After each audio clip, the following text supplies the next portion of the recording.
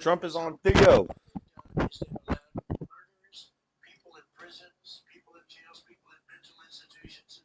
I gotta eat this steak. Too much butter. Woo.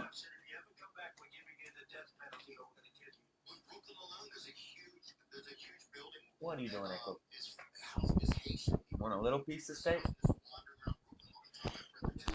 I got a New York strip steak, peppers and onions,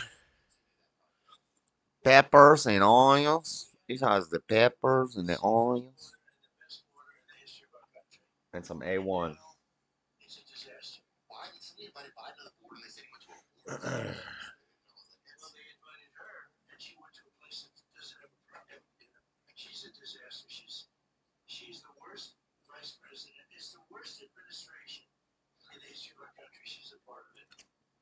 Unfortunately, I don't think I can play the Theo Trump interview on the stream. Most people would eat dinner before they start the stream. I eat dinner on the stream.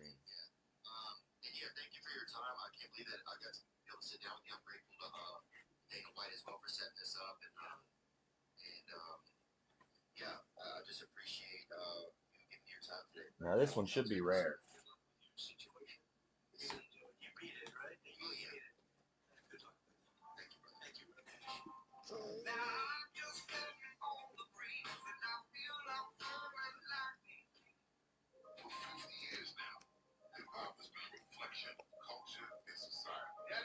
Is that Busta Rhymes in a commercial? That was a good episode. Trump on Theo. They talked about drugs and addiction, lobbyist groups. You won't see Joe Rogan getting Trump on his show. That's not going to happen. Because Joe doesn't like Trump. I made a short today. We're going to review how dumb people who comment on shorts are. Not all the people, because Seesaw commented. She's not dumb. But a lot of people who comment on shorts are dumb. Yeah, that's an expensive piece of steak. You better enjoy it. I don't know why you swallow it before you chew it. You need to chew it up and then savor it for a bit. Jeez.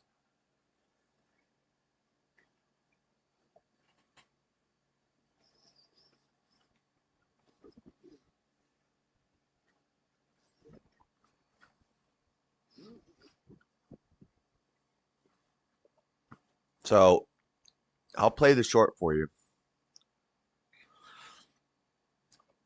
I don't know what Machine Lies is talking about. He's not doing a panel, he's doing a show. Rights don't exist. Change my mind. Wait a second. Speakeasy's doing a rights are not real. Change my mind. Open panel. But he's the one that is constantly talking about animal rights. Oh my God. I want to jump on his panel and say that.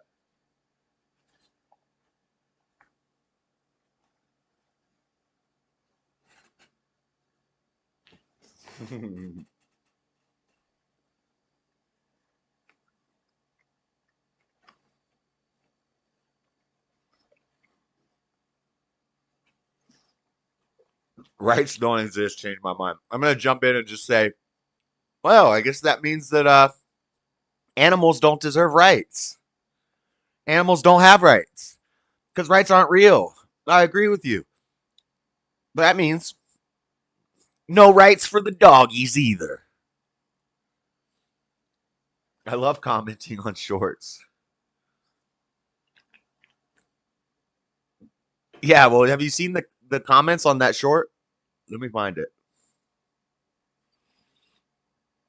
Do I go to studio or just go to my channel? I think, and I can see it on my channel.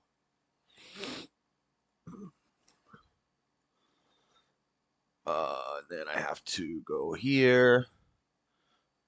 I have to go here. Do this right here. Okie dokie. Smoky. Okie dokie smoky. So the short is titled Joe Rogan gushing over Kamala. And here's the short. Nobody gets to tell him what to do. When he goes out there and So he's talking about Trump right now. So first they're talking about Trump. And this is from like a week ago when Adam Ray was on the show. he talks about things, it's like he's just off the cuff. And that's why it gets sideways sometimes. Yeah. You know, it gets a little fumbly sometimes. But what I'm saying is that So he's being critical of Trump. He was saying, yeah, Trump getting shot at was cool. You know, he was powerful when he did that, but when he talks, he goes off the script and he just kind of, sometimes it gets kind of crazy and he can't really even put a sentence together. He's saying the same things we've always said about Joe Biden about Trump. He's saying Trump couldn't put a sentence together and Trump stumbles around and then he starts being mean to people and he's picking on people. But Kamala, this was from a 5-minute segment of the show that I edited down to a minute. So there is some editing in here, very little. I think I have like 2 cuts. And he starts saying, but Kamala, she can be trained. She can be camera trained and she can be trained to public speak well. And she's trainable and she's teachable and she learns. And when she got up there on the stage and said, if you got something to say it to my face. And the crowd went, it was crazy. That was crazy. When she did that, man, I was like, whoa, this is when it gets real. Like this is going to be some real competition for Trump. That's the context of the full segment. I watched it multiple times and I edited it into a short, right? So here's what the short is. she did was like a pro. She did that like a pro. Yeah. That's where it gets dangerous. Because you don't think that was calculated? You think that was off the cuff, like just responding to what was? Yeah. No, that was a 100% planned out thing. Yeah. 100% and well executed. Yeah. Like she fucking nailed it. Yeah. The problem is that's what we're looking for. It's not even necessarily who has the best policies for the country. It's not necessarily who's going to make real reform, who's really going to change things and make it better for everybody, versus who looks like the kind of person who should be president. Who's talking like a leader? Who's got the whole audio? Say it to my face, and the whole bro. What if that becomes her catchphrase? That's a mic drop. Yeah. Nobody gets to tell him what. That's not a mic drop, Joe. And so look at the comments. Out of context. I replied and said, no, it is in context. Go watch the full show. He was talking about Tulsi Gabbard. No, he wasn't talking about Tulsi Gabbard. He was talking about Kamala. Go watch the full show. I don't think he was talking about her. I don't think you know what you're talking about. You should just go watch the full episode before you comment on something that you don't know what you're talking about. Adam Ray. Yes, somebody asked, what episode is this? And he said Adam Ray. Yes, it's the Adam Ray episode. This was misinterpreted. No, it wasn't. He was gushing over Kamala for like 5 minutes, and I could only put a minute of it into the clip. And he was talking shit about Trump and then gushing over Kamala. He was, wow, she was just, oh my gosh, she's so professional. And then C-South said fumbly. I don't know what that means.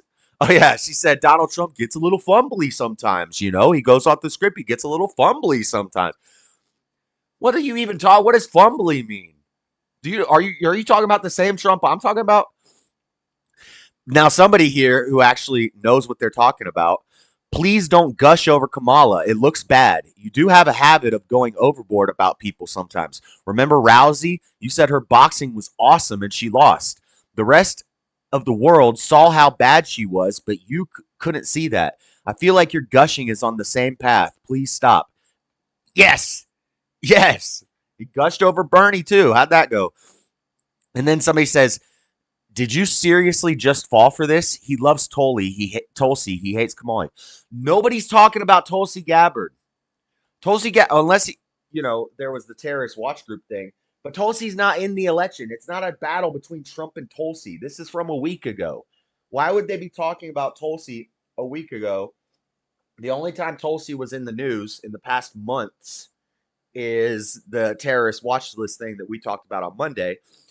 But no, go watch the episode before you comment. But you're wrong. Somebody said, "What episode is this?" It's the Adam Ray episode. Yeah, he was gushing over Kamala hard, and that was just a minute of it. It was like a 5-minute segment. He kept going on, and Adam Ray is like, and then they played the video of Tulsi saying, "If you got something to say about me, say it to my face." And Joe was like, "Wow, that was powerful." And so if that person thinks Joe was joking, you should go watch Joe's most recent comedy special. He doesn't tell jokes. He's not a comedian. He's not funny. So if that was supposed to be a joke, again, it was like his most recent comedy special. Not that funny. It just wasn't that funny. But it wasn't a joke. I watched the whole episode, and he was gushing over Kamala for like maybe more like 10 minutes, but solidly for like 5 minutes, because they were talking about Trump and Kamala for a minute, for like 10 minutes, and he was talking about Trump for a while, but then he starts getting into Kamala, and he's like, now so he's got to worry. This is gonna be, I don't know if he can beat her and stuff like that. And then a couple weeks ago, he was gushing over RFK. He just doesn't like Trump. He doesn't like Trump. He's not a political guy. He's kind of libertarian. Like, he wouldn't vote.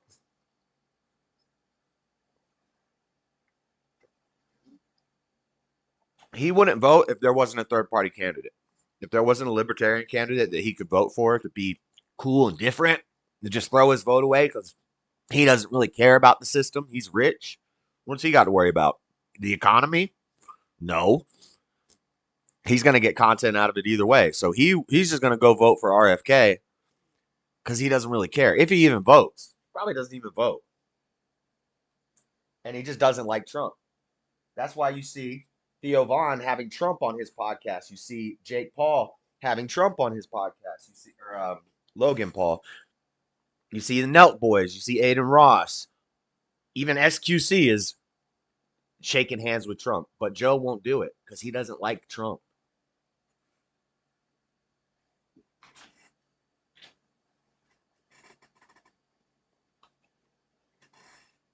He'll gush for whoever's running against Trump. And all the people in the comments who are like, I don't know, why do you... I get so many comments like that.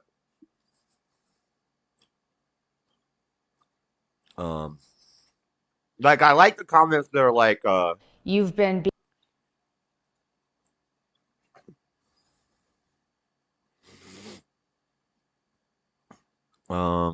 see, most of these people are positive on like, I like comments when they're just from haters. But because then you just see where they're coming from. But when it's people who are just being ignorant, it annoys me.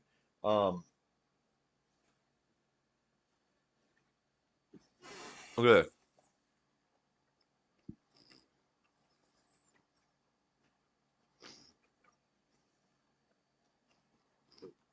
So this is in reference to Jordan Peterson.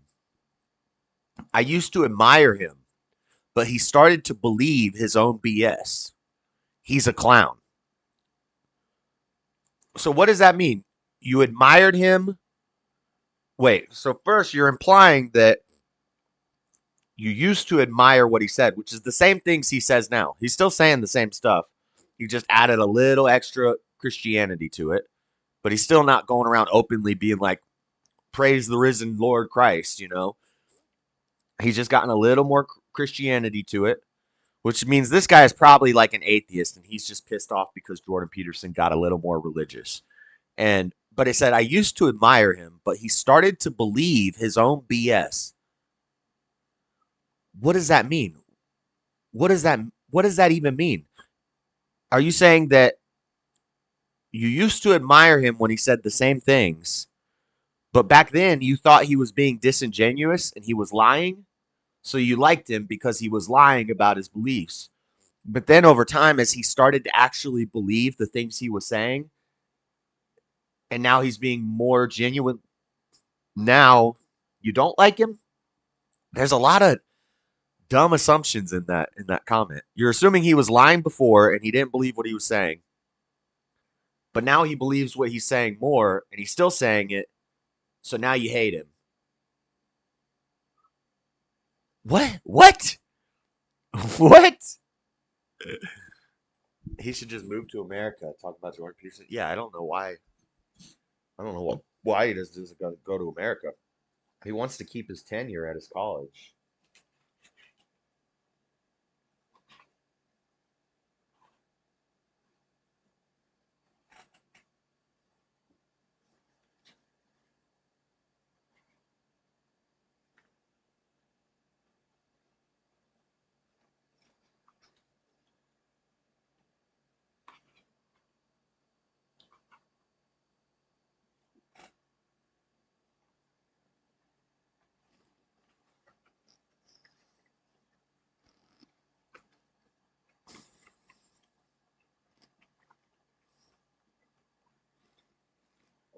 I'm gonna piss Easy off when he starts his show. I'm gonna go in there. I'm gonna be like, I agree with you. I'm not trying to change your mind, but I do have a comment.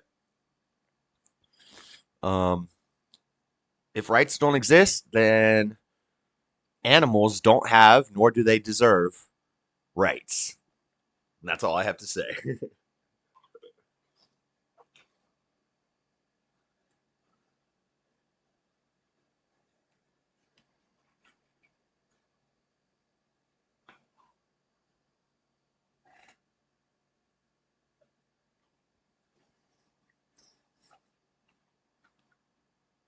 Well,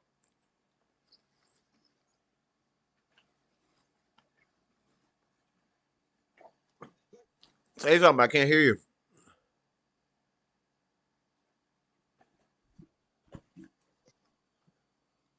You're all staticky.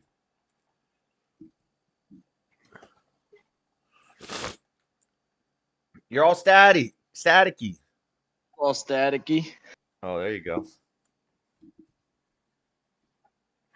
So I finished watching the Theo episode. That was pretty good. You finished it? How'd you finish it that fast? It's only like an hour long, and I started watching it like an hour ago. Unbelievable. Unbelievable. Were you watching in slow mo? No, I got a short attention span. I got to watch like 4 shorts every 18 minutes. So you watch it for a little while, and then you got to go away and watch some shorts, some reels, and then you come back and I don't watch a little bit. But they catch my eye, you know? How are they catching your eye unless you're browsing while you're watching the video? Because I'm browsing. Well, quit browsing. I got to browse.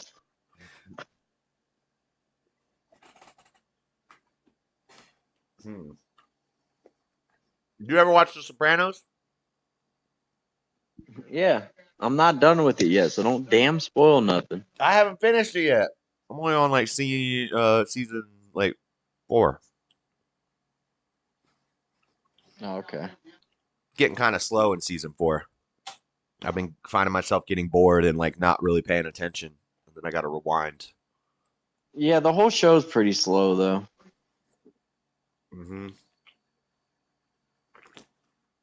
I swear, if the ending is something dumb like come to find out the psychologist lady is a Fed the whole time and he goes to jail, or He has to go to jail or die.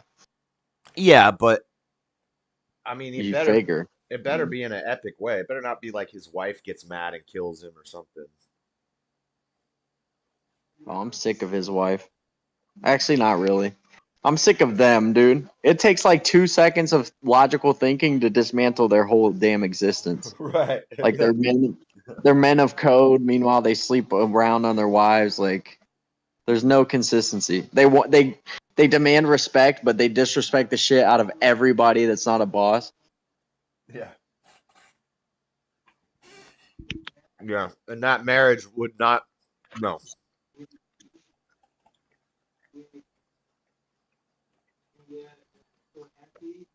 That's It's why funny though.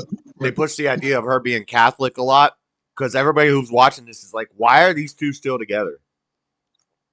And she'll be like, well, I'm Catholic, so divorce is a evil sin. But your husband's a murderer. Well, yeah, and a multi-million-dollar house is nice too. Yeah, that's a plus. Yeah, Closet full of designer. yeah, mink coats and big old rings. That's true. Have you? I told you to examine if he ever drank a glass of water. Have you seen it yet? I've seen him. I kind of stopped paying attention. I've seen him drink beverages. Never water though. I don't think. I've seen him drink orange juice. Seen him drink Snapples. They had a bunch How of about when he's like, he's deathly ill in bed, and his wife's like, gets him a Coke to nurse his illness. Damn Coca-Cola. Yeah, Sip it slow. yeah. She's like, there better be Coke in the fridge. You don't give somebody with a stomach ache with food poisoning Coke. Right. That's crazy. She's poisoned him.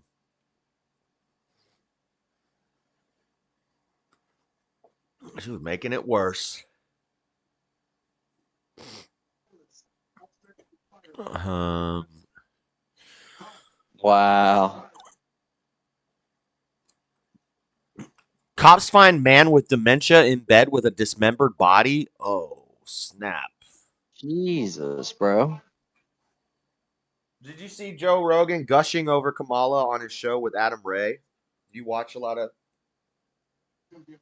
No. What do you mean gushing over Kamala? That sounds like a misrepresentation. You know what gushing means? No. I mean, I have an idea, I think, but So it'd be like if, well,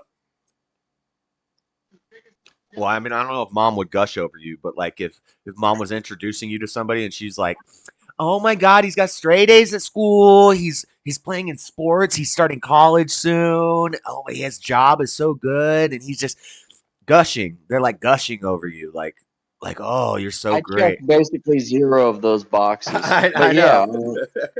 I think that's a misrepresentation. No, go watch it. See, you're like the I mean, commenters. maybe you did. I just find it hard to believe. You're like the YouTube commenters. You don't know what you're talking about, and you gotta just put in your 10 cents. Just go watch it. I'm just saying, you're telling me something, I'm not buying it. I made a short of it. I played it. A short 1 minute, and that's the whole conversation? No, it was like a 10-minute conversation. And really, it was like 4 minutes of really talking about Kamala.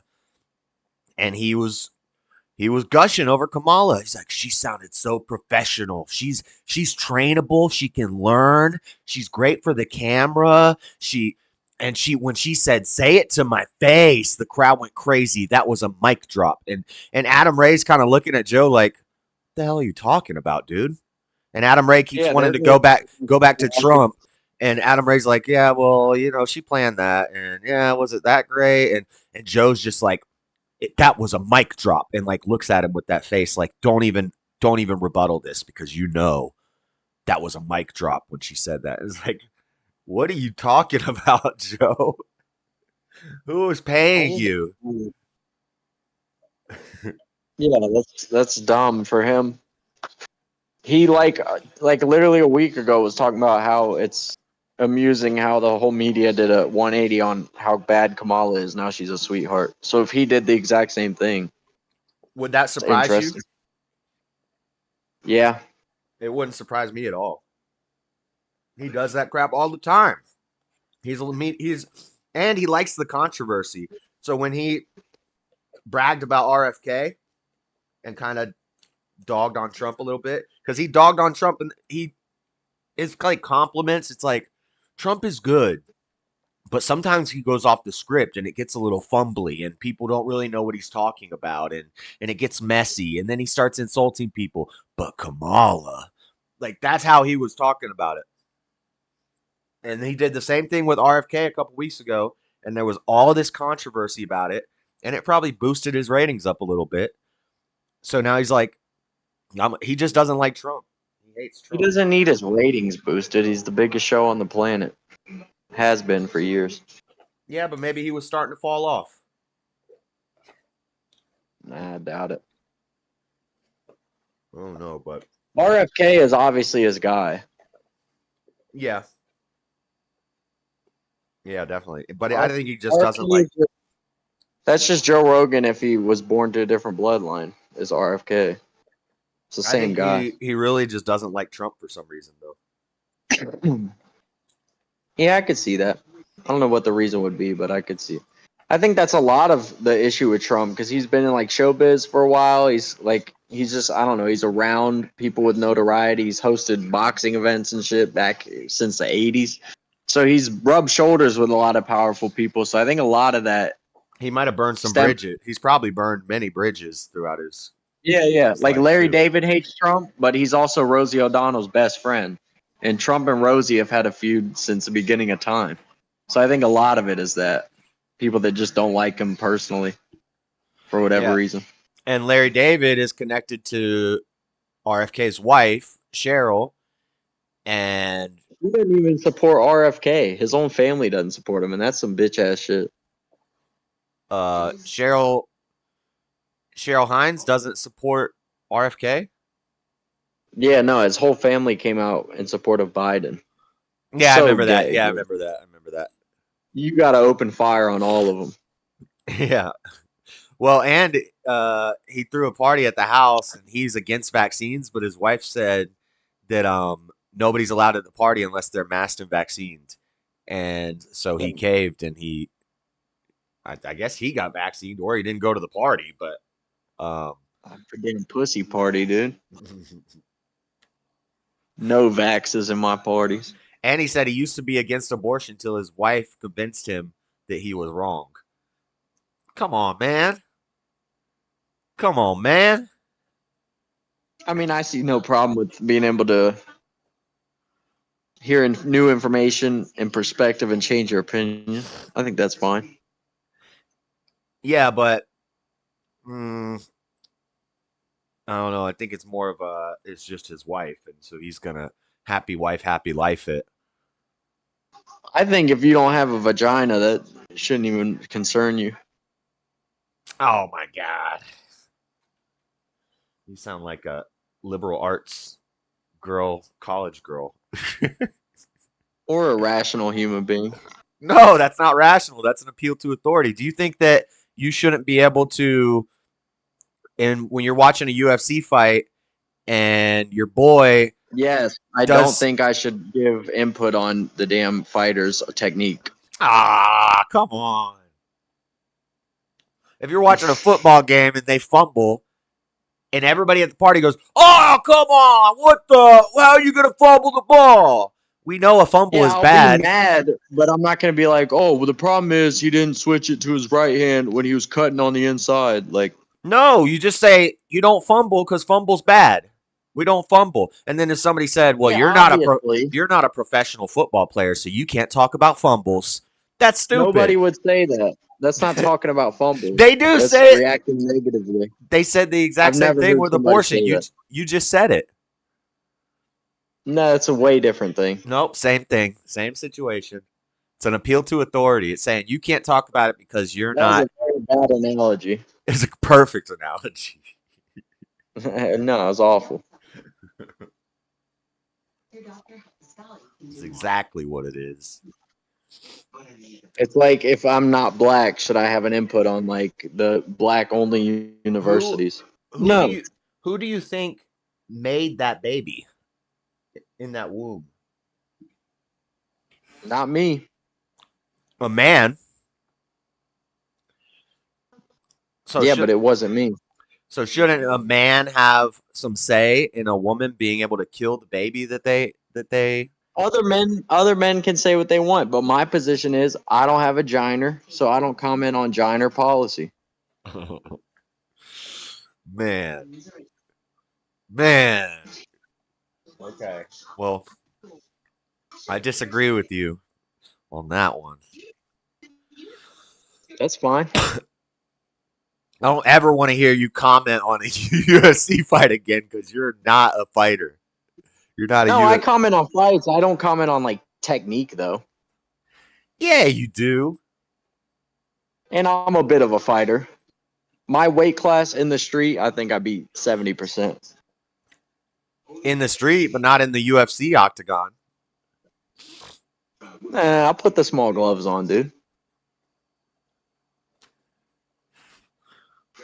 You think you could beat any signed UFC fighters? Yeah. Well, not Like any. the whole unranked women's flyweight division, I'll Oh fuck my them God, all up. Dude. I was gonna say in your weight class, men. No, of course not. That's retarded bullshit. We're not talking about featherweight women unranked. Can I start with a rear naked choke locked in and they're asleep when the sound starts? Because in that case, I might have a chance. Might. Yeah, I don't think so. I don't think that's in the rules. Well, it's gonna have to be if I'm signing up. They're not black on. They're not black only universities. Job, what's he talking about? When we were talking about black only. I was making an analogy to abortion and like me commenting on whatever those HBCUs or whatever are. Yeah, or anything like. I don't got an opinion on that. It doesn't affect me. Well, what about murder? You think people should just be allowed to murder as long as it doesn't affect you?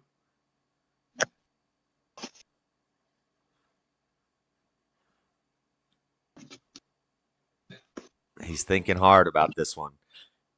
Don't answer because you're not a murderer, so you can't comment on it.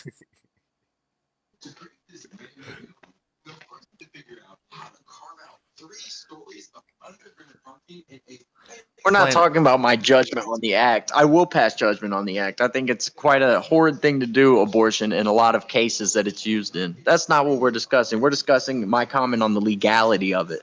Do I think murder should be illegal? Yes. Do I think someone taking a baby out of their own vagina should be illegal? I don't know. I don't have a vagina. Oh my God. Another very poor analogy by yourself, dude. No, You gotta work on this. it's a perfect analogy. All of these analogies are 1-to-1. I didn't say I don't judge abortions. I'm saying I don't have an opinion on the laws of it. Men make the laws. You vote. Well, if you maybe you don't vote, but I don't vote based on the abortion issue. that's part of it. That's part of who you're voting for. No, it's not. That's It's- a policy issue. But it's not part of how I make my decision. I could care less about people's position on that. Obviously, unless it's like, okay, 3 months into the infant's life, you can murder it. Then obviously I have some problems with there, but I'm not voting based on that. Some scientists and philosophers are pro that. I mean, you know, no comment. I'm surprised, Jobs. He's still a young guy. he's still got some of that youth mind in him. That ute. What, Buff?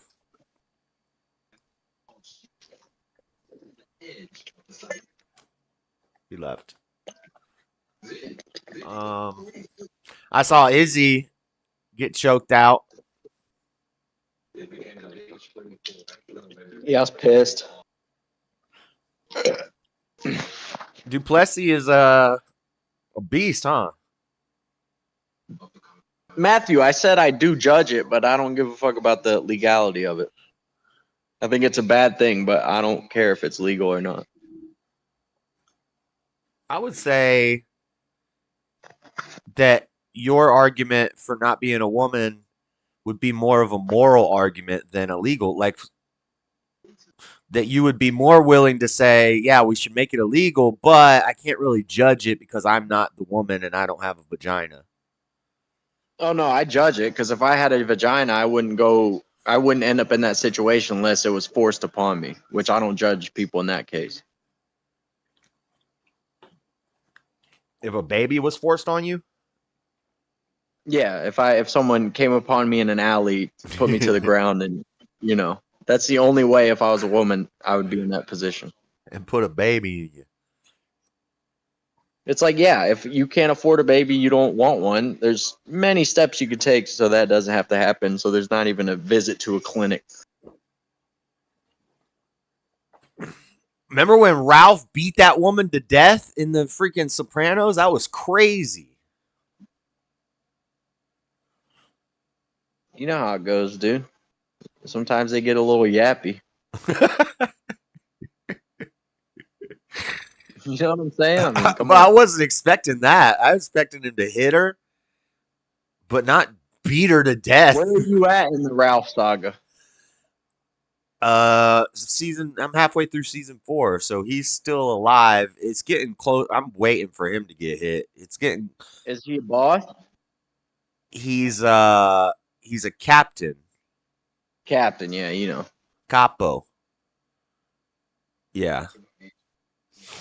But he now he's with Tony's sister. Or no, I think maybe that ended. Yeah, that ended. He was with her sister for a while, and then she went crazy on him. Dude, speaking of sisters, Tony Soprano's sister is the worst. I hate her. Yeah, but it was pretty gangster when she shot Homeboy. Yeah. That was the one time I enjoyed her on the show. Bro, you just got married, and then you start hitting me, and then she just goes and gets the blicky. She got the gat, dude.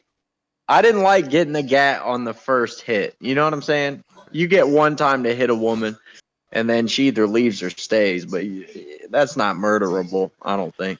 Yeah. If it keeps happening, then that's when I am staunchly against it. Well, no, it will. The likelihood is it will keep happening, so you got to leave, but I don't think it warrants death on the first one. Maybe you threaten with the gun and you say, hey, you do that again. I got one with your name on it. But to be clear, but he's probably got a gun too, and you pull the gun and say, "Hey, I'm gonna use this on you next time you hit me," and then he just says, "Oh, you're threatening me with a gun?" Boom. I would never hit a woman, dude. I wish I could, but I couldn't. Never? I couldn't. Well, no. If there's like a knife in their hand, maybe, but I don't think so. No. The old Bill Burr bit. Go for the bear hug. Never. The bear hug tactic. Yeah, no. There's no reasons. There's nothing. I can list like 200 reasons right now. You wake me up out of a drunken stupor, I can name 5. There's plenty of fucking reasons. You just don't do it. Yeah, that's where I'm at with it. Kick them.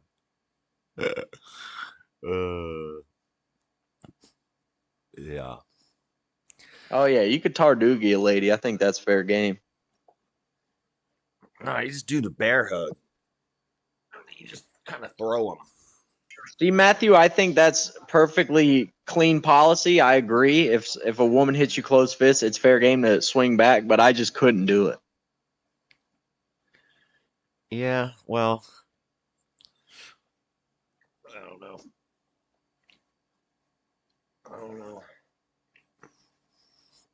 No comment. You ever have a woman think she has a chance against you in a fight, dude? Oh. I had a young lady thought she could take me. Unbelievable. Thought she'd take me in a foot race, dusted her. Thought I didn't know how to change a tire. That's when I was real disrespected. Grab wrists and protect balls. That's a good strategy. Yeah, grab wrists. No, and then what you do is you invert their wrist and make them like hug themselves, So you put their wrist behind their back and then bear hug. And there's nothing they can do. It's like a child. Yeah. I've been known to do the bear hug and throw them in a closet. Yeah, they should be. That's fair game. That's totally fair game within your rights. You got to nail your rights. But they should know. Like, it's a different thing, dude. A man punching you is so different from like the average lady. Like most women hitting you in the face doesn't even register. I mean, they got no power on their strikes. But what about in a UFC ring? What if a woman agrees to a fight with a man in the UFC octagon? Is it okay then? It would never happen. It actually just happened though. Didn't I text you about it? That jiu-jitsu match that went down? In the UFC? Or no, it was in the No, but it jiu-jitsu was league or whatever? yeah. But it was like the number 2 guy in the world versus like this massive woman. He beat her, obviously. Yeah, I would hope so. But jiu-jitsu is kind of lame. I've watched some jiu-jitsu tournaments, and like they'll It get can in be it. exciting. Well, they'll get. Sometimes they're just kind of like laying around and crouched down and just looking Yeah, at each you other gotta for a just watch while. like the main events usually, and even sometimes those aren't good, but they usually are decent. But I seen one where dude had this guy in an ankle lock, and so the dude just crawled across the Ooh. floor and put his hand outside of the ring, and then they drag him back, and he kept doing that until they had to reposition, and when they repositioned, he was able to get out of it. That's bogus. That was bogus. No, yeah, a woman has no chance versus a man. Like it's a real fluke if a woman can best a guy in a fight. That Especially if they're 2 UFC fighters. The women's champion doesn't have a chance against the lowest ranked Ashley UFC guy Ashley in the Smith same weight class. Ashley Smith beat Fallon Fox. Yeah, but that's not Fallon Fox isn't good. Still a man. Yeah, but that's a top pedigree woman versus a regular ass dude. Well, Which I think a lot of women UFC fighters can whoop a lot of the male population's ass. maybe, probably, yeah. I mean, you got to think a lot of men are just kind of, Noodles. yeah. I mean, you ever see someone get hit in the face and like they freeze, you know? Like they never even thought the possibility of someone hitting them could even occur. What's wrong with Kanye? He's got like a gas mask on in this. I love Kanye, but I don't really like his music. Yeah, it's not my favorite. I'm just never a big Kanye fan. I'm joking, dude. No, I actually agree, but I think he's a musical genius. But I just like the position of that. Especially right when he was being anti-Semitic. You're just like, man, I love that Kanye guy, but his music's garbage. Oh, yeah. Like, wait, so what do you... So what do you like about it? You like spitting? the crazy shit he says and the tweets he makes, and yeah, he seems like a good Have you guy. seen the satellite images, dude? The shadows do not match with the smokestacks. I don't get it. Is Me neither. Was that a Kanye reference? Did he say that? I don't know if he said it, but it sounds like it's something that would line up with his beliefs. Okay. I don't really like Kendrick Lamar, to be honest with you. I like when he's featured on stuff, but I don't like his solos projects. Did you know that in one of those beef songs he was doing with Drake, there's a verse, and every word in the verse is a song title that Drake was biting on. You know, Drake bites a lot. Like he's always Yeah. and so the verse sounds weird. It's like "Gone with my baby, go down da da ba ba da," and but every word is an album title, and that's why it doesn't really make a lot of sense. The little bar, but then when you figure out that every word is a song, and he still kind of put it together and made a sentence out of it. It's a weird sentence. I can't remember how it went. There's a freaking knack. There's a lot of deep cuts in that diss saga from Kendrick. Yeah. Like because all that shit goes deep. The video, like everything in the video, is a reference to something else that has some meaning. I saw a short. What? What'd you do, dude? You never diss Kendrick. I saw a short, and this guy was like, the caption was like, after the Kendrick beat old Drake Midget. songs, or it's like old Drake songs didn't age well after the Kendrick beat. So the guy's going back listening to a bunch of old Drake Oh songs. yeah, you were hot in high school. Yeah, and it's all like, I'm just looking for a pretty young girl, or some, like all the different Drake songs. And he's like, damn, Drake, no. And then the next song comes on, and he's like, young little thing, young, pretty, sexy thing. And then the guy's like, whoa, Drake. And there's like 10 of them. Yeah, there's one where he's literally like, "You were even bad in high school." It's like, oh, whoa. Yeah, what's the one? Also, though, he's not wrong. Something about I used to babysit. Oh, he said something about the babysitter. I don't know. But yes. Yeah, I mean, I even asked the girl that used to babysit, but that was years later on some crazy shit. That wasn't him in the wrong on that. That was just him being a cool ass babysit client. No, he didn't say I used to bang the babysitter. He said I used to get with the girl that I was babysitting. No, he said I even effed the girl that used to babysit, but that was years later on some crazy shit. He didn't say I even effed the girl I used to babysit. No, that used to babysit. She babysat him. I don't know. It sounds like he might have been the babysitter. And then in that case, he would be in the wrong for that. Bro, if you're a male babysitter, you're a pedophile as far as I'm concerned. Right. Unless they're like your cousin or something. If Even you're if you not don't- related by blood and you're a babysitter, fuck that. Even if you didn't do anything to the girl, you're just in the wrong for babysitting as a man. I think any vocation as a man where you're around children is weird. Like, why do you want to teach kindergarten and you have a dong? That's weird. That's not in your nature. Andrew You Wilson don't have went on recipes. Sorry, I interrupted you. No, you're good. Andrew Wilson went on Alex Stein's show, and Alex Stein is a simp for like He's a J. he's a simp for these like patriot women, and Andrew Wilson is like, no, these There's no such thing as a patriot woman. I hate this Right. notion that women have their own personalities and ideas. They just latch on to different men throughout their life and adopt pieces of them. That's all. They're not original copies, bro. Come on. You know I'm right. It's Or not like, cool to say. You see like the Trump girls that they're like in bikinis that are all like Trump bikinis, and they have a Trump flag, and it's like a bunch of sexy girls in bikinis waving Trump flags. Yeah, I mean, I can dig that, but also, Yeah, but I don't need to hear your takes.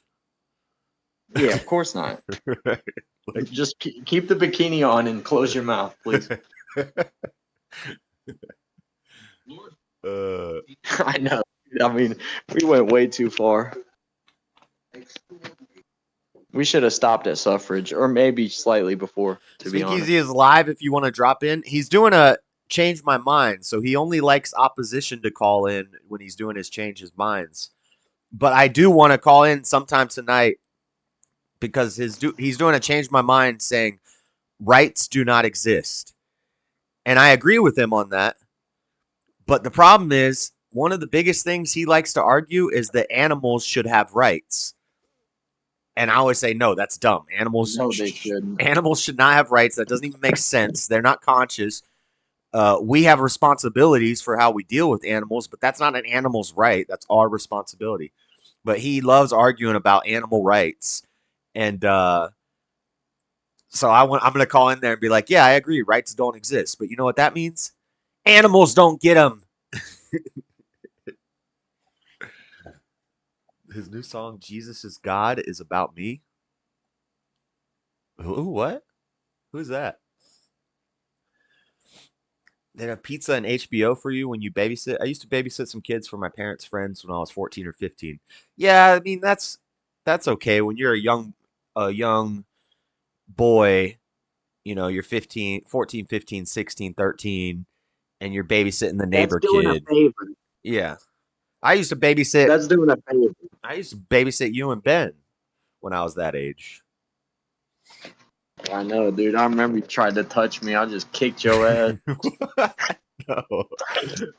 I would JS was trying to get handsy, dude. We I had to would beat him down. I would sneak out and smoke pot, and I think Ben figured it out as he got older, and he would like mess with me. He would like I'd walk in and I'd walk past you guys real fast and go sit down at the computer and start playing WoW or something, and he'd like come in the room and stand real close to me and just look at me, and he'd be like, "What's up? What's going on? What's that smell?" He like interrogated me. I'm like, "Get out of here." I never had a clue. Well, you were probably like 4 or 5 years old, but he was like 9. You know, so Of course you did. That's like golden opportunity. The house is open. You got a couple little rugrats. yeah, they're gone for 4 hours. We'll go out and smoke a J on the back porch. Little toots and loots. Yep. Yeah, one time I was like playing with you guys. We were doing something. We were wrestling or something after I had smoked. And of course, you don't know what's going on. But Ben's like, "Why are you so giggly? Why are you being all fun? Why are you acting weird?" I'm like, "Shut up, Ben. Why are you always damn stressing me?"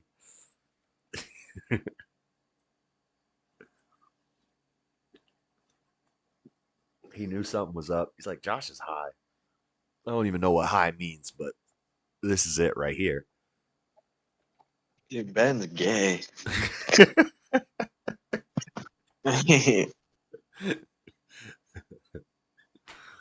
Uh, I remember when I learned what beer smelled like.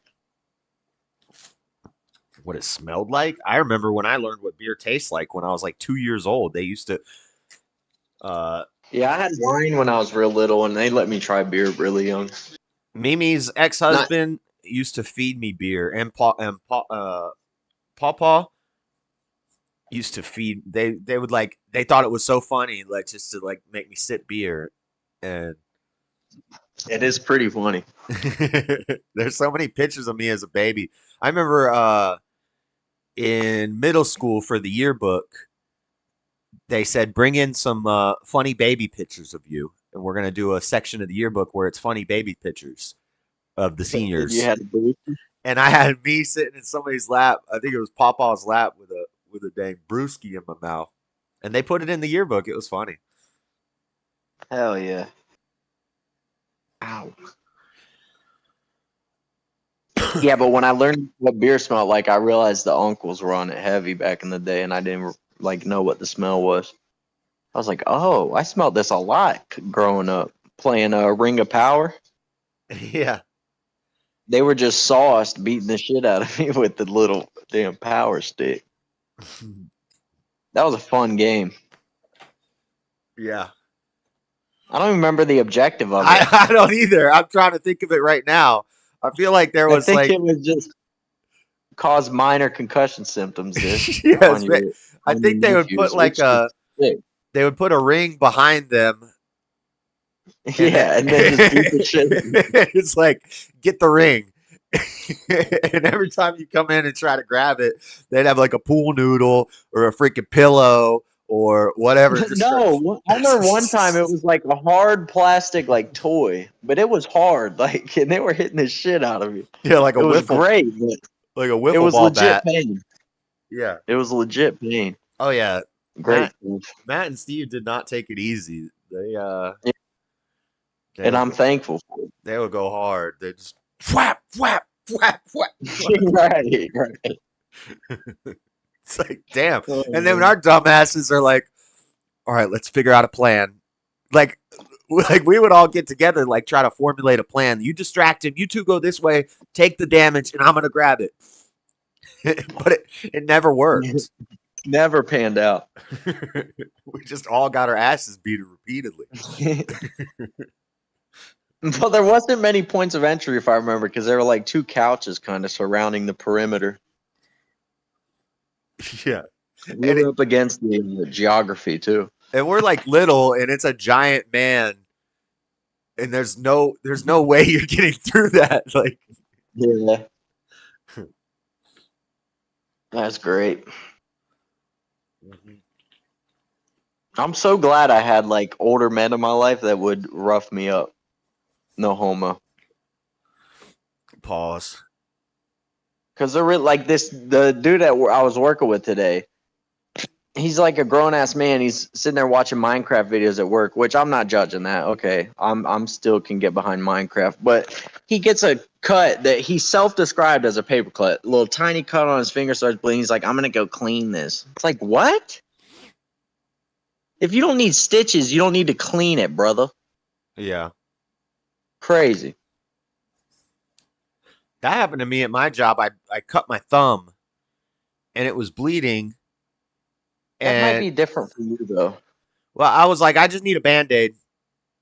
And they're like, no, no, no, Yeah, we yeah. have to do a damage report. It ended up taking like 30 minutes to go do this report. I have to do all these things on the phone. I have to go take pictures of the thing that cut me, 5 different pictures from different angles of the thing that cut me.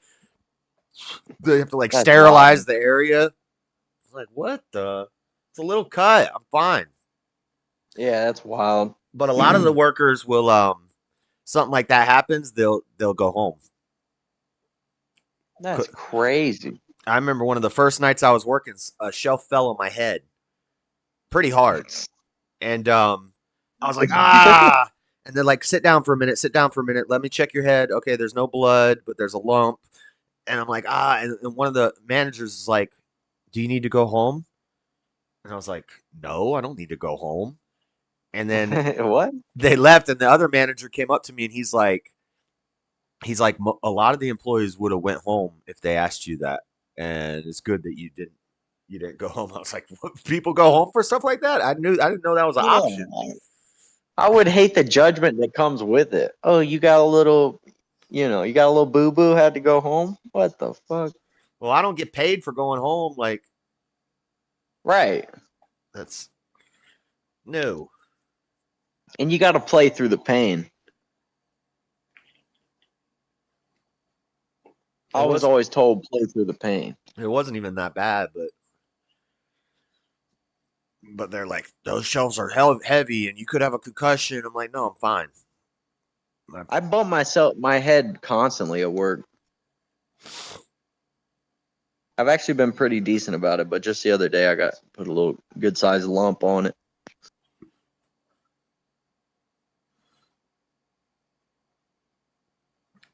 Your grandpa used to give you beer too? Yeah, it used to be a common thing. Yeah. Oh, for sure. Like, hey, give him a sip of the brew. See if he feels it. It's funny. I probably I told hated it. I probably told the story on the stream 1,000 times, but me and Ben had sock and boppers, and they were for Ooh. 12 and under, and I was like 12, or no, I guess Ben was like 7, and I was like 14. But anyway, we could fight with them, and it was cool. But one day Matt puts them on, and he says, "Let's fight," to me. And at the time, Matt's like 21 years old, and I'm like, Yeah, he's an adult. yeah, I'm like 14. He puts these children's sock and boppers on. He starts hitting me, and Sock and boppers. the fist, Sock and boppers. yes, With grown man punches. yes, and his fist is going through the sock and bopper inflatable, buffer section. And so he's just punching me, and I'm like, wait, they're not working. They're not working. You're just literally punching me right now. It's not doing anything. Hey, Probably Daddy took a little while Joe. to- Hi, Jalen. Hello, Joshua. Hello, Jalen. Hi, Jalen. How are you, Daddy Joe? I'm good. How are you? I just got home from work.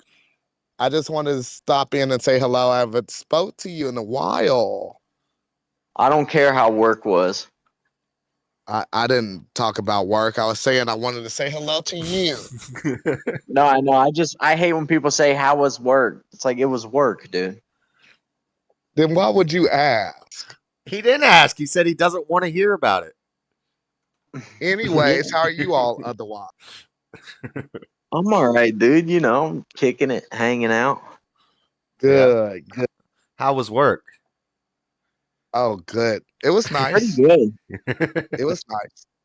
Very good. It was nice. We had a good day today, and I had to do some late night work. What? Whoa! What do you mean late night work? You're not selling ass, are you? No, I'm a social media manager, and we had a late night meeting because we had an event. How you a social media manager? You got like 10 followers on Instagram. Yeah. How Oh, the hell? thank you. Who'd Thank you lie you. to? Thank you. Whose I social love that. media? Whose social media are you managing? He's a damn DEI The, hire. the one that is paying me, so I'm good. Damn, how much are they paying? I bet I could be a good social media guy. $28 an hour. What? Damn, Jaden. I didn't know you were stacking paper like that. Well, I just started. It's a new job, so I don't believe him as Damn. far as I can throw him. well, I and you ain't never gonna throw me. You'll never have that chance. I bet he could toss you. Not You far, said but he could probably. you said you're 250 pounds. I can't throw you that far. But he could Oh, definitely thank pick you you. up. I'll lift your Th- ass, Jalen. You want to lift me, Joey? I You can no, lift don't me. necessarily want to, but I can. If I You wanted can to, lift I me if could. you want to. You can lift me. Oh my gosh, this got super gay. Damn, dude. Don't be Joshua, I flirting with don't me know on if I'm doing Tuesday the night. debate. Why not? Because there's still a lot of life happening. Like I said, that's 5 days before my birthday. There's still things to consider. You're way past. You're way past the age that you still celebrate your birthday. Just buy yourself a cake at the grocery store, and that's your birthday, dude. Be a man. You're 25. That's one of the hardest years. I'm 30. Like, The jig's up on celebrating birthdays at 21. Hate to tell you. oh, okay. Okay. When is your birthday, Joseph? July 11th. It came and went, dude. I'm sorry I missed it. Went out I'm to so eat. sorry. That's the way I wanted to be. Josh, what'd you get him for his birthday? I request 0 gifts on my birthday. Like I said, you don't celebrate your birthday past 21. I'm too broke to buy You- anybody gifts. I don't even feel good when they buy me gifts because I'm like, damn, I can't buy you nothing. Damn. Bro, that's the shit. Uncle Steve, I hate to call him by name, but he never was like a gift guy, and he figured shit out. Because you never expect a gift. It's never no hard feelings, and I envy that. No, for a while he used to give us each $100 in gold coin, in gold dollars every year. It was either for our birthday or I for don't remember that. Christmas. Oh, I don't know. Maybe he stopped doing it before you got Did old he enough. live in Florida at the time? Uh, it must have been when he lived in Florida because I don't know how else he would have got them to us. Right. I feel like since he moved, he just be in the cut, and I respect it. Yeah. But yeah, there was a while there. Every year, I guess me and Ben for our birthdays from Uncle Steve would get 100 gold dollars. And it was I cool like because those it's like too. you'd get like a bag of treasure. It's like Right. you feel like Scrooge McDuck. I remember Matthew gave us like $50 each once in gift bags, but it was all singles, so it looked like a bag just full of money. They were all loose. Oh, fantastic! See, he was stealing that from Steve. It's a sick move. Yeah. That gold What is were you all probably talking about before I arrived? 10x by now. I don't think so. I don't think it's actually gold.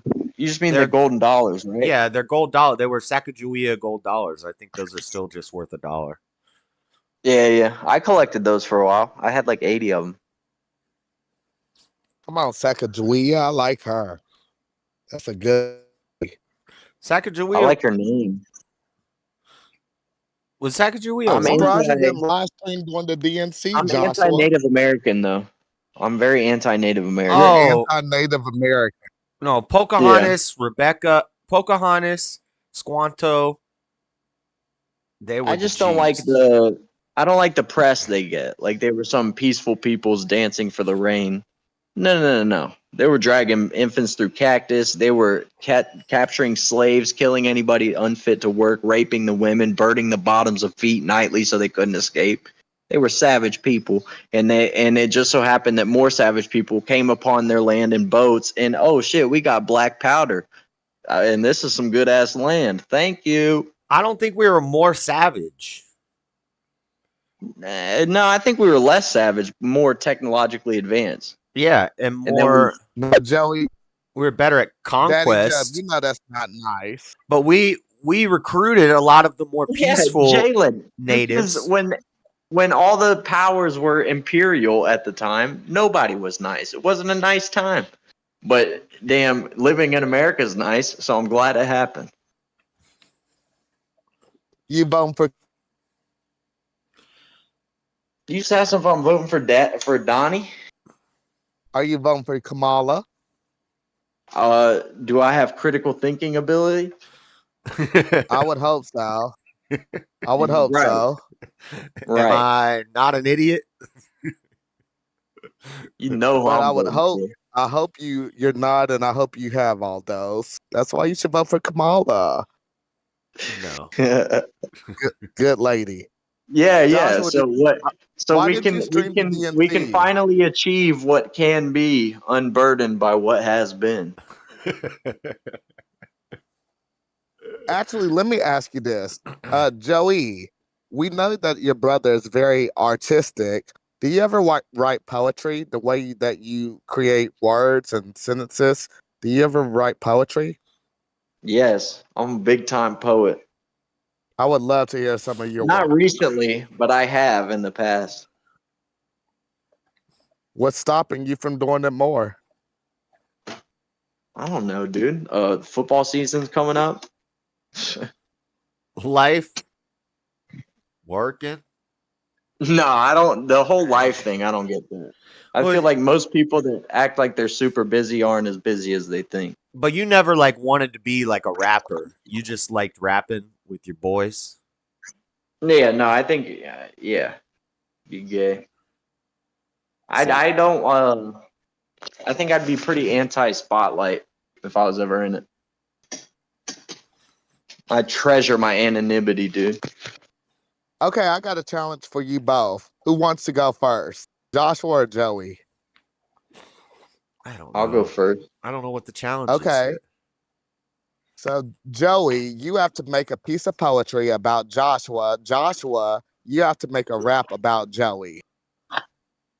When he says he does poetry, he's talking about rapping. He ain't no damn poet. He just I'll drop a haiku. I'll drop a sick haiku on you. Do it about your brother. Do it about your hold on. brother right now. How's a haiku go? Is it 575 or 3? It's 5. It's 575. Okay, 575. 575. I think Dude, I can haiku it off hey, the you top. don't tell me what to do. I want to hear it though. Joey, make a poem about your brother Joshua. No. Why? You don't love him? Again, this goes back to being a man. Men don't express their love through poetry. Really? Jalen, Highly disagree. Jalen, you need to step. Jalen, you ain't got no pep. Jalen, back off, bro. That's not. Joshua, I ain't your bro. Joshua, you act like a hoe. Joshua, go catch my flow. Hey, hey. That's not a haiku, but okay. Damn. But no, accept the challenge, man. It's gonna Y'all be are hard to both haiku men. with my name because I got 3 syllables just in my name. So I'm taking up 2 of your. Oh, it's not. It's 575, right? Yeah, Joshua, you weren't even close. Suck. Joshua, Okay. you suck. Okay. Joshua, I'm JC. You suck. Joshua, you suck. That There was you 8. go. Wait, that was 8. Joshua, I'm JC. You suck. That's 8. So you failed again. Just do the one about you're digressing. Do a freestyle rap about your brother. Man, I ain't doing that. It's easy when you just consider that you think about the love about your brother. Give him something to No. do it. No. Will Y'all- not. Fuck. Will not follow Jalen's silly little commandments because he is gay. Haiku. Oh, Wait, will not follow wait a minute. Wait a minute. Jalen's. That's 6. No, will not follow Jalen. Follow That's, little commandment That's 6 syllables. because he's gay. no, it's not. Will 1, not 1, 2, follow 2. That's 3, 4. No, Jalen's. that's 6. Oh fuck, it's 6. Fuck. Right. I was like, that doesn't sound right. No, because you know what it was. Because when I was trying to, it was supposed to be won't follow, Okay. and I would have been in the clear. Joey, you want me to make a haiku about you?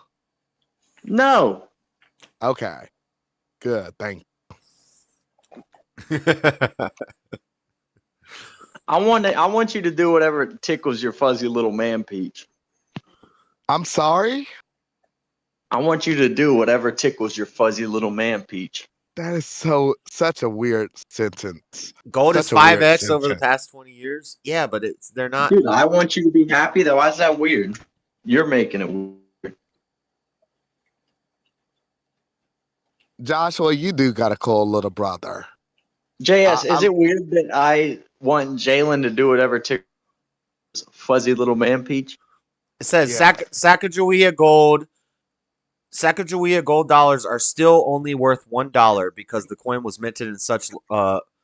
While gold and color, they have absolutely no precious metals value. They're made of copper, manganese, brass, zinc, and nickel. So yeah, they're not actually made of gold. So.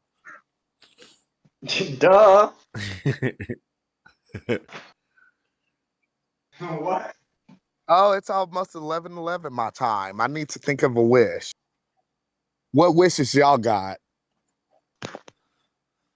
I don't know, Jalen. I don't participate in junk like that. I wish for the end of world hunger, peace on earth, goodwill to men, Donald Trump to get elected, $1 million. You're not supposed to state your wish, You're or not- else it doesn't come true. I shouldn't even say $1 what I was million. about to say. $1 million isn't even that much money What- anymore. Million, right? That's not even enough. I need billion. I need a billy. No, I mean like 5 million. You could retire comfortably, but Not when I buy a roller coaster. I'm gonna need a billy. I'm gonna wish for a billy.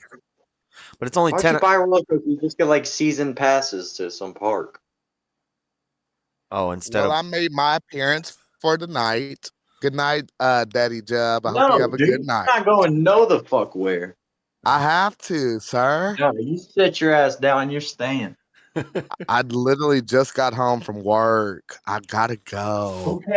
You just got home from work. That means your day's over with. You're on JS Urban Adventures stream. Welcome. You are not free to leave. Daddy Jub, what you don't realize is your brother don't like. Yes, he does, dude. No, he don't. No, He we don't pretends like to. each He was other. pretty. Oh, yes, you do. We are not friends. Y'all wouldn't interact so much if you didn't like each other on some level. You do, dude. He likes antagonism. Nothing wrong with that. To every great protagonist is a sometimes greater antagonist. You ever seen Dark Knight Rises? I mean, what are we doing here? Or wait, I that's saw not it. even the right one. I saw it once. The Dark Knight's better. Yeah, I'm talking the Heath Ledger Joker, dude. That's what I'm saying. He's an antagonist, and that's a bad thing? I need to watch that Brokeback Mountain movie one day. oh my god. I've They're I making need to watch it. they're making a sequel. It's Tim Waltz with a horse. I didn't know it was Gyllenhaal, I thought dude. it was He's one of JD my Vance. favorites. I thought it was JD Vance. Nah, it was. Oh, I don't know who's in the new one. I know No, it was Jake Tim. Gyllenhaal and Heath Ledger. It's Tim Walsh and his horse It's JD Vance. with a couch. Yeah. I'd rather. I know, isn't it crazy? He got a bad rap on banging a couch. I haven't personally done it, but I've definitely the thought crossed my head in your developmental years. I probably fell All asleep right, on. I well, probably fell y'all asleep have a on a good couch night. before and had some dreams and been like humping the couch. Jalen, when you were like 12, 13, you never saw some voluptuous cushions looking at you. No one's home. Okay, well, I've got to go because I will not participate in that. I would admit it if I had done it, but I never have. But I don't think that's that crazy of a thing to be done. Yeah, but I what think about? a lot of food. It's definitely better than sucking off a horse. Yeah. Yeah, you laughing. That's what Tim Walsh is accused of, Jalen. Oh, go to If hell. you still think I don't like her, I hope that's not the case. Oh no, she's What are you saying? she's referencing the Justin Bieber song. Your mother don't like me, she likes everyone. She's saying your brother don't like me, and he likes everyone. I think that's what she's referencing. Sing the see some actual yeah. song in the right tune. I My know, I mama was- don't like you, and she likes everyone. I was pretty close. Dude, you're What? never mind. He's a hefty. Which dude brother. are you talking to? He's a hefty brother talking about being able to sing. Can't they all? Yeah. Buff can't sing. I bet he can. Yeah, you don't know. I what- noticed. but no, I noticed made a my husky. appearance. A husky brother can sing great. Is what I've noticed. Thank you. Thank you. Just in But general. I gave my challenge. Y'all didn't step up. I at least stepped did. up. We got a game Okay, show. well, at least- We got a game show where a bunch of hefty brothers are going to jump in a swimming pool and try to sing a song, and the first one who completes the song gets let out of the pool. Jeez. Okay. Indulge me. Indulge me. You know because- what, dude? No.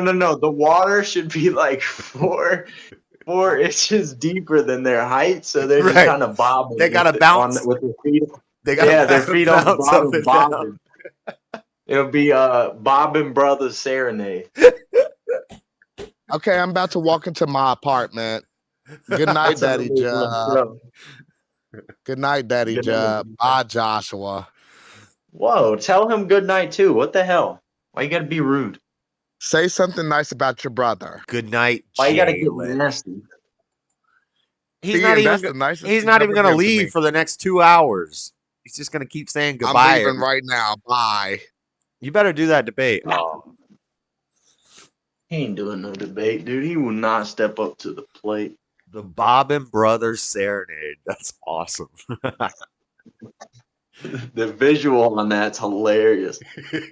Like six have a- brothers over 300 pounds just bobbing on the bottom of the you got a drone shot flying overhead, and they're like choking on water. But they're like, oh man. Yeah, that's like a difficult thing to do. You got to time when you're gonna breach the surface to when you're gonna open and start again. Gosh. See, if I had $1 billion, I swear I'd do shit like that. Just one-off shows because you could fund it. Yeah, and just put it on YouTube. Or I'd do like freak fights. I'd have like a UFC guy fight a hockey player on ice. A UFC fighter fighting a hockey player on ice An NHL player. with Yeah. skates. That's Yeah, of really course. unfair. Okay, so I guess it is kind of fair because the UFC fighter is going to be a better trained fighter, but the ice hockey Right. guy is going to be better on the You're ice. on his element. I think I favor the hockey guy. Unless it's a UFC player that also played like collegiate hockey or something. And also, how But if much it's their time? first on skates, How much time does the UFC fighter get to prepare? Because they're probably trained athletes. They could probably learn to use a pair of Zero. skates. No training time. Yeah, then it's Yeah, it helps the hockey player out a lot. Or, they get to try the skates on. That's the training time. You get to try the skates on and walk around with them for a little bit, but once you get on the ice, yeah, I think the hockey player wins because if the UFC fighter's never ice skated before, he's just gonna fall Right. instantly. You're like a newborn deer. Well, actually, what might happen is he might just go down to the ground, and get in Pull guard. and pull guard, and then as soon as the hockey player comes down and tries to get him, he's like slicing him up So with he his could skates. win that. He could win that, but if it's hockey fight rules, hockey player wins. Yeah. What's hockey fight rules? You have to when the person You goes just kind down, of like it's over. yeah, you kind of stand and swing, and if it goes down, it's over.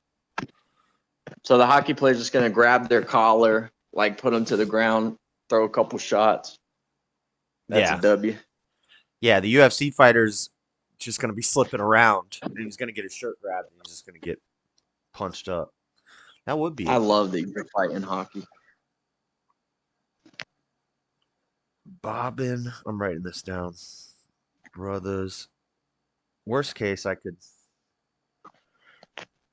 make a little funny video out of it. I just need to find 5 black guys in Utah. We need to go down to the community pool. Good luck. Good luck with this video. You have Someday. a satellite? A satellite.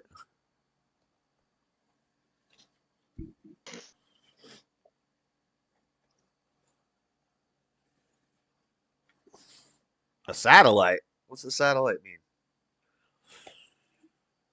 My mama don't like you. She likes everybody.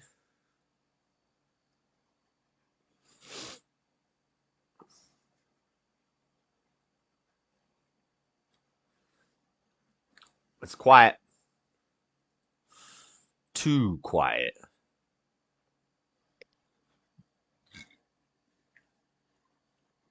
All right. So how much? You haven't watched the whole Theo interview? No. It was pretty good. No. They talked about fentanyl. They talked about alcohol, No. lobbyist groups, drugs. Um, all sorts of things. Whoa. Oh. I just Googled black guys Utah and the load circle won't stop spinning. Yeah, good luck. Good luck finding any. I can find some white guys and we could just do blackface, but it's going to have to be waterproof makeup because they're going to be in a swimming pool.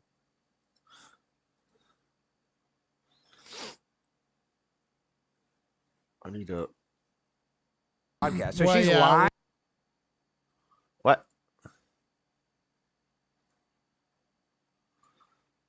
What? Did you say something? No? The whole country's going to be. JS, did you catch Trump and Theo? Yeah, we were just talking about that at the beginning of the stream. I just watched it. It was pretty good. I woke up and I had a text from Daddy Jub saying Trump is on Theo. He messaged me about it and he hasn't even watched it yet.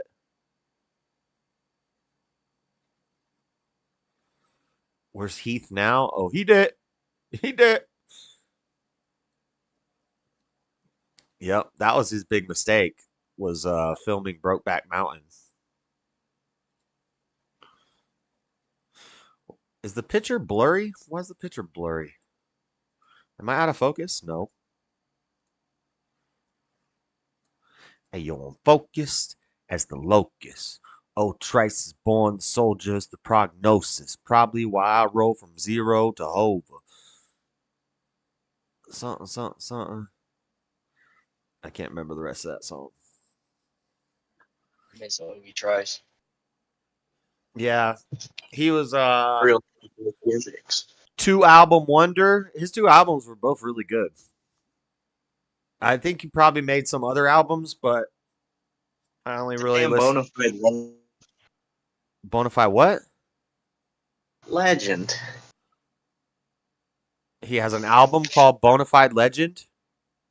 No, he is a bona fide legend. He's top 5 dead or alive. Why did it just play you quick? Your phone's weird. Sometimes Top 5 dead or alive. are you talking fast or is it like playing you fast mode? Top 5 dead or alive. No.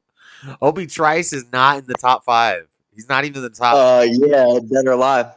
You're crazy. You're crazy. He's not even in the top 50. Nah, he's not top 5 dead or alive. He's not in your personal top 50.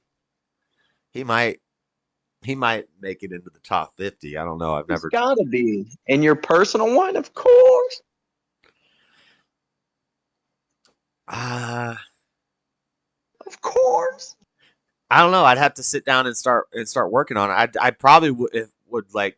No, I probably would overlook him. If I started putting a list together and I wasn't just talking about Obi Trice, I couldn't put 50 together. I think I could. It would take me a little while, and I'd have to be like listening to music and be on the internet and like looking at stuff like, oh yeah, this was good, like Bone Crusher. When I'm outside of the club, and you think I'm a punk. That guy's How top. about Young Buck? Oh, Young Buck's in top 50 for sure.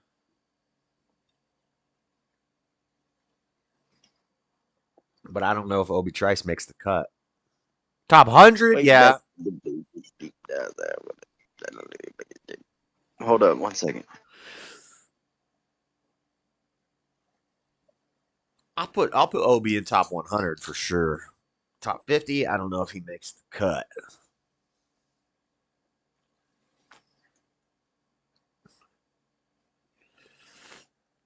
And I look at it, he's kind of a one-hit wonder. Hopefully she got some teeth. 2 good albums. But 2 good albums, that's it? Like, how many people have 2 good albums?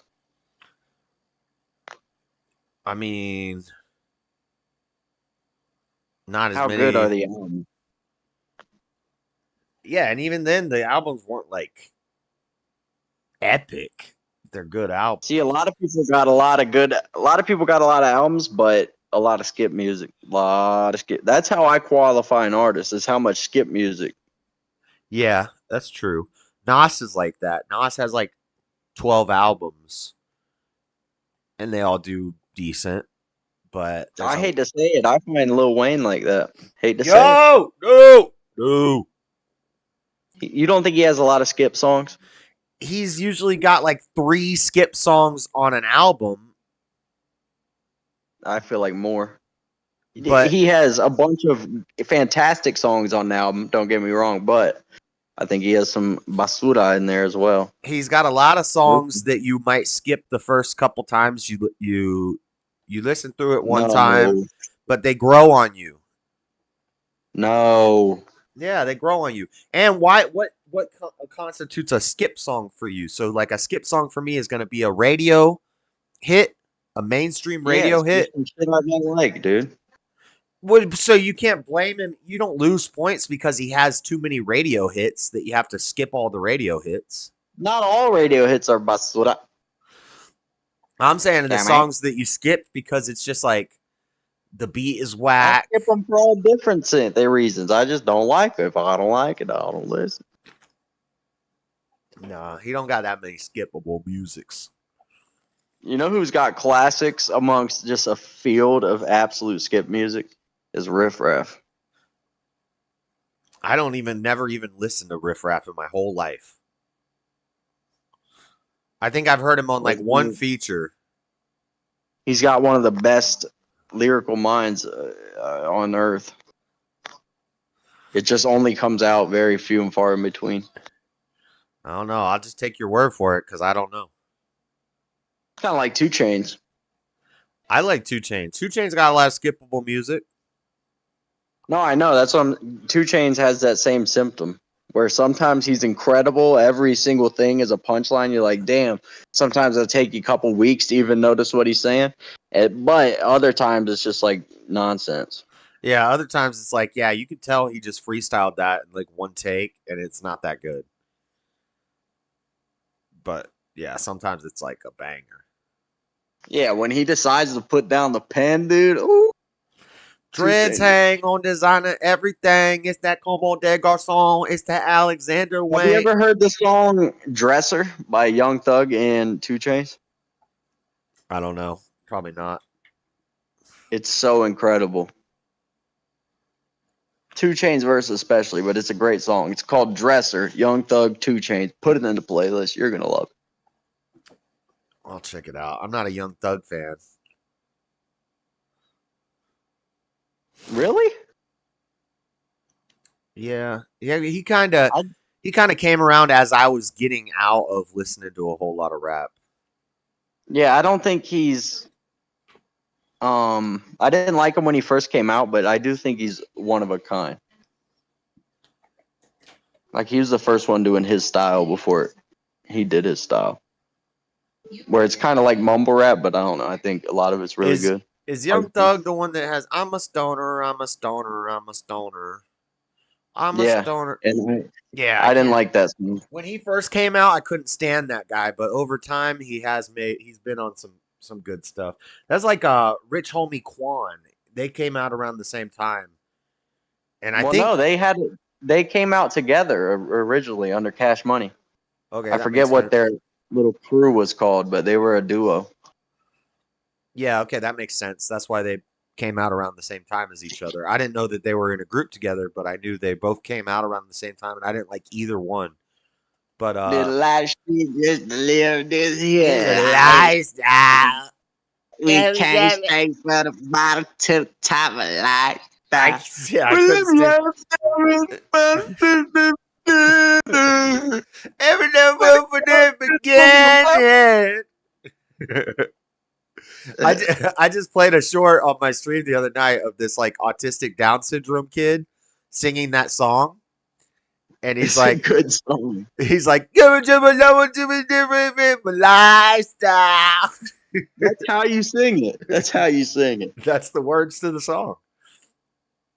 Essentially, I know what he's saying, but I can't recite it exactly. You know, That's what I said when I It's played it. I was like, if you've ever heard this song, he's actually got the lyrics down pat.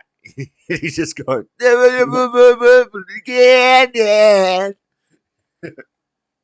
it's a good song, almost undeniably.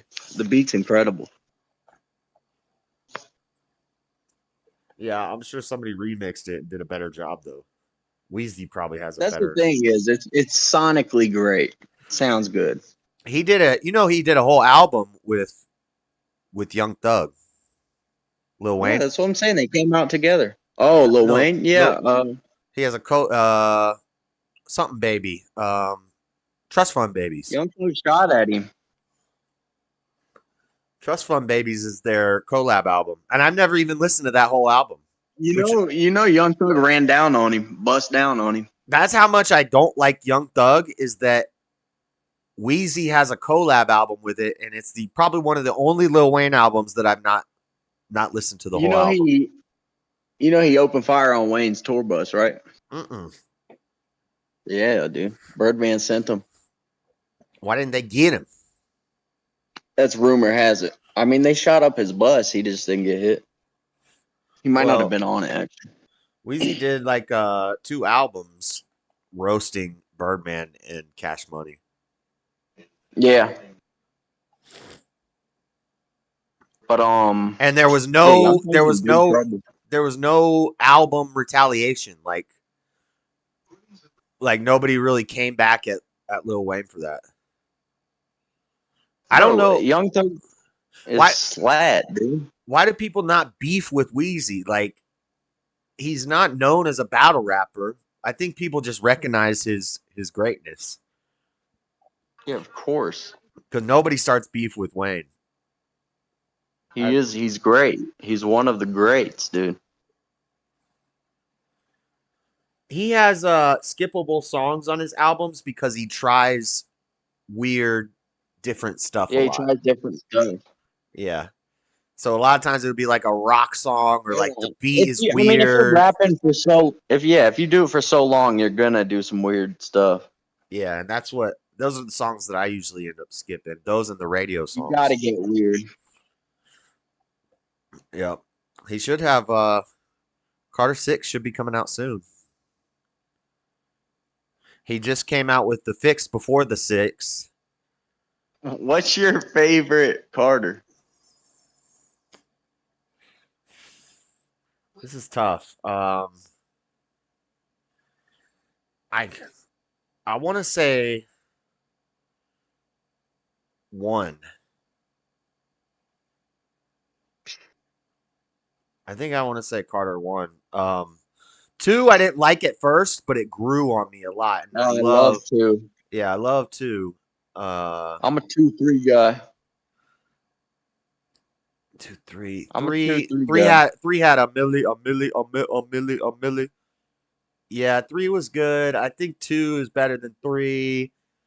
Yeah, I might be. I'm torn between 2 guy, 3 guy. 1 is probably my favorite because of the nostalgia, and that's where I was like introduced to Lil Wayne. Like, go DJ, and I'm my DJ. Yeah.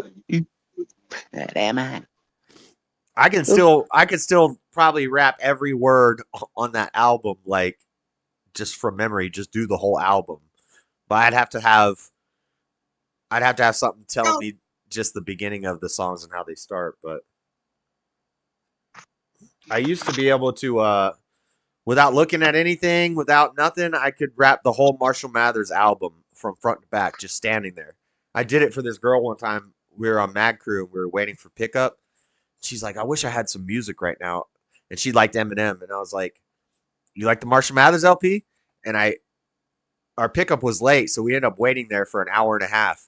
And I rapped the whole freaking Marshall Mathers LP album from beginning to end with the skits. The airplanes in the nighttime and like shooting stars. What? That's not Marshall Mathers LP. That's Eminem. Yeah, and B.O.B. That's what I would have opened with. B.O.B. has the capability to go hard. B.O.B.'s albums are great. He's very underrated. The Adventures of Bobby Ray. It's not the ability. He does go hard. People just don't know. No, he's pretty fucking lame. No, The Adventures of Bobby Ray is a great album. Yeah. Every song. Hey, you ever heard this song, The Adventures of Moon Man and Slim Shady? Maybe. Probably. With Kid Cudi and Eminem. I'm sure I used to have on my computer like discographies of every song. So I probably have heard it. Y'all ain't dealing with the same boy. Got a little trippy than the transition. New attitude mixed with the pure raw. Yeah, that sounds familiar. Did you just say that the Carter 1 is where you got introduced to Lil Wayne? I actually got that ass up. No, I got introduced to Lil Wayne with Back That Ass Up, but nobody knew who Lil Wayne was at that time. Because it was his first one. I just came back to give an Well, no, he had The Block Is Hot, he had 400 Degrees, but nobody. Block is hot. The block is hot. Yeah, nobody was really buying those albums, and then Back That Ass Up. Jalen, you were listening to damn Ashanti. What are you talking about? I listened to Ashanti and Lil Wayne. I listened to both of them when they came out. Cash Money Records. You did not. I'm sorry, Daddy Jub. You wasn't even alive when they was around. Doesn't matter. I got history books. I got it was internet. Some big things that was happening during that time. I didn't even know. To make an announcement. I didn't even know there was a beef between Juvenile and Lil Wayne. And and I just learned about that like fairly recently, that there was a big beef between them two, and that's why the 400 Degrees and the 500 Degrees. You didn't know about the Jeezy Gucci Mane beef, and you call yourself a hip hop fan. That's insane. I knew about that. I've always known about that. No, you didn't. Yes, I did. I've always known about that. You didn't know the depths Yeah, of yeah, it. yeah. How he You're he right. killed Jeezy's hitman and allegedly buried him behind a middle school. Wiggers. I think I did know all that. I've knocked on Gucci Man's front door of his house in Eagles Landing, No, you Atlanta. didn't. True story. He had a No, yellow you Hummer. didn't. He had a yellow Hummer and a purple Corvette. And everybody in the neighborhood said Oh, that's where okay. Gucci lives. And I knocked on his door and I heard He music was playing. not there. Nobody answered. There were people there. Yeah, of course he didn't answer, dude. You would have got your ass smoked running up on my boy Goo. I would have sold him a magazine. He ain't buying shit. Yeah, Juvenile was 400 degrees. Wheezy was 500 degrees. And that was like when the beef was happening. That's why he named his album 500 degrees. It was like a shot at Juvenile, like saying I'm hotter. And then I think Juvenile and somebody else made a 600 degrees mixtape where it was Juvenile and somebody else, and they're just roasting Lil Wayne the whole time. That's the only time there's been Lil Wayne involved in a beef. No, I'm here to make an no. announcement. So Joshua, Mr. Matt's surgery went well. It was yesterday. I'm just here to make that announcement to everyone. What kind of surgery he got? He got He's been having some troubles and stuff, and he's in the hospital currently right now. But I talked to him earlier today via chat. He got some spina He's bifida. doing Oh, I thought he might have got a labiaplasty. And he has the same job you have, and he has really bad back problems. So take care of your back. Or he had Oh this. yeah, I believe He it. had the same job you have, and so yeah, take care of your back. Dude, Mr. Matt is just me later. Damn, my back is. all right. I just came to make that announcement. Keep entertaining me with more of these hip hop fads and y'all rapping. That is funny to me. Whatever.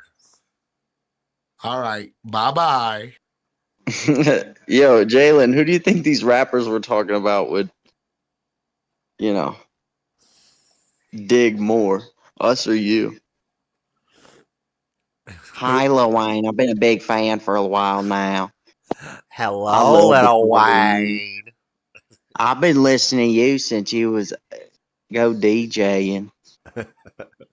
No, he just said back that ass up. That was my favorite song. That's my guy. Why he's like the black gump, dude.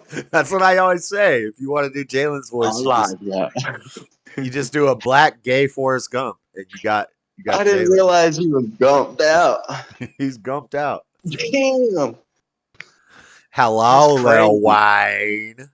Life is like a box of chocolates. Hello, Dwayne Carter. I was wondering you could kiss me on the mouth like you did Birdman. Whatever. You seen Sopranos? What? I didn't say nothing. All right. Well, people always say that. Oh, you like Lil Wayne? He kissed Birdman on the mouth. Have you ever seen the Mafia? Does that all the time? Sopranos, they're kissing everybody also on the not mouth. Italian. Italians are basically black white people. Yeah, but Birdman's sus as hell. You can't say different. Italians always like. I know. You don't think Birdman might be a little booty bandit? Yeah, I think he might be, but I also don't think that was Well, Wayne was necessarily. signed at what, 14? Yeah, well, he To left. a potential booty bandit? Well, Do the math, brother. Do the math. in that case, Lil Wayne is a victim. I agree. I'm not hating. Don't put that on me, Ricky Bobby.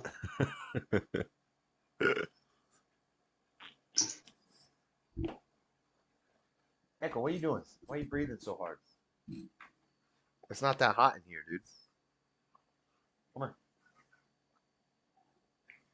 Come here.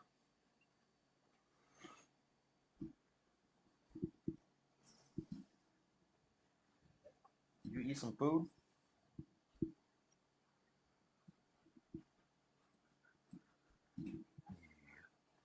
Yeah, you got the pets. Show the echo to the stream. It's hard to do because You hear me? It's hard to do because he's black and he sits down here and he hides from the camera. He senses the camera and he doesn't like it. Yeah, animals sense a camera, obviously. They see more light than we do. They see different frequencies. And they see the camera's putting off a dang frequency. He don't Have you like seen that. where someone will put like a spider under a transparent cup and then tap the focus on their phone and the spider will scurry out of the focus of the camera? Yeah, I've seen something like that.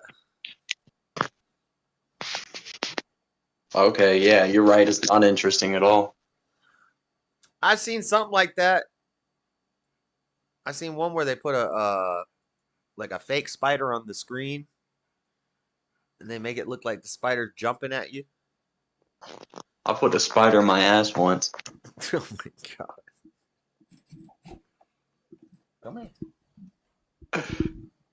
See that gerbil? Grab that tube. Oh man. You put that shit on a Dude, greatest hits album. I love that song in middle school. Was that in the Slim Shady Eminem interview? Yeah, they talked about it. They're like, you Yeah, made I think I fat. saw it. He's like, you made fat, and he's like, you decided to put fat on the greatest hits album, the first track on the greatest hits album. Is it not? Is it not one of the greatest Is hits? it not maybe his best songs of all time? I think it's number one. No. Simply because Let the Little Rascal Nibble on My... Asshole? Yeah, dude. After he mentions the gerbil and the tube, and I think at the time in history there was a popular culture guy that had been caught putting a boof in a gerbil.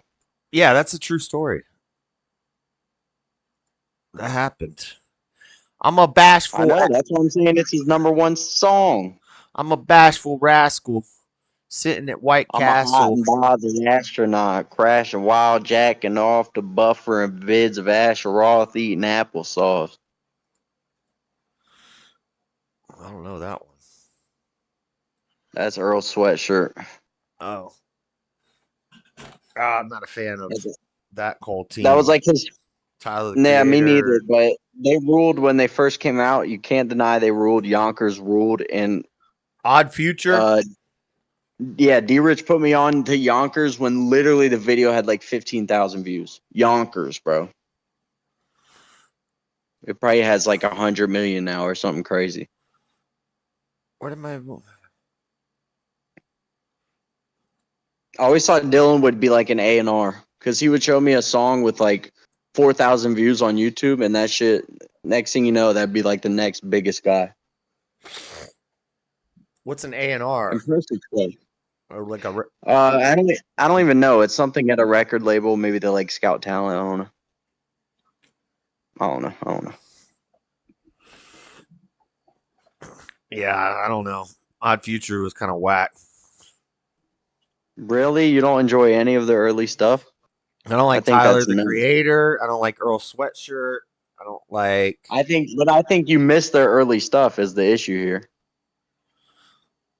It was like... Oh, it was like horrorcore. It was like, oh, I'm gonna go fuck the bitch and da-da-da-da-da. No, it wasn't. No. I don't know. Maybe I don't know. But... Dude, I just know Tyler Creator did that freestyle and he said a bunch of gay stuff. He got super gay when he freestyled. And you could always tell when somebody would start freestyling. When somebody would start freestyling and they would start like little tidbits of gayness was in their freestyle, that's how you knew. Because like you kind of lose control of what you're saying when you freestyle. And it's like... Oh, you mean like Eminem? No, he does it on purpose. He writes his raps. I'm talking about when somebody's freestyling and they slip in. Nah, Eminem freestyle about some man booty before. Well, he might be a little gay too. I think Eminem might touch the man butt once or twice. Yeah. Bro, that's so crazy to me. I know. Because nothing to me is more repulsive than a man's ass. I mean, that's just the worst thing I can imagine. My own is like uncharted turf. It's crazy. Yeah.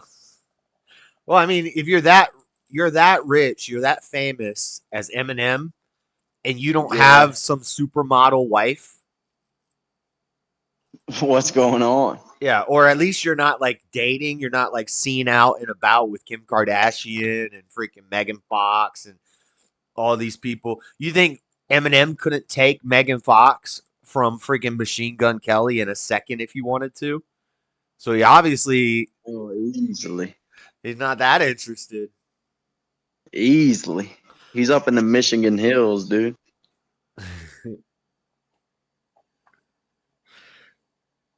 Up in man-jiggling hills. Remember when Eminem got fat? He like went into hiding for like 3 years, and there was all these tabloid pictures of him, and they're like Eminem's gained like 200 pounds. Like Eminem was like fat. No, I don't remember. He was never fat. He was getting pretty chunky. He was pretty hefty. No, he wasn't. Yeah, and then he came out with relapse. He came out with relapse. He had like a 3 year break, and he got pretty deep into the pills and stuff. And then he came out with relapse, and he did the accents, and it was all about drugs. And now he has a fat shaming song. So he got fat. I'm gonna try to find a picture. Oh yeah, I'm seeing Eminem fat right here.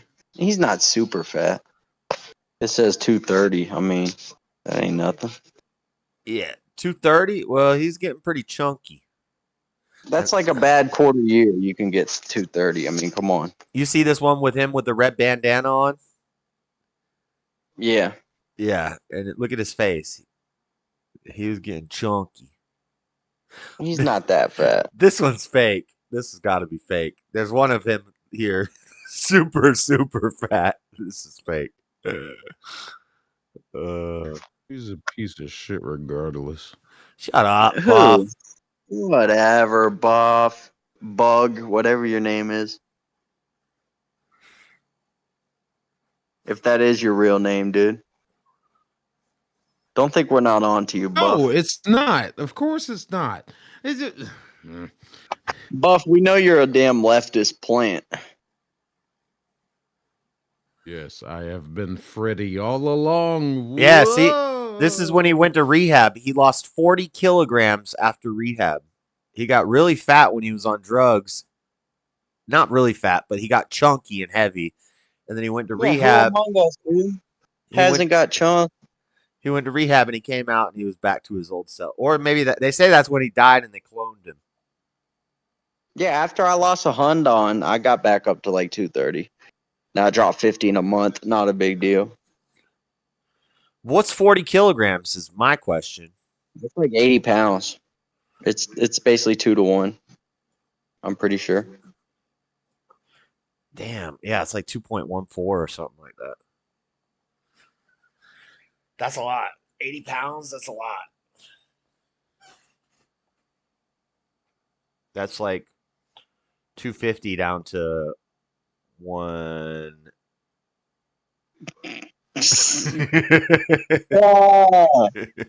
I'm kidding. Come on, dude. I'm kidding. 180. Duh. That's 170.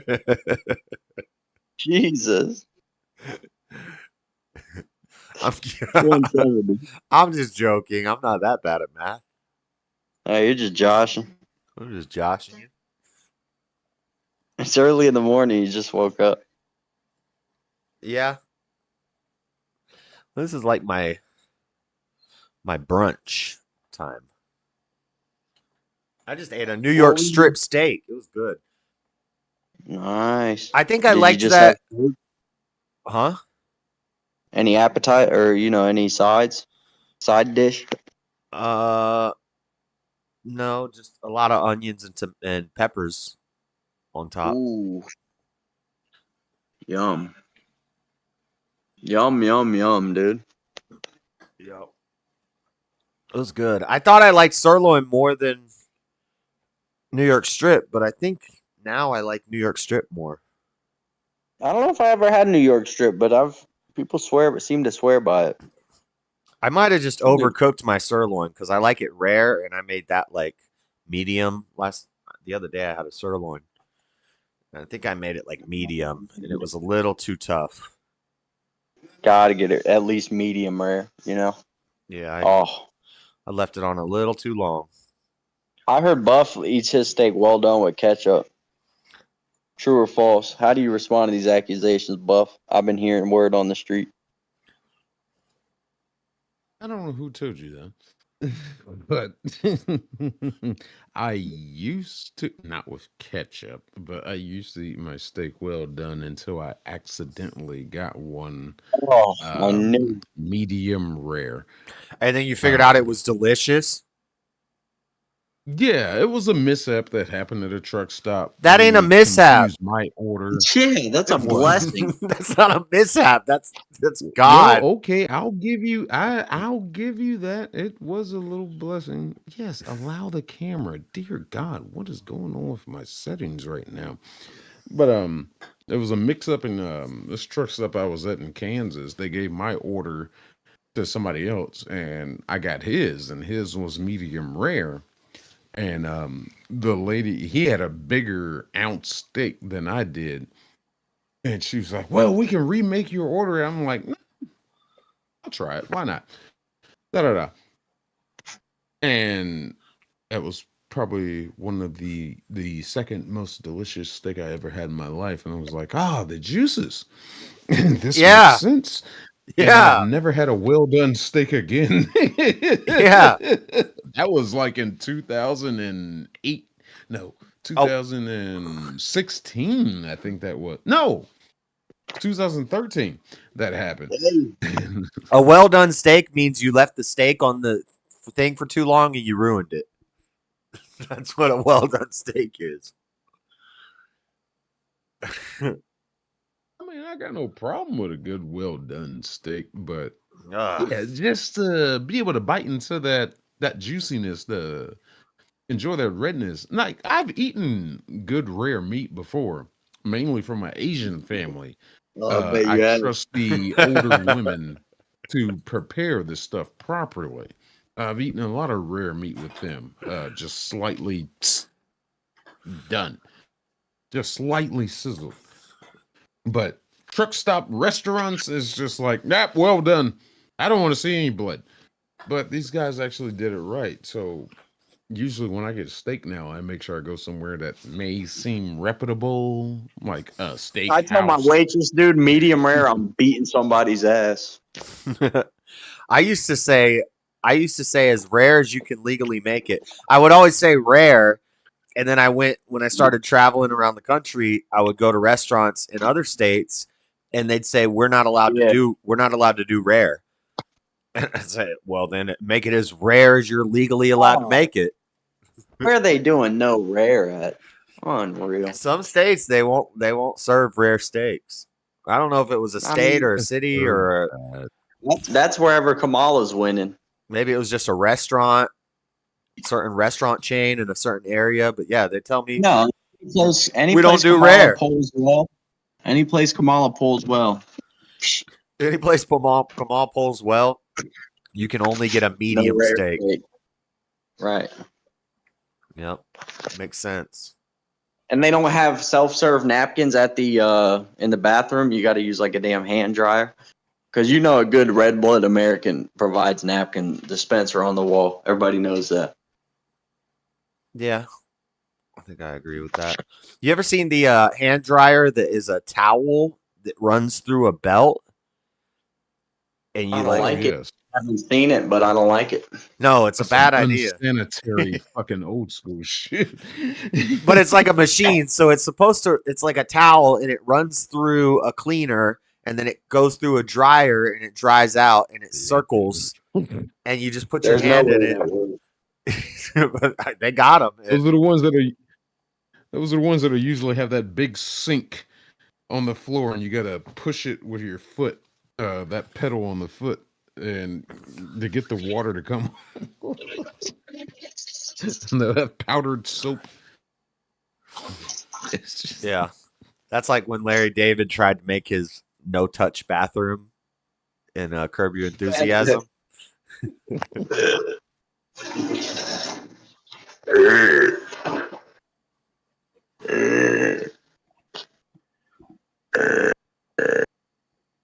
I heard a fella order it where a good vet can bring it back. Yeah. I want my steak so rare a good veterinarian could bring it back to life. What are you doing? what the fuck are you doing? Is that one long burp? What the hell, dude? I don't know what he's doing. You I gotta filthy pee. fuck. That's so Jebs. Why are you gay? Why? What are you doing here? Why are you gay? Why are you gay? Are you referencing that video? That was no, actually, that was a reference to a question that oh, I forgot who asked it. Somebody in the chat, they're probably still here right now, asked Jalen, why are you gay? And it's just Have you seen that clip though? It's like some game show in Nigeria or something, and the judge is like, yes. "Why are you gay?" She's I love that, dude. To just be baffled by it. uh, Great. I don't know. Yes, you really do know. You are knowing the reason why you're gay. Why are you gay? You cannot be gay in my village. This is wrong. Just answer the question. No, I just fucking like, dude. Yeah. Stutter and stammer. Stuttering Stanley. JS, the whole world is wondering, why are you gay? Why are you gay? Why are you gay? Oh, well. Does your shirt say barbecue and freedom? That sounds like a great weekend. Fuck yeah. It says barbecue, beer, and freedom. You don't like freedom. You like authoritarian. You can't see the white on Discord. You can see it on YouTube. Yeah, I You're can't see the anti-freedom. beer. You like Okay. authoritarian. Didn't you disagree with the First Amendment, dude? That's because of the light. But How dare you try to rep Oh, there it freedom is. and you authoritarian? Who How are you dare talking you? to? Talking to JS, he's authoritarian and he's talking about freedom. No, I he's just misogynistic. There's a difference. yeah, if I could just have a shirt that says barbecue, beer, law and order, I would get it. But they didn't have that option.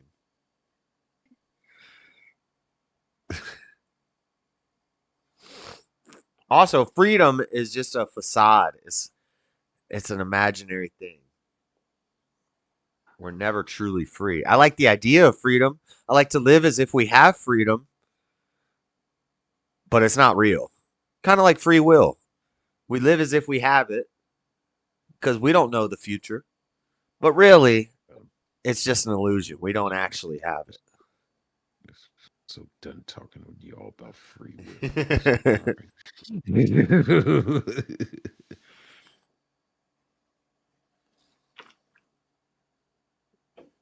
Let's see here. Who was talking to you the other night about free will? Oh, that was when I called into your show while I was on my lunch break. And that guy said something about your sky daddy. He said, Buff, you believe in free will? I don't believe in free will. And then I was like, oh, I agree with this guy. And then I said something about, yeah, Buff, that's because you're missing God. And he said, well, you're sky daddy. And then I was like, oh, I'm about to go in on this fool. But I had to go back to work. I can't remember. I'd be so drunk at that point. I don't remember who the hell's on panel in chat or anywhere. He was the guy that was on. He was on the next night on Sunday night when I went on and I was talking to him, and he was the guy with the yin yang symbol for his picture, and we were talking about the yin yang. Anyway, you have horrible memory, dude. Chrono, I don't remember what his name was, but Magnus. Yeah, he's like, I don't believe in free will, Buff. Let's debate. And I was in the panel, and I was like, oh yeah, I agree with that. And then I said something about God, and he's like, yo, you believe in a sky daddy God? And I was like, wait a second. Hold on. You don't believe in free will. I had BBB in here. If you don't have an all-knowing God, then you have to believe in free will, because if you're a determinist, atheist, then I can run you down a line of infinite regression where I can keep saying why, and it will never end. But if there's a God who's all-knowing, who created everything and knows what's going to happen before it happens, then we have an end. So it's not infinite regression. We have an end to that. But he would have no end to that. Allegedly. Are you telling me God comes to an end? I'm telling you, God is the end to every why. Really? Yeah. All whys. Why? Why did that tree grow in your backyard? Well, the seed got planted, right? That's Well, fair. Why That's fair. Why did the seed get planted? Well, somebody. Well, what you're saying fair, but why? Because God is outside of time and space and matter, and he's the creator. Yeah, but he can't let one other person have a why. He can't give one why up. No, because eventually we're gonna get to how did the world begin? How did the universe begin? Well, when are we gonna get to why are you gay? He's so stupid. Why are you gay? You're so dumb. I got the comments up most of the damn time. I can't see his name. Oh, it was Curse Zero. Is the devil never why? Is the devil never why? Because if the devil's why, then eventually the devil's why becomes God's why. Well, yeah, but the devil wouldn't be the final why. You could keep going. Why is the devil here? Right. And then you would get to God still. Damn. It's like all roads lead to Rome. Yep. Wow. You didn't even think of that, Buff. All roads lead to Rome, all whys lead to God. Well, you say Rome, I think about my favorite moderator, but what the I'm a moderator too, dude. Not on my channel. You should join sometime. I'd love to have you there. But all roads lead to Rome. I mean, do they really? Out of necessity? What is it with the Romans that it's? Well, I understand. I know. What if there's? I retract my question. What if there's an ocean? ocean? Map of like all the roads in Western Europe do lead to Rome. Yeah. I retract my question. Well, but what about if there's an ocean? All roads in America don't lead to Rome. Okay, dude, it's a damn expression. It probably came up when it went before they came west, and they were only in Western Europe. Duh. Before there was America. No, there was still America, but the whites hadn't came over yet. Well, it wasn't called America. It wasn't founded. So it wasn't America. Was it really not called America? No, it was just the woods. Oh. Interesting. I disagree. What's his nuts? It was named after Amerigus Vespucci. Amerigus Despargo or Dispucci or whatever the heck that Spanish. Something like that. Yeah. Yeah. Because he got lost. It was always going to be America, dude. So it was America. It was always going to be. Okay. I don't know about that. Because what if in 100 years we get taken over by China? We get taken over by China. Listen, China ain't over shit. This is not why. This is future. So it's a what if. We get taken by China. We don't even talk about that mess in this Chat, dude. Are What you if out of your mind? what if in 100 China. years China owns America? Does that mean it was You always mean a China? population? You mean a population with a mean height of 5'4" is going to come take us down?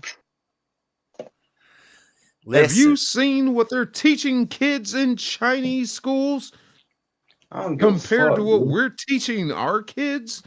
yeah. All right, we're too busy wondering about you can't. Yeah, they're teaching their kids misgender English, anybody and bro, because we're number one. drag It doesn't queen it doesn't fucking matter if story you're time. it doesn't matter if you're 5'4", that just means you have to make a smaller cockpit on your 50-foot robot Titan cyborg mech.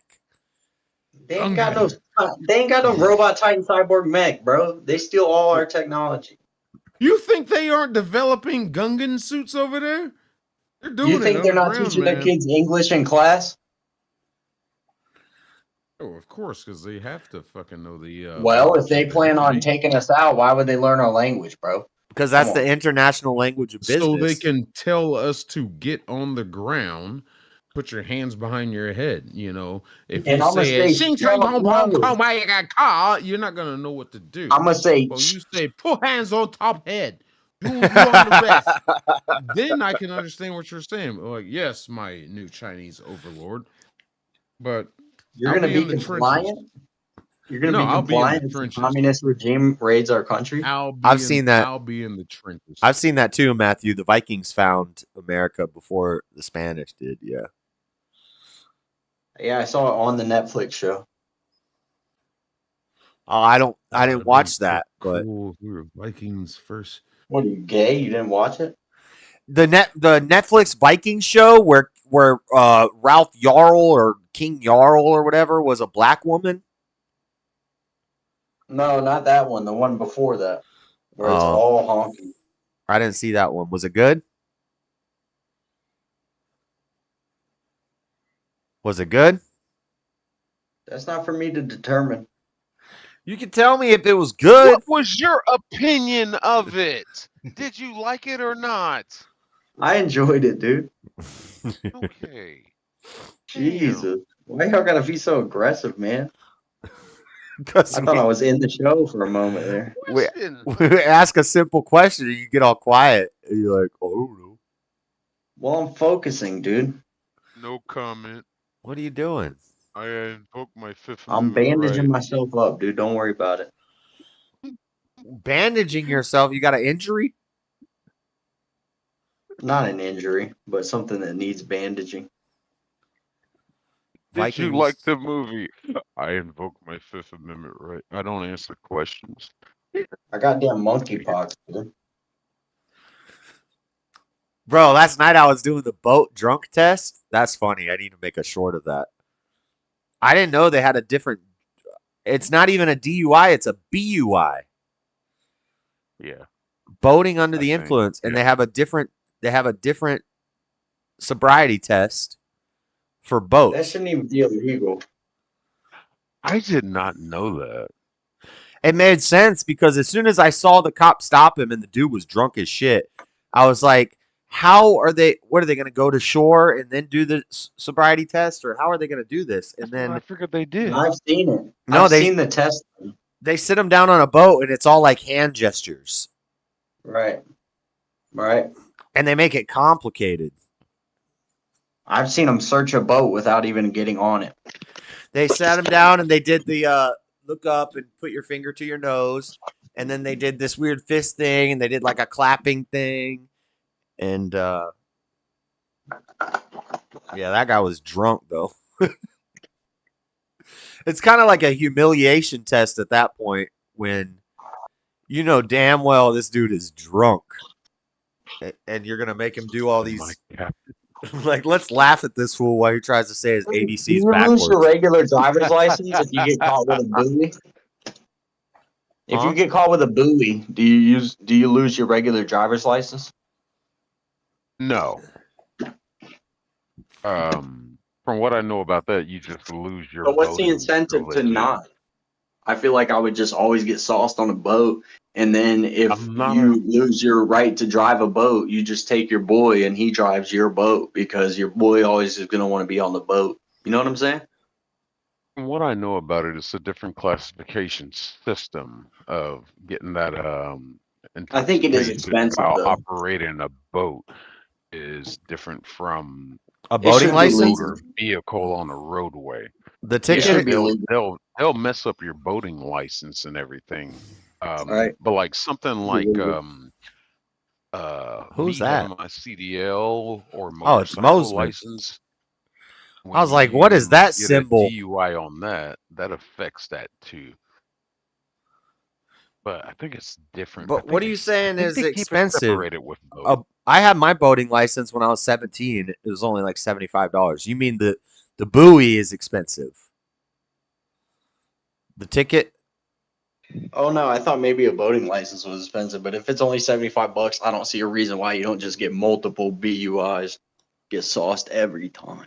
If you're on a boat, you have to be. Like, Because what are you they're probably gonna impound your boat and Yeah, And it's the gonna legal affect drinking your. age, the legal drinking age goes down if you're on a boat.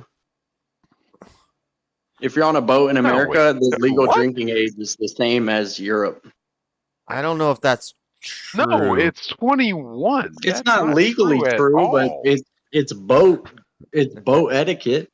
You give the kids some brewskis on Etiquette, a. really? Well, you could go Really? out into international waters, and then you You've could. never been on a damn boat, dude. You give kids Oh yeah, alcohol. on boats. you can party in international waters all day. You operate outside of the jurisdiction, yeah, you can feed them alcohol all day.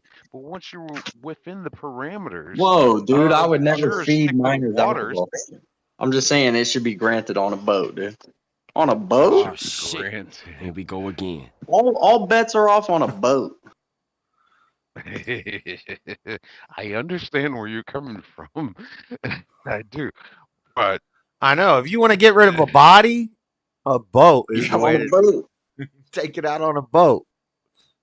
Gosh, there's nothing you can't do on a boat except use a good lot of cinder things. But blocks. Except jump in the air because you're gonna while it's you going could really jump in the air on a damn boat. while Damn it's it! going really fast. If you jump in the air and you catch the wind, you're not gonna land on the boat. You could jump in the air on a boat. I Done it. understand That's inertial reference frames, but the problem is if you jump up and you catch the Yeah. wind, that friction is gonna pull you back. You're gonna land in the Catch water. wind. Yeah, I might catch the wind. What am I, a damn concave? What am I, a concave piece of cardboard or something? What? How much do you weigh? You weigh like what? I would've said, 120? what am I, Pocahontas? That wind gonna catch you. The I'm like colors. 175, dude, but I'm very aerodynamic. I'm like a damn wing. You are a leaf on the wind. John, right. what are you doing, John? What's up? What's up? What's up? What's up? We're talking about boats, boat Do laws. you enjoy boats, John? On a boat, motherfucker, on a boat. Yeah, you were talking about getting rid of dead bodies like you were on an episode of Dexter there, I noticed. So Boats Yeah. and hoes. Yeah, A Dexter. series I still have to start. Well, start it, but don't I finish it. haven't watched it. Just stop watching it at the season before the last season. Is my I recommendation. still haven't seen it. It's one of those shows where the ending was really, really, really bad. well, and it's one. That's It why I'll happens. never It watch happens to all the great shows where like the last couple episodes just go because they don't really know how to end it, and it's because they've gotten word that the show won't be renewed, and so they've got to try to force to get it done. And Yeah. but did you watch the new one that they brought out to kind of answer that stuff? The new Dexter? Yeah, the blood, where he's up in Alaska or whatever. No, I haven't seen that. That was pretty good actually. And Harrison's much older as a teenager, and his dad had him and his dad kind of had a falling out, and he tried to get his son back to him, and then the dark passenger changes actually, so it's no longer his dad that's the dark passenger; it's his sister Deb. Well, we're spoiling for Buff, but Oh, it's all good. I'm still gonna that watch stuff it. is all established in the first episode. So okay. Yeah, I'm still gonna watch it anyway. Yeah, I It's don't here even on I don't Netflix even now. really remember it that much.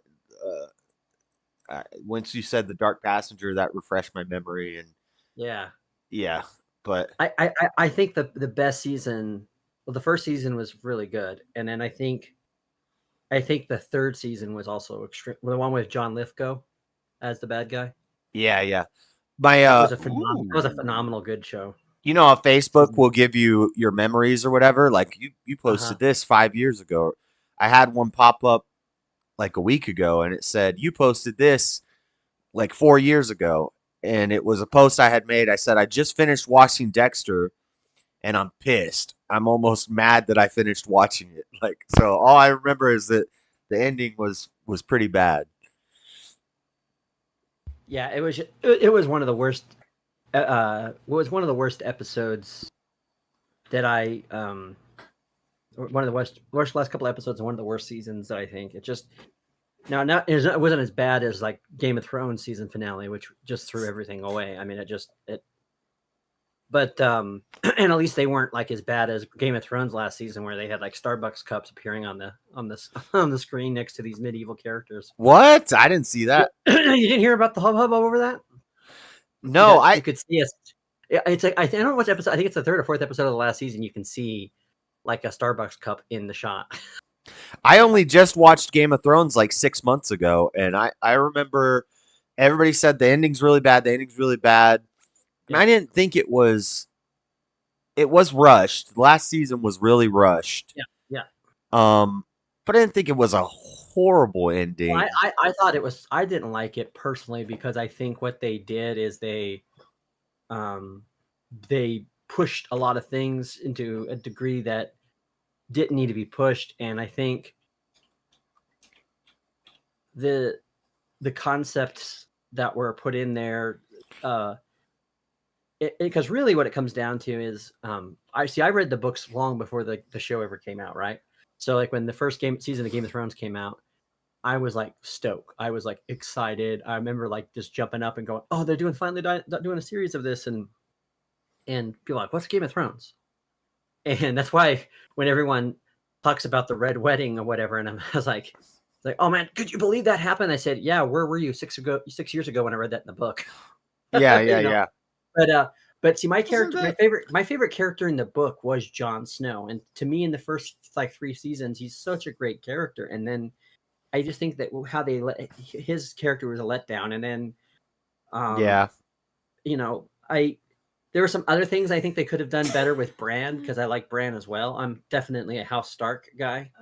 Yeah, but I think anybody that's kind of on the side of kind of some type of conservatism or some type of kind of like duty aspect of reality would be kind of in the Stark family, right? I mean, they're all about duty and honor and all that. Well, and it's also because if I've only read the first book, but even if you watch the show or you just read the first book, it starts with the Starks, and it kind of seems like it revolves around the Starks, but by the end of the show, it's like all these different families, but you're still connected to the Starks. And right, and that's because they play a key role in the overall story of how things. Because really, to understand how like everything that happens with the North and the winter coming and all that is through the Stork. They're the ones that kind of continue to remember that. Whereas everybody else has kind of forgotten about it.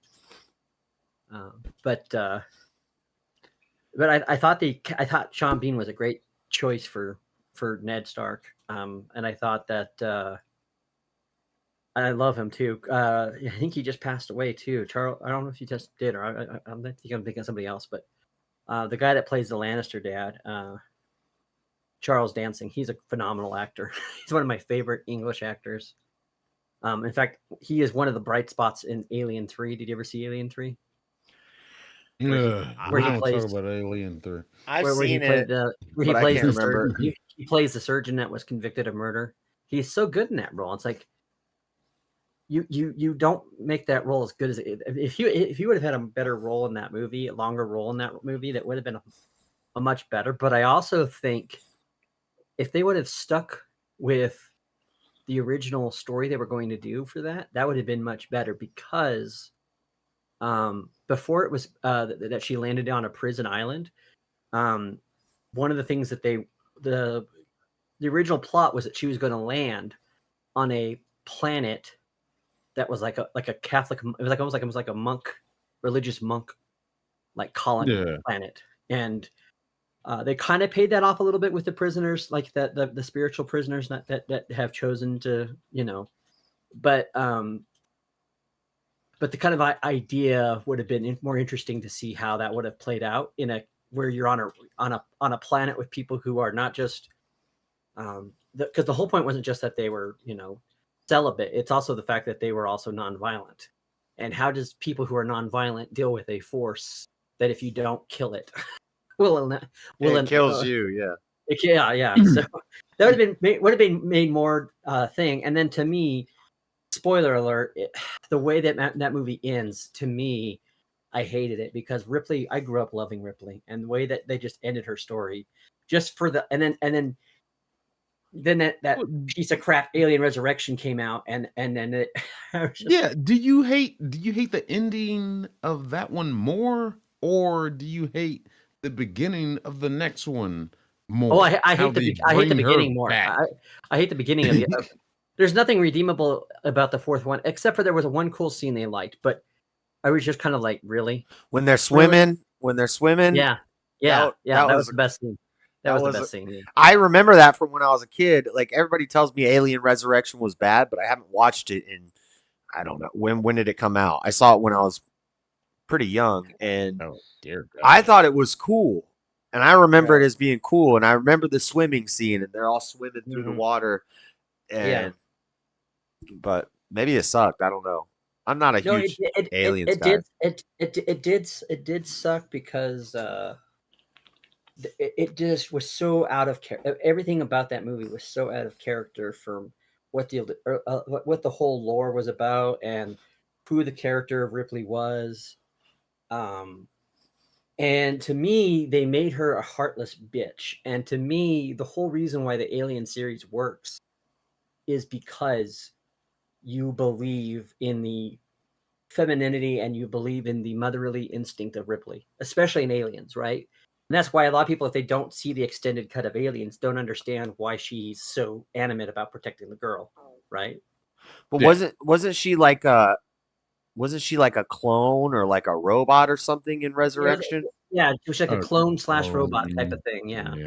So maybe that's why. But again, who wrote it? Who wrote it? Oh yeah, that guy that everybody thinks is a great writer but isn't, Josh Whedon. And I'm sorry, John. Have you seen the new one, Romulus? I'm going to go see it just to see what it's like. Okay. Did you see it? I'd say wait. I saw it. I'd say wait for it to go to streaming, but that bad, for the visual aspect, I think it's worth a theater trip just for the visual. That's why I would watch it. Yeah. But the story is like, yeah. From what I've been told, it seems like they couldn't determine what to do, and I think whatever they were trying to set up with the Ridley Scott prequel, they realized that as good of a director Ridley Scott can be, he can also be bad. Movies, yes. Which is why it's like one of those things where, to me, now I'll agree that Ridley Scott, much like Zack Snyder, is a director that you have to see his full cut to like his movies. Like, his movies in their final director cut are best, which is why it's so funny when you think about Blade Runner, because there's literally 17 different movie cuts of that movie. Oh dear God, yes. So he makes it too big, and then they end up editing a lot out of it, and it screws it up. Right. Yeah. And so I think with those kinds of directors, that they're trying to tell such an epic story, and they're trying to confine it for a theatrical release. And I think you said this before, I think a couple of days ago, actually, or last week, that if they make a movie big enough, if it's good enough, but it's still like a 3-hour movie, people will go and see it and watch it, no problem. And the evidence of that is obviously Lord of the Rings. That's a big evidence. Titanic. Titanic was another one, or the other one I can remember as well was. I don't know if you guys remember this, but do you remember Star Wars when they put Gettysburg in the movie theaters? Hey, do you remember that? Gettysburg. Yeah. That was a while back. Wow. Yeah, yeah. So they actually put Gettysburg in theatrical release, and what they did is they showed the entire thing, and then they would have like a 15-minute intermission kind of thing. Well, remember when they used to have 2 VHS tapes for a movie? Yeah. Yep. So what's the time? Titanic was one. Star Wars. I had the Star Wars box set, and they were all Braveheart. Each of the Star Wars was 2 VHSs. So it was a 6 VHS box set for Star Wars. Yeah. What is the time? What is the running time on a VHS tape to where they have to do that? Oh, probably over 3 hours. No. So the reason why they would do that, and so this is always the thing about videotapes, is the more hours that you put on a tape, meaning the more you can stretch out how much you can record on the tape, the lower quality of film you can put on the tape. Right. So they could have put Titanic on 1 VHS, they could have, but the quality would not have been. Yeah, it would have been. Yeah. Okay. So what they figured out is with theatrical releases, especially if they were doing either letterbox or they were doing some type of thing where they would especially if they remastered it with sound or something, it would usually stop at between an hour and a half and an hour and 40 minutes. It'd be around that. So if it's a 3.5 hour movie, you'd roughly have about an hour and a half on each VHS. Yeah. And don't forget, they also had the especially on the first tape, not the second tape, but usually on the first tape, all the commercials were on that. The coming to theaters soon. The previews. But that was the reason why they did that. So because if you looked at some of the videos, like my dad, I can remember my dad getting the VHSs where you could put 12 hours of recorded time on it. Right. And for the first hour and a half, the quality of the video it goes down, and so the last, I can remember watching, the first movie I think he watched, one of the first movies I remember watching on the VHS recorded from HBO was Die Hard. And then after that, my dad would fall asleep and the VHS would keep on recording. So there were things on there that my dad had no idea were on there that I shouldn't have been watching. Yeah. But or we had the old VHS camcorders, and you'd have a 6-hour tape in there until you run out of space, so you rewind and you record again, and then when you watch it, you see you could see you could see sometimes double imposed or you see the white lines across, which tells you that the tape is getting it has some wear on it. Get those scratch marks. I love those scratch marks. I do love those scratch marks. It's funny because last year when I bought my keep freezing on my Discord, Josh. What the hell? Last year I bought a VHS player and I was watching a movie on it I hadn't watched in a while, and I was just utterly shocked by how low quality the video was. And I go, we just didn't realize that this was the best that we had. It was, and I was do I remember it as being better than this, or is it because now with all the HD and all that, it just seems so, but I oddly also found it very comforting because it had that off sound that you get sometimes the VHSs. It would warp the voice just a little bit, it's and you would just hear just a little bit of that. It was the imperfections. And I think there is something about those imperfections to that movie. Whereas now with all of the HDR and all that stuff, there's a lot of, it's a nostalgia. I think it's a nostalgia thing. Yeah. A lot of times when they digitally remaster these old movies and they do a DVD release or something, they screw it up. They add things to it, and well, we don't talk about George Lucas that way. Well, that's I was specifically thinking of Star Wars, but yeah. Well, are you talking about when he did the first remaster or when he did the remaster with the special effects? Because there's a difference with the special effects, adding in all that extra. So the 98 one, that one is 98. Yeah, that sounds about right. When he did the remaster in 98, but they added things in. Because I have the THX remastered one. So that was the one that had for the first one, it has that the Darth Vader helmet and the letters blue Star Wars, and then the second one. That's the one I had.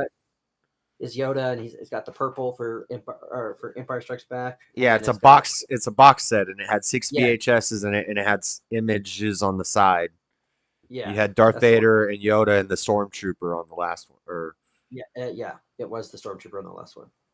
I think Yoda was on the Jedi Return of the Jedi, and then the Stormtrooper was on It was on the. You're right. On Empire Strikes Back. Empire Strikes Back. Yeah. So, but and then I still have buried somewhere the original Star Wars and Empire Strikes Back that was put on the original CBS Fox video. Because you're gonna remember when movies started coming out, like CBS, one of the things that they would do as an offshoot is they created because they were already making tapes for news stuff, and they already were doing the video production where they were already transferring movies onto video for like television. And so when the studio started putting movies on VHS, they would use companies like CBS. And so CBS eventually morphed into what became known as CBS Fox. Do you remember that logo, Buff, when you used to see the CBS Fox? Oh, yeah, I remember that logo. Yeah. And then so they paired with 20th Century Fox. And so there was a time where almost every movie that was put out there was done by CBS Fox as the video production company that did the actual physical work of putting it on VHS. So Unique Prepping, you can join. I gotta put the thing in the thing, but this is where my useless trivia knowledge of Hollywood and movie production and movie history is like, okay, whatever, John. Who cares about CBS Fox? No, I think one of the two greatest ones I got right now is I got the Blu-rays, and it's remastered Blu-ray versions of RoboCop and Teenage Mutant Ninja Turtles, and it was just so fun to watch those again in crisper, clean quality. Yeah. The things really pop off of the screen. Just with the quality itself. And, they don't add shit. It's not one of those George Lucas style things. It's just a cleaner. Which is what it should be. It shouldn't be a different movie. It should be It should be a remastering of the original movie. You should be remastering the audio and the imagery so that you can watch it on newer platforms. But you shouldn't be like, and I think that's the thing, is that he just felt like, hey, this isn't perfect, so I've got to add these things. And the problem is for example, like the Empire Strikes Back, you don't need to show the entire monster. I know he wanted to show the entire snow monster at the beginning, but it left for the imagination when all you could see is the hand, right? And that's kind of interesting about how some movie making is that when you don't have the means to make these things, your like when you don't show something on screen, your imagination can fill in the blank. You want to get into the nonsense of the additions that were done in there. I gotta go to Return of the Jedi with what's his nuts, the hairball throat monster singing in Jabba's palace. Oh yeah. I don't need to see his tonsils. No. Yeah. We reviewed the remastered thing in critical thinking class in 7th grade. I remember my teacher, Mr. Broadbelt, and one of the ones it was his biggest hang up, and he this is still in my head to this day. The scene where Luke and Vader are on the bridge, and Luke's hanging off the thing. He's got his arm cut off. Yeah. And Vader says, I am your father, or whatever. And Luke refuses to join the dark side, and he lets go and he falls to his, assumingly to his death. And in the remastered version, they added a scream in. So as he falls, it's like, ah! That's not in the original version.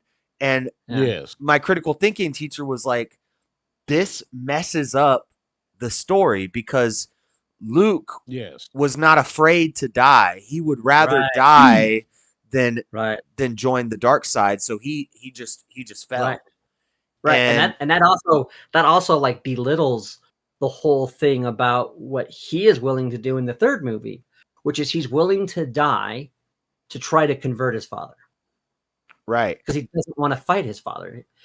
He doesn't want to join him. He doesn't want to fight him. He's like, there's a third option here. I know he's a good man. And he knows that he is potentially putting himself. This is why all the bullshit, the new Disney Star Wars and everything, they just fucked up Luke so bad, because they don't understand what makes Luke a hero. And you know what? Here's the thing. It's funny when they say Return of the Jedi, because really, to me, the Return of the Jedi moment doesn't happen until Luke lowers his lightsaber and throws it away. And I can remember as a kid going, what the hell is this guy doing throwing away his weapon? And that's when I realized he's acknowledged what the Jedi's acknowledge, which is that you have to, you cannot address violence with violence. You have to be willing to die. And you do not see the conversion of Vader without the suffering of the son. That's the exact reason why when Vader, and that flips Vader, because remember, so what happens is Luke, because see what Luke says, and Luke isn't because he doesn't want to kill the Emperor. It's not because he's a pussy. It's because he sees that what he did to his father is the same thing his father did to him. He's realizing, just like in the cave in Empire, he's becoming his father. That moment cements to itself to him, and so he says, "No, I am a Jedi, like my father." Not like how my father was, like my father. And it's because his belief is that his father is still a Jedi, even though he turned his back on the Jedi. And the way to do that, what I loved about Revenge of the Sith is you see that reversed when Mace Windu says, he is the enemy. Like if Mace Windu would have just not tried to kill him, I don't think Anakin is I think he still goes to the dark side. Windu had a point. But he sees what, and it's because he's distorted in his mind, because the Emperor has distorted his mind about what the Jedi are actually doing. And so here's the thing, and what Luke is realizing he was is that corrupted. No. What Luke up, is realizing is that the same narrative. Hey Zach, how's it going, brother? That the same narrative, right? That his father believed in it is a similar narrative to what they were telling him. And he realizes that in this moment, and he is willing to die, and he does it. He throws away his lightsaber, and at that moment, he goes, "No, I am a Jedi, and I'm not going to be a Jedi by killing my father." I'm voting for a convicted felon. Let's go. I want that hat. That's a sick hat. Yeah, Zach has that. He loves that hat. I'm watching on YouTube because this stuff froze up on Discord. But YouTube's behind, but you know the thing of it is that when he starts to suffer, his dad realizes that the very thing the whole reason why he went to the dark side was to prevent the suffering of his family, and now he realizes that the very man that was going to help him protect his family from suffering is the one that's causing the suffering. And that does not happen if Luke tries to kill him. It doesn't happen if Luke tries to kill the Empire. He has to be willing to surrender his weapon and to surrender his position. And it's because his faith in what his father is greater than the fear he has of death. And that's what makes that's what makes Luke Skywalker the hero in Star Wars. Could it not fall back into a state of premonition of which the Jedi have known to be? They can do the future it is that you see, as Yoda said to Anakin, and Luke figured that, oh, my father is going to save me, and that's why he turned his weapon off and submitted to being. He has no desire. He has no belief that his father will save him. Will save him. He has faith that his father could save him. But more importantly, what he has an acknowledgement in is that where his dad failed. So in Revenge of the Sith, his father fails in two different ways. The first primary. It's more or less pride. Well, yes, but what brings that? What does Yoda tell? What is the whole way to the dark side? Fear, anger, suffering. Fear leads to anger. Anger leads to suffering. Fear leads to anger. And if you think about it, to suffering. Yeah. And when you think about it, that's exactly what has happened with Anakin. He was afraid so one of the things he did is he's hesitant about killing Dooku, even though he knows as a Jedi it's wrong. his emotions are telling him it's right, and the Emperor is fueling that by telling him he's a threat. Anakin, he's a threat to his family. He knows that. His emotions weren't telling him that. Yeah. He wanted to take Dooku to be tried, and Palpatine said, "Do it." Right. Right. But my point is that despite what he intellectually knows is the right thing as a Jedi, his emotions, which is why the dark side. That's why when Luke goes, "Is the dark side more powerful?" No. The emotions are more powerful because it gives you that instinct, that gives you that instant access to that anger. And what he does is he accesses that anger, kills him, but then he has regret about it. Well, here's the thing. He did the same thing in Clone Wars. He has that anger release and then he regrets it. And so this is what happens is that with the dark side, and I say this of also the devil, like he likes to use our anger against us. And then when we say something bad or mean, like it makes us feel even worse and it makes us feel guilty. And then we don't feel like we have any kind of redemption towards something. And then that's when we think, I might as well just go full on dark side then. But no, the reason why he did that. And then the other thing was that the other reason why Anakin fell to the dark side in the third movie is because when he sees Dooku with his lightsaber to the Emperor, or then Chancellor Palpatine, he says, "We need him alive. I need him alive." So what is the greater good is now zeroed in on his own emotions, is zeroed in on his own self-interest. And then when he struck Windu, he dropped to his knees and says, "What have I done?" I know. That regret. That was the moment where he gave into his emotions. That's what John's saying. That after he regretted that, but then he just gave into it because he. Yeah. And now he realizes, now even though I know that's wrong, the Emperor, the Palpatine has promised me that he will show me the power to protect my loved one. And so at that point he goes, you know what? I've been compromised, but I can still protect Padme. He is still believing he can do good out of this. That's the sad part. Palpatine admits, that was all a bunch of bullshit. I'm sure together we can find out. Wait a minute. You told me before, you son of a bitch, that we can figure out how to save those from death. Now you're saying, I'm sure together we can figure out. It's like, what? And Anakin doesn't pick up on it. It's like, George, what are you writing right now? No, it makes sense. It actually makes sense because emotionally, he's deceiving him. He's lying to him. When you're emotionally compromised, your ability to he had him. Yeah, it was a Dave Chappelle moment. Like, gotcha, bitch. No. But what I'm saying for Anakin is that his emotions are why he is being blocked from using the ability to see that. See, another example and film I'll use is when I was younger, and I remember reading in the book, but also seeing in the movies, like thinking to myself, why did Denethor basically become so chaotic at the end of Return of the Jedi? Why is he so, like, you see what he does, like, so he is grieving his son Boromir, so he tells his other son Faramir to go into Osgiliath, which is overrun by the orcs, and to try to take it back as his brother would do that, right? And then you see how, like, he's crazy, like that city is under attack, but all he can think about in that moment isn't what's good for the betterment of his people, the people he's been in charge of. He's only thinking of his own selfishness, because that is what the grief of losing his son has done to him. When we go through such intense emotions, they are the reason why we are compromised, which is why the Jedi are correct.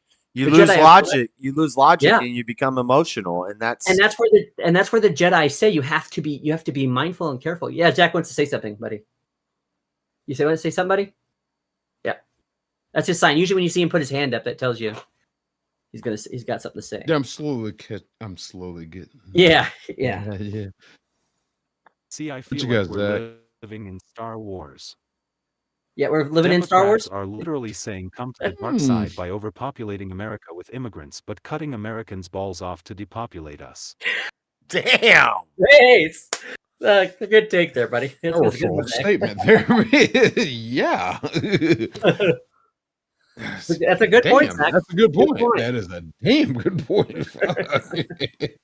Well, you know, the other thing too is We're living in a when I think of fantasy. when I think of like the Democrats in Star Wars with the Empire and all that, I think of that moment in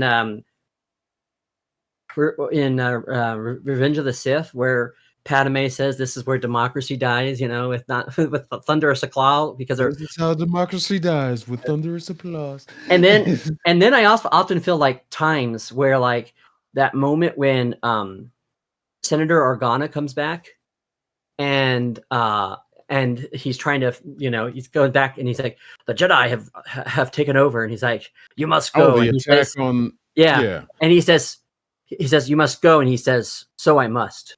And that's such a huge thing because it's an acknowledgement of knowing that no longer can he, like, he doesn't stop being a senator, but he stops being a senator that is involved in much in the politics, and then he obviously backlits the whole rebellion in the next trilogy. So, but yeah, because their orders weren't to take him out. They, you know, when the youngling came out. You mean trying to George fight Lucas's son? the You mean George troopers. Lucas's son? You know that was George Lucas's son, right? Yeah. Yeah. He comes out and tries to fight them, and he jumps back into his little speeder and takes off, and they tell you, hold your fire, and So yeah, he continues to be a senator. But the idea is that move. but the idea that you must go, and he says, so I must. It's an acknowledgement of the fact that the system has become so bankrupt, and so to me, when I think about that, that's why I kind of think about when I get into like politics, and I think about why I'm more along the lines of the Benedict option when it comes to that kind of stuff. The Benedict option. How did we get into Star Wars talk? Benedict option is there's a book by Rod Dreher. You're not gonna like it because you're probably gonna disagree with it, but it's about how Christians live in the culture and society that's been made post-Christian, and it's going to give you a idea of the method not being something that you would, I think, from what I would understand, because he doesn't prescribe an idea of. Well, don't assume what I would think of it, but what's it about? So he's.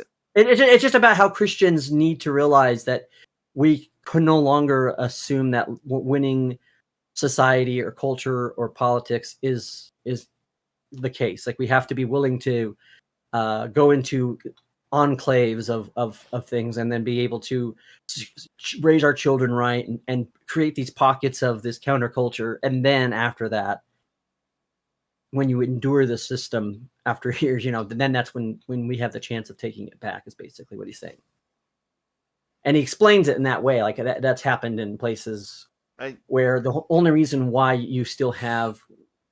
I think that makes sense, but yeah, like for example, in like but he does imply taking it back at some point. Well, but he doesn't, but not by force or but it's by raising your kids and by creating the culture outside of the cultural war. That's his method for doing it. Yeah. And then he writes another one. I just bought it, and I'm reading it, and it's called How to Be a Christian Dissident, and it says the great lie. And so it talks about like how he goes into the history of how Christians lived under communism, and he shows how that's happening now in the United States. So it's good. It's a good book, but that sounds good. But in the meantime, while you're raising your kids right, other people are raising their kids not so right. So eventually, no, I understand. That's why I'm saying I figured you'd probably, you know, there are probably some aspects of what he's saying that you would not agree with or think is yeah, no offense, but I'm not going to read it because I don't read. I have a long reading list, and I don't read as much as I used to because of work and streaming and. Yeah. I wish I could read more like I used to, but no, I understand. But you were asking what the Benedict option is. That's what I was just trying to give you that answer. Okay. Yeah, I assumed it meant something like Benedict Arnold, like being a traitor. No. It's a Benedict option is more about the Benedictines who were I think I'm trying to remember. I have to remember. I'm not going to say without knowing for sure. So, but if I remember right, the Benedictines were like a group of Catholic Christians who lived in Europe that suffered being around a bunch of people who were Degenerates. Yeah, basically. Yeah. I've heard of the Benedictines. I've heard of that. Yeah. Okay. So, yeah, that's basically what the premise of that is. But no. So, that notion though is what I'm trying to say is so I must like this idea of right now this insanity. I can't. There's no right now. I can't. Unless I want to become some type of martyr. There is sometimes things like a tactical retreat that are necessary for when you're dealing with issues and it becomes necessary because without him surviving this, there is no rebellion in the way we know it in the original trilogy. Yeah. And his adopted daughter, Leia, doesn't have the means and access to the Senate that she has. And yeah. Yeah, there's a lot of deep stuff in Star Wars. Oh yeah. Like I said, I'm one of those guys that goes deep in a lot of those stuff, and that's why I've always loved the themes of Star Wars. But I've never been one of those guys that's like, yeah, I gotta dress up like a Jedi, and yeah, I'm gonna name my dog 3PO, and yeah, and I have to think that. So it's like I am a Lord of the Rings nut, and I name my cat Strider. So it's not that I'm not that type of nerd. It's just I'm not that type of nerd for Star Wars. But like when these guys write these fictional epics like this, like Lord of the Rings, like Star Wars, do you think that we are reading this stuff into it, or do you think he intentionally put that in it because that was part of the Well, I think the important thing is, so the big basis of his Star Wars saga is, are you familiar with Joseph Campbell's Hero of a Thousand Faces? The hero's journey. Yeah, but and that's part of the book, The Hero of a Thousand Faces. Basically, it's about this motif of what the hero is, right? Right.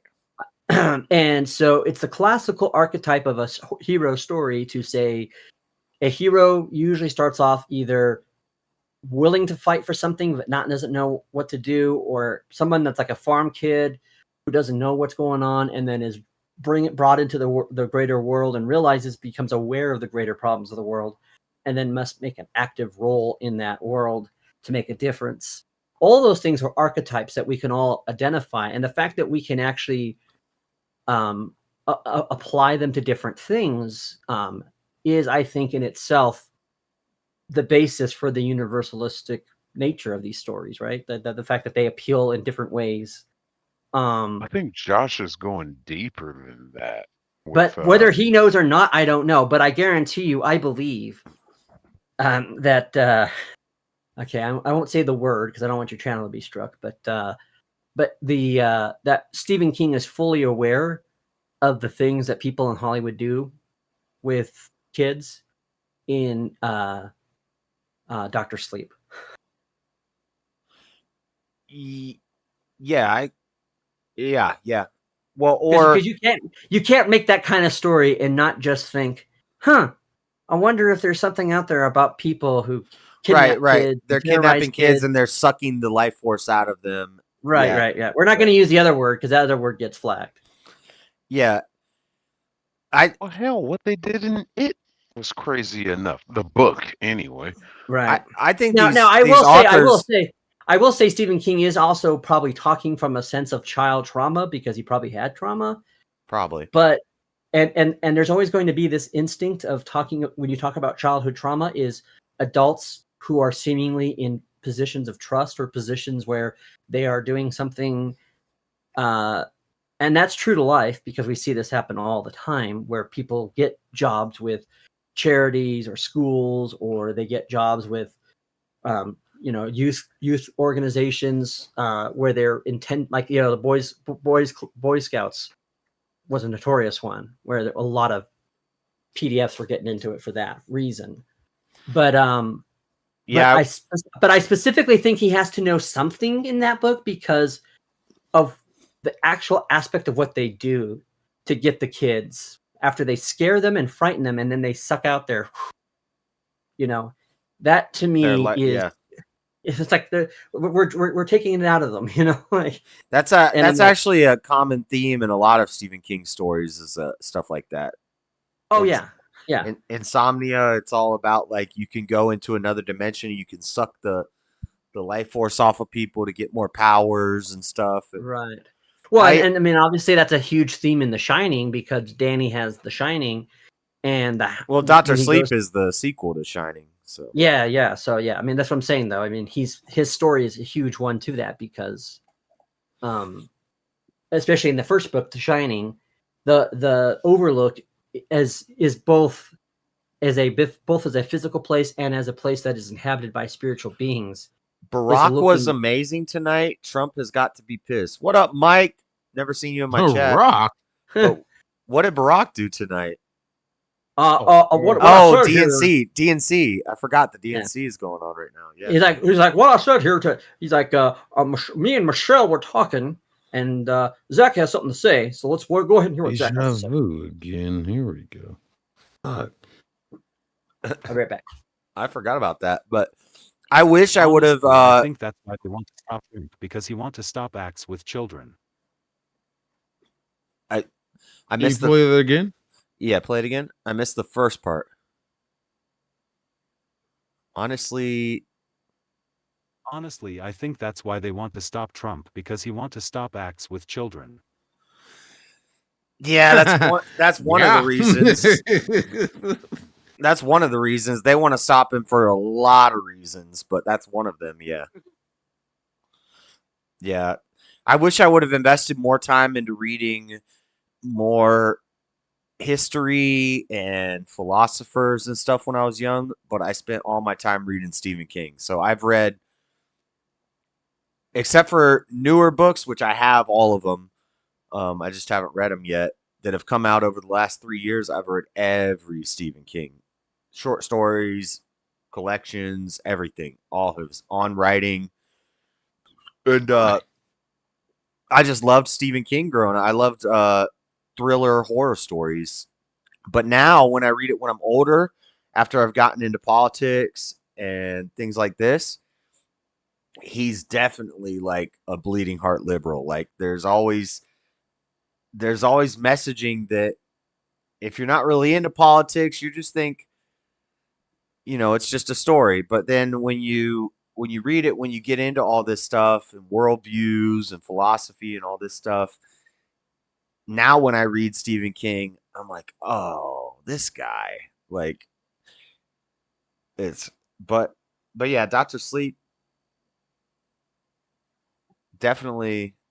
I never really thought about that, but yeah, I read Dr. Sleep years ago, but I saw the movie. The movie sucked.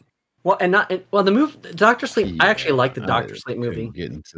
I couldn't get into that movie at all. Yeah, I actually really enjoyed it and liked it. But you're right. The comparison you're making, I never even thought about that. The fact that they suck something out of them and then they become younger.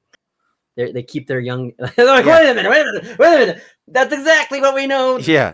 They kidnap kids, they scare the kids, they suck the life out of them, and they get younger. That's you're kind of hitting the nail on the head there, Steven. A phrenodrome. Yeah. Sorry, that's the best way I can say what that's the word. Yeah. Yeah. It's always something to do with soul sucking. Jeez. They're probably the only two movies I really unfortunately movies I respect out of him. Unfortunately, you have what for Stephen King? Or what? He said, unfortunately, I have something for unfortunately. Repeat what you said about Stephen King. Oh. 4 shelves of Stephen King books. Oh, there you go. Yeah. Wow. Well, I don't care if he's a bleeding heart. I'll separate the art from the artist. Me too, yeah. And he is a great writer. And he's a great author. Yeah. Yeah, that's not to say that he hasn't written some shitty books. I mean, he has. Yeah, but I'll when he's give him on, writing. but when he's let's be on honest, and most of his, he's on, and when you can read 1,000, The Stand. I loved Under the Dome, like these The Stand is probably 1,000-page my favorite. books. Is my favorite book of his. Yeah. I'll And give then him writing. I think he needs to stay away from directing. And you're just movies. burning through the he doesn't page. direct. He doesn't actually direct the movies, though, buddy. That's the whole point, though. Is Yeah, his movies Maximum suck. Overdrive. Okay, what I'm saying though is most of the movies that are made off of his books, he didn't direct. Right. He directed one movie, but So, and he's notorious for absolutely hating The Shining, the movie, even though I think it's a great movie. It's a great piece of work of art. And but if you read the book first, you're going to be disappointed in the movie. and for me, you have to understand that what The Shining the movie is and what The Shining of the book are two different things. Right. And if you can understand that and appreciate what is being done in the movie versus what is in the book, that's great. Yeah. From an art perspective, I both love them much the same, but the book I think is greater because one of the things I think is lost in the movie is the fact that you see how much he is struggling with his alcoholism and how much the Overlook is feeding off of that alcoholism to the point where he's come to his life where he can't hold most jobs in his life. And the first time he's trying to like hold a job and do right by his family, that job to be like faithful to that job is to give into the house's whims on killing his son. And it's like, that is such a deep dichotomy going in there. And it's a great way of saying, look, when you're addicted to these substances, when you have these problems, eventually you're going to have to choose them over your family or your family over them. There's no going about it two ways. So I'll probably give him the most credit for creating that pamphlet, that short story of Shawshank Redemption, which was turned into a beautiful movie. Mm-hmm. Well, Green Mile was it wasn't a short story, but it was a fairly short book. Yeah. And what you got, Zach? You want to say something, Zach? There he is. Yeah. I was disappointed in the Dark Tower movie because it's oh not my like the god! Don't even start. Dude, don't even get started. Don't get Josh started. Don't get me out. That's my least favorite movie of all time because I love the Dark Tower series. Right. And it's such a bastardization of the books. Oh my god, it was so bad. It was. It's not just that they were. It's not a bad book. It's like they tried to shove a bunch of books into one movie, and I'm like, and then they do it really badly. It's like, yeah, they should have. If they should have done it like they did Harry Potter, they should have done the Gunslinger and then went through all of them, and then it would have been good. But no, that was so bad. now I don't think they had a. I think Matthew McConaughey was not necessarily a bad choice for the role of Mr. Black. Yeah, or Walter. Or, yeah. I think they could have I think what they did with his character was a waste of his acting chops and his abilities. But when I think about him, because that Mr. Black is also Flag, right, from The Stand. It's he's the same Flag. entity. He's Walter. Yeah. He's in all the. Yeah. Stephen He's King's in the whole Dark Tower weaves all of Stephen King's stories into it at some point. Right. And he's even the craziest part about the Dark Tower series in the books is when Stephen King got in a motorcycle accident. Right. And in the Dark Tower series, in like the 5th and 6th books, Roland and Susanna and Eddie meet Stephen King at his house, and they warn him about the motorcycle accident. Yeah. And so Stephen King wrote himself into his own story, and they're like, "You're writing our story right now. We need you to keep writing this story." And it was crazy. It went pretty meta in that book for sure. M. Night Shyamalan? What the fuck? Yeah. Well, and then of course his accident also plays a huge role in Dreamcatcher, which is related to it because Duddits from They're all related. They're all. He is the turtle in the It. Yeah. He's that same alien that is portrayed as the turtle in It. Before Marvel Universe did the Marvel Universe thing, Stephen King has a Stephen King universe. Yeah, he had the Stephen King multiverse, and that's why I was happy about the show they were trying to do on, was it Hulu, where it was going to be called or it was about because the whole center of it is in Derry, Maine, right? That's the whole emphasis of where everything stems out of. Yeah. Maine in general, he does a lot of stuff out of Maine. He's got a book. Right. When he lived in Florida, he wrote Duma Key, which is a show. The jury is still out on that show, whether or not they're going to go through with it or not. Yeah, I mean, I would love to see that really fully explored, because the connection between these different characters in the different, because all of it comes down to this good versus evil in these different realms of Stephen King novels. I like when he steps out of that universe. Like, what's the JFK one? It's 19. Oh yeah, you're thinking of 11 something. 11, 16, 22, 25, whatever 60. the date is. Yeah. That was a really good book. It was a really good series too. The series was good. Yeah, the series was good. I liked the way they did the series, but yeah. But I will say that the Stephen King books that are probably the worst are probably, I'm sorry, Christine was a terrible book. And in fact, he actually knew this. Watch your fucking mouth. Because he threw the book away. And it was only his wife that got it and said, no, you need to complete this and submit this. He was fairly... So even he knew it was... What is that, like his fifth or sixth book? Uh-huh. So he's kind of newer. And maybe he had, he wrote Carrie and The Shining before Christine, and it's like, oh, you're a new author and you wrote these huge smash hits. And then he had one that didn't quite live up to the other ones. But I didn't think Christie was horrible. But no, I mean, it's not like and I'm not saying it's a bad book. I'm just saying it's probably the worst of his books. And the reason why is because it's just not. It's maybe for me because it's a little bit more. It's a little bit more surface based. It's a very linear story. It doesn't have the depth that almost all of his other books have. But like, he's got one called From a Buick 8 where he goes back into like the cursed car idea. But this is like a car where you go into another universe when you go into it. Now I do love his, I think it was a short story and they made it into a movie, which was Sometimes They Come Back. Did you ever see that one? I'm sure I read it. I read all his short stories, but I can't. It's kind of where this guy was with his friends, and then they wanted to like rob something, and then he gets out of the car, and they continue, and they get killed, and so they come back to haunt him. And it's called They Sometimes Come Back. It's a decent movie. What's his name is in it? I'm trying to remember his name. Familiar. But it's very much akin to like what Christine is about. It has that same type of feel that Christine has. Now I do love Pet Sematary. I loved the original movie was great.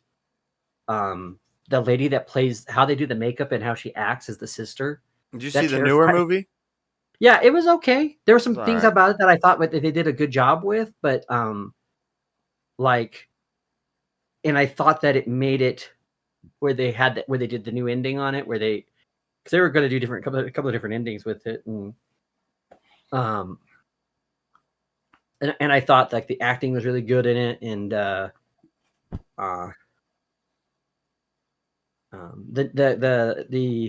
one ending that they could have had on it, I think, is actually better than the one that they ended up choosing. But I usually don't like Stephen King movies. I can't stand them, but I love the It movies. And I love It is probably my favorite Stephen King book. And I was pissed off in the movies. The movies are always so much softer than the books. Right. Like in the movies, they do like a blood pact. But in the books, they all take turns having sex with Beverly. Yeah. It's like, it's like they kind of soften it up for Hollywood. Well, and because let's just be honest, like some of those things probably wouldn't appeal to a great general audience. Like, it's like, yeah. It's like, Yeah, it's I'm not like, the what? same. You guys are they're gonna have sex, you know. They're all just gonna take turns having sex with Beverly. But to me, because obviously kids, his best stuff is when he's talking about stuff with growing up as a kid, right? So like obviously, Stand By Me is a great movie and a great book that he wrote. Yeah.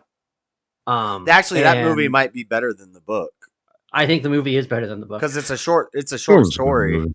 Yeah, no, it's a good and the movie had incredible actors in it. The movie was great. That's a great Had Richard Dreyfuss in it, Joaquin Phoenix, Jerry O'Connor when he was a fat kid. That's a Stephen King movie. Even Wesley Crusher is not bad. He's doable in that movie. He's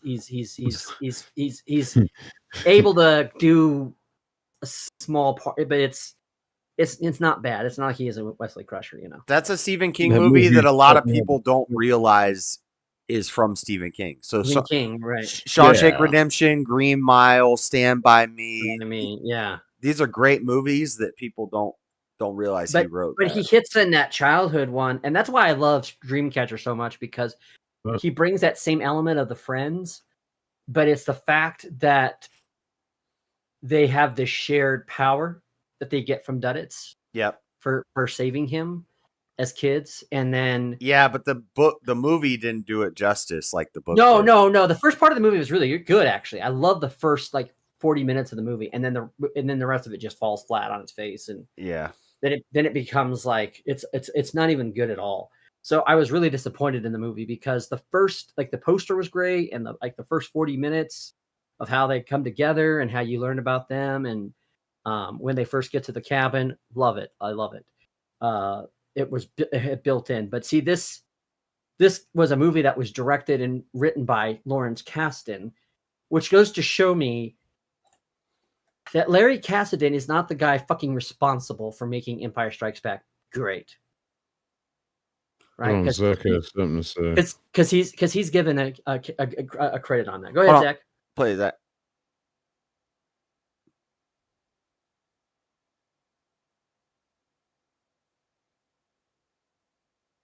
Well, hey guys, it was nice hanging out. I'm going to drop down and try to get my new outro finished.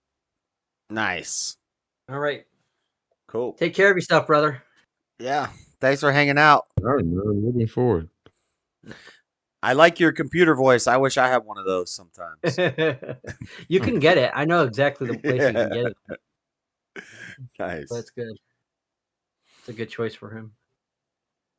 He's a good guy. He lives just a couple hours south of me, Josh. Oh yeah?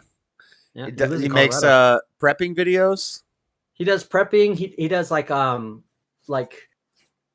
gardening videos. And what's great is so he's showing people who have what he calls unique abilities versus disabilities. Right. How can they help, how they can be more sustainable, right? How they can do more for providing for themselves. And one of my oldest subscribers on my channel is a channel called Disabled and Prepping. And she's a woman, but she's been commenting on my videos forever. She's not really into the politics and the streaming stuff, but she likes my gardening videos and my camping videos and stuff. And we should hook them up. Yeah. I don't know if he's married or what. But. He is not married. He's and I think he's looking for any opportunity if he can find a good one. So nice. Yeah. But Project 32. But yeah. So the first, but Larry Kasdan screen wrote the Empire Strikes Back. He also was the co-writer who begrudgingly wrote half of Return of the Jedi. Of course, he never got his full wish in Return of the Jedi because he wanted to kill Han Solo in Return of the Jedi. So when they brought him back to write part of the script for him and his son to write part of the script for Force Awakens, guess what he did? Killed Han Solo. That's his desire in life, was to kill Han Solo.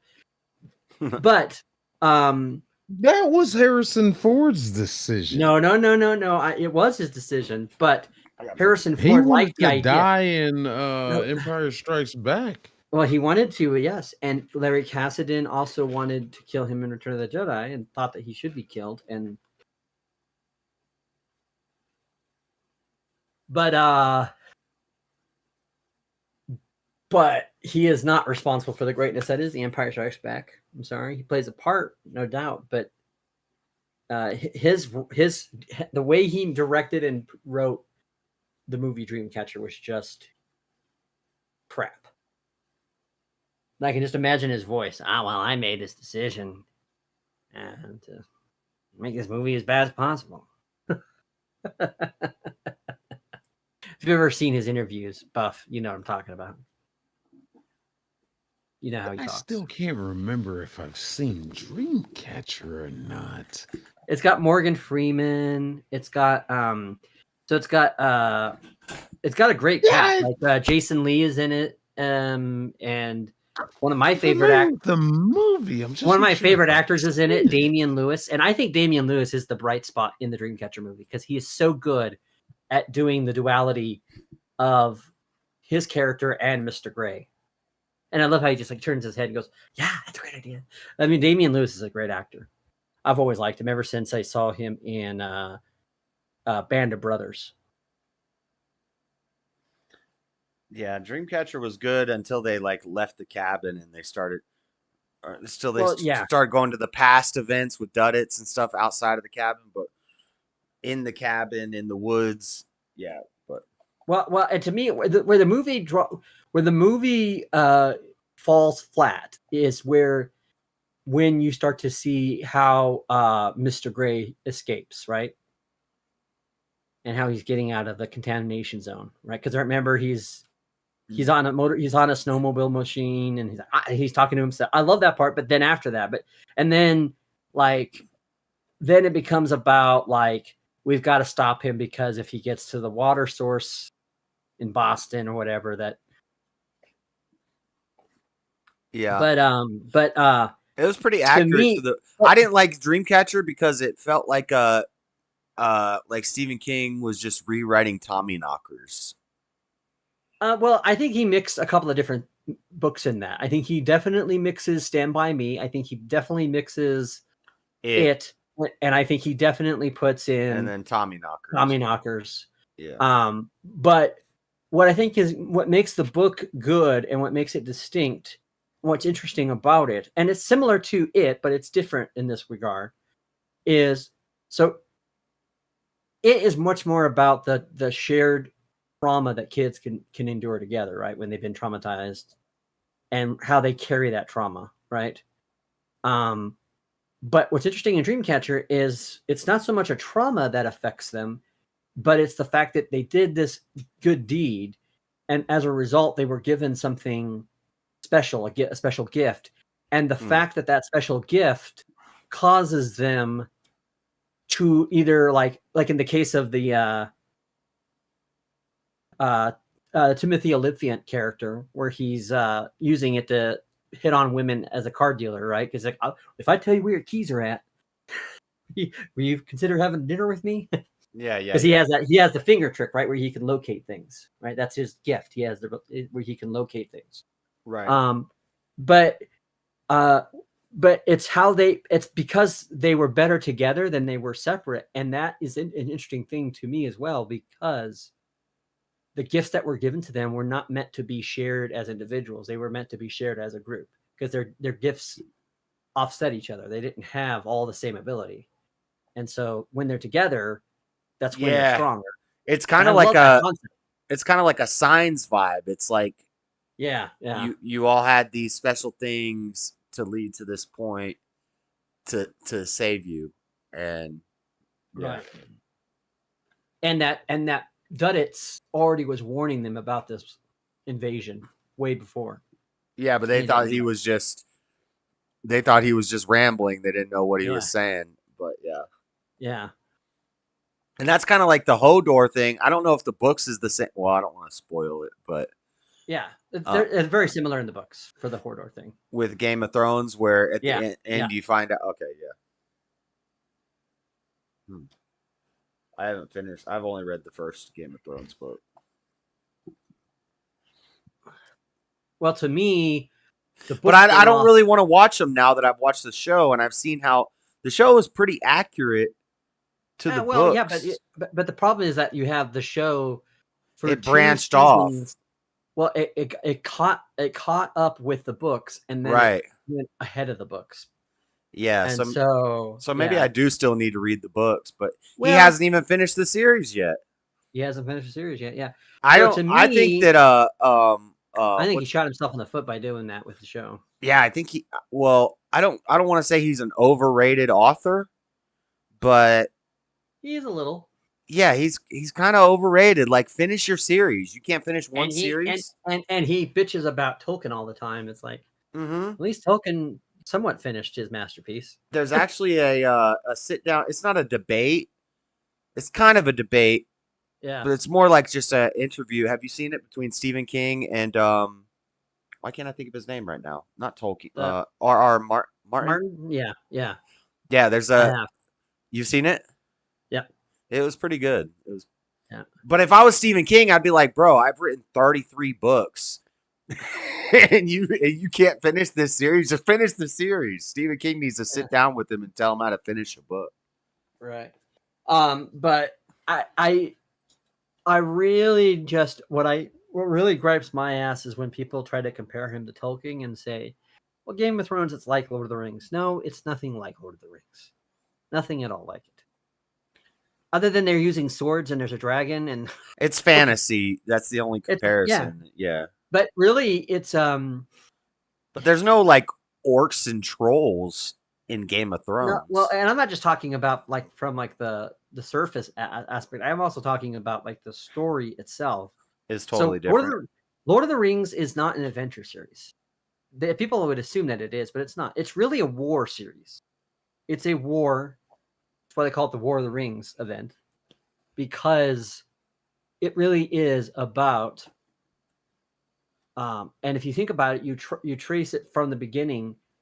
It mirrors a lot of what Tolkien himself went through during World War I, where he grew up in a really green rural, village, and then he goes off to war, fights in war, becomes very despondent by it, sees his friends die, comes back, and the village that he used to live in is now all been urbanized, and so he sees the World War II now coming along and realizing that the Great War was fought for no reason, and he realizes that there's all these things. So he's got all these different themes that are in there, but deep down, it's a war story, and it's a story about hope is what it's about. It's about having hope in light of those things. Whereas Game of Thrones shows the world to be dark and doesn't offer any hope. Your only hope is that the family that you're most aligned to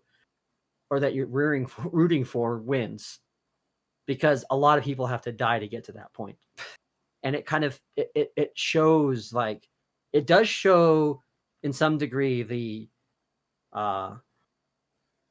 uselessness in war, but it also glorifies it at the same time. It's a weird dichotomy that it does. So and to me, like, I would say if Lord of the Rings is like a fantasy war series, I would say Game of Thrones is more of a fantasy opera series.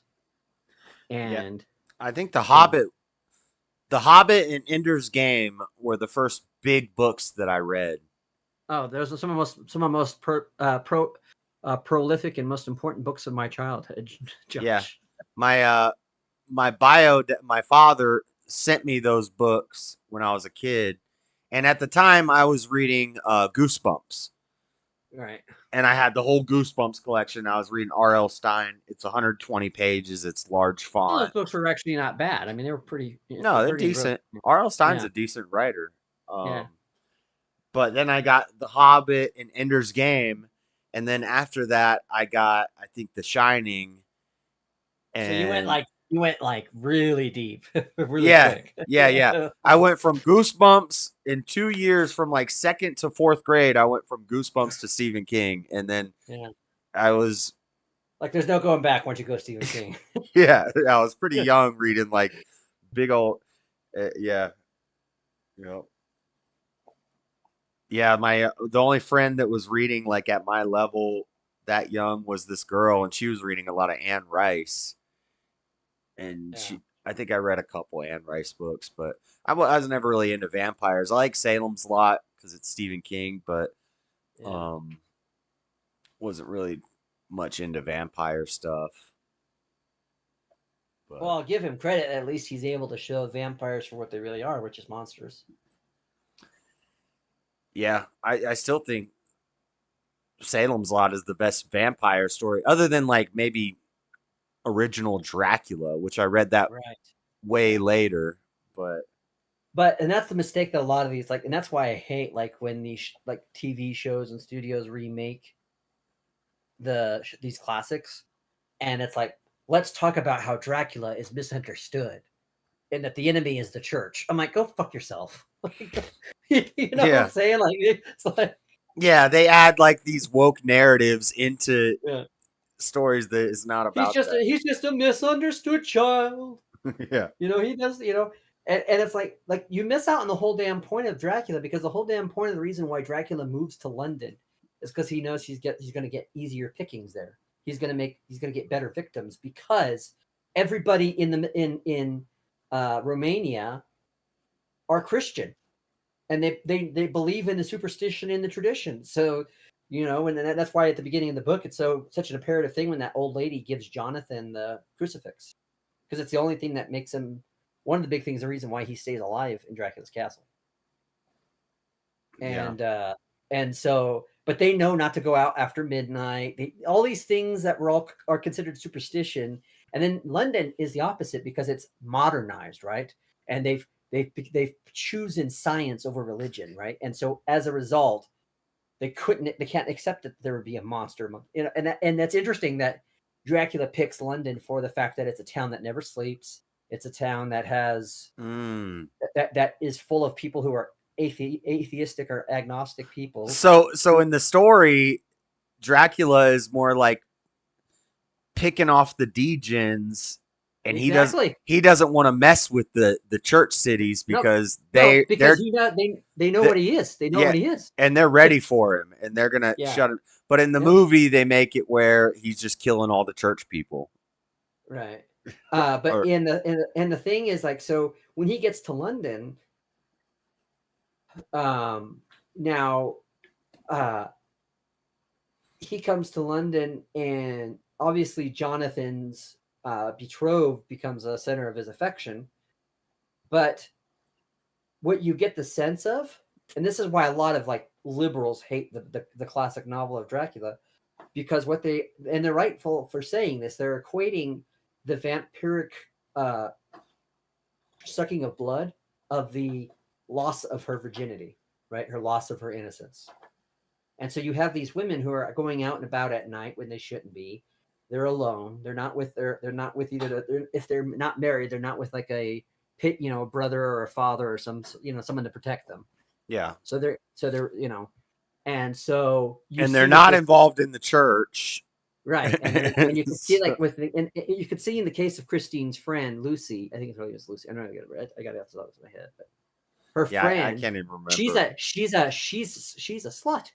It's pretty evident that she's a slut, because she's got 3 guys that are trying to be her betrothal, right? And she's not willing to pick one of them yet, because she wants to eat her cake and have her cake and eat it too at the same time, right? Yeah. So, and she loves the attention of men, which is why someone like Dracula coming up to her and seducing her and getting to her would be not. Yeah, not I'm rich. Look at my castle. Let's go into my castle. But and then when Van Helsing arrives in London, then you realize a couple of things. One of the guys that's the betrothed to the friend is a doctor, and he says, there's a great quote where he says, "Have you lost all regard of your senses? When did your education tell you something other than what you can plainly see?" And I'm like, I love that line, because it's like, if you're a person who is being truthful, you'll be like, oh yeah, this is a vampire. It sucks blood. It does the, but the fact that the one friend refuses to see the truth about who Dracula is because he's believing the modern lie Yeah, he's too educated. The science doesn't prove there's God. Right, The science right, doesn't prove right. it's a vampire. It's not a vampire. It's got to be some type of disease, right? You know, like, and the interesting thing is that that guy is also treating the guy that is Renfield in the prison, right? He's the guy that came over the first time before Dracula came over, and he's eating the spiders in the cell, and he's acting like a vampire. He's talking, you know, and so really Van Helsing represents the guy that says, like, look, I've got science on my side, but I also have truth on my side because these things are vampires. And there's this idea in this point in this book where, okay, yeah, your belief in science is making you deny what you can frankly be able to observe. And that really is what science should be about, which is what you observe, not what you conclude is most logical. And so, right, it's knowing, but it's knowing based off of your best observations and your testing of your observations. And he's like, look at her. She's been bitten in the neck. She's acting weird. She's pale. She's, you know, and it really isn't until the friend comes back as a vampire and they have to kill her that he finally sees the truth that this is the case. Renfield. So Renfield is in Dracula. See, I don't even remember Dracula. And so is that why the new Renfield movie with Nicolas Cage? Yep. Okay. It's a modern retelling of that character from. Have you seen that movie? Is that decent? Yeah, it was actually pretty funny. There were some decent. There were some really good funny moments on it. I think Nicolas Cage was great as Dracula, actually, and I think he did a good job of actually being like the kind of person we could conclude that Dracula could be, which is just a complete narcissist that only cares about what he needs, you know. What is the movie I watched the other day? Nicolas Cage. It was a horror movie, and Nicolas Cage is the killer. But you only see his face like twice in the whole movie. What was that movie? What was the year of the movie? It's a fairly new movie. A little girl walks out, and there's a weird looking man standing in her yard, and she takes a picture of him, and then there's dolls, and the dolls kill people, or the dolls, once the doll is in your house, you know what I'm talking about, Buff? Yeah, Buff might know if he's with us. Oh, what is that movie? I just watched it like a month ago, and it's not a clue. Nicolas Cage does so many movies behind the scenes. I can't keep up with his filmography. Hold on, I'm looking it up. Long Legs. Oh, that's what I was just going to say. That Long Legs. That was a creepy movie. It was kind of weird, but you only see Nicolas Cage like twice in the whole movie. Yeah. For like 2 seconds. It's a flash scare of his face, and he looks creepy. Yeah. He always looks creepy.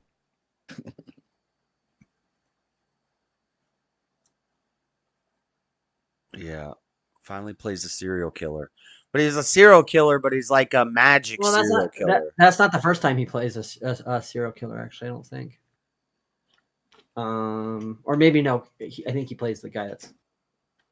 It says here he finally plays a serial killer. Oh, okay, gotcha. But maybe, yeah, I don't know. No, you're right. I was thinking because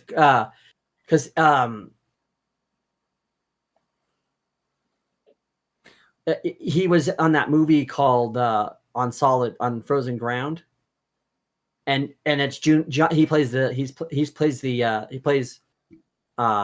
FBI guy, or the guy that's Alaskan state cop. And John Cusack plays Robert Hansen, who was the serial killer in known as Butcher Baker in Alaska. You know that case? On Frozen Ground, John Cusack, Vanessa Hudgens, Nicolas Cage. Yeah. I think I've seen this. But that's based on a true story about the guy that they called the Baker Butcher. Okay. I liked him in Matchstick Men. Yeah. If you ever watch a documentary about that guy was something else. Robert Hansen, he was something else. The serial killer? Yeah. Because he worked at a bakery, and And then I've probably watched. Is there like interrogations of him and stuff, or any interviews? I think there was some, but the more important thing was that he would take prostitutes, and then he would like release them out in the woods and hunt them and kill them. Damn. And then bury them out in the national forest lands and all that. So yeah. That's crazy. That's yeah. Yeah. That's worse than just killing me. Just kill me. Why are you gonna play games with me? You're gonna release me in the woods and I got no weapon and you're hunting me? Yeah. At least I guess at least then you have a chance to survive. But yeah. But it's amazing how much John Cusack like him in that movie. In the movie, did somebody survived? Huh? Somebody got away. Yeah, there was and in real life too. There was somebody that escaped, and that helped them find the little, because he had like a little cabin that he would base a lot of his activities out of. But what would happen is, so when he was, a lot of times what would happen is if he was either going to work, like at, because bakers will usually start working at 2 o'clock, 3 o'clock in the morning to get ready for the rush hour, which is like 6 to 7, right? Who is Mike? Do you think Trump concedes this time when he loses again? Well, he conceded last time, so I'm sure he'll concede this time again. Yeah, that's a myth that only Democrats believe, that he didn't concede. Yeah, he left on the day he was supposed to leave. He didn't put up. Did he fight what he thought was the illegitimate? Yeah. And he never stayed there past the time when his presidency was up. And in fact, he left in probably a better state than, say, like we know about the Clintons. The Clintons left the White House in such a shitty way, like literally, like they trashed that place, a lot of the stuff. So they didn't have any kind of. Up until he had to leave, he used every possible legal route, and some people will say, well, he shouldn't have been able to do that, but he was using every possible way that he could. The reality of the case is that he was denying this. And for Democrats, up until 2020, denying an election result was considered okay, but now it's not. So when you question the results of the Gore-Bush, that's not a threat to democracy. When you question the first time when Trump won, you're not saying that was a threat to democracy. Right. And if Trump wins, I guarantee you for the next 4 years, we're going to hear about how the election was stolen from Kamala. And I guarantee it. Yep. Like, so, but that won't be an insurrection. If people rise up and start rioting, that won't be an insurrection. Right. Yeah. Right. Just like it's not an insurrection to, like, I don't know, take over a government building in Oregon or Washington, wherever they were when they did the free zone or whatever. Or even when they were doing the Palestine protests in what was that building? It was the Capitol building or something. It wasn't the White House. Funny that all these Palestine people are protesting the DNC, and I saw on X someone's like, "This makes no sense. Why aren't they protesting Trump?" Because let's see here, of all the presidents we've had in the last 20 years, who's not led us to a new war? Trump. Yeah. And now Kamala is saying, that campaign is saying they're going to broker. Well, Biden said it last night on the DNC. He was like, I was trying to broker a peace deal with the Middle East, and Kamala is going to further this. No. No. And did you see that picture of that one guy that was at the DNC convention, and he was taking a picture with Nancy Pelosi, and he has a sign that says, pro-Israel Democrats? And I'm like, this is the point I'm trying to explain to people. Maybe the reason why the Palestinian, and I'm not saying I support all what they say or do, but maybe the reason why they're protesting the DNC is that they've come to finally be awakened to the fact that the DNC is no longer the anti-war party. It's no longer a party that, like, the last time that DNC really tried to do anything to promote Palestine was probably under Carter. And it's crazy how everything was under, So it's crazy how everything is flipped. So yeah, like the right was always the warmongers, but now Yep. the left seems to be wanting to be the warmongers, and the right is trying to be the side of peace. And we're tired of this warmonger crap. Free speech, vaccines, all these things. They flip flop. It is a pendulum. It swings back. And the whole reason, and the whole reason why people who are against that are now not is because the people that they cultically follow are in power. And remember, and I say this, remember before, because they're like, because I was reading some of the things that he was saying, or that someone was saying about Biden, and it was like, well, I'm trying to remember somebody on X, but it was like they were saying something to the fact of, well, no, it was the vice president, the governor of Minnesota, right? The Waltz, yeah, said Trump didn't do anything for getting the vaccine. I'm like, what? Like, he did Operation Warp Speed. He's the one that did Operation Warp Speed, which, if I remember right, the Democrats did not want to take that vaccine until, I don't know, Biden got in, and then it's all about taking the vaccine. Right. They should love that.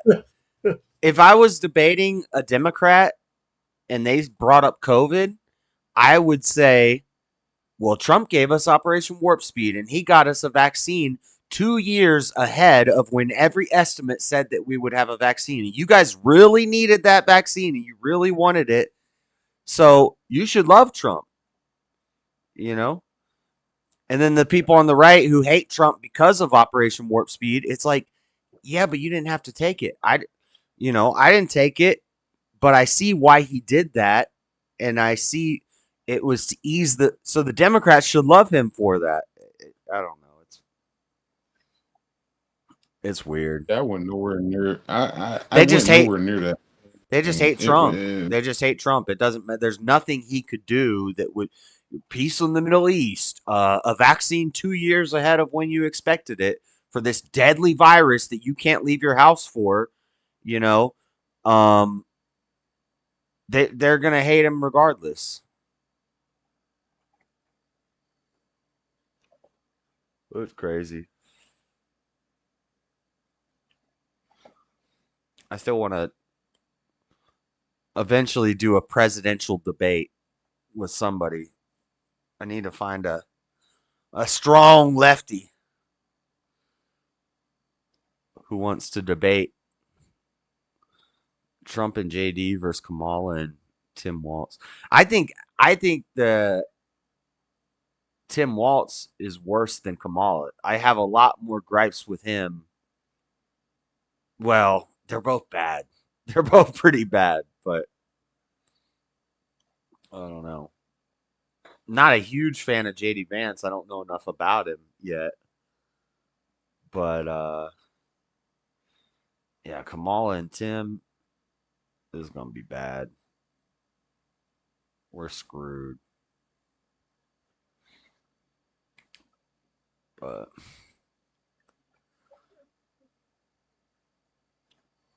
oh no. I wonder if this is some kind of what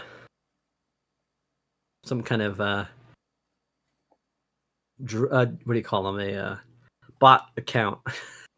That's cool. Oh, Mike? Yeah, who knows? But have you noticed like all these like all the artificial organizations now that exist because of Kamala? They've and obviously right when someone announces, they start organizing different PACs and super PACs, and I get that. But it's like whites for Harris. Like, could you imagine white dudes for Harris? Yeah, like, could you imagine if someone did that for a candidate on the Republican Party? Right, black dudes for Trump. Well, there is blacks for Trump, so maybe they're trying to, I don't know, compete with that. White dudes for Kamala. And then I saw one on Twitter. It was like evangelicals for Harris, and I'm like, really? But even my mom, when I talk to my mom, and she doesn't even like follow politics like that, but she was married to a man who was really into politics, so she has an understanding. When I talk to her, she's like, "Do you see that Kamala is going against Trump now. I'm like, yeah, Mom, I saw that. Um, she's like, didn't they hate her like Yeah. 6 months ago? And I'm like, yeah, Yeah. Mom, they hated her 6 months ago. Yeah. Oh yeah, but the narrative changes when it comes to being against Trump, right? They'll say, "Oh, she's the greatest choice for America. She's a blah blah blah," and it's like it's all. And it's sad that there's people out there like this Michael guy that believe that crap, right? That, people like Jalen that believe this crap, that believe this artificial bullshit. That my mom you is know what I'm like, saying? all my Democrat friends couldn't stand her and they didn't like her and they thought she was a bad vice president. And now all of a sudden they love her and they Yeah. and I'm like, yeah, Mom, that's what's happening. And what's interesting now is I know people who are voting for Kamala because they like Walz. And like, why didn't they just run Walz as a candidate then? Oh, that's because you have to have there's like a pecking order, I guess. I mean, because she technically, Kamala Harris is part of the incumbency, but it's like, but it's got to be like they're acting as if this is Biden's last term, and like it was, how Gore was, right, where he took the place of Clinton, was supposed to take the place of Clinton after, but that's not the case here.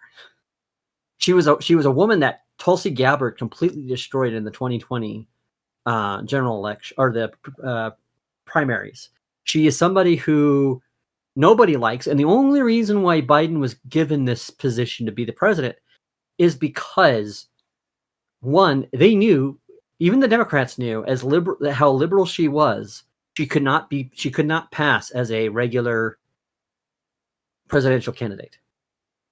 And when Tulsi kind of exposed a lot of this stuff about her, because even she, now I'm not saying she's wrong. I mean, I think Joe Biden is extremely racist, but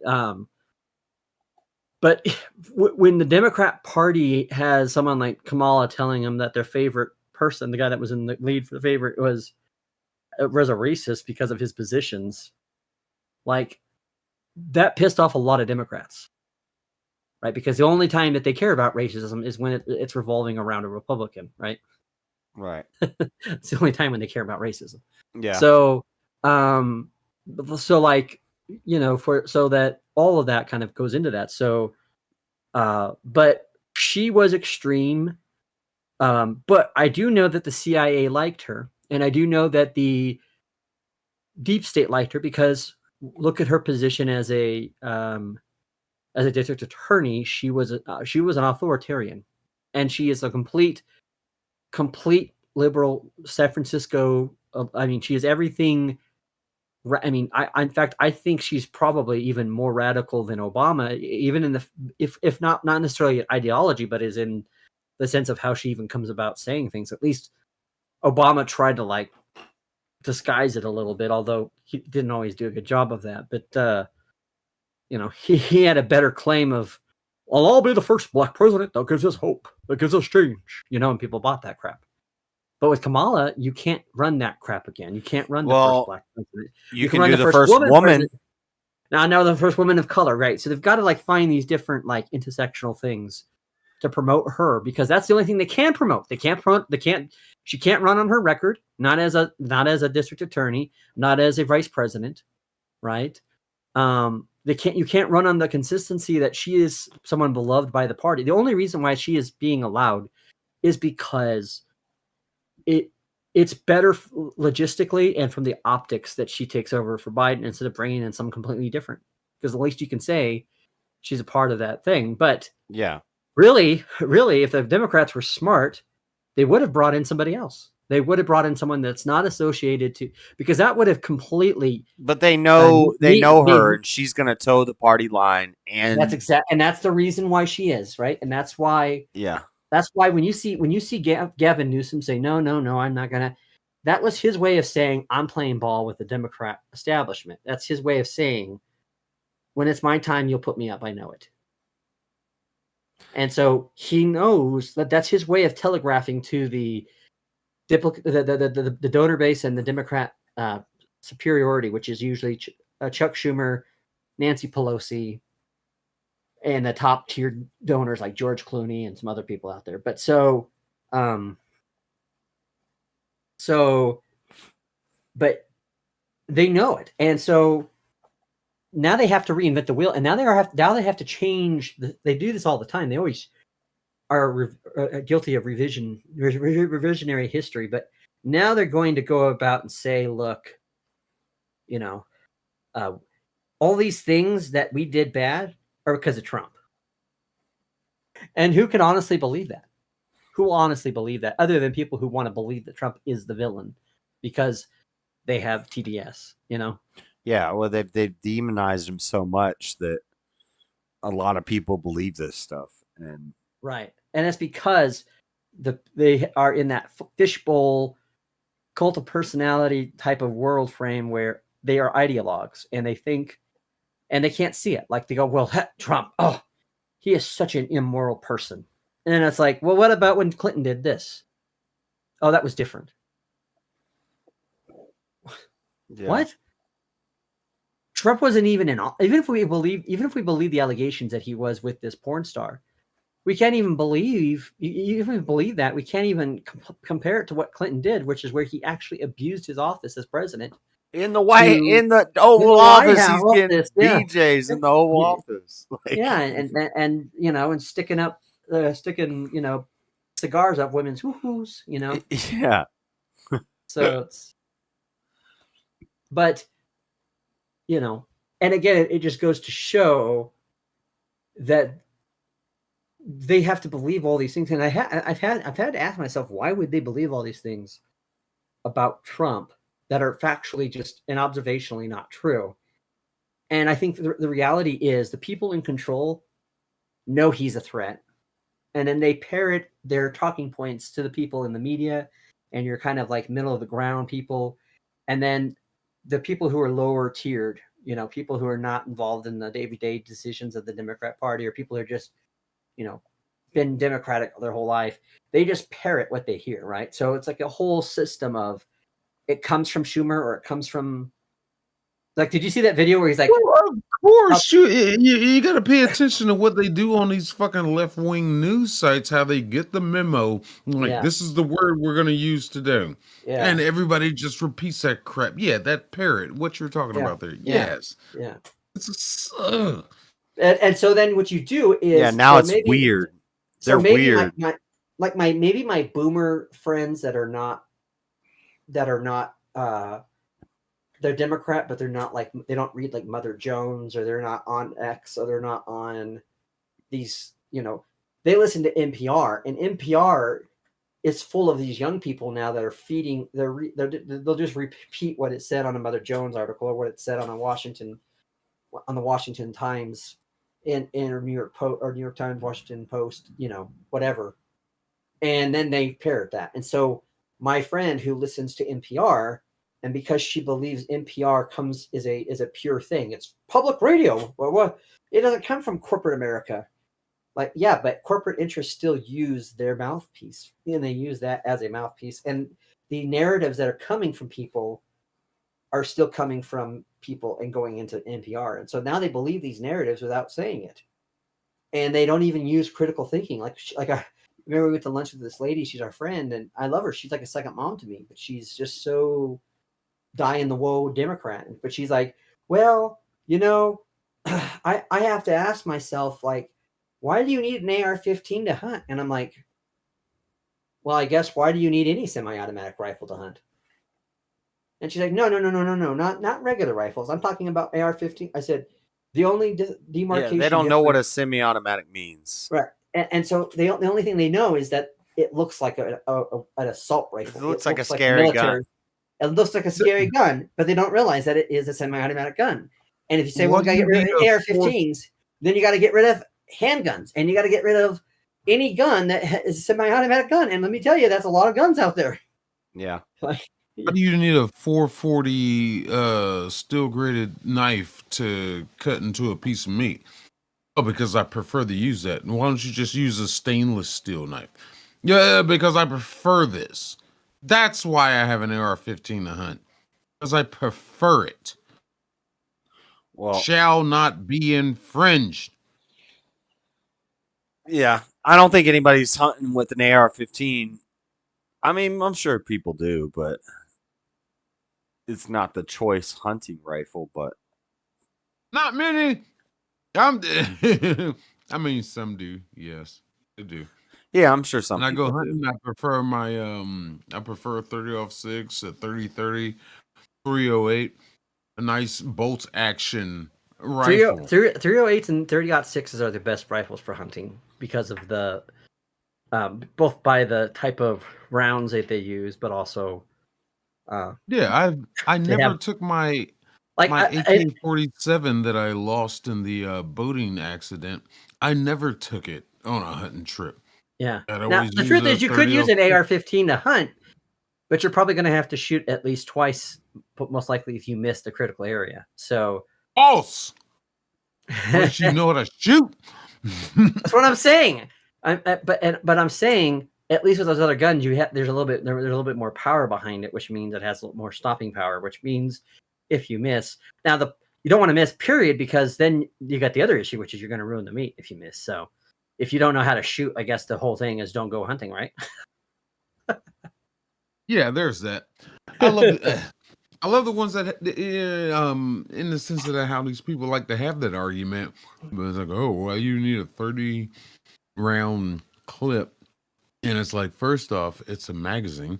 It's a magazine, not a clip. Second of all, I don't know how many people might try to break into my house and invade my freedom and attack me because of my beliefs. There may be 12 people there, and you're telling me I can only have a 10 round magazine. Well, I gotta reload now, don't I? 30 rounds. Oh, I'm good to go. Right, I'm that's gonna the whole take care reason. of the necessary threat. I don't remember. Shall not be infringed. I saw this video where this guy was talking to this other guy, and he's just like, I just don't understand why you need more than one round at a time to hunt. In case I miss. Well, but then, like, why wouldn't you just load another round in there? Because it might take too much time, and the animal might get away. Right, and then that animal, and these are going to be like animal rights type people. That animal has a bullet in its butt, and it's going to run, and it's going to slowly bleed out, and it's going to die over the next month or so because it's got infections and blah blah blah. Yeah, so if you hit the deer, you better kill it. Yeah, I just want to be able to go blah blah blah blah blah blah. Make sure I hit it. Be like at South Park, it's coming for us. I'm out in the wild, hunting wild animals. Yeah, okay, the deer are there. You know what else is out there? Bears, other mountain wild lions. animals. Yeah, exactly. Yeah. Right. I may want some extra rounds in case I gotta deal with one of them. I don't know who be infringing on their natural territory. Shut up. Somebody, it might have been Joe Rogan or somebody talked about this, and they're like, listen, a bullet in the head is a best way that the deer is going to die, because otherwise you're going to get slowly ripped apart by a pack of wolves. And and then there's videos of like deers that are alive while they're getting eaten by other animals, and it's like, right, yeah. I remember we were talking about animal rights on one of the verbal combats, and the issue was, do animals have rights? And I was just kind of like to what degree? And I think the way that Speakeasy was thinking of it was like more of a pet, which I think in his mind he probably should have just said, do pets have rights? But I think he was trying to make sure he was trying to give it a broader sense. But it's like, he's doing a stream right now. Rights are not real, and I want to jump in there, and I want to say, well, if rights aren't real, you know who definitely doesn't get rights? Animals. Right. Animals don't get rights. We have a Bill of Rights, okay? Why do we have a Constitution then? Why do we have all this stuff? Yeah, granted, it's. But he's saying, could you go? Your rights. You have the right to remain silent. Could you go? Could you go kick your dog? We have rights. Right. That's where I wanted the distinction of the rights, because when you say rights, you're meaning things that are afforded to you that protect you in a way that promote a certain amount of freedom as well as your life. Whereas we're talking more about protection, and you don't need a right to give an animal to give him that protection. You can use a law. And I know as an anarchist, I just said that, but you can use the law to do that. Or you could just use your inbound morality that you have, and not need a government to say, hey, you shouldn't fucking kick your dog. Now, there's people out there who are going Right. to kick their dogs. Okay, so what's going to happen to them? Yeah, Well, me and I don't know. Vigilante debated this too. But I will eventually. Someone like me will eventually find someone like that, and if we find out that you did something like that, I'll kick you.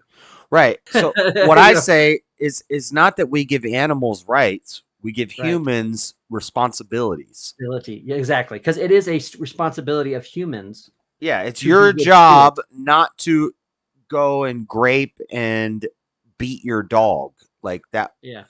You know, and if somebody found out about that, then other humans are going to hold you accountable for that. But it's not that you give the animal the right. You don't need to give animals rights in order to protect animals. Yeah. And that was the misnomer there.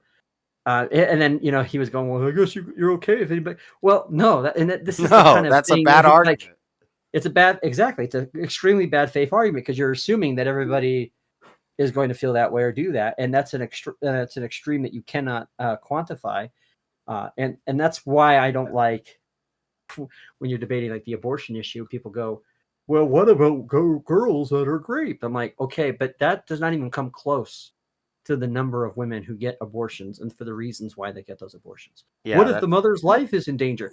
Still not substantial enough. We're talking about a fraction of 1%. Yeah. So, it comes down to those things are used as a, well, what about, instead of saying, okay, what do we do as a result of this?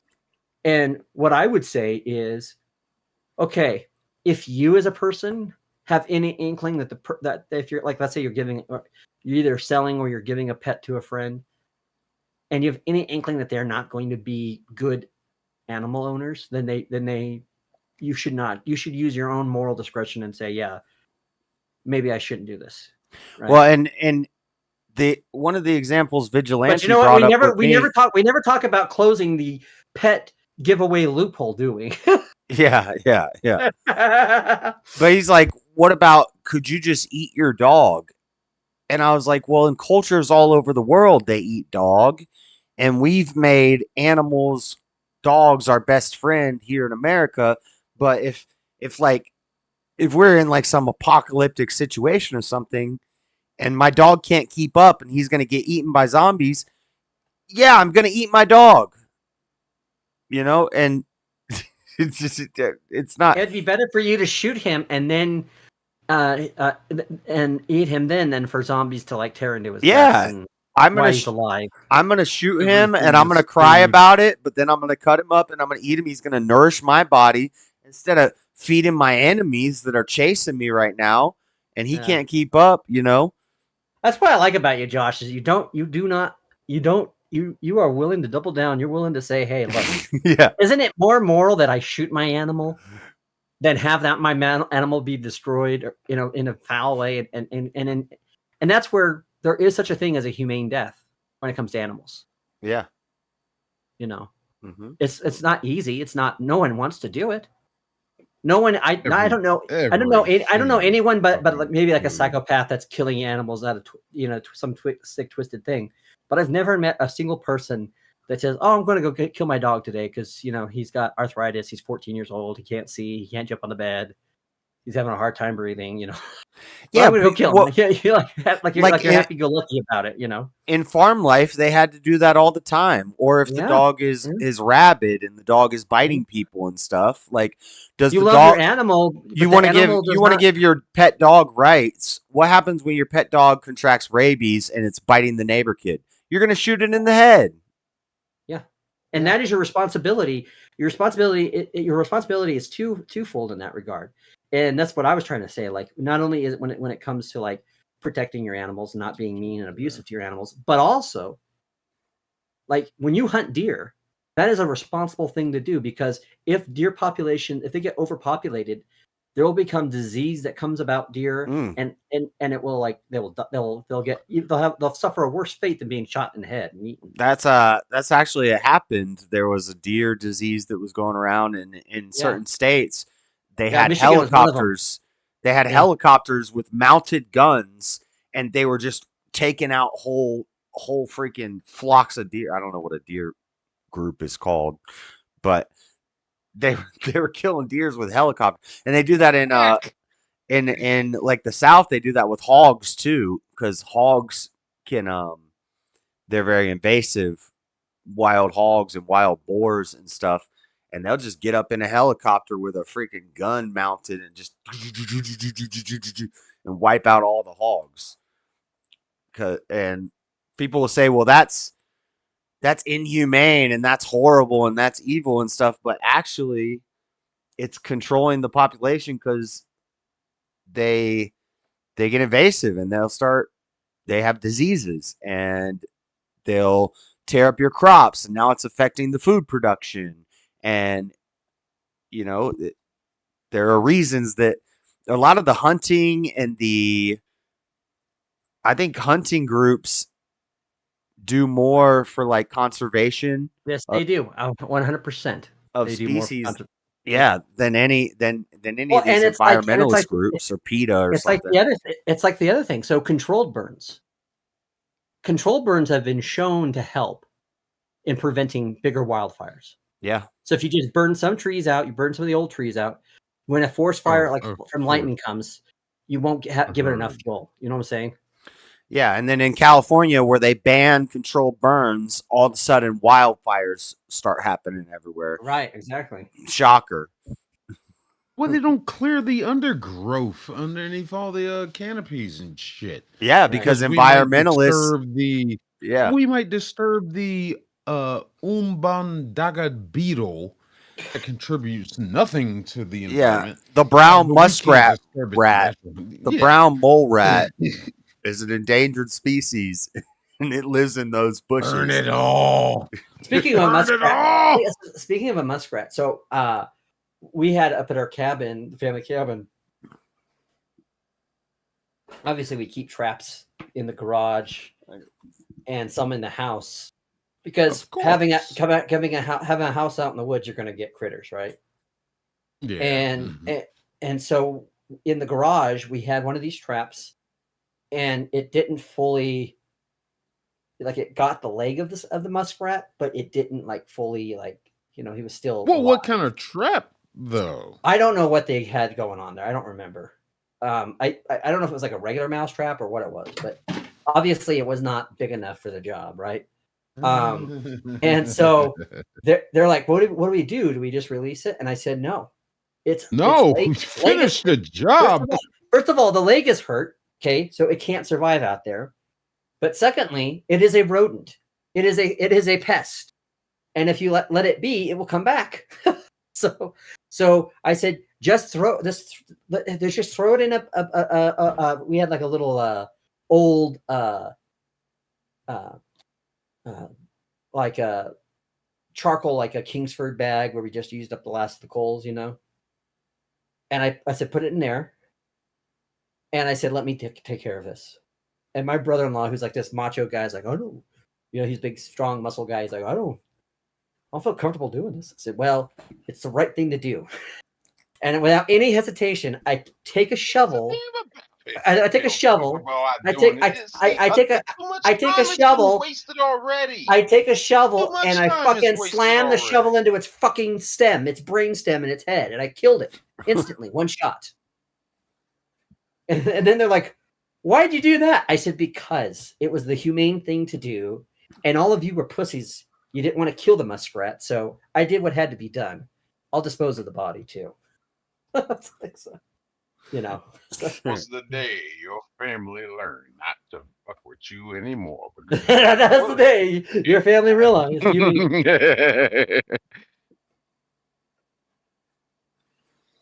So yeah. And that's the day they realized. Poor muskrat. A serial killer. Well, you killed a small defenseless animal, you bet. It was a pest. It was getting inside the garage. It was making a nest. It was it's not the muskrat's fault. It's doing what its instinct is, but if you build a Tim, or house, your azaleas, mother. but if you build, Fuck. but if you're building a house and you live in a house out in the woods and you don't want rodents in your house, you don't want that kind of stuff, then you got to be prepared to do the hard thing. Yeah. And that's what drives me nuts about my cat. Because my cat, when he's great at catching mice, but he doesn't want to immediately kill it. So he'll just play with it. He'll let it run away, and then and he grips the claw. And I'm like, after a while, I go, okay, I'll give you a few minutes of fun with him, okay? But I have to take it now. Yeah. Damn cats. You can't just keep torturing that mouse, cat. It's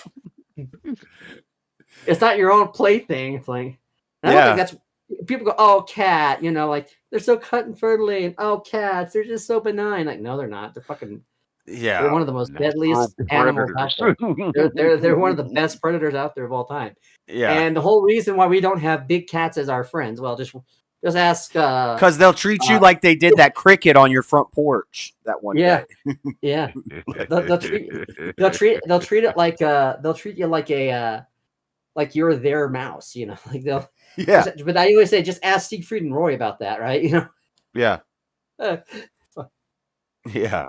There's a reason why you should have a natural fear for a mountain lion. Mountain lions are no joke. I'm telling you, man. Yeah, you have to know how to. They're dangerous. We had a guy. It was a viral video a couple years ago here in Utah in one of the trails that I camp on, that I go on, and I camp on it a lot. And this guy had this video that went viral of this mountain lion that walked out on the trail while he was walking, and he knew everything correct that you do. You make yourself big, you yell, you look at it, you don't turn around and run.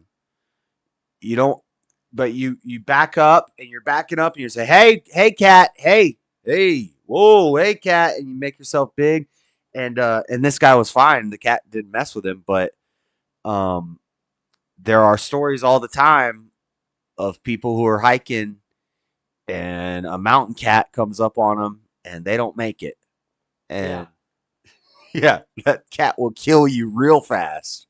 Yeah. Me and Joey like to talk about the biggest animal we could kill with our bare hands. Like if a mountain cat that is 60 pounds comes at me, I think I could win, but I'm gonna be damaged. And if you're on a mountain trail and you're 4 miles away from anything, and your cell phone doesn't have service, and you're alone, even that animal. yeah, even if it's a 60-pound cat, you might be able to kill the 60-pound cat, but it's going to do enough damage to you that can you make it out? Well, and also look at the mountains you're trained. There's a reason why they call it mountain lions, because they love and they flourish being on that uneven mountain kind of. They have an advantage when they're up high and when they're on slanted land than you do if you were, so it would be better if you were on flat land, but no, if you're walking down a hill, or if you're climbing off of you're going down on a trail and you're going down, yeah, I guarantee you're not going to be outrunning that cougar. Have you seen the video of the? You sounded just like him for a second. Who did? Assuming Joey is Jubs. Yeah, he's my brother. We sound alike, but I just heard it right there when you talking about what's the biggest cat you think you could kill. Yeah, we think about this is what we think about. Is Jebs really your brother? Yeah, that's my little brother. Cool. That's my youngest brother. The middle brother is Ben. He comes on sometimes. He's kind of gay. Does he know you think that? No, he knows. He knows. He knows. He might actually. I don't know. No, I'm kidding, Ben. I don't know if you're actually gay. I hope you're not. We love you, Ben. But if you are, we love you. But and someone that comes on this platform a few times might actually like him. Yeah, you probably hook up with Jalen, but have you seen the video? But Jalen would be like, you sound so much you sound so much like that motherfucker I hate so much. Well, no. Oh my God, I Ben, hate to love you. Ben actually. That's so good.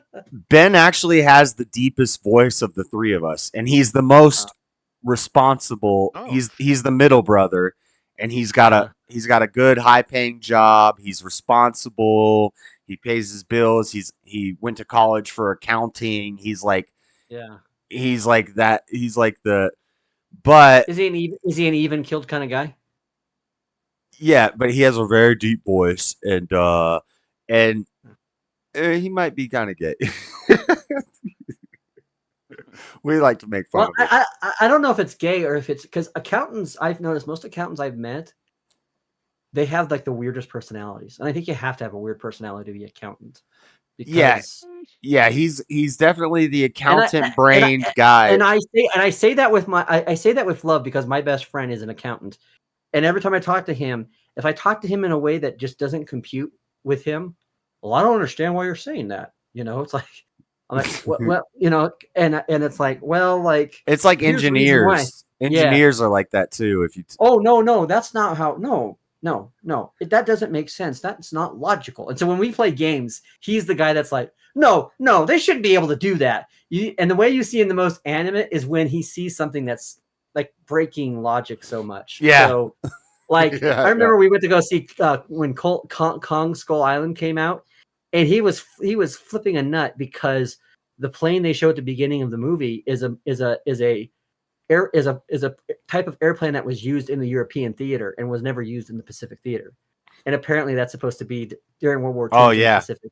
That's a continuity error. Yeah, it's like that kind of aircraft wasn't ever there, in the Pacific theater. And I'm like, and he's like such a geek for World War II aviation, so it's like no, that doesn't make And so he already didn't like the movie from the get go. He's just like, he's just like, yeah.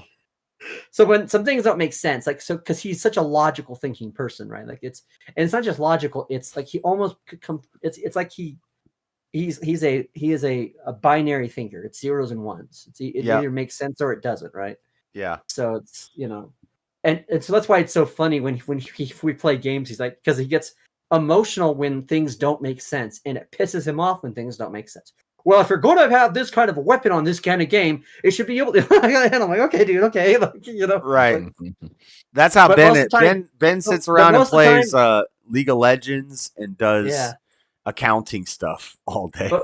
But most of the time when he's talking about stuff that's like not revolving that kind of stuff, he's like very even killed. He's like, we were talking because we're going to go to the King concert in Denver in September, and he's like, we're talking about restaurants to go to. He's like, well, I don't want to go to a restaurant where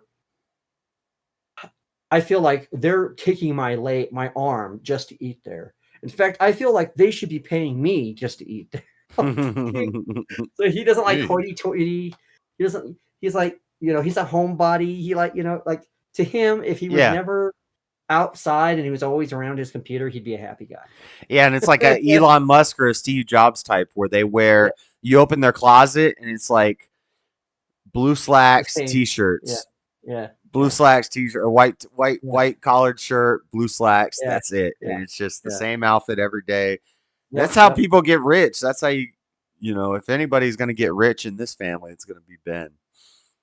But he's a good guy and he's loyal to a fault, and that he always is understanding, which is great.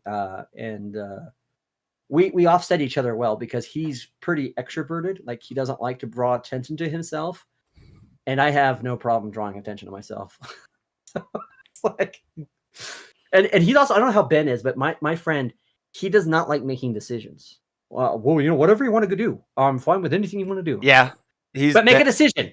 Make a decision. Well, Ben's the same way, but Ben is like, hey, let's. When I was down in Florida, I'm like, hey, let's go, like explore the woods today, or let's go fishing. And he's like, no, that's dumb. I don't want to do that. like, can we? I'm here. I haven't been here in years. Can we do something adventurous and let's go have some fun? Let's do something. Well, and my friend, he's not adventurous, and not only that, you have to schedule 2 weeks out for anything you want to do. Yeah, it needs to be on the books. And it has to be within a certain amount of time. Yeah. And it has to and so it's so funny because it's just kind of like, I'm like, let's go fishing at the lake. And he's like, No, I gotta work tomorrow. What time do you work tomorrow? 8 a.m. Well, it's 6 p.m. right now. Like, he's in early. He's like, we'll be doing something. He's like, whoa, it's 9:30. It's getting late. Like, if that's late for you, then you don't want to know the hours I keep. Yeah, we have plenty of time. You still get to your bedtime, you know. Yeah. But he's a great guy. He's just and he's, like I said, he's loyal. He's the first person to give you the shirt off his back. You know, if you needed something, he would say, hey, yeah, if you need something, let me know. You know, he tries to find the logic in everything, which, you know, so sometimes the way I talk and the way I express things, it may not always track with a lot of people. And so he's a good voice for me because, like, well, I think I understand what you were trying to say, but it just maybe try to say it a different way. I'm like, okay. And then usually by the second or third time of me saying something, he's like, oh, I get what you're saying now. Okay, good. You know, yeah. You know, but it's so hard because he's like, well, you know, whatever you want. I'm like, yeah, but I'm saying you can make a decision too here. Well, I wasn't committed to anything, you know. And I'm like, I know. But what's funny though is he has the humor. Like, there's things that I would never think are funny, and then when he shows them to me, I laugh. Like, he was the guy that exposed me to Grizzly Man, that documentary. And that is like one of the worst but yet best documentaries of all time because it's not meant to be funny, but it is extremely funny. That's kind of like Ben, but I asked him, I said, send me some memes and some funny things and some reels and stuff, and I'll put them on my show. And he sent me a bunch of stuff, and I was like, none of this is funny. And he's like, what do you mean? That's the funniest thing I've ever seen. And I'm like, what's funny about it? Like, we have a different type of humor. But yeah, but so it's kind of, so we kind of have some similar humor stuff, which is great because there's that, and then he showed me the video with the two cowboys that are singing, and then the Native American is in the sky going. You remember that video went viral? You know? Oh yeah, it sounds familiar. And so there's like these two white, and it's like gay cowboy. It's like if they made a song for like Brokeback Mountain, this song would be for that movie. It's like, I can't give you up. And it's these two gay cowboys kind of like singing a love song type of thing. And then out of nowhere, there's like a Native American dancing, and he's in the sky. And he's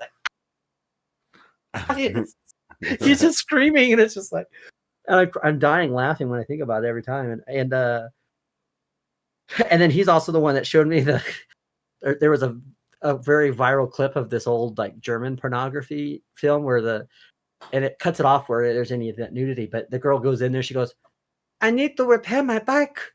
And the old guy's like, okay, I can fix it. How much do you have? I have no money. And he's like, what? No money? That's like, so every time I'm around him, I'm like, what? No money? And he instantly just laughs, you know, it's just. You seen that clip though? The what? The no money? I think I have seen that. Yeah. I need to fix my bike. You need to suck my cock. Yeah. That's no money. No money? Oh, I have a solution.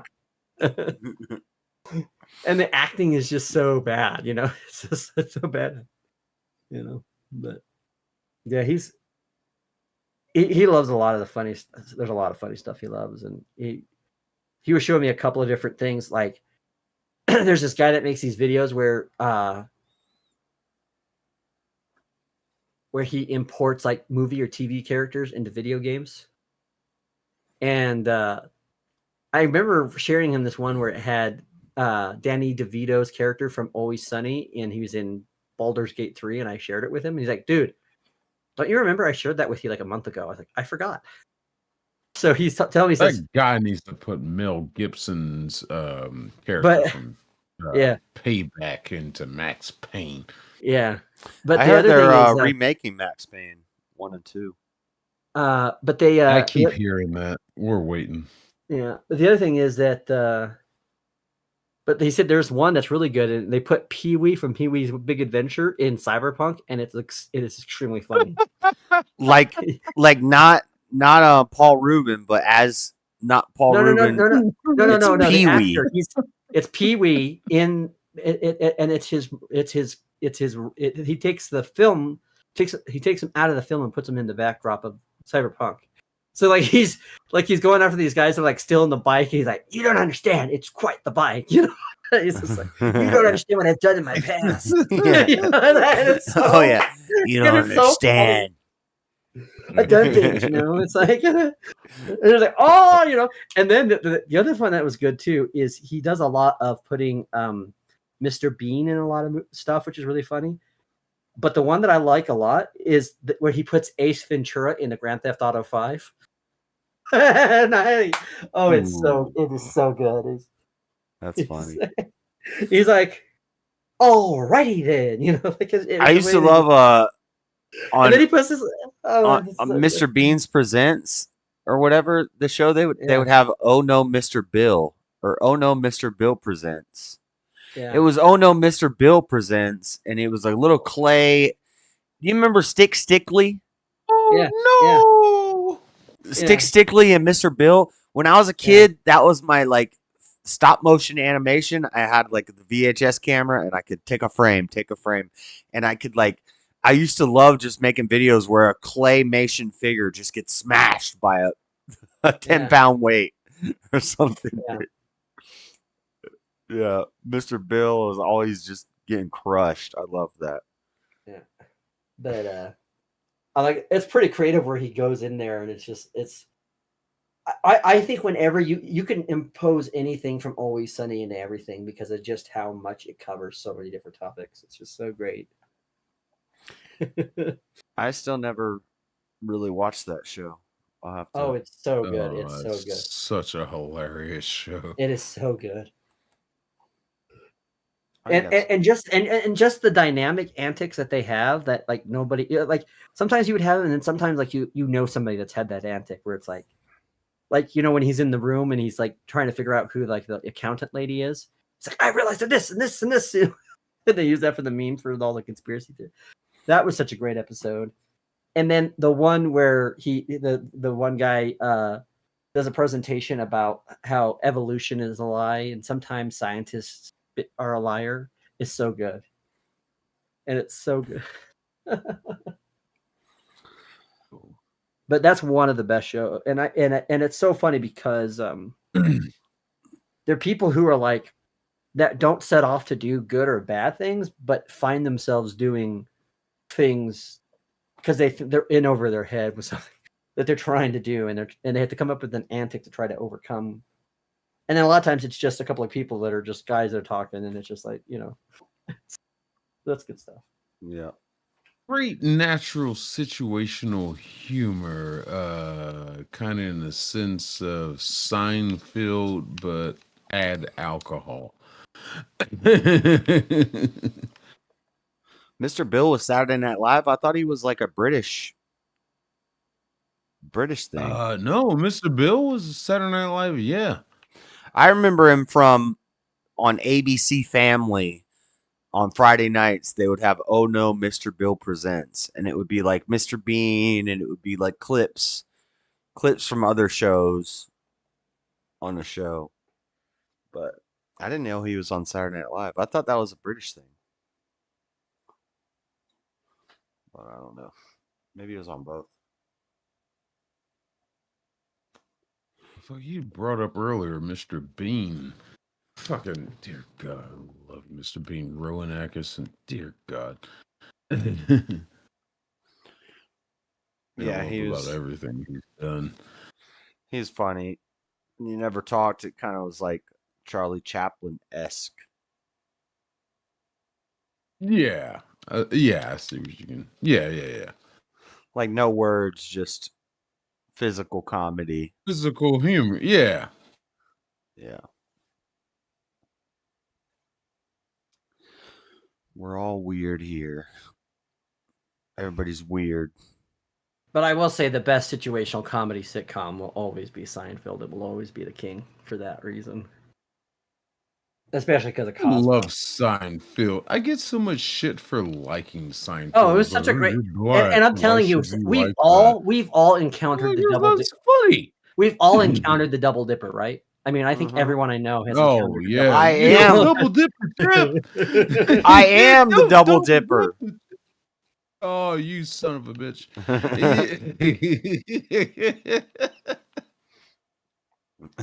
I think all at one time we're like Costanzo, who in the moment is so bad at giving you like a smack back, you know, and then like he's in the shower and he thinks, oh, I should have said that, you know, and and then everybody has a friend like Cosmo where he's like he sees something and then he believes it's something that it's not, and then of course that episode was so good because he did it during COVID where he was doing like the cancer run or whatever, and they're like, just give us your name and you want to wear a ribbon. I don't want to wear a ribbon. Why do I have to wear a ribbon? Oh, you didn't want to wear the ribbon. Yeah. Everybody's wearing a ribbon. I know, but I don't want to. Well, just tell us why not. And then they follow him around. This guy's not wearing a ribbon. That's funny. The Costanza thing that you said, when I stream, and sometimes I'll say stuff in my stream, or if I'm debating somebody, and then later on I think about it and I'm like, oh, I said that wrong.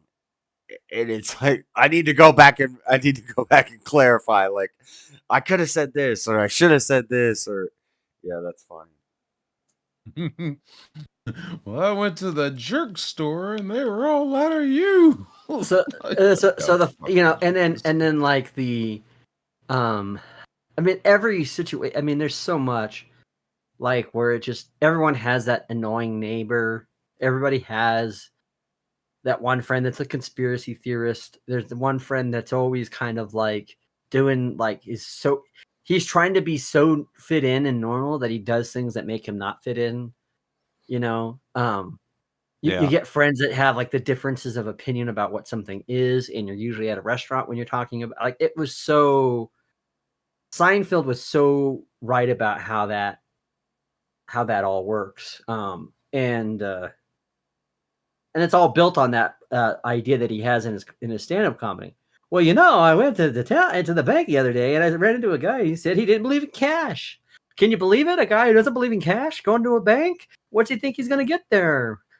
You know, love, support. Like, you know, it's like, but it's just kind of like, you know, it's just, and that's why I think when you think about modern day comics now, a lot of it is all about shock, and you laugh because they're saying something shocking, not because they're saying something funny. And I think the guys that are good at that, who are good at comedy, can make you laugh without swearing.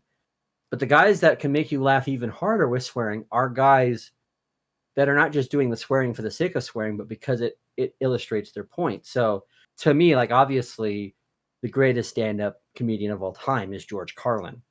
Just his stuff was so funny, and he was so good at making people who have seemingly good intentions look so moronic, you know. And it's just kind of like, you know, and it's just, and he's this kind of internal critic of society that takes swipes at everybody, you know, whether it be conservatives or liberals. He didn't like any of them. He was just like, he's like, you know what I hate? I hate these liberals that say they're for the environment. He's like, but all they want is a cleaner bike path. I want a clean bike path so I can ride on my bike. So, you know, and you know, and just like this whole thing about the whole notion that mankind is a threat to Earth. Ask the people of Pompeii if they felt like they were a great threat to the Earth, or that they felt like the Earth was a great threat to them. So, that is funny. I haven't listened to I've listened to a good bit of Carlin, but I don't know. I'd probably say Norm Macdonald or something, which is weird. Norm Macdonald is up there. He's up there too, for sure. Yeah.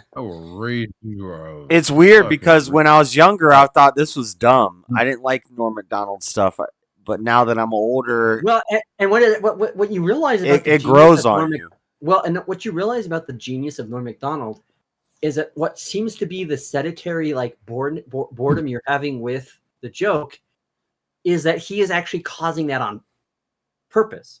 Yeah, he's like he's delaying the punchline, so he's like always like, well, I went somewhere the other day and I was talking to this guy and he's like, "Hey, do you think killing puppies is good?"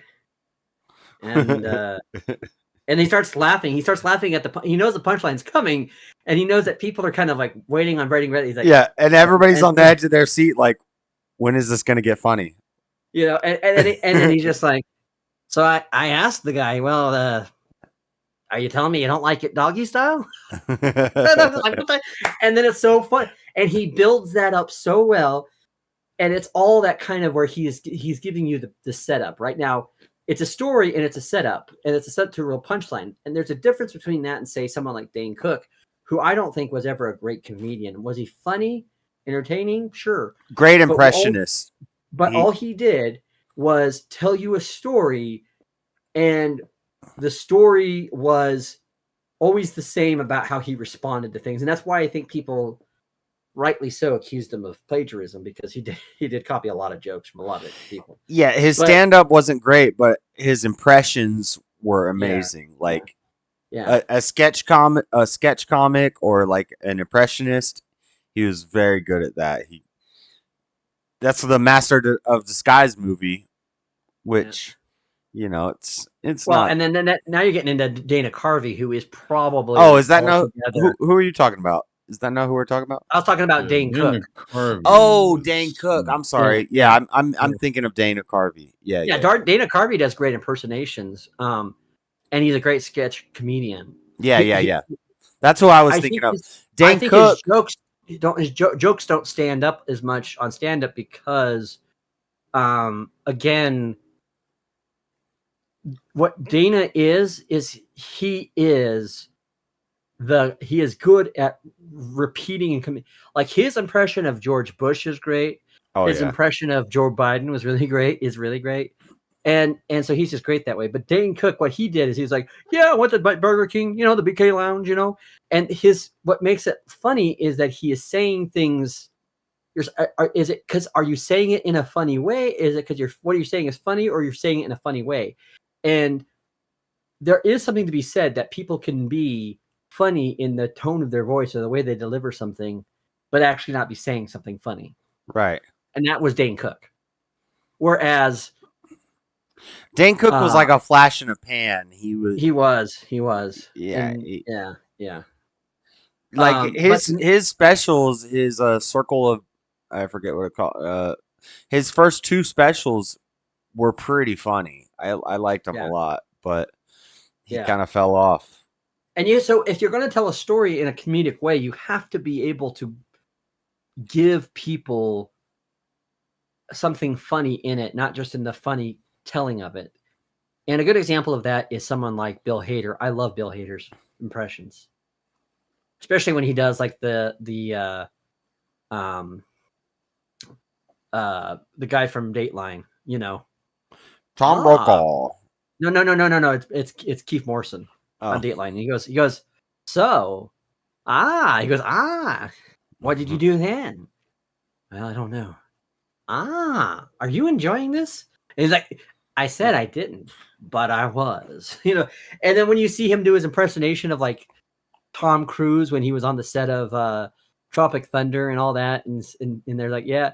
Oh, he's like, I don't know who you are. Like, I'm drawing a blank. Can you tell me who you are? And he's doing it exactly in the way of Tom Cruise's voice.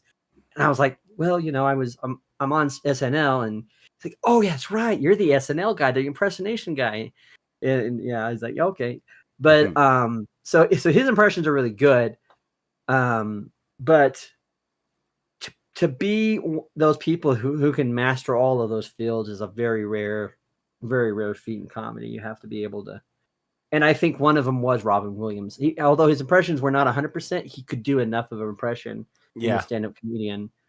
Robin had the energy, and he had the energy, and he was a very good impromptu comedian. And that's the other thing too that you realize, like with movies, like with actors like Jim Carrey, and Robin Williams, is how much they improv'd in those movies. How much they improv'd. Yeah. And but Jim Carrey, I don't think could do stand up like Robin Williams could do stand up. No, he is not as good as Robin Williams in that. Jim's But ever done stand? yes, he I has. think he has. I'm sure he has. In his early in his career, he did, and he's got some really great stand-up comedian. He actually has some really good bits. One of them is a bit on being Canadian, which is really funny as hell. But where I think Jim Carrey really shines is in Living Color, right? Yeah. The characters he plays in that show, like the Fire fire Marshal marshal Bill. guy. Yeah, Marshal, the guy that's coming in to teach you safety, and then is the guy that is causing all the damage and harm. It's so good. They took then, his. Let me show you something. They took his sketch comedy skill and they turned it into movies. Right. Yeah. And all of his characters are based on that sketch aspect, but where his but I don't think people give him the due credit he deserves, because you see him as like kind of like the goofy guy that's just making impressions or just doing the kind of improv, but the way he understands a joke and how he goes about constructing those things is really good. One of my favorite bits, which is so ironic because it's so about our times, is, have you seen the one where he goes and he's getting a hot dog at the park and he's like, I'm gay? Or he goes to the hamburger joint and he's gay? And he wants everyone to know why he's gay. So like, hi there. He's got that smile, that Ace Ventura smile.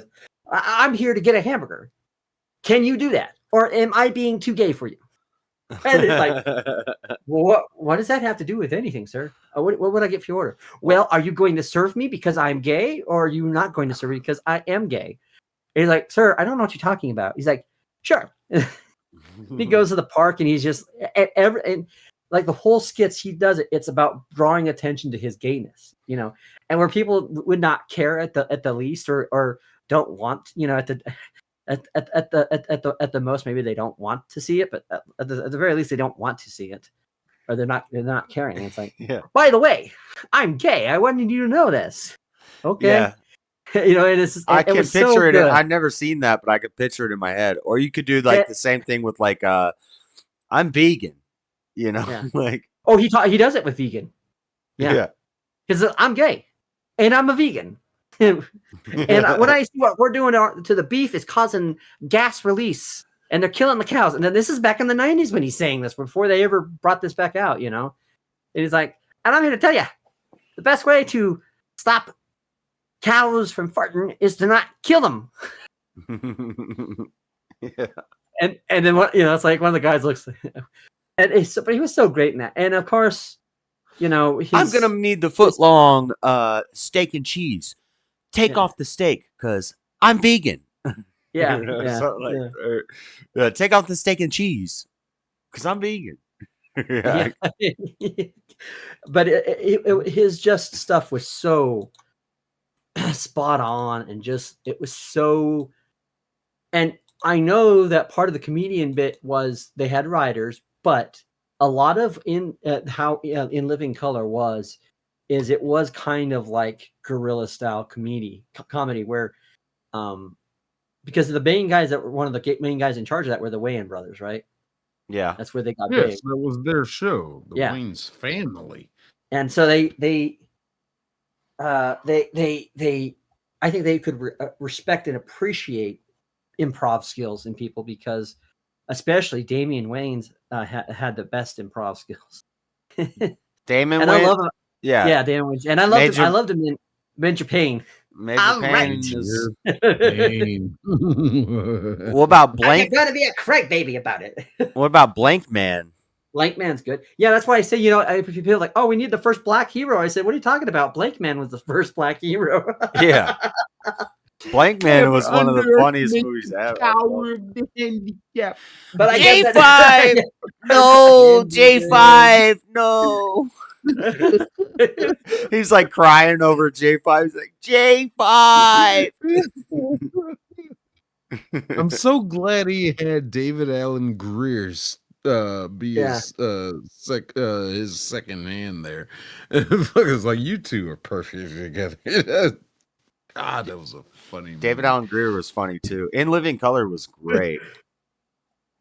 So I don't know if you want me to share this. I could share a little bit of this. I don't know how you feel about sharing some content on your channel, but it's pretty old, so it's not from the original. I don't care. Yeah. Uh, I just like when Damon What? Wayans was doing the home tours of the hobo. He was the homeless guy, and he's like, "Today we're going to take you into Oh, my house, yes. and Yeah. look, I got a pickle jar. This pickle jar is what I take. That's not pickles in there. That's shit." I love that. It's pretty cloudy. It's pretty cloudy. Hold So, on. but because you could tell that they took it off the original. What stream? Is this? Yeah, we'll play it. I think I've seen this. Listen up, people. I am here, Oh, that's Jim Carrey. and I want to help. This is our Yeah. planet. Can I get a hurrah? What am I, invisible? Hurrah. Doesn't anybody care? Listen to me. And I want mine with mustard. I want you to stop this insanity. What do you think you're doing? I'm trying to make a living here. And the planet is dying. Listen, Hey, can't Al get a Gore. pulse. What the hell are you talking about? There are 50,000 hot dog cows in Kansas alone. So? So, when those cows break wind, not only is it stinky, but it's cutting a hole in the ozone. Damn. Think of those Pulling hot this dogs stuff as out that one cute. far What's that? back. When was this? This is like This is like in the Yeah. the early Mid 90s. 90s, Yeah. 94, This is- 90. I mean, he is literally showing us what liberals are like today, right? You know, That's so funny. He was talking about this cow way gas. before. Bon appetit. That's it. See? We can make a difference. I'll You make know a what difference in paper your they're face if using? you don't get out of here. Oh, the truth hurts, doesn't it, Captain Carnivore? Okay, little Ricky, now break the pinata. No! Parents! Don't do it. Don't teach the children how Oh, to Tommy kill. Davidson. This is genocide! genocide. Smoke screen, so the truth cannot be seen. Listen, kids. I'm gonna First use you that. get a pinata, next thing you know, you're clubbing baby Good seals God, I with forget real her children. name. So She's first, the first, sister. first you're hitting these pinatas, and then the next thing you're doing is you're clubbing baby seals. Like that is the kind of like extremism that they do, right? I mean, it's just, These are the killing fields. The pinatas are piling up. Are you with me? The hell with you then. Damn, I can't remember her name, but You don't that's, get out of here, I will that's call the police. I'll Dwayne's whip your sister. We'll call police. You've They'll been eating whip your hamburger, ass. haven't you? you've been I could just strangle you. Whose is this? Hey, man, It's made of leather. give me the ball. Do you know what's in this thing? What's really brilliant about this is that most of the people he's running into are black. They're not white. That's what's great about this. Because Well, that's the point. yeah. What's great about this is like everybody in 2020. Yeah. In the 2020s. Like this is Yep. Called it. This is so like this is so amazingly like prophetic. Air. Of course there's air. There's Lots of leather. air that we could be breathing. Oh, air. Breathe the air. Go, little airs, go! Fly away! You crazy? Give me my ball. Good boy, Bruiser. Oh, you poor ignoramus. What are you doing? I'm taking Oh, care of my no. dog's business. You can't. Like this is pre-telling Karens. You know what I'm saying? Yeah, like that's what I've been thinking the everything whole about time. the 2020s. The environmentalism, the gay, the Karen, everything. It's like I was thinking the same thing the whole time. I was like, this is like a Duty in male plastic Karen. bag. It's not biodegradable. All I want to do is get rid of it. No! Save the species to feed the planet. You people make me so exasperated. Just rub your nose in it, but it'd be such a waste. By the way, cut down on the kibble. Oh, thank you. You're here.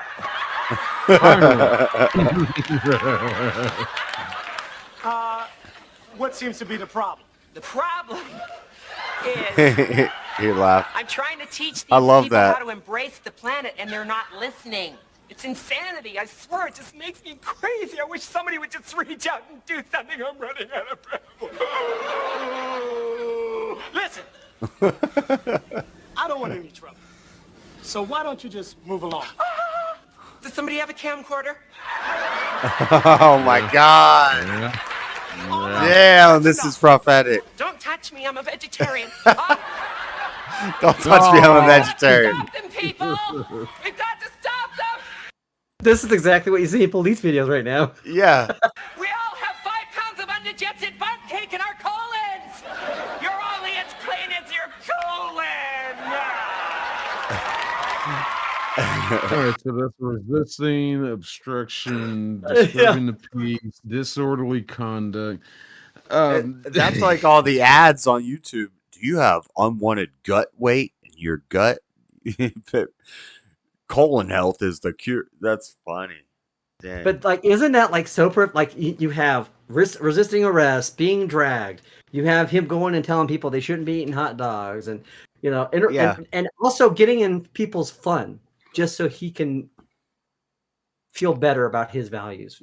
That's like, it's so. And you read the comments and you go, I didn't realize that this guy. Some of the comments today. This guy is called an influencer. This in 1990. This was a in 1990. This is a parody. In 2020, this is a reality. Thank you. Yeah, that's crazy. Yeah, this was a parody in 1990, but in 2020, it's a reality. It became true.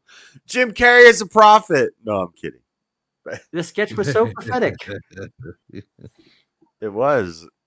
That's wild. Back when people could actually be funny about these people, and now we can't.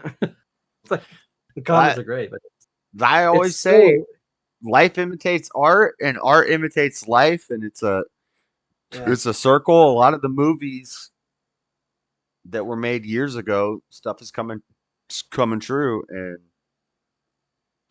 some of it's. Well, it's like, is the stuff from the movies coming true, or is the stuff that was in the movies people in real life are imitating it? Right. And that's why I say it's both. It's life imitates art, and art imitates life. So sometimes artists will make things based off of what they see, but sometimes the people will do things based off of what the art is showing them. And it's like a cycle. Both are and true. that's how we're gonna get Terminators. Right. Yeah. Well, and then when there's movies about futuristic dystopian futures, when the robots take over and stuff, and people are like, well, that's dumb. Until it happens.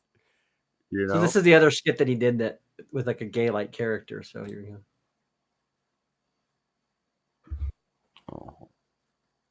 What is this? Happy Burger?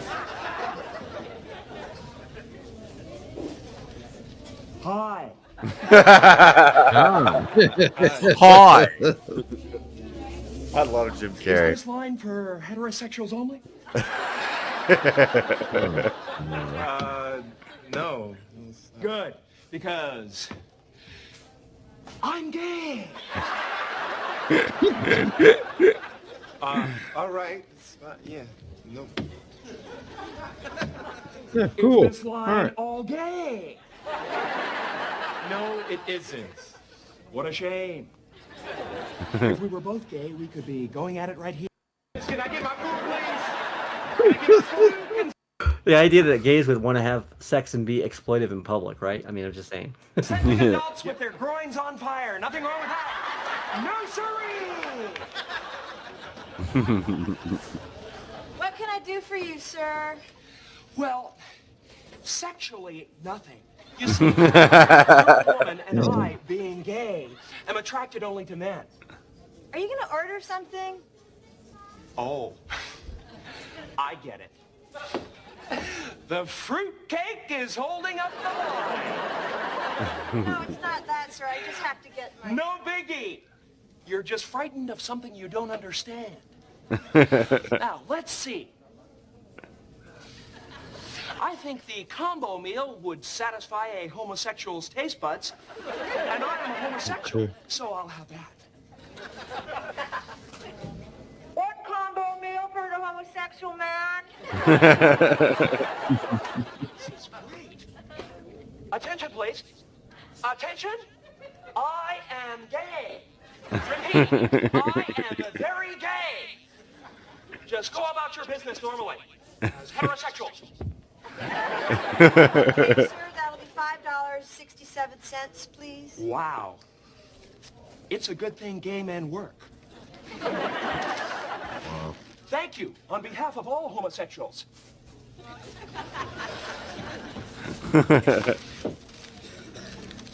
Do you mind if I sit here?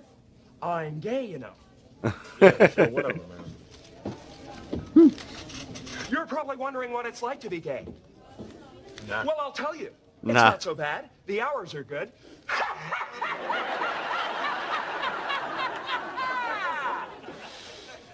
That's a gay man's joke. Seriously, it's fan-double-tastic being gay. Would you like to hear me sing? That's Jalen. Oh, let me guess, you're gay? That's right. I'm as gay can be. I'm a limp-wristed fruitcake. I'm a stubble rubber. Look at me. Oh my God. Let's do the homosexual blindfold test. All right. Hey! I prefer this one. Hey, pal. Oh! What the heck? That was the vibrating palm. There's a gay man down near table 2. A gay man down near table 2.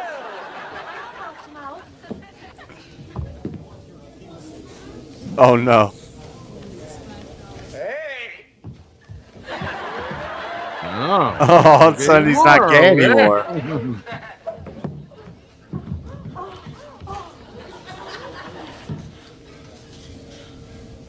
Wait a second. I'm not gay. That's odd. My manhood is completely engorged. Perhaps I should rethink this whole homosexual thing. By the way, what's your name? Bert. And I'm really a man. Oh my God. No wonder. See, I'm gay, and gay men have terrific intuition. Hey, let's go have a drink. I know a bar called the Pile Driver. You might be interested. Shall we go? Excuse me, everyone. Gay people coming through. Bert. You can't make this stuff today, and it's sad. Well, because it's all true today. Yeah, I know. But the idea at the end that he kisses this hot woman and it's like, I'm a dude. And Yeah. I'm really gay still. He's like, Bert, I'm a man. That is, you can't make it today because it was funny back then because it was kind of true, but it was yeah. radical and insane, and we can make fun of it. But now it's just normal. You're right. Now you might actually find a Bert. Yeah, you actually would, you know. Oh, Yeah. let's go But get I love that it's just like, and this is kind of how it is when you meet gay people. Some meet gay people, where everything is about being gay. Yeah. It's like everything. Their politics is about being gay. Their reason for what church they go to is because they're gay, or don't go to church is because they're gay, or what brands of music or brands of beer they taste or drink because it's gay or not. It's everything is about that. Yeah. And they can't think outside that lens, and that's why I would say to someone like Jalen that you can't really authentically be Christian when you have this kind of ideology as your filter for your worldview, because then it is about just being gay and it isn't about anything else. And that's why, Yeah, you're not a Christian, you're a gay Christian. And that's why it used to be that there would gay people would say, "Don't what happens between us in our bedrooms, our thing. Don't ask, don't tell." That kind of like that used to be a thing of, "Hey, look, we're not going to tell you about our lifestyle, but don't try to find out about it either. Like, let us be private about it." And that's because they knew that the majority of society was not behind it, and so. Well, and there was some shame. Yeah, and because there was a taboo element to it, right? There was a taboo. It was Yeah, taboo. it's like I know what I'm doing is wrong. And then when the gay men first came out, then they were all about like this. When this probably came out, that's when gays started saying, like, look, it's great being gay because we're not bound to like kids. We can work hours, we can make money, we can. And now the gay people, they want to have the the very thing that they were proud that they were against. So they're constantly changing the goalposts when it comes to what it means to be gay. And that goes to show you that being gay itself is not something that's definitive. It means something differently for each person grow in which generation. And that means that it is in itself a form of idolatry. It's in itself, it's a form of a religion in that regard. And yeah. And then now gays are supporting things and situations that they shouldn't be supporting, because the minute you start saying, you know what, you choose your gender and gender is just a construct, then homosexuality and same-sex orientation is a contract, or is a construct. So really, if you think about it, that's why it's interesting. You see all these feminists, like feminists and the gays, which they're all similarly on the same tangent in different regards, in the sense that it's all about degrading what real manhood is about. But if you when you're made as a boy, and then in your Yeah. adult life you say, God made me a woman, so Yeah. I'm gonna become a woman. Well, and think about this. God made a mistake, and the reason why I'm attracted to other women is because I was supposed to be born a man. So are you by saying that, then you're saying, well, God also made a mistake when it came to orientation? Well, a lot of them and that- won't say that God made a mistake. They'll say that Yeah. God made them that way. Right, but see, transgenderism says differently now. Yeah, I'm not the gender that I was intended to be in.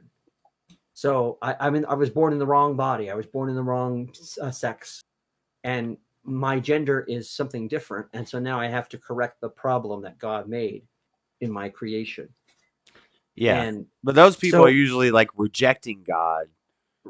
Right. Well, but here's the thing: is that the radical transgender movement is not just rejecting traditional values like the gays and the feminists are, but they're rejecting even the kind of quote unquote new traditions and the new ideologies and new truths that have been established in the early 90s by gays and women, feminist women, which is the idea of equality, we're all the same, love is love, right? All of Yeah. these kinds of talking points, they're now actually dismantling it. They want to make us androgynous, like gray aliens. Right. Well, and again, the thing of it is if there's nothing more of a war on women than allowing a biological male to box a woman in the Olympics. There's nothing more assault on women than to say that the best way to ensure, and I heard someone say this, well, and Jalen said this. This is who I heard from. Jalen said it. Like, he said, well, girls don't have enough access to tampons, so putting it in a biological male's bathroom makes sense. That's a war on women right there. That's ridiculous. You have to go to a boy's bathroom, and like what you're basically saying is you have to go into a different bathroom. You know, now obviously they're still putting it probably in girls' bathrooms, but the point is the idea is when you talk about, well, the idea is there's no boys and girls, and so when the boy wants to come in the girl's bathroom and do something to the girl, then yeah. And there's people who legitimately think that guys who use tampons to stick up their butt to emulate what women do with them. Remember when they were sticking icicle ice pops, Kool-Aid ice pops? Yeah. So it's like that's the insanity. And so all these things, like the idea of like women being equal. Well, now you don't have equality if there's no such thing as binary. You don't have equality if if sex is a construct and a gender, then there's no patriarchy. Yeah, your monthly cycle is not a big deal anymore because we got guys who can do that with a popsicle. Well, and again, then what do they call women who can have children? Birthing people. So they're denouncing their femininity. They're denouncing their womanhood. Yeah. To make them feel more like women. And that is an actual war on women. Yeah. And it's so insane. Where are the feminists? I know. Where are the feminists? Where There are the are- angry women? Where's there are the women TERFs. protest marches? Where are they at? There are TERFs, trans exclusionary radical feminists, and they call them radical feminists. They're not radical feminists. They're just women who are tired of this crap. But they'll call them trans exclusionary radical feminists, and there's a movement for it. Like J.K. Rowling is. Yeah, I was just gonna say J.K. Rowling is in that, you know, which is, and to me, it's not that she's a radical. She's just actually upholding. They her they values. call them radicals to kind of Yeah. throw dirt on their name, Right. but really Because these are they just think- women because who they- are because- tired because- of this crap. Well, and what they're tired of is the idea that a man can ignore all of the biological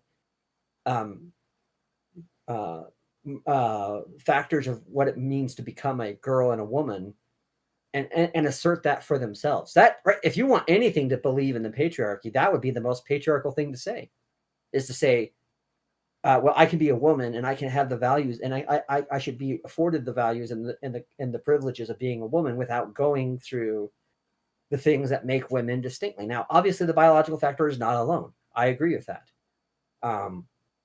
But you cannot understand womanhood if you've never gone through a period, if you've never had gone through that thing, because it so defies a lot of different things that they have to go through. And there's a lot of shared experiences that women have in that.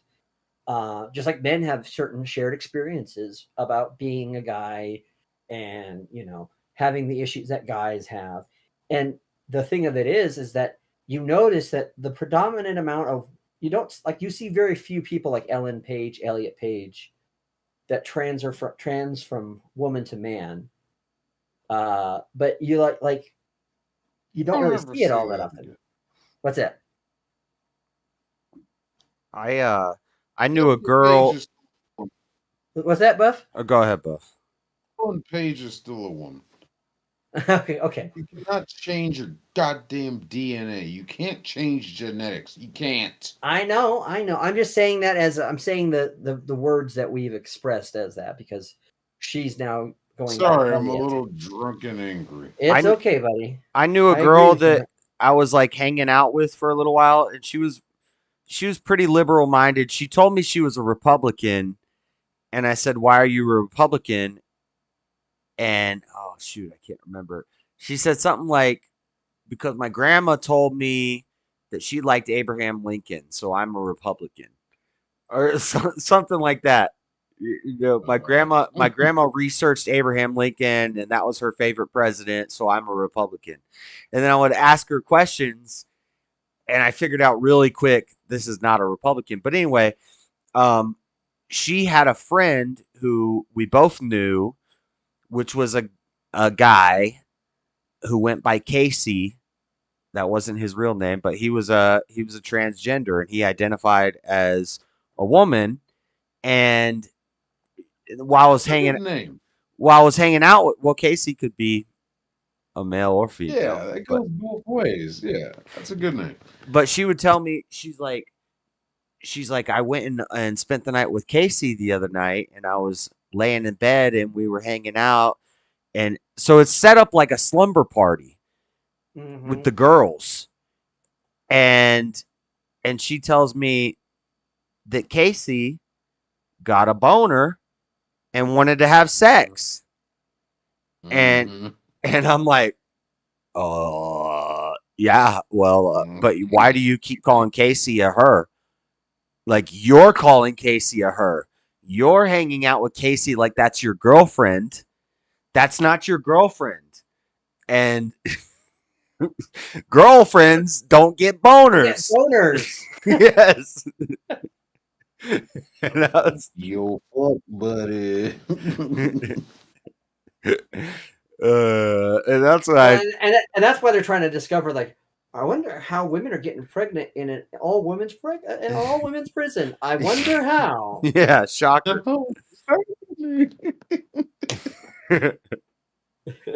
Like, maybe you should stop going to sleepovers with Casey. She's like, yeah, I think you might be right. It's like, Casey's not a girl. And that's why I tell people, like, you don't put yourself in those positions because it's natural. When you're lying in bed next to a woman, you're going to get turned on most likely. Right? I mean, that's just how guys are. I mean, it's being around women. We like women that way. And well, and there's a sicker motivation to it nowadays where it's like, right. Well, and you remember how they used to make if movies? I, this is like Chris Chan. If I dress like a girl and act like a girl, I can get closer to the girls. Yeah. Well, you remember that movie that they made a long time ago? It was called Sorority Girls. And it's where they're the guys and they get kicked out of the fraternity they're in, so they go to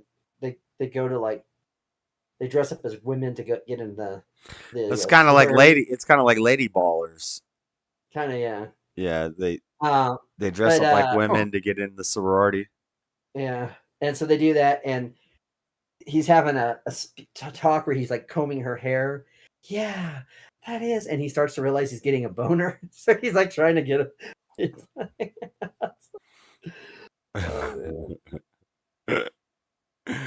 Oh, there's a towel rack there. You're in the shower. We're in the shower with the women's showers, and I have a towel rack for you. By the way, Buff, I may have not asked you this, or may I have? I don't know, but you remember the movie Soul Man? Of course, C. Thomas Howell. Yeah. Yes. I love that movie, and they didn't have a problem with that damn movie. The whole blackface thing. Nobody had a problem with that. Hell, Gene Wilder and Brown. Oh, what was the name of that movie? Silver Streak, Brown Streak. I think it was Silver Streak. Fucking nobody had a problem then with Gene Wilder going fucking blackface. Even go back further than that to the 30s and 40s. Nobody had a problem then. Now all of a sudden it's a problem. Oh, you're culturally appropriate. Shut up. It's media and entertainment. Well, you know, and the thing about Soul Man is that he actually learns a certain aspect of what probably some black people have to deal with, right? Like the prejudices. So it's like, he learned a lesson. He did do a lot of research. I did hear that. Yeah.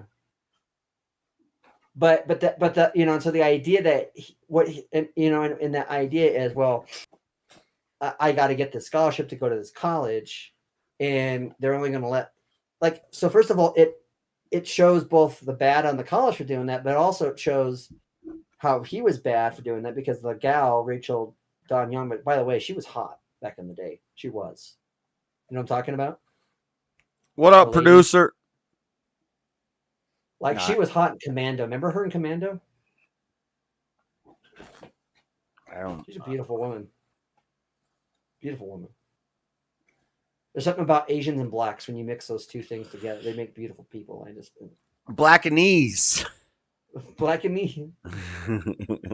The Blasians. Yeah, the Blasians. There you go. But yeah, that movie these days, when they would hate it, they would just absolutely. It's just bad. Yes, we've gone. That movie's so good because James Earl Jones. I love James Earl Jones. The old comedy and the old movies, like, we've gone so soft. It offends you because it talks about a time when things were not today considered kosher. It's like, well, of course, but the issue is, what was the intent of it? And if you're looking to find a quote unquote racist intent in something, you'll find it no matter what. Not because it exists, but because your natural presumptions and biases are going to inform that. Check. Oh, there it is. There it is. Damn it. Damn microphone wasn't working. Yes, Soul Man. See, Thomas Howell. Fucking damn it, I was answering all your fucking questions. Yeah, how he did dive into that role, did spend a lot of time with people of African descent. He wanted to do it some kind of justice, and I give him a lot of credit for that. Yeah. I really love the way Well, he and he did was that funny in movie, that movie. He was and funny in that movie. He was really funny. yeah, nobody had a problem with it. Um, and nobody had a problem with Silver Streak. Yeah. Richard Pryor and Gene Wilder. I don't know if y'all heard that part of that conversation, No, no, but no. yeah, nobody had a problem with that when Gene Wilder's walking around in blackface, and then the older style of movies, 30s, 40s, 50s, Yeah. when they were doing blackface back then, nobody cared. It was just entertainment. It's just like, yes, let's have fun, let's enjoy. And now all of a sudden, it's a damn problem. I Fuck bet you off they with don't. all this I bet shit. you they have no problem with white chicks. Nobody had a problem with that movie, White Chicks. No, Only but us that but hated I'm the saying, movie but I'm for what saying, it was, but what because I'm the saying, movie was horrifying. what I'm saying is that if you're objectively against blackface, you should also be against woman whiteface when you're a man, black man. True. And I'm saying you don't hear them say anything about that. And that's where you see that there's that double standard there. Yeah, I didn't hear many problems with Dave Chappelle doing his white man characters. But we always this has always been a We trope. just laugh. This has always been a trope in movies, whether it's like Just Another Guy. You remember that one? Just One of the Guys, where she dresses up as a black. I She know dresses up the as a boy. name. She dresses up as a Oh, boy. I'll give you one better. She's the man with oh God, the young girl from Nickelodeon. Oh, Amanda Bynes. Amanda Bynes, the one that went crazy apparently. Yeah, yeah. Have you seen a recent photo of her video that they showed? She looks nothing like herself. Not too recently, but I saw something probably about 3 years ago of her. No, it's even worse than it was. Let's see here. Oh no. I fucking had high hopes for Did she her, get a tattoo man. on her face? Uh-huh. But she's always had Oh, that for a while. no. But that's what she did to her. Let's see here. In the car. Amanda. What the? This is from BuzzFeed. Amanda Bynes addresses her depression. She looks like a totally different person. Like, here you go. Here you go. I isn't that surprising at Well, all. she's I had so many high hopes for her. She's a victim of child rape. So what do you expect? Rape. I mean, Yeah, right. Great. She's a victim of all sorts of child weird stuff, probably. Yeah. I blame Nickelodeon. But here you go. Here you go. Let's see here. She was great on all that when she used to do Ross Perot. Yeah. It was so funny. Look at that buff. Look at that buff. I am outside. And now her hair is cut off from that. So that was her her hair is now cut off now. Yeah, I'm looking at pictures like that right now. And then she got some where she's blonde. Mm-hmm.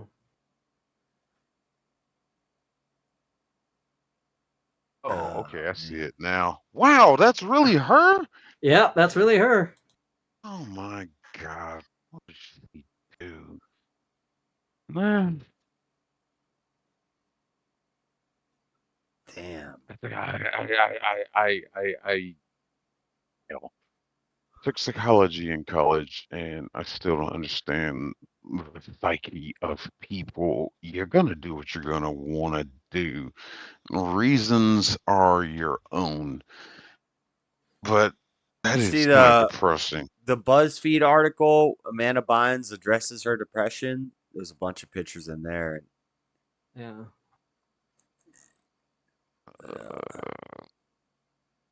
Wow, she looks like a. I know some hobos that look like that.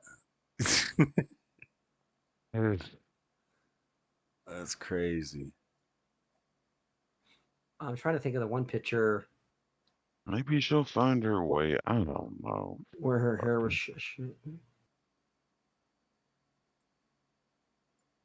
Or maybe that's where she wants to be. I mean, Can you shit. see I'm two like of the them at whole. the? Can you see two of them that at the whole same same time? thing with. I don't know if that's gonna work. that whole thing with Ellen Page and how she's Elliot Page now. And it's just like, is this really what Hollywood is doing to you people? Some of you, or is it indoctrination? Well, I Where is guarantee this you, coming I from? guarantee you, it's a response from the trauma. Because to me, you're almost making yourself as not beautiful as possible on purpose because you realize that was what made people prey on you when you were a kid. Or maybe Yeah. she stops wanting to be identified, and that you see that a lot with people that are child stars, that don't want to. We still do have some child stars that are still sane. If you want to look into like Jessica Simpsons and the Pinks, Brittany, after her little knife dance and everything she's gone through, Brittany's been I think crazy there's for another years. outstanding factor to that. Yeah, she has been crazy for years. Yes, I will not argue that at all. Um, but Justin Timberlake, he was a child star. Mark Wahlberg, he started decently young. He It's seems it's if normal. they Uh, it's if they keep this. So the difference that I'm seeing that is this if they keep the stardom into their adult years. But what happens is if they get forgot about and they're just child stars, then they let themselves go and they get And depressed. that's what that movie Dickie Roberts was all fair about. enough. That was a funny movie. I love Dickie Roberts. It's That's like Oh, fucking Dickie fun. Roberts. Mark I've got that Wahlberg's is on still a star DVD today. somewhere. Justin Timberlake just came out with an album. Like he's kind of fallen off lately, but he was a star into his adult life pretty far. But I mean, you could look at like Michael Jackson. Well, Mark Wahlberg started a little bit later than most of these other people. He was already in But his teenage years. we understand more about Michael Jackson's story. Yeah, Um, yeah. we know more about that. But ain't none of them boys been to prison. As far as I remember, there's few of us. I don't think any of them was. Wait, did Jermaine go? No, I don't think any of them boys went to prison. No, Jermaine's too much And of a bum to go. yeah, I think Jermaine did.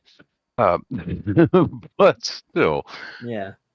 they didn't grow up to be degenerates, violent criminals. Michael, yeah, he went off on a little weird path, but Yeah. he was the youngest one. He was thrown into that spotlight so fast, Young, yeah, and so young, with and he that was so great young. voice. Yeah. Never had that childhood. I can kind of Yeah. understand where Where he wanted to his try to psyche recreate, was. where he wanted to recreate that what he got lost, what he felt he got lost. Yeah, Yeah. I could kind of And understand it that. obviously was inappropriate to be having sleepovers when you're an adult and you're not their parent and your guardian and you're not like, and it's they're coming over to visit you, like he was weird in that Yeah. regard, but I don't believe he is guilty of the shit that they I think he didn't put himself in a good situation, and it made it easy for these situations to at best be misrepresented or at worst to be completely slandered. But What is blepharoplasty? Blepharo. it's where you whiten the skin, I think. It's like No, plastic, that's an eyelid lift. Oh, eyelid lift, yeah. Okay.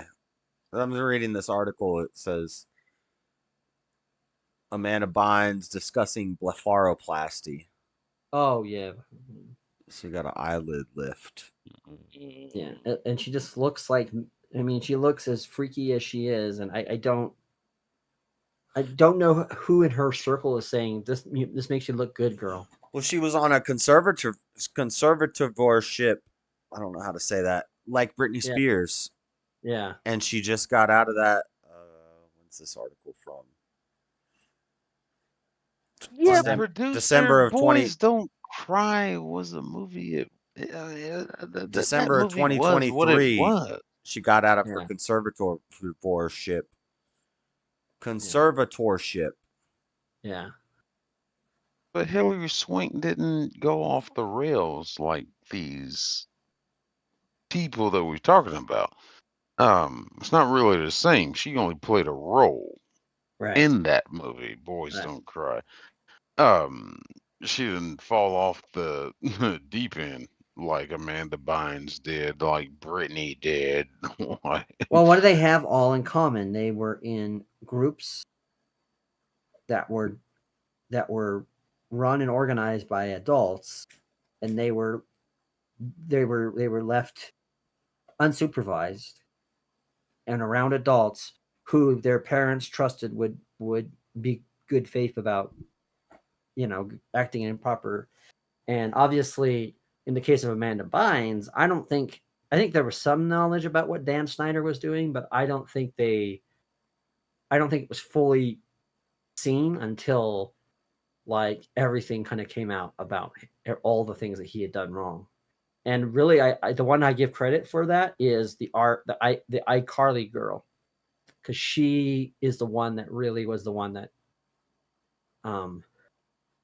exposed it. I can't think of she was her one of name. the and then I know you're talking about, yeah. and then the other guy that also talks about being molested by him was what's his name? Miranda.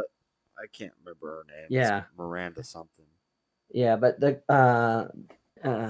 guy from was it Josh and what was that show? The kid show, Josh and Drake. Josh and Drake, and the guy that's Drake, like he turned into like somebody that was guilty, was found or was alleged to be guilty of Miranda Cosgrove. S8 Cosgrove, yeah. I remembered it before I googled it. Chat. But Snyder was always a weird guy. I mean, like even I can remember in the movie. He was in the movie Better Off Dead. Buff, you remember that movie? Dan Snyder, Better Off Dead. I remember the name of the movie. I know I've seen it once. It's the one where John Cusack is his girlfriend dumps him for the other guy that's a skier, and like that's got the great scene on there where he's at the barbecue or at the burger joint, and like his imagination gets to him, and then the burger goes into like an claymation, Yes. And then it always and then the foreign girl exchange. So the fat guy across the street, that was Dan Snyder, and his family is the one that took in the girl that was like the foreign exchange student from France, and she helped him like fix his Corvette, and then he realizes that she was a better, much better looking, much better woman for him. But that's the one that has the where they keep on with the boy. $1.50 because he's the paper boy that's always like following him around. $1.50. I kind of worry about these kids in Cobra Kai. It's just like they're just keeping them entrenched in that instilled mindset of you're high schoolers and we're gonna treat you that way. And what kind of indoctrination are they gonna deal with or have dealt with? I wish that show would end already, but we got 10 more episodes. Whatever. And the other one, what's the other one? Stranger Things. Dear God, ended already. Yeah, they're all in their 20s now, so. But I tell you what, I believe that girl. I know it's a far-fetched thing. I don't have any evidence to prove it, so I'm not trying to definitively say this is true. But I often wonder if she is not an example of the Hollywood cloning, because she looks like 3 different actresses, and it's like if you were going to create somebody and like, okay, we'll give a little bit of this DNA, we'll give a little bit of this DNA, because there's times when she looks like Carrie Fisher, right? Bitch, you'll get your $2. Fuck. I got the request. The Zelle is working. I want my 20 or 18. Sorry, I'll deal with him later. Is that somebody? Is that somebody that's in your chat or something? That's producer. Yeah. Oh, producer. We'll talk later.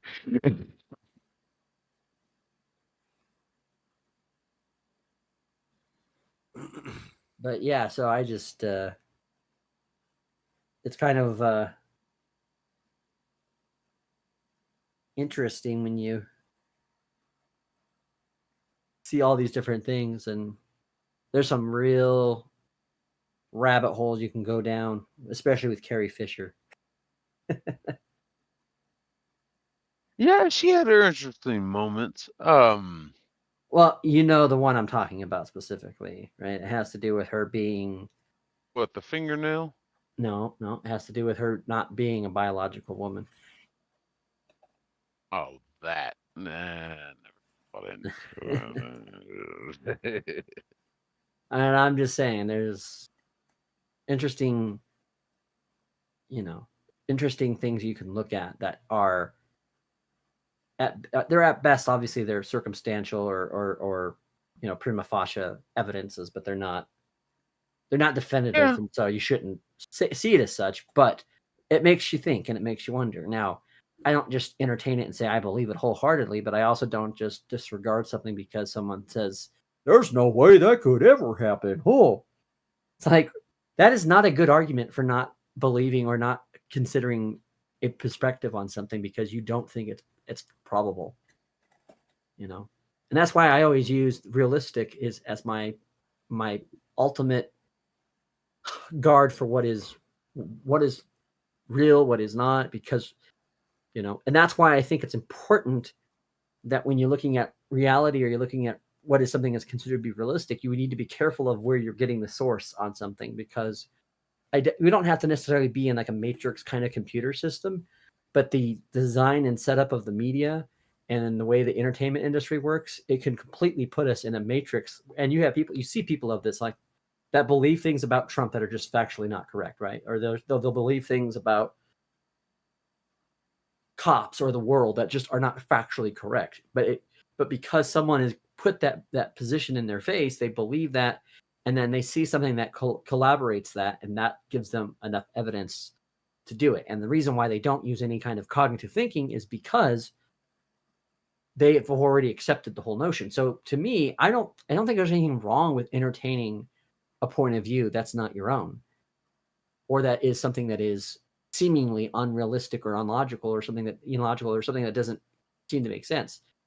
If along the way you sense that there may be bad faith in the way that the evidence is presented, or if you believe there might be a reason for a narrative, and that what you're actually being told is a narrative and not necessarily something that's factually true, then I think that's when you can step back and say, look, I don't think I can accept this because where's this coming from? Why is this being said? Right. And that's why, to me, like whenever you see stuff, like the idea, one of the first things is, when I first entertained the thought of flat earth, one of the first things I was told all the time was there's no way they could keep it a secret for this long. And I'm like, are you fucking kidding me? Yeah, they What's can. the point? What do you mean? What's the point? I'm sorry. You just brought up one of those points that I don't understand. Okay. If it's such a big conspiracy of the Earth is flat, the Earth is round, what is the advantage of hiding? Well, what is the which way advantage is of hiding which? anything that's truthful? What would be the advantage of hiding an assassination of a deep president? rails there now. No. What I'm dealing with, Focus. Buff. What I'm dealing with, Buff, is this. What I'm dealing with. Don't take the flat Earth and zero in on that. I'm using that as an example. When you're dealing with an issue and you're presenting that part of the problem, part of the reason why we may not know things is because people in positions of power are covering it up. If you say, what would be their reasoning for covering up? Well, what's anybody's reason for covering up anything?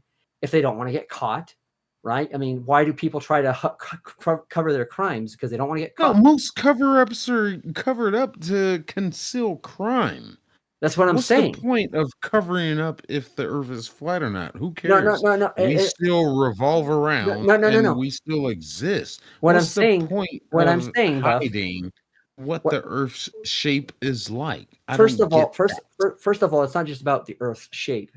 It's whether you accept also along with it a viewpoint of the world that is very antagonistic to a Christian worldview. Okay, for example.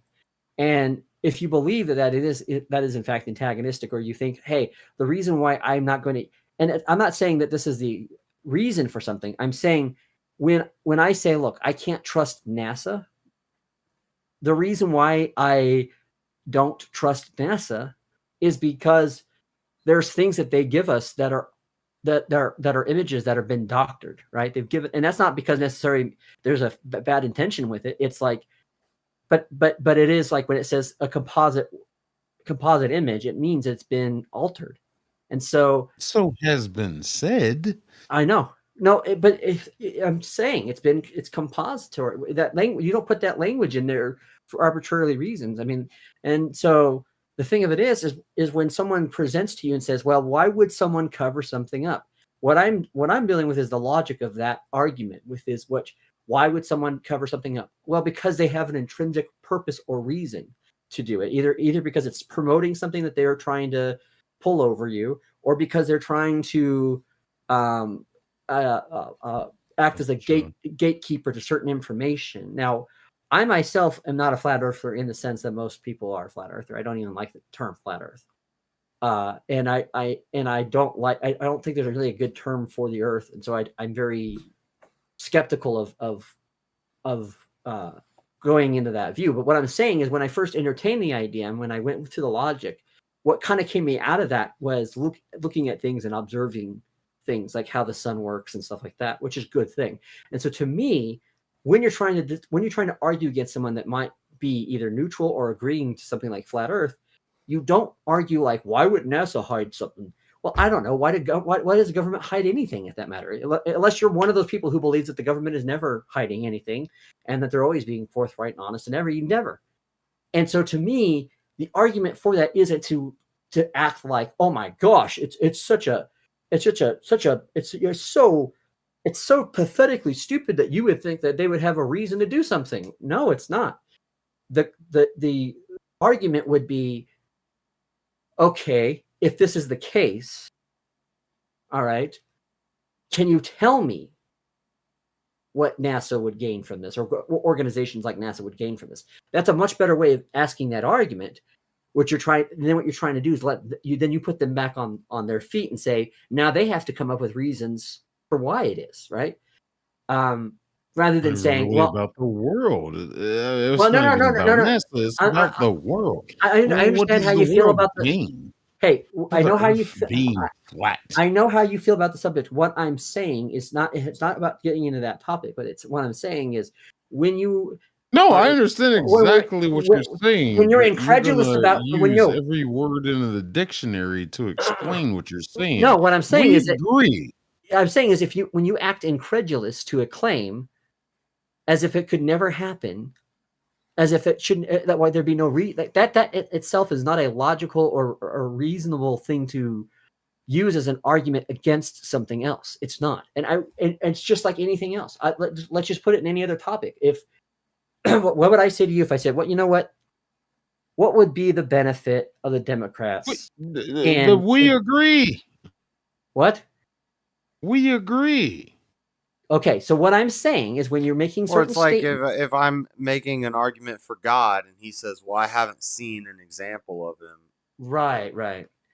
Yeah. So instead of saying things like, "Well, tell me exactly why you think that is," then you're going back because they're the ones that are making the claim, right? And then it's on them to show evidence of that claim. And if you can go into saying, well, that, so then let's say they ask, one of the things that they bring up is, well, NASA is, I can't trust things at NASA, because a lot of people, when people say that Earth is flat, they go, we have a lot of these images that prove otherwise. Well, we also have evidence that there's been a lot of doctored images. And at best, they've even admitted to some of these things being composited images, which is another way of saying it's been altered and edited. Now, you could say, hey, well, yeah, the reason why they've done it is to make it look a little bit more high def or look a little cleaner, right? But it's still the same, right? You can't take a picture of Times Square without doctoring and editing it to make it all fit into the image. And that would be the great argument against that, is to say, well, everybody composites image. That doesn't mean it's not a real image because it's been composite, right? So again, that would be a better argument than just saying, why do you think that what is the benefit? If you believe that there's a cabal of Satan worshiping motherfuckers out there who want us to believe that the world is unextraordinary, that it's just another blue dot in a vast space of nothingness, and you believe that their whole reason for doing that is because either knowingly or not, they are promoting a satanic idea of a world that is built by accident or by unintentional means, then that's a great way to try to promote that idea if you believe that thing. Now, the argument against people who would say that or think that way is to say, well, how do you know that cabal exists? What evidence do you have? So how do you properly argue against that? Well, because if I was going to do a debate with like a flat earther and they started saying these things, and you're right, everything you're saying is what they say. Right. And what I want to say is just go do observations, go do basic experiments. And exactly. Observational science will always be the best science. And that's why scientists who present scientific theory as real reality and science are doing a disservice to real science. Because, for example, black holes. There's no way any of us, there's no way there's any human being that's gotten close enough to observe a black hole. Right. And could live to tell about it. Or even the age of the Earth. Right. So it's a theoretical concept, right? Based on our understanding, certain things that are fundamentally true about our galaxy, but they're not completely 100% based on that. You can't go and take a picture of a black hole because you would probably be sucked in it by that time. Like, and it'd be too dark for you to take a picture is the whole point. Now, does that mean you can't or shouldn't believe in black holes, or that there's no reason to believe in black holes? Well, that's a different question. But the question is how we describe it as something that is quote unquote scientific, right? And so when we're dealing with issues like issues of how we deal with these questions, it comes down to the best way to debate someone who is a flat earther or someone that's been entertaining flat earth is to say, just go and watch the sun. Look at what it does. Now, there's people that go out there and say, well, I can tell you it's this and this and that.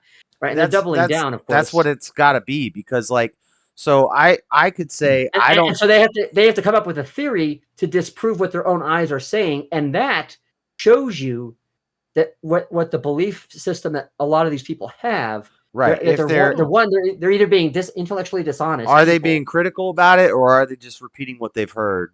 Right.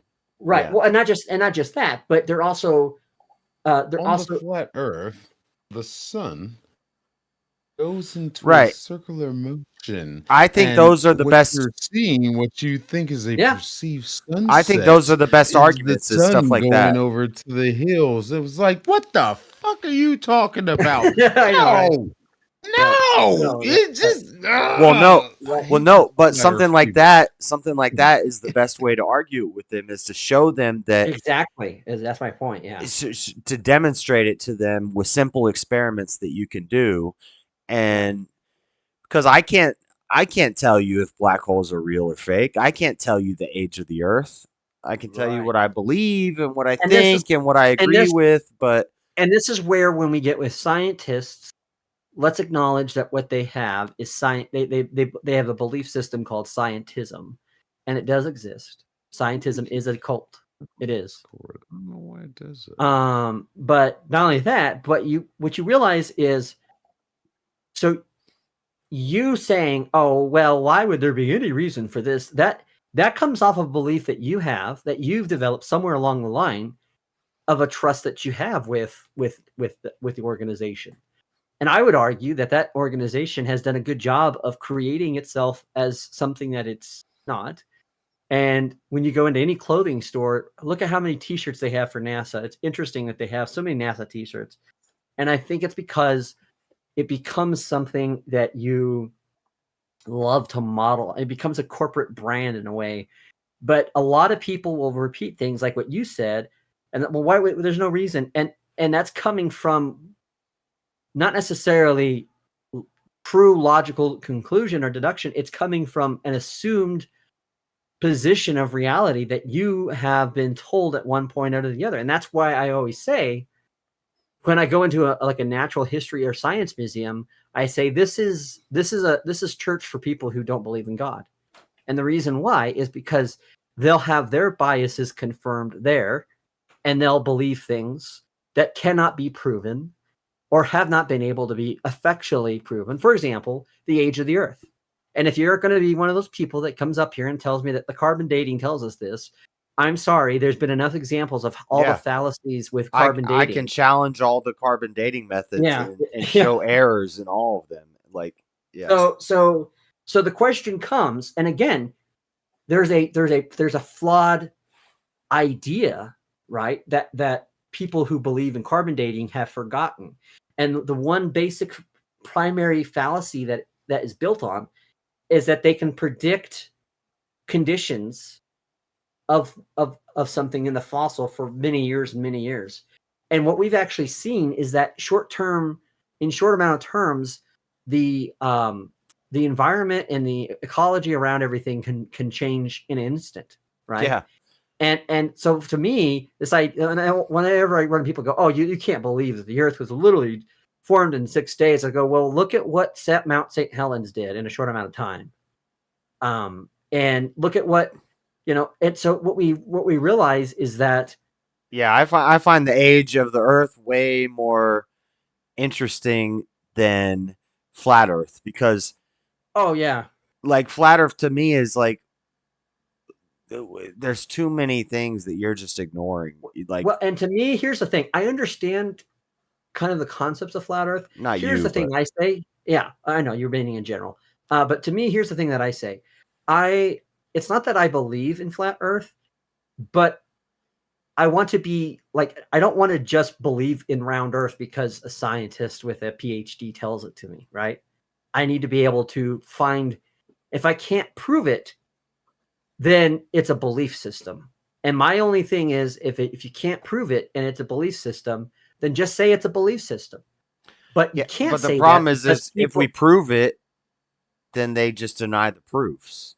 Well, some people will, and that's when I'm saying you'll realize that majority of people that are in that are either bad faith actors, or they are completely devoid of being able to be critical of thinking. Right. So right, like with the age of the Earth, they'll say we can prove that it's 40 billion years old. But I do have a problem. But they can't with the helionistic model of our galaxy. Heliocentric. Yes, sorry, thank you. I disagree with a lot of that.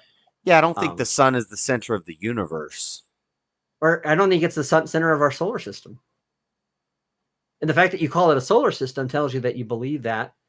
And the idea of like logic, of like believing that how much gravity could come about from that would cause all of these celestial bodies to be, it just doesn't.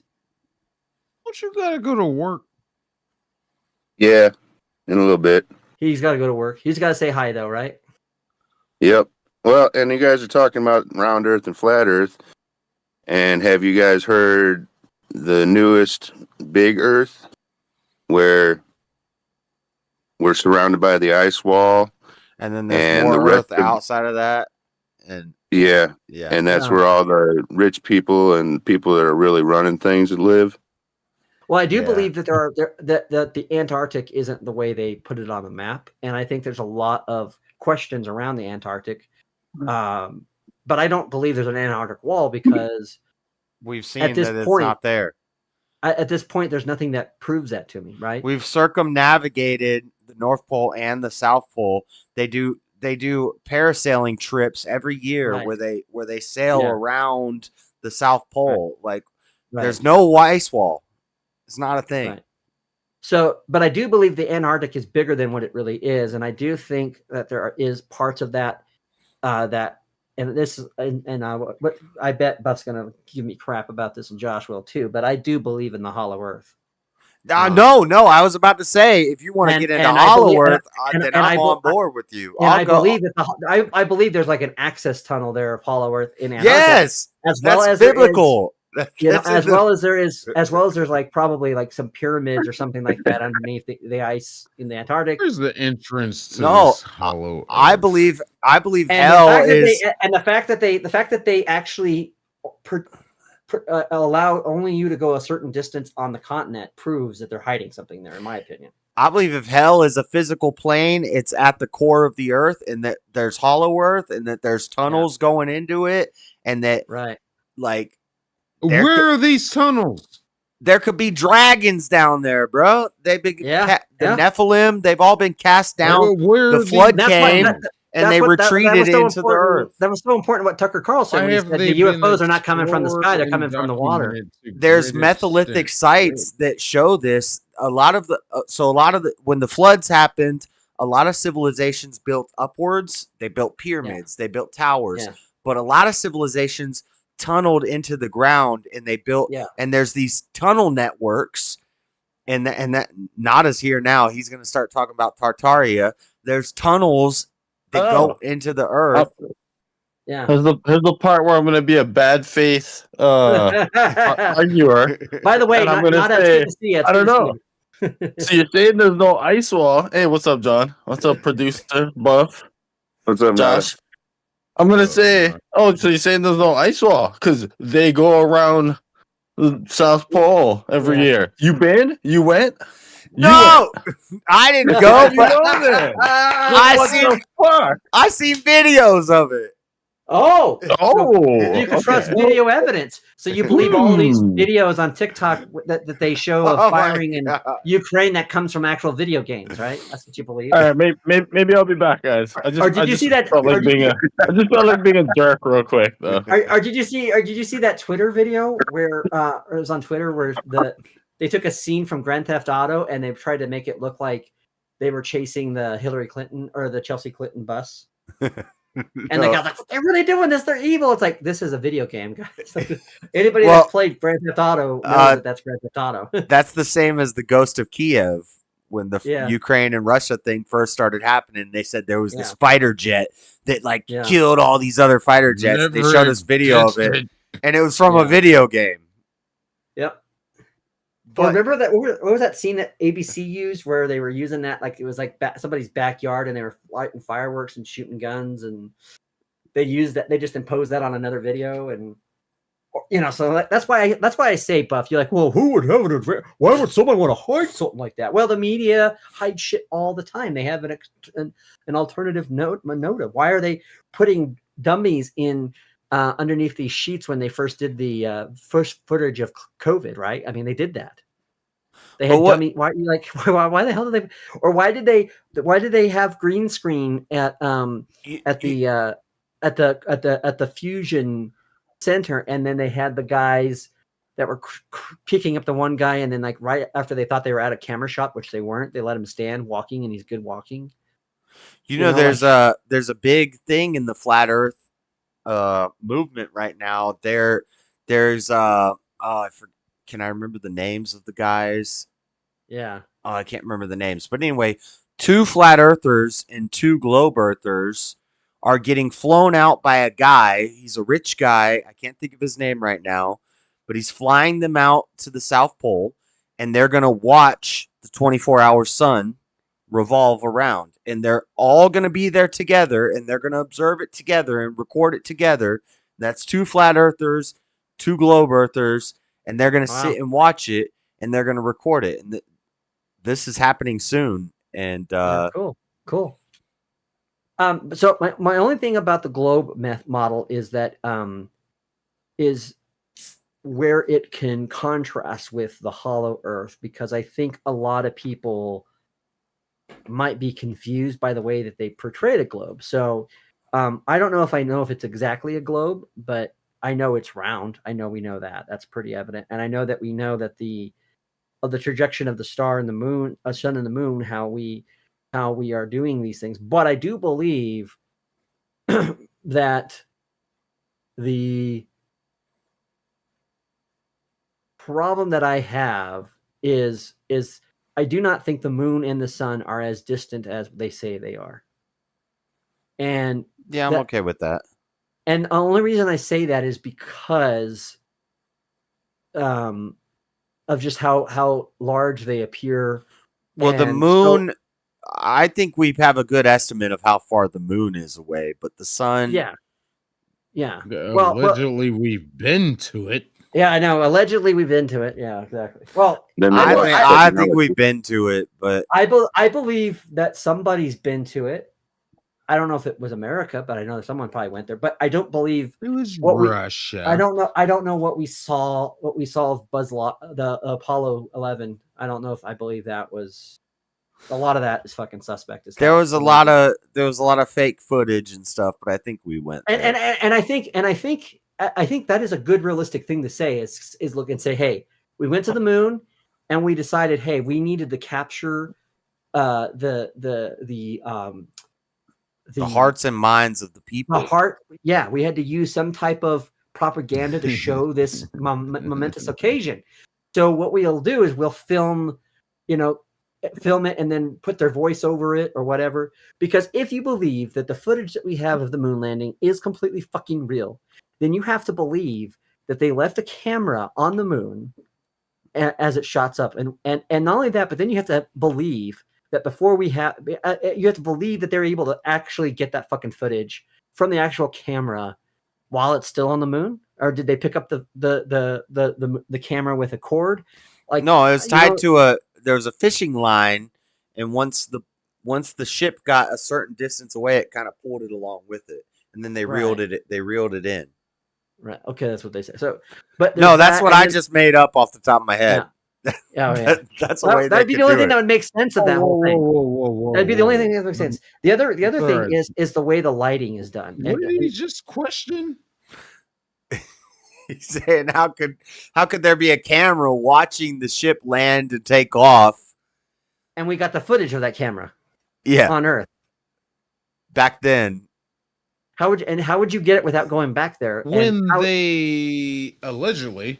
they landed, there was a rover on the rover. There was an arm that projected out that recorded them step out onto the surface, and that camera was supposed to be one they set up and watch them leave. Allegedly. So did they set the camera up and start it rolling, and then like this, like they like these like the fish line to put it back. Yeah, and then you can't tell me that lunar module. Story. You can't tell me that lunar module looks like anything that would sustain. It's like Napoleon Dynamite when he would throw the superhero out and he'd have a string tied to his leg and just let it drag behind the bus for a while. I don't know, but I think Hollow Earth is much more legit. I'm not saying that I'm not saying that it doesn't prove it or disprove it, but I am saying it is suspect, and you have to agree that it's suspect how they did some of those things. And again, the question comes: if they left the camera on the moon, how the fuck did they get the footage? Because they don't have the ability to live stream from the moon. It wasn't. Oh, you believe it would transmit from all the way from the moon to the? No. Apparently, it was transmitting exactly like the radio communications were transmitting. I think the technology they have, the technology they have, is 50 years more advanced than what we know about. So, in the 60s, they probably could have had some technology that could transmit some signals and stuff. Well, but so either way, there is some type of secretive thing going on. There's something that has not and that's all I'm saying is that those motives can exist and I just don't believe something because I see it on TV, and I don't disbelieve something because somebody else on TV says it didn't happen. So that's kind of what happens is we get to the same. But they'll say, what's his name, punch somebody in the face. If I went to the moon, or let's say I fly a plane around the Earth and I get back to the same point in the same let's say I do that, and then I talk to people who say the Earth is flat. No, bitch, I flew around the Earth. I would punch somebody in the face too. I'd be pissed off too. So right. Well. So, but look, I'm just to what John was saying though. To what John was just saying, Look at what it requires you guys to do to explain all these inconsistencies. And like, where is that coming from? Like, where It is doesn't that? take a lot. What do you mean it doesn't take a lot? We say, Like What do you're you filling mean? in. What do they you filmed filling some in stuff for- on some stage to capture the heart and the minds of the people. We had technology that was more Right. advanced than what One. we thought, that was able to do things. Two. It's all simple explanations. Yeah, but you're coming up with all these explanations just to make their story work. You know what I mean? No, not explanations. They're examples and reasons. I think the real rub here is, and I was just thinking about this as I was listening to you guys talk. The real rub here is 99% of people have not even pondered any of this, let alone come up with explanations for the inconsistencies. They just take it as like religion, like John was saying. Okay, so these people aren't open-minded. These people aren't accepting exceptional thought and open-mindedness of thought. So we are thinking in a different logical Yeah. sense. And in the same vein, that can get harmful sometimes, because when I tell you a stop sign is red, 99% of people are just going to agree the stop sign is red. Now, is that their religion? There's probably 1% of people that say color isn't actually a real thing, and my interpretation of color could be different than your interpretation of color. We don't Well- actually know that the stop sign is red. The stop sign might actually be blue. It is though. It is because so- whatever you're calling red is what we make fire trucks stop signs. So even if your red and my red are not the same, doesn't matter. Right, but you know what- that thing is that color. Apples Yeah. are that color. Stop signs are. If it's gray, then it's gray. That's Right. fine. But so As what long you're as you know saying that that gray is fire trucks, stop signs, apples, cherries. We're good. Who It's is the gravy. authoritative figure to say But so what that you're it saying is the red? 1% of people that think about this are wasting their time thinking about it, because in reality, No, the not stop at all. sign is red. Not even close. It doesn't matter I'm just if what saying- you see as red is blue. It doesn't That's matter not at all what because that's not at all what I'm talking about. I'm talking about what John was talking about, how people take science as religion. right, And they but I'm don't saying question it at all. what I'm saying is if the science is correct, then the 1% of people who question it are just out there and they're coming up with wild ideas, but in reality, they're still going to come to the same conclusion. The stop sign is red. We went to the moon. The world is round. Yeah, So but that- why would you just take for granted that we went to the moon? That's not like the stop sign is red and the fire truck is red and the apple is red. Why not? It's conceptual. It ain't that hard to shoot a rocket up to the moon. Okay, so now you are reducing all of this thing into the, so obviously color becomes an observational question, and we Hey, have Jay, to I'm still realize wearing that. your damn shirt. Oh, it's good to see you with the shirt on, producer. I'm just saying, if You you're must be going to if you're work. overly skeptical Going of to work. things, it can. Oh, being overly skeptical is not necessarily a good thing. However, Yeah. it's good to be skeptical, but if you're overly skeptical of things, but that being also we know, overtly accepting of things because you are told, and this is where it comes down to, is why do you do this? Why do you think this? It's because you've been told this, and people don't want to acknowledge that there's ever been a possibility that they have been propagandized or brainwashed or anything like that, Yeah. or even at best incorrectly informed. I heard So- they took communion on the moon. So Bingo. So yeah. So the thing of it is when you're looking at these issues, the question is always going to be, you have to ultimately take faith in what people who supposedly went there and the organization that supposedly got us there, in what they're saying. And I'm saying that if you ever have question, and there's more than enough, I think, reasonable evidence out there to even be suspect of them, not 100%, but at least maybe 1/3 of the time, then it calls into question whether we can trust them. And the only reason to So say why would we why you believe say in you trust them, Jesus?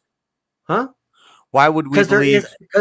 Because we have tested the observational observation, the eyewitness testimony. We've looked at the source material in the Bible, and we have been able to accurately quote it. We know that we can also use reality to help us form this idea. So, for example, Right, but we've done the same thing with the moon landing, and people still deny it. what I'm saying though is We've done the same thing with the shape of the Earth, and people still deny it. the question comes from if it's coming from a trusted source. Let me ask you this.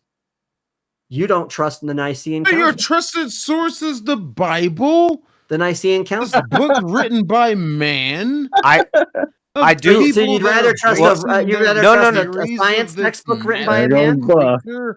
No, Really? I don't distrust. I believe the Nicene Council happened. No, I'm not talking to you, Josh. I'm talking to John. Ron. Yeah, we're having two conversations right here, buddy. Yeah, we're having two different conversations. Go ahead, Buff. Oh no, I was done there. He's done. All right, that's good. I'm glad I got you to spurg out a little bit.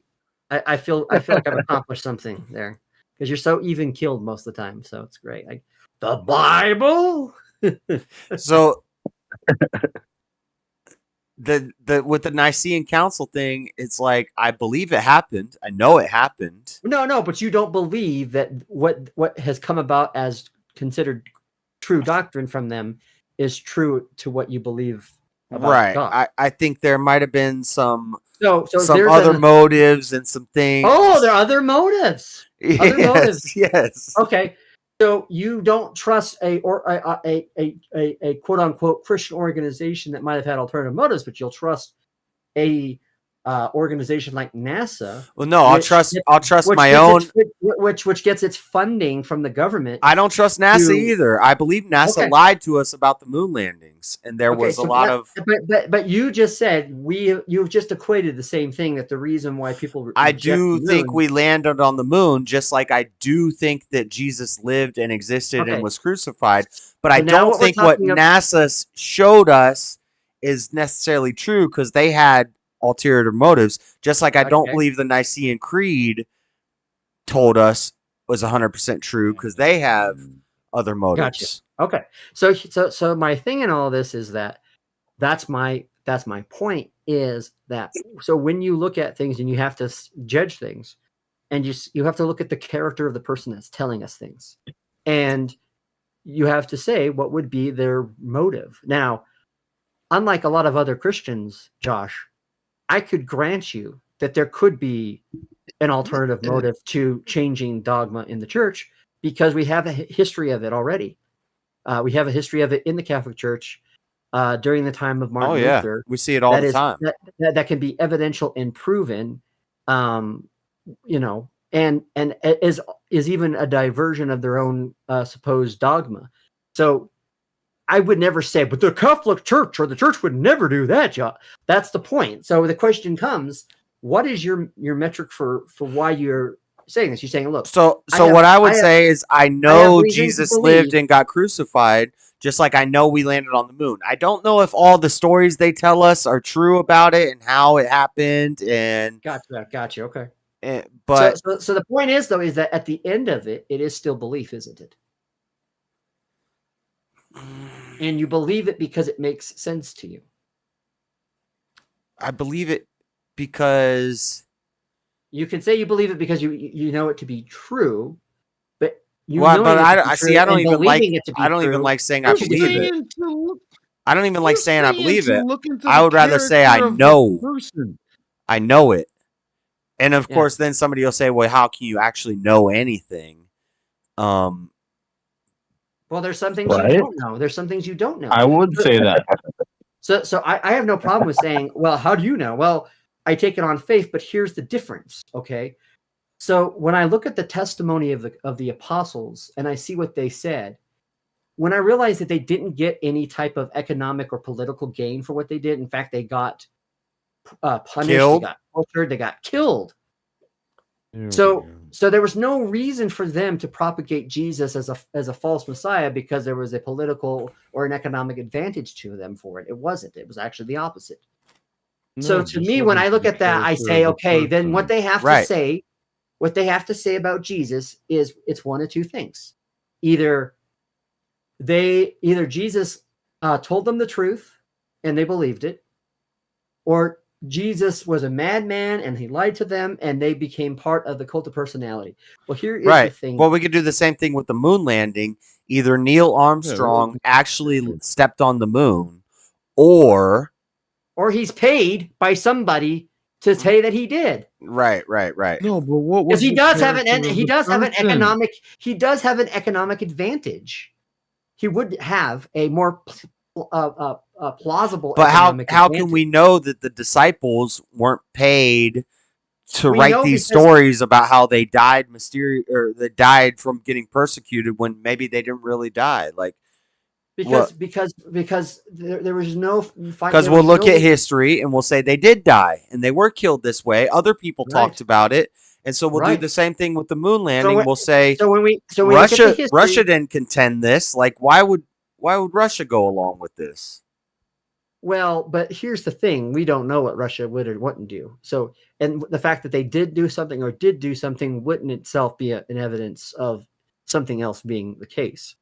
But, and if anything, I don't know if I've ever heard a moon landing debate where they compare Jesus to the moon landing. This is awesome. It would actually strengthen a person's belief that this is more of a global cabal if Russia doesn't actually say something about it, right? Yeah. But here's the thing: the whole point is that you have to look. And I don't have any problem with someone saying, "Hey, look, I'm skeptical of the Bible because of what I assume is this and this." And are you right? Are there people who take assumptions and they're taking it out of context, or they're not doing their due diligence in realistically thinking about the situation? Absolutely. That doesn't mean that people who believe like they do are discredited, and it doesn't mean people who believe opposite are discredited. It doesn't. My whole point in all this is that we have to get out of this notion that we just open-handedly disregard what someone says because we think it is insanity, and the reason why we think it's insanity is because it's a commonly held belief that we grew up with. And that's why I say, but if somebody test it. So if you whether we say no or believe something and somebody contradicts you, well, I think we'd all agree that we can't both be right at the same time. Right. So what it means is that you can both be wrong, though. We could both be wrong. Yeah, I agree. You could both be wrong, or one of you could be right. No, I always say that. Either one of us is right and one of us is wrong, or we're both wrong, but we can't both be right. So then the question comes: to what degree do you put trust in faith in a position and believing in it, and why you believe in it? And that's why it's important to say, okay, if you believe in the landing on the moon, tell me outside of the examples given in the NASA or what we've been told. And if you say, well, there's no reason to lie about it, I think that flatly denies human nature, because there's always a reason someone could lie. I mean, you could say that the apostles possibly could have lied because unintentionally because they were insane. You could say that claim. I won't believe it. My moon landing argument. My moon landing argument is that I think it's simple for rocket scientists and very high level scientists and rocketeers and people, rocket scientists. I don't think it's that hard. I don't think it's that complicated. I think the most. But we don't go. Well, I can't do it. You can't do it. It's complicated from us. But I'm saying for the world, if we can, well, maybe you can do it. Maybe you can build a rocket in your backyard and go to the moon. I think. Why don't we? Have you heard of Billy Bob Thornton? Somebody tried that. It didn't work out too well. That guy died. Yeah. No. If it's so easy for these super smart guys. Yeah. Well, what's up? It's then? not. It's Let's not go. so much about being super Let's smart. go. It's about having all of It's the resources. expensive. All of the No, it's okay. about money and resources. It's about having We lost. all of the We don't know how resources anymore. and all of the information in the world, and if I had $1 billion, Elon Musk could do it. I bet you Elon Musk could send a rocket to the Why moon he right should now. go then? Fucking call him a homo and say, "Let's get on it then, dude." He's That's not what gonna, doing. because it's a waste of money. Is that why? What would that? If it's a waste of money, then why would it be a waste of money? Because there's nothing there. It's just a big rock in space. Oh, so if that is the case, then what was the reason for us going there in the first place? To find out what was Because there there. was a space race going For the on between us and Bingo, Russia. bingo, bingo! It was part of the Cold War. That's right. Right, but also and it became an issue of propaganda. It's also exploration. So if I'm trying to explore around my house for places where I could set up a fort and live in the future, and I find a rock somewhere with no resources on it, there's no water, I'm not going to go back here. I'm going to go somewhere else because there might be a better place for me to set up shop later. It's not practical. We had to get there first to figure out that there's nothing here. We figured there's probably nothing there, but then when we went there and we saw that there was nothing there, we're like, why are we going to go back there again? It's just a rock in If that space. was the case, then why did they also have Apollo 12 and Apollo 13? It's not even about that. Recently, a couple years ago, they shot a damn rocket at the fucking moon India- just to get the dust particles off of it to see Did- if there was did it get- moisture particles Did in it the get air. stuck in it? Did it get I mean, stuck hell, in the I don't know. moon's They're eye? fascinated with the moon. India just Moon went to alone. the moon. India just went to the moon last year. They did. People went. I don't Human remember, beings. I don't remember who was manned. I think. I do remember, and it wasn't. Yeah, I don't think it. I don't think it was Because that would be manned. because that would be a huge deal. It would Because be a nobody huge ever went.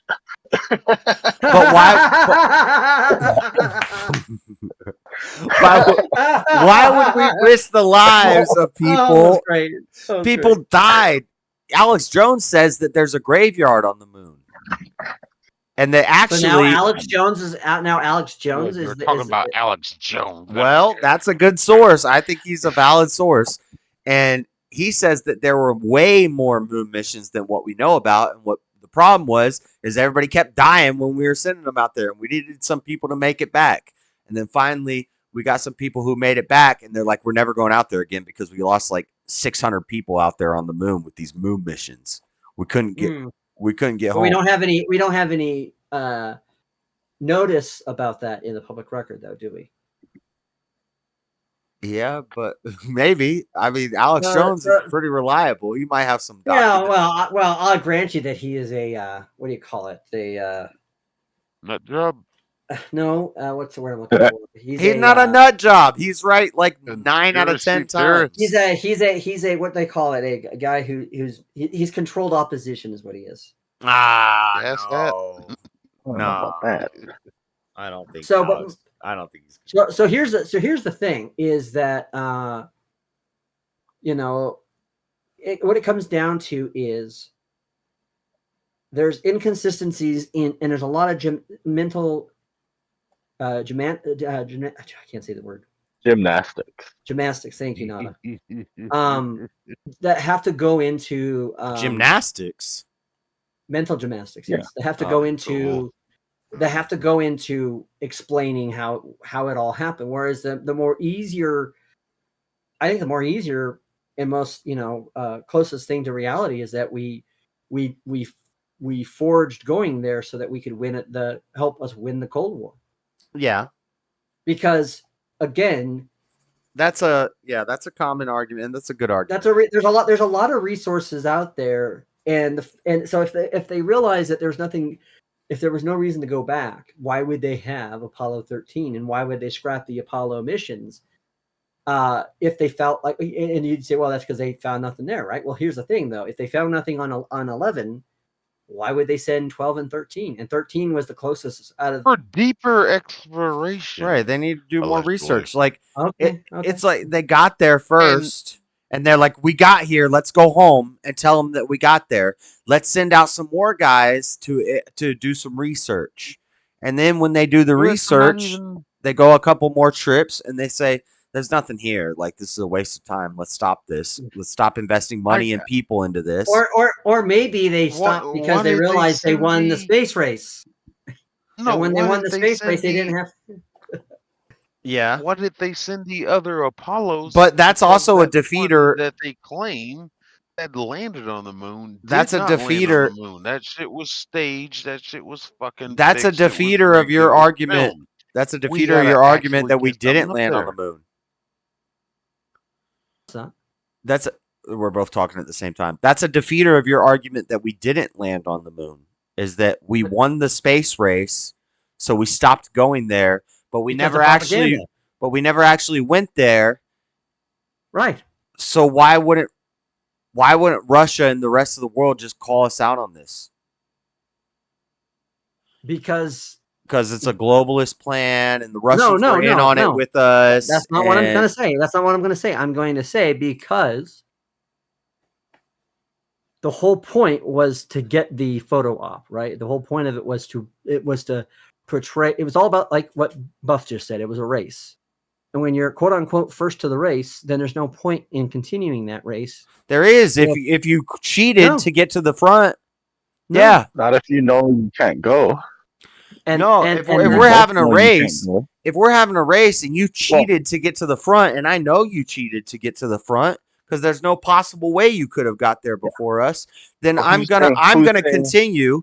I'm gonna continue, and I'm gonna get to the front, and I'm gonna get second place, and then I'm gonna come out later and expose the fact that the first place person never actually won the race, Right, and but that makes me first place.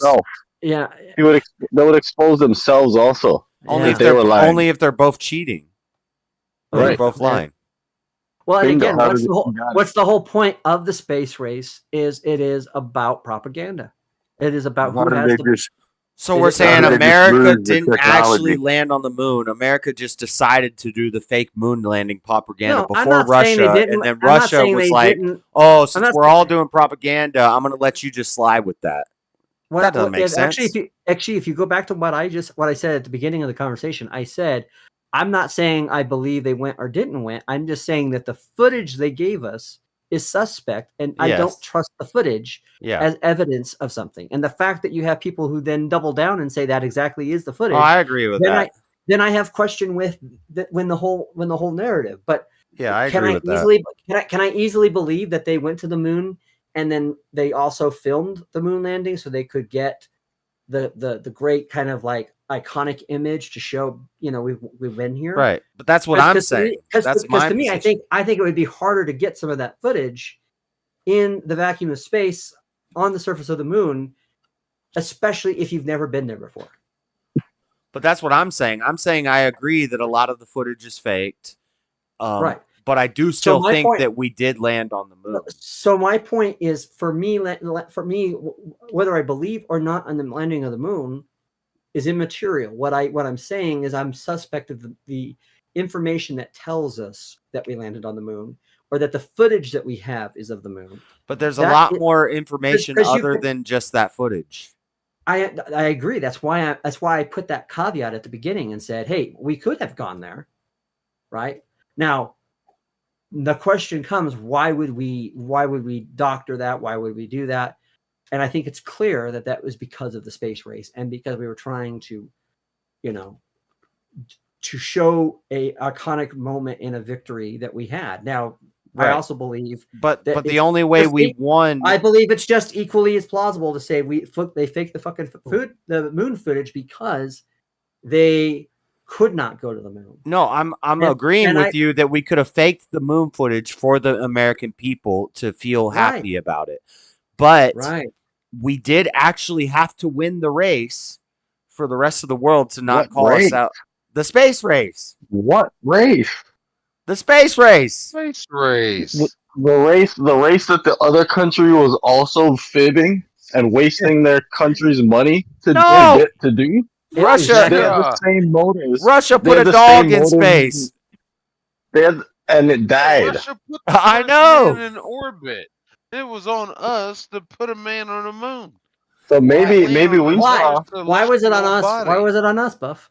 Because we got to win. Because we had to win exactly. So then it was really not about exploration. It was about making the propaganda. Well, no, the whole so that just proves reason. my point, right? No, the whole reason that Russia and everybody is racing is the same way that people would be rushing to a new world. If we lived in England and we found a new land and we had to colonize it, people are going to be rushing out there to be the first ones to get out there and set their flags down. Except everybody already knew that this land existed. They just tell us that they didn't know. Yeah, you get the analogy I'm making. It is exploration, but it's Those also old ass maps. it's competition with other nations, but it's also exploration. They're not mutually Black exclusive. people were already in America. And by the way, I mean, Chinese Columbus were already here. The exploration of Columbus in America had nothing to do with being the first to get to America. That's the whole reason why the Native Americans were called Indians, because he was looking for a shorter route to get to India. Right. They thought the world was flat.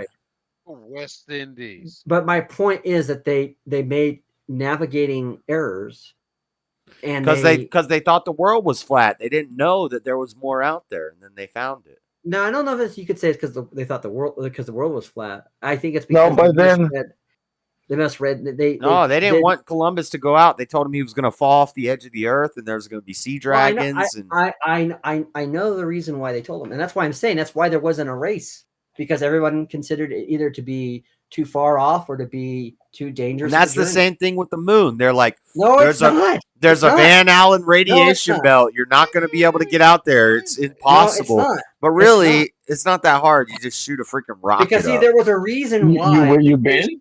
You been? There's a reason. There's a reason why the space race was propagated as well as it was, and I think a lot of it had to do with. I've been to America. Military industrial complex, and so what I can tell you is that the fact that Columbus found America, which is by accident, isn't because there was a race to get to America. Now there was after, maybe you could say that years after. But and then of course, obviously, the sequential. There was no race to get to America. That's what he just said. That's what Josh just said, Buff. He is equating the space race. Then I gotta go. Well, okay. In the aspect of the sense of exploration, no, that's not really what he said. There was no race to get to America. There was a race to get to another celestial body. There was. I would agree. And that race is built on who was the more superior nation, who had the most technocratic advancements, and therefore there is. I agree. Therefore, there is an initiative to either show at best that that we landed on the moon, and show it in a way that is very flattering, that we could actually footage, or to entirely at worst. Completely fake the moon landing just to propagate the fact that we won. So that's my point. And that's okay. And so that race was not considered at the time of Columbus. This idea of this race. So the whole point is that yes, there are people who go out and they explore, and there are people who wanted to explore the celestial bodies as they were wanting to explore the continents. But there was but the idea of why we went to the Americas, at least the Europeans, is not the same reason why we had a space race. And that's what I was arguing against just now. But the space race is very much rooted in propaganda. It's very much rooted in Cold War motivations. And again, at best, it means we showed a fake idea of what the moon looks like so that we could make it look more patriotic and we can get more iconic images out of it, and that would really just secure this idea that we went there in such a way. Or at worst, it's a complete fabrication of what we didn't do. And so I'm just saying that those. But you don't think it could have been? What if there was a bunch of resources on the moon, and Russia had got there first? But you said there was no resources on the moon. Well, we didn't know that till we went there. Okay, well, but here's the thing, though. So then, are you saying then that the Russians took them all before we went there? No, I'm saying if there had been resources on the moon and we had let Russia win the space race, then Russia would have got those resources and we would have been effed. So we had to get there first to figure out that there was You think nothing that's what there. it's about? I'm sorry, dude. That's absurd. Yes. I'm sorry. I love you, brother, but that's absurd. How is that absurd? It's absurd because, first of all, we didn't know what was there. What if there was a bunch of... Our reasoning to going to the moon on the surface is to beat Russia going there. Not to get resources, it's to be the first one. Because with that comes bragging rights. With that comes propaganda bullet points. See, I think with you're that with that comes cultural successes and economic successes. There are things that come from being the first at something. But couldn't that be you falling for the propaganda? What if What do you there mean? was actual real incentives? We're like, what's on the moon? That was the real incentive. There's nothing wrong with that incentive. I'm not saying there's anything wrong with that incentive. No, I'm saying there was more of an incentive than that. Okay, so you think they went there to explore, and they went there to find potential resources, and we need to be the first to get there to make sure we get these resources first. Once we get there and we figure out there's no resources there, we're like, scrap this. Everybody's done. We won. But we didn't do that. We didn't do that. We didn't do that. We and went Russia is quote unquote back. We send our samples out all over the world of asteroids and the moon and all this stuff. We send our samples out, and they get to study the samples, and they say, "Oh yeah, there's nothing out there. So space race is over. We're not trying to go to the moon anymore." Right, but that's not what happened, because obviously they tried to go back, failed on Apollo 13 allegedly. So, so they still went quote unquote in the narrative back. Apollo 13 did go to the moon. It just had some troubles making it back. No, it hovered around the moon. They did not land. Oh yeah, on they it. didn't land on it. Yeah. Right. And the whole reason is their systems went off allegedly before they got to the moon, and then they had to try to use the. Once we landed there, and Russia's like, "Well, dang, we lost. They already know how to get there. They're going to keep going there. They're going to figure out what's there. Let's just piggyback off their resources." That's you making assumptions about the Russians and what they are thinking. I'm making logical assumptions. There's no. It's a logical assumption. And posing it as that we went to the moon because X, Y, and Z. Yeah, and all these leaps I know that you gotta make. we can't know anything. I know none of history matters because we can't really know anything. But we have to. Don't get history on it, Josh. Okay, that's what he's saying. No, that's what Nada's saying. It's not. It's not. He's saying before you assume something to be true, you should know it for yourself if it's true. If you're claiming that the reason why Joe goes to the bank to rob it is because he has a cancer or whatever. Do you think Joe is going to the bank to beat Mike to the bank, or he's going to the bank to get the money out of the bank? And when Joe gets to the bank and there's no money there, you don't have to make it direct here. I'm just saying the point is that until you can verbatimly say something about what someone's intentions were, then and you have the evidence to back that up, and not just assumptions of what that evidence says. I'm not making assumptions. I've done a lot of. Well, but that's what Nada is trying to say. Have you been to the moon? Have you been? No, I haven't been to the moon, but I've watched a lot of documentaries, and I've watched a lot of documentaries. Okay, yes, that can't be flawed in there. Well, what else am I supposed to do? I thought you said you think for yourself. I didn't realize you were some Democrat that watches a degenerate documentary about SeaWorld and then thinks that SeaWorld is a mean. I've watched We Never Landed on the Moon documentaries, and I've watched debunks, and I've watched documentaries about how we landed on the moon, and I've watched videos about how the moon landing was faked. And when I compare and contrast and take my understanding of the history of it, what I'm saying makes sense. Okay. So that's based on your analysis of the information you're given, not firsthand information that you have. I Yeah, think just that's like all of history. well, yeah, there's no denying that. But see, you can't say that. Well, because it's just like everything else. That means that proves your point. Oh, well, that means we have to discard it. No, it doesn't. It doesn't Because now prove what my. you're It doesn't now what you're prove my conflating, point. what But you're now conflating is what Yeah, you're, he did not say that. He did not say that proves his point.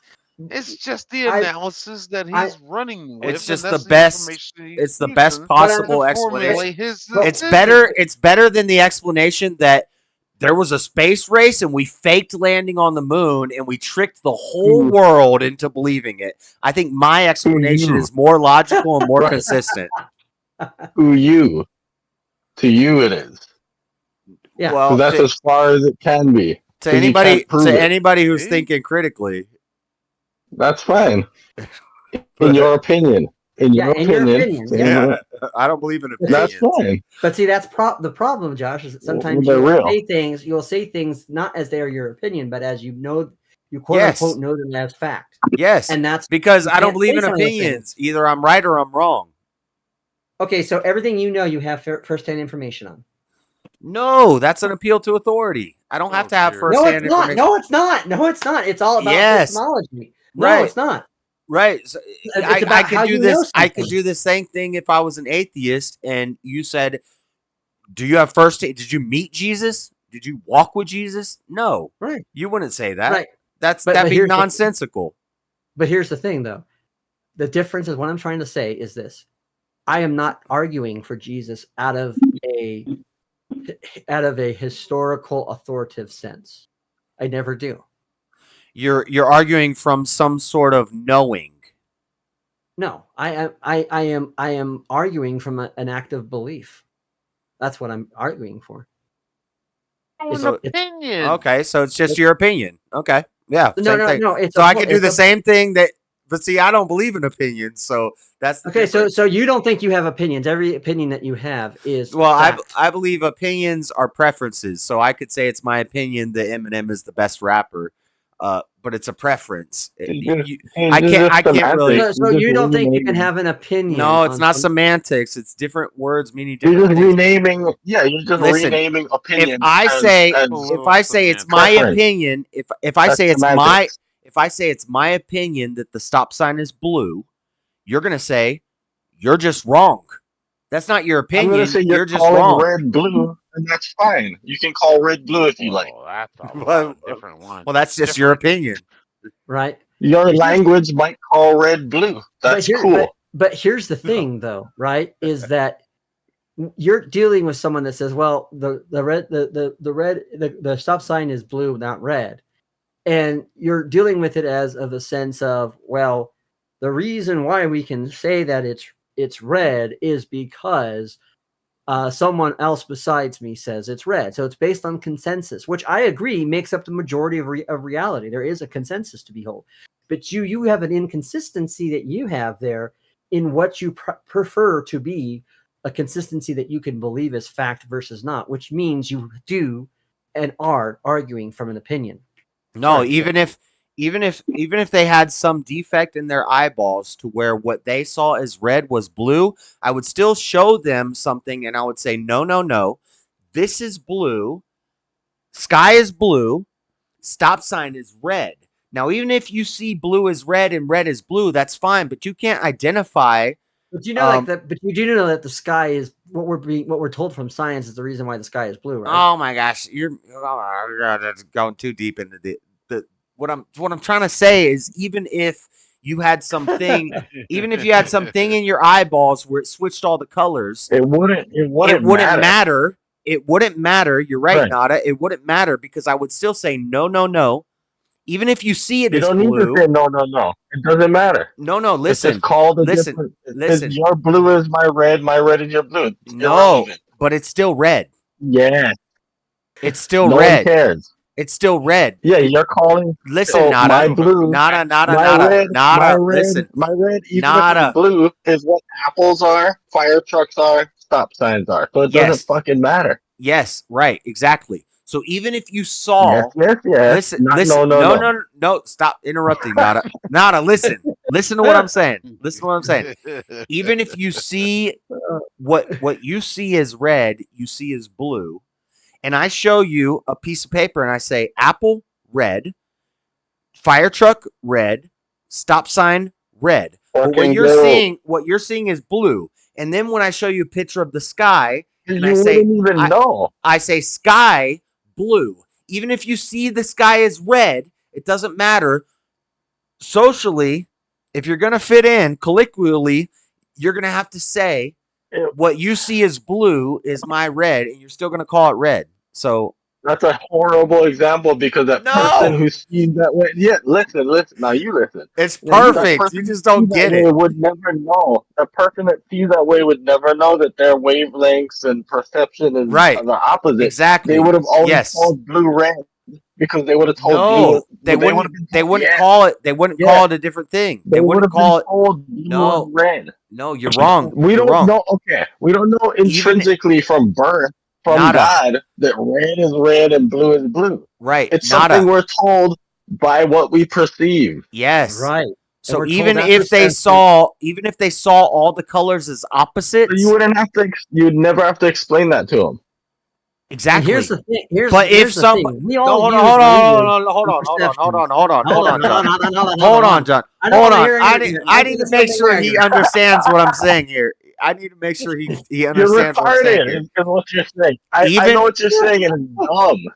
It makes no sense. Oh my God! They would never have called it blue because as they were a child, the thing that they saw as red, as blue, right, as your blue. Yeah, I agree. I agree. You're right. I agree. You're right. I agree. You're right. I agree. You're right. Yeah. I agree. You're right. You're missing the whole fucking point. Pay attention, Nada. Listen. There is no point. The point is, if you call a stop sign blue, you're an idiot and you're wrong. Alrighty. It doesn't matter. It doesn't matter how you see it. If we colloquially, the world knows the stop sign is red, we call stop sign red. That's red. That's red. That's red. That's red. Doesn't matter how you see it. If you call it blue, that's not your opinion. You're just wrong. Okay, but here's the thing. That's a far fetch from someone that's claiming something, and you're believing that claim without firsthand knowledge. The reason why you can say definitively that red is blue is because you're perceiving it that way. You've observed it that way. Right, but what I'm saying is if somebody says something that is obviously not true, that's not an opinion. So obviously not true means it has to hold true consistently to everyone. There has to be at least some consensus with the majority of people, right? Is what you're saying. It's like if. So, for example, is there ever been a time when humanity has had popular beliefs when they were wrong? Like when they believed in flat Earth? I know. Like always. Yeah. Yes. If you want to go to the flat Earth example, yes. People believed in round Earth. They were considered the people that were like, you're wrong because you're saying, well, that's not this. And when people had the opinion that the Earth was flat, they didn't have an opinion. They were just wrong. Well, they believed that it was that way because that's what was taught for many years. And that's the reason why they believe it. And that's the reason why you believe the world is round. But what if somebody believes in spaghetti god or what's his name? Now you're conflating. I'm not conflating. What I'm telling you is that opinions and beliefs don't matter. It's about what's right and what's wrong. Okay, so I thought it was about what's true and not true. Same thing. Okay, so everything you believe, is it true? I could be wrong. Okay. Well, that's I give you kudos for acknowledging that you could be wrong. That's a good measured behavior. Right. But if I believe in something and I'm wrong, that's not my opinion. I was just wrong about that. Right. But here's the thing though. So there are things and information that are handed down by generation that are based on customs that are based on information are previously held firm beliefs that we have over the years either rejected or have said, hey, this isn't entirely true. And we want to try to find a correct version of this, right? So the question is, has that ever stopped being the case? I would argue that it hasn't. And the reason we know this is because we are still seeing to this day where people in positions of authority are constantly lying to people that are in there. Now, could you say that they're doing it for good reason? That might be a different debate. That's fine, but they're wrong for that. But if they're wrong for that, then they're immoral and they're wrong and they're so it's But here's the thing. So your belief or your understanding of the flat or of the Earth being round or us going to the moon isn't based on any firsthand knowledge that you have. It's based on what you've been told people have said about it and what you've concluded to be what is the most logical position that has been made of all those different things. So yeah, and if I'm wrong, it wasn't my opinion. I was just wrong. Okay, so but here's the thing though: opinions are often made and based off of wrong opinions are preferences. No, they're not just preferences. No. I like chocolate more than I like vanilla. That's your opinion. Well, then you can't say beliefs are opinions if you're. I don't believe that. That's what I've been saying the whole time. I don't believe that. Okay. Well, if you say I like chocolate more than I like vanilla, that's an objective fact that's based on your principles and your way of thinking. What it is, that's not an opinion. No. You're right. You're right, Buff. You're right, Buff. If I said chocolate is better than vanilla, right? That's an opinion, right? That would be an opinion. Yeah. So an opinion is a view or a judgment formed about something not necessarily based on fact or knowledge. And I would expand that and say is an idea that comes from a belief about something that may or may not be proven or may or may not be able to be proven. Or also the other thing I would say is that it's also it's also based in receiving information secondhand. So I would say that's not an opinion. I would say if I say we landed on the moon and you say we didn't land on the moon, those are not opinions because one of us is right and one of us is wrong. Right. Yeah. So, however, go ahead now. You're saying we did, and I think I heard John say this, and this is what I say. Maybe. I don't know is the thing. I don't right. Because I'm just saying that the people who say we went to the moon base it not on firsthand knowledge. They base it on information they're given by people. And then when you say, well, those people might have alternative motives, you get people go, what? Why would they do that? I don't know. Why do people fake climate models? It's because they're given government money to prove something. That there are reasons. True. There are reasons. There's reasons to false the information that we get from carbon dating. There's a reason if you're getting money for your science, then you have an economic reason to want to ensure that your view is considered true. So yeah, I agree with that. The fact that they're scientists doesn't mean they are the most noblest of men who have no faults of their own. No.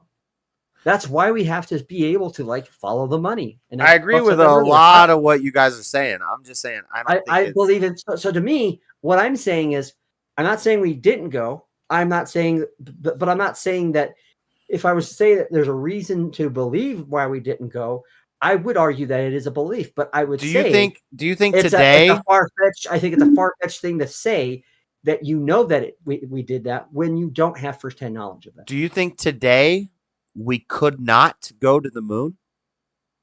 I don't know if we could go to the moon. No, I don't know. Oh, we lost the technology. They lost the technology. Too expensive. Why would you go? I think today we could easily go to the moon.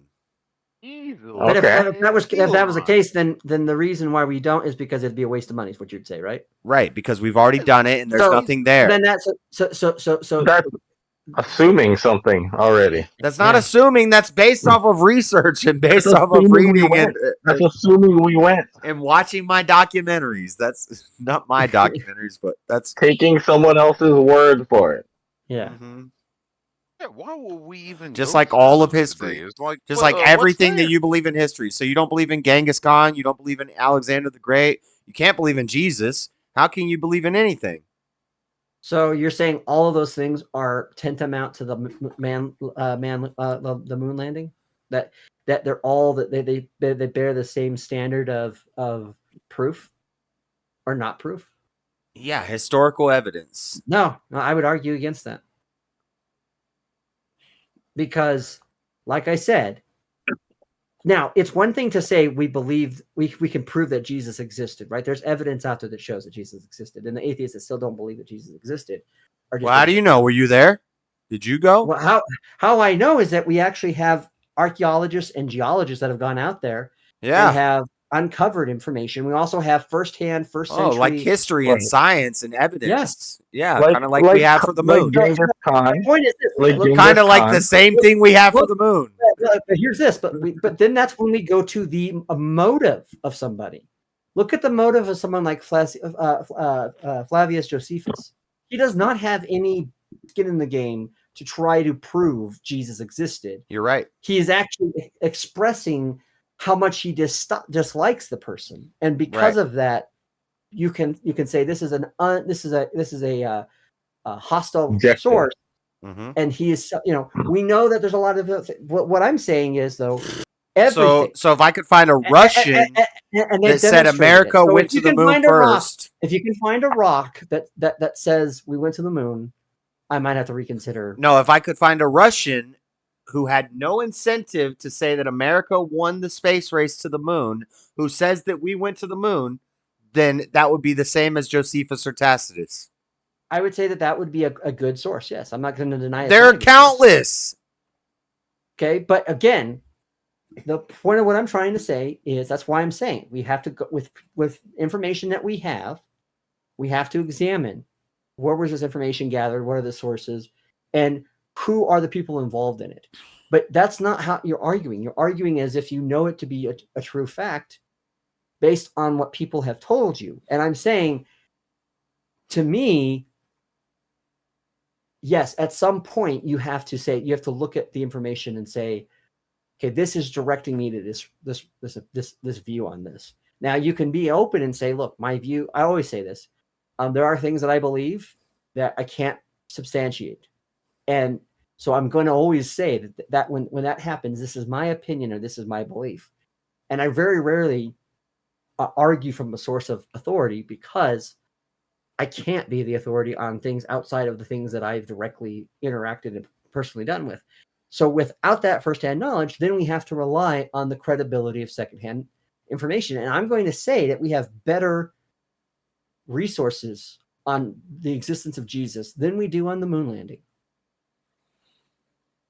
I'm going to disagree. Yes. That's a tricky one right That's there. a stretch. Josh, that's a stretch. Wow. That's a far stretch. That's a far stretch. Wow. Let me tell you, when I started this YouTube, channel, and I said I want to talk about conspiracy theories and I want to get into all this stuff, I was a moon landing denier 3 years ago. And then I started digging into it. You just did the opposite thing from the opposite side. You knew we didn't go to the moon. Do what? A humble man can acknowledge that he does not know. That he does not know. You are the humble man. What are you talking about? I know. I'm the humblest. He's yeah. I'm so humble. I'm the most humble. Well, because it takes humility to take the ridicule of the consensus. It does. It does. And to dare to say something that is considered orthodoxy, and to be consistent to it, it's a difficult thing to try to accomplish. And that's why I say I don't know. I'm just saying that the few people who have been involved in it, they haven't been completely trustworthy. And from what I've observed of the things that they've said that are true facts, the things that they've said are true images, of what I know about cinematography, what I know about lighting, what I know about just things that are common sense things. Now, does that mean that we never went to the moon? I don't think you could make that claim. And I think a lot of people make a lot of extreme claims. That's why I say I agree that a lot of the footage was faked. NASA lied about a lot of things, but I think there's plenty of evidence that we went to the moon. More evidence than there is that Jesus existed. Really? Way more. Wow. I didn't realize we had a on our hands sorry, here. I'm in his camp. But I that know doesn't. you are. I don't. It makes sense What that do you would. say? don't Wow believe for? in I Jesus. believe in Jesus. I believe Jesus existed. Why do you believe Jesus if it's wrong? If it's wrong, I don't believe it's wrong. You're saying it's wrong. But you're saying it's wrong because there's not enough consensus. No, I'm saying Yeah, there's there enough. was.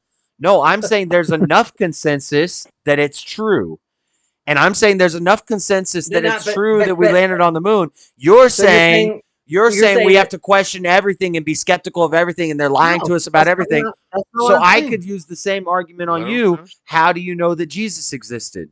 How do you know they weren't motivated to lie to you about and spread Christianity? Maybe there was some sort of profit margin. Maybe having a bunch of followers. And there's all sorts of arguments for why. So, but the evidence points us to Jesus existed, and we landed on the moon. Because you believe it. Who's that? I'm not sure.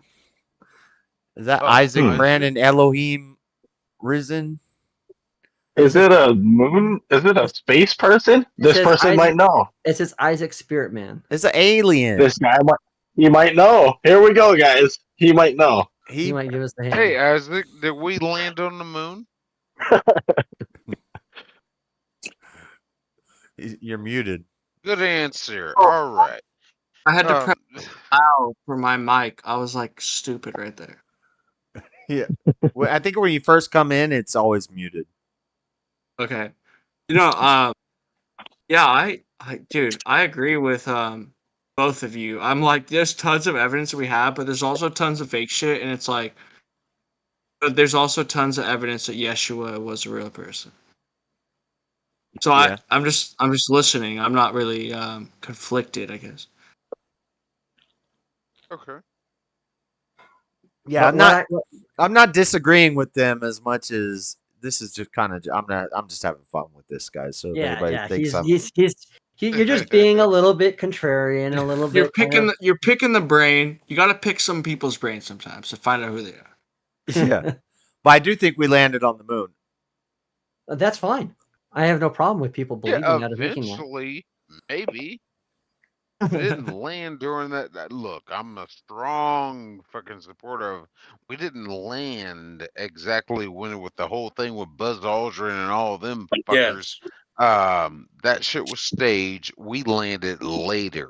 I think I think they could have landed. I'm just saying that the basis for me questioning that is the fact that I believe that the photographic and video evidence that we have is unreliable, and it also is very sketchy to me because of what I know about cinematography and lighting and all that. So listen. Let's say there's an unexplored desert in the world, and I'm gonna go explore this desert, but cameras don't work out there. So before I go out there, I go to a Hollywood studio and I walk through sand on a Hollywood studio to show me walking through the desert. But I actually you can't go to a desert that you actually know that's nearby. Well, no, I go to Utah. I go to Utah and I walk through the desert, and they record me walking through the desert. Now I actually go to the desert where I can't bring cameras.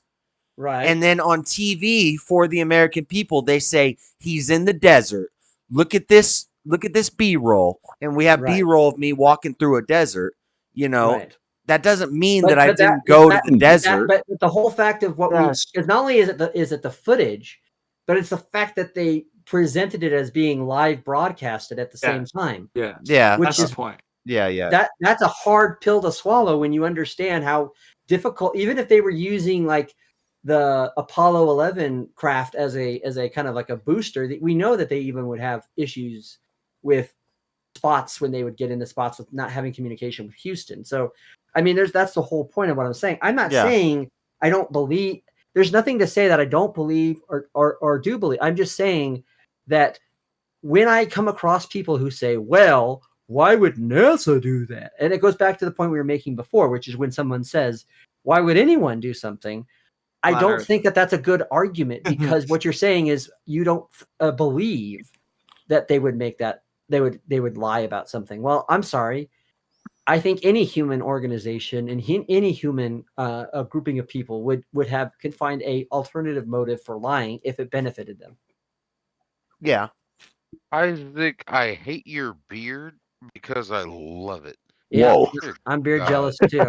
Wish I could grow a beard The like sad that, shit man. is, it won't grow longer and it keeps falling out. So this is as long as it gets. It's kind of annoying. Oh, Oh. All the So, hair from your head went down to your beard. Yes, that's the joke I make. I started balding at 26. Yeah. Buff, if you just shave your head bald, you might be able to get a long beard like that. Yeah, everyone I know that's bald has a long My beard, shit so maybe they naturally do it. grows up here. That's static about to electricity, bro. about to That's start some dreads you have again. superpowers. That's why. All right, That's y'all. Have a static. good day. Have a good I'm one. at work. Magnetism. Later. Have a good day at work. Producer. Here's our shot. You're supposed to be at Cheers, work, bro. bitch. Nice. I can tell he's at work because he has a shirt on. Yeah. Nice. A I collared just took my shirt. work shirt off, A dude. collared shirt. Take All care. right, guys. producer. Have a good day. Cheers, bro. Later, producer. Oh, I yeah. get caught up, but that's tight. I just got off work, so I appreciate that, man. Yeah. Anyway. What? Just got off work? Like in the middle of the night? Got off work? Yeah, I work at a casino. Oh, cool. Oh. Oh. You a blackjack Dude, we- dealer? Security? Like, no, I pay out the money. We paid out like 70,000 on 8 hours shift. Yeah. Crazy. How much did you take in though? We split our tips, but personally, I probably took in like 350. No, I mean like if you paid out It means the 70,000. house. It means the house. What is the house? Oh, the house? Maybe 7K. Wait, you took in 7K? The house took in 7K and paid out 70K? House is pissed tonight. Yeah. Yeah. What did you do? Wait, let me. I don't know how the statistics work. Yeah, let me see. That's like a Leave huge that man amount alone. off. He's out of work You know what? mode. Yeah, he's trying- right. You know what No, you no, do wait. to Let me hack think. it? Let me think. Okay, wait. Maybe I have it backwards. Maybe it was 70K and they took. No. If you took We in definitely paid out 70K like and paid out 7K, That would That make more sounds sense. about right. That'd make more sense because you're paying out 10% of what you gained. Is it supposed to be around 10%? Yeah. Yeah. No, we definitely paid out around 70K. Is it a kind of like a is it like a regular like Las Vegas casino, or is it like a reservation casino, or is it like in a kind Reservation? Oh, okay, cool. Federal. Yeah. Huh. I don't know. That's very interesting. I never thought about that. Wait. I gotta think about this because it's breaking my brain. If you paid out 70K, you should have taken in 700K. 700. Yeah. That might be more closer. We have a lot of high rollers betting like $200 a spin. Yeah. Yeah. That makes more sense that you would. That makes more that you sense. paid out- that you paid I out probably don't know 70K. the numbers good enough. I know it's supposed to be around 90%. Yeah. Yeah. So what we do know That's right. is this man has a clean record. If he's touching money in a casino, well, if he works in a casino at all. Yes, I He do. has a And I've had the record. FBI. I've had Right, the FBI at my house, and I still got the job. This is like a mafia casino.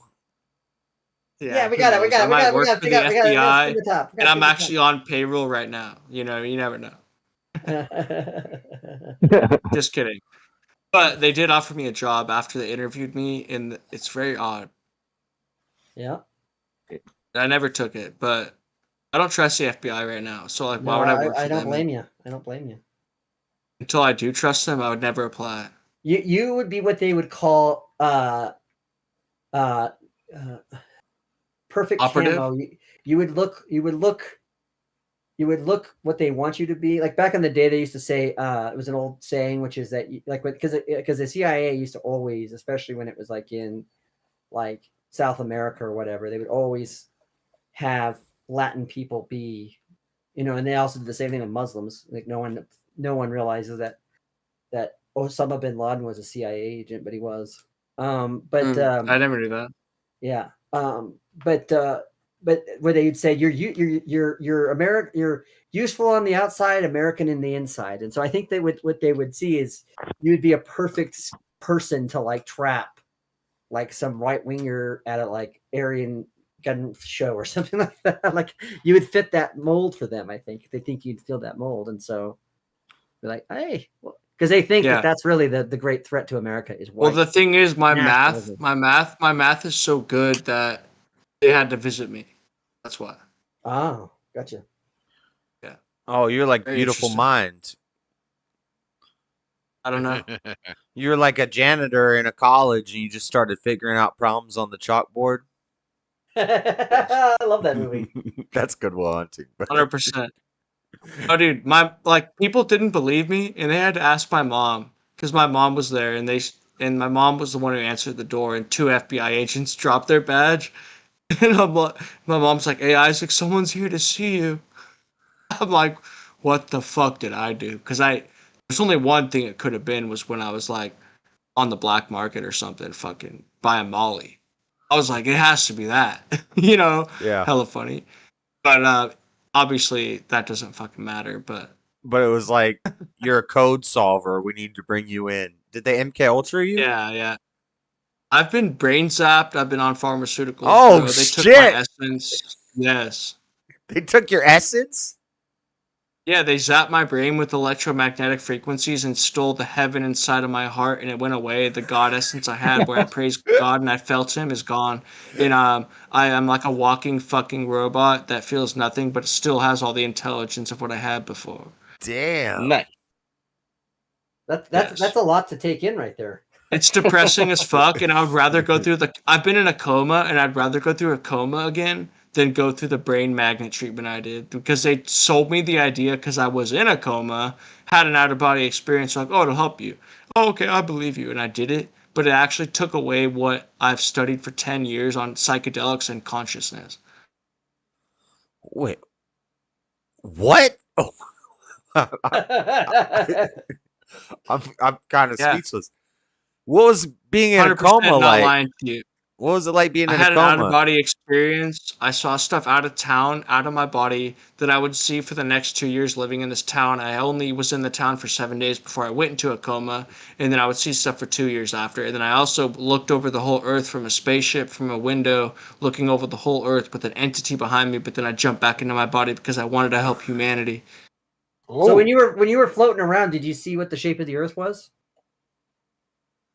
From what I saw from the window, I saw a disc in 2 dimensions, but I couldn't see the other side.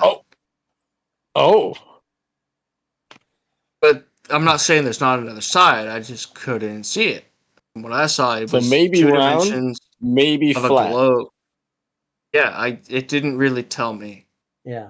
Right. It Because you just wouldn't be looked able. You like- can't see depth. No, you can't see depth. So, and the light only Right, shines and on a circle one side. is a sphere if you can only see 2 dimensionals. Yes, yeah. So I did. It was only like a 20-second memory, and then I jumped back to my body because I was like, wait, I can't just leave humanity behind. That's deep. Very, very weird, bro. And then, okay, so I started lucid dreaming like 2 days a week, right? And I would use Yeshua's name. I'd say Yeshua, and I'd lucid dream. I'm not even joking, bro. And I ended up in this magnet place 2 days later, or no, 2 weeks later, after a mental breakthrough of spiritual knowledge, and I somehow took it all away. Like synchronicity is real, and they fucked with me in the Mandala effect, and they fucked my timeline. It's so interesting, bro. Like it seems like they stole $1 billion from my brain with magnets.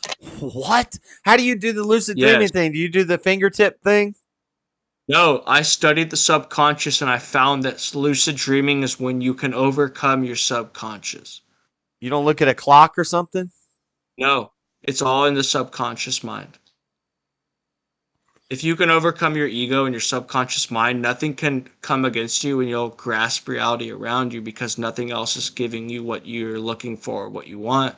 You can now grasp reality because you're not even looking for anything. You don't want anything. You're just there and you're looking, but nothing is persuading you. Nothing's moving you. Nothing's like guiding you. You are you. I heard And that's Joe what Rogan DMT talk does. about I've done DMT 60 times, bro. I've done DMT for 30 days straight and it makes you more lucid.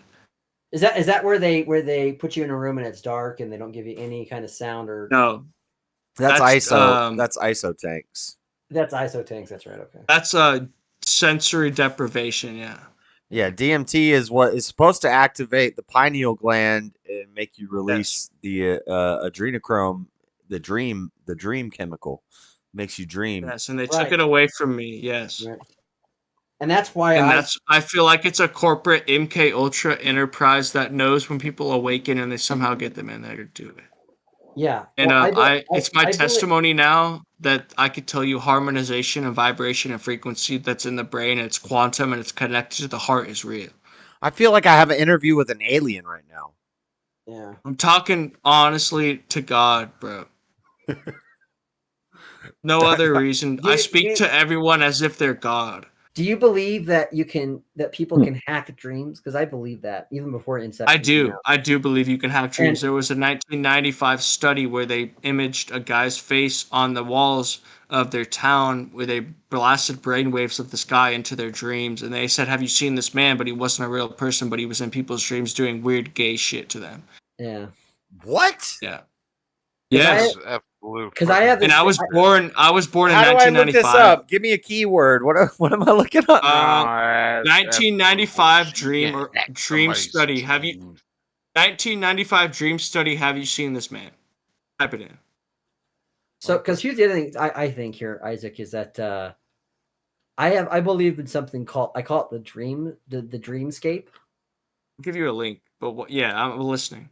And basically, I believe people can access dreams like they can like getting on an interstate, right? So I can. And it's so you can kind of go between different consciences when you get on the dreamscape. It's what incarnation means. And so and the reason it's interesting to me is because when I have one of these things and I feel like I've been suddenly taken out of it, I always feel my pituitary gland hurting. It gets extremely painful. And it's why it's why I don't like sleeping, because if that happens, I usually have that pain. And of course, I have the pituitary gland that doesn't work functionally. So I think that's one of the reasons why I've been able to. Maybe have it's certain dreams. training to make that chemical. You should look at the precursor to what that chemical is. You should look up the precursor to all the chemicals made by the pituitary gland and find the precursor and take it, probably. Yeah. Isn't that growth? Isn't that what the pituitary gland does? Well, it Growth does all the hormone? hormones, though. It's all the hormones. Oh, is it? Yeah, it's all the hormones. And then it sends the master signal to the rest of your brain to produce, your testosterone and your growth hormone and your. Yeah, they shut off all thyroid. that for me. Pretty sure. And so yeah, but I get those experiences where I've had so many of these dreams, and it feels like I'm getting on a roller coaster, and I'm being like blasted through like different consciences, and I'm being blasted into like space and then going into different times, and it's like really it's so weird. It's like, what's the difference between that and being here right now and trying to seek the same thing, but not everyone on Earth is on the same page to seek that thing. Like, it's very interesting. Well, and then there's where you get that feeling where you feel like you were in reality, and now when you wake up, you feel like you're in a dream. that kind of feeling. So No, I never had that. Yeah. Me neither. Just one of the But I weird could things see I that have. being a very high perception of lucidity, Right. where the possibilities are higher in that dimension.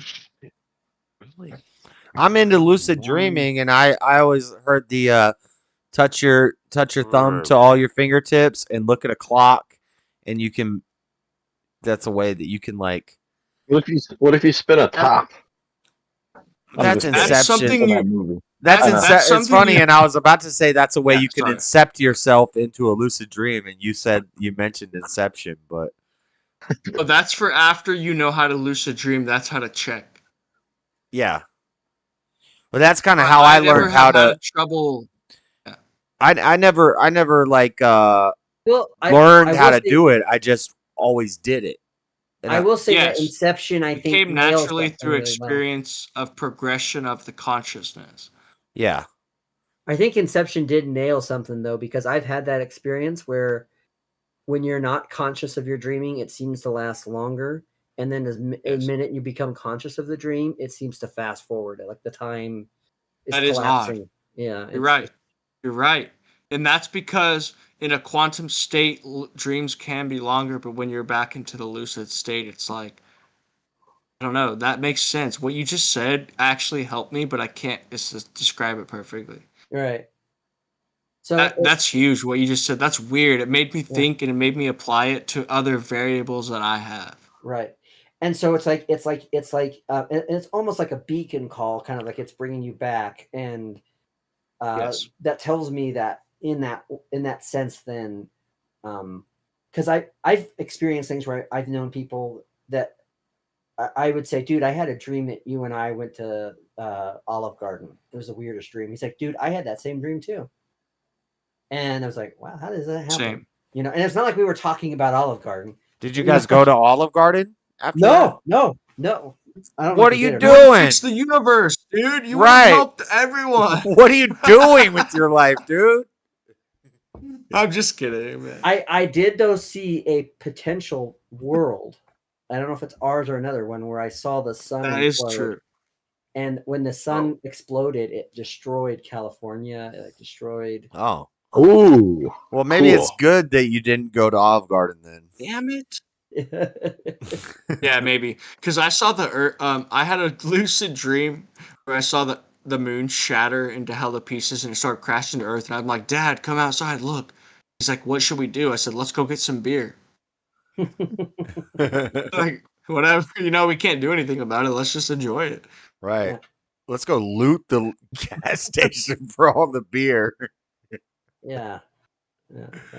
Not even loot it. Like, I'd probably still pay cash, but he'd be like, well, it doesn't fucking matter. Just take as much as you want. My life Yeah. saving. I'm gonna spend my life savings on beer right now because the moon just exploded. Yeah, it'd be the exact same. Here's $20K. I just want one. I don't want a 6-pack. Yeah. Same thing. One of us might make it out alive. Here you go. I like that. But it's interesting because it that's where I feel like the inertia comes in when the dream is collapsing on me and I'm like racing back to consciousness. And then when I race back to consciousness, I come back to my head hurts extremely. I'm in a lot of pain. And it's like I love dreaming in the sense that I feel something different than when I'm awake, but at the same time, I hate going to sleep because when I wake up, I always feel shittier than when I went to bed. You do you use cannabis? No. Okay, so this is something that you might want to take into consideration, that when you smoke cannabis, it releases that chemical while you're awake instead of when you're asleep, so you won't dream as much, and you can actually get a break from dreaming if you smoke cannabis during the day. Interesting. Yeah. Well, Yeah. I think he's right about I went that. years without dreaming. Years. When you and I smoke think a lot I of weed, you don't quit- dream. Yeah. I quit It's 'cause- recently, and like I dream again. Yeah. Yeah. But it makes it more intense during the day because now you're releasing DMT and all the pituitary gland chemicals when you smoke weed. And people don't realize that, but you're actually probably getting DMT when you smoke weed. Right. Like, not a lot, what's left in your brain. So when you take a tolerance break, now why did I get so high? You know? Yeah. It's like, and then I've smoked DMT for 30 days straight before, and I think I said that already, but it's it just made me more lucid, and I have a theory that Yeshua had more DMT in his blood, and he was more connected to the spirit, and that's why he was so out of the box. He just made more DMT You're than losing me most here. people. That's just a theory. It's a theory. It's a It's belief. not any.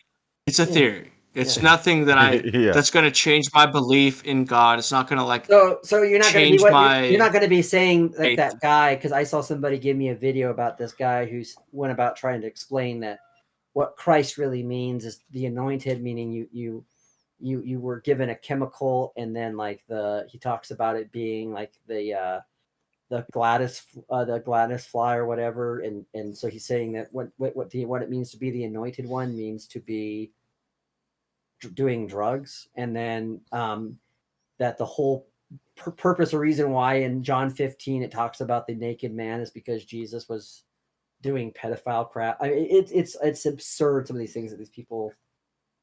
Okay, I don't know if I can. I don't know. No, it's not associated to that. It's I more haven't heard about associated that. to I'll the show. I'll left just and the send you the right. video, Josh, sometime, and you Yeah. tell me what you think. It's more associated with the divine nature of the brain and the chemicals released out of it. Yes. It doesn't I have have anything heard to a do lot with of stuff about weird stuff. the prophets and Moses. They were actually just tripping off DMT, and that's one of the arguments against the 500 witnesses to the resurrection on Pentecost was that it was a mass hallucination, and so I've kind of heard some of this stuff. This is like Joe Rogan stuff. Yeah. Oh, okay. But I mean, not everything if you're saying. 500 people, I'm not saying you're copying Joe Rogan. I'm just saying I've heard things like this on his show. Yeah. I see what you're saying. Yeah. Well, there's a lot of interesting theories about that, and it's interesting because I do think most people, maybe they don't use the right words, or they don't use the words that I would use, or maybe the words that you would use, Josh, but I believe most people identify that living in Christ is living in is this journey of fleeing yourself of your flesh, right? This Yes. removing yourself from the trance, and he's transforming your life, and he's and so to follow him and And the carry up your gravity. cross, it's that you are depriving yourself, and so I think there's something to be said about, that's why I believe so much in fasting, and why I believe when you master your If body, fasting makes your body make more DMT. when you master your body and you're telling your body, hey, this is what this is why, hey, I know I have needs, but my trust in God is more important than my own needs. And you're putting yourself in a higher state, perhaps. You know what I'm saying? Like, I wouldn't necessarily use that type of language, but I would use it and to try to find common ground with someone that's maybe saying some of the things that maybe you are saying, Isaac, Yeah, I was vegan for a year and a half, and I felt that I had more DMT in my body, and I was tripping balls for like a year and a half. Are you still vegan then, or did you? No, but like you read That's- Daniel, and he fasted on vegetables, had dreams, and then interpreted them, and it happened. Kind of interesting. That's because you're starving and you're close to death. Yes, but I was surviving. Yeah. And that's why you would release more DMT, because you're fasting. Yeah. Right. For a year and a half. Well, it's interesting because what we realize is the body has to use a lot of like signals, like it has to give you and people, I don't think people realize is you train your body to tell you what it wants, right? That's why when you do a fast, you reset your body, because when you eat constantly sugar candy bars or whatever, your body's going to say, I need it, because you keep on giving it to me. And then it fixes the solution. Yeah. And then to a monetary state of like 3 dimensions. Right. And not and a the higher other, dimension. And the other thing is, I think mastering your flesh it's not just spiritual discipline towards the things that God gives us, but like also it comes in that simple term of like what Nada is saying, like being humble and being and trying to divorce our ego, because our ego is our enemy in a lot of ways. And so yeah, so I just it and I think about in those terms sometimes, and I, you know, to me it's like there's something to be said about trusting in the Lord and also just acknowledge. Now that doesn't mean that you go 10 years without eating. That's not what I'm saying, but people worry about where food's going to come from, and that's what God doesn't want us to do. He doesn't want us to worry where our food will come from. And he says, will I not nourish you like I do the plants or the birds? So, and It's that's DMT in why every plant, every bird. So, you know, that's why I believe that he can give us things. And so, yeah, there's a time to do that and there's a time not to, as Ecclesiastes 3 would tell us. Right. But, you know, I And feel some of like a these lot of, survival situations, like your body creates chemicals that you can't even fathom. right. I've saved a guy's life drowning, and I swear to God that God did it, and I didn't do it. I just had faith that God would do it, and I saved a guy drowning and had to swim like 50 fucking feet each way, egg beater Oh, him wow. under his arm, and carry him back to the shore. Yeah. And like I heaved on shore for 15 minutes and felt like I was gonna die and have a heart attack. Right. And it like numbed me for like 6 months. I felt nothing, bro. So you It was think it was like the whenever you magnet did your treatment. treatment, when you did your whatever this magnet thing, you think it sucked like the spirit out of you, or what did it, or did it Yes, just dude, like? it felt like they took the harmonic vibration that connected my heart to my brain. Okay. And the heart is 20,000 times more powerful electromagnetically than your brain. Interesting. Yes, look it up. It's a fact. It might be 30, but I'm pretty sure it's 20,000. Dude, it creates your torus field. Your heart creates your torus field.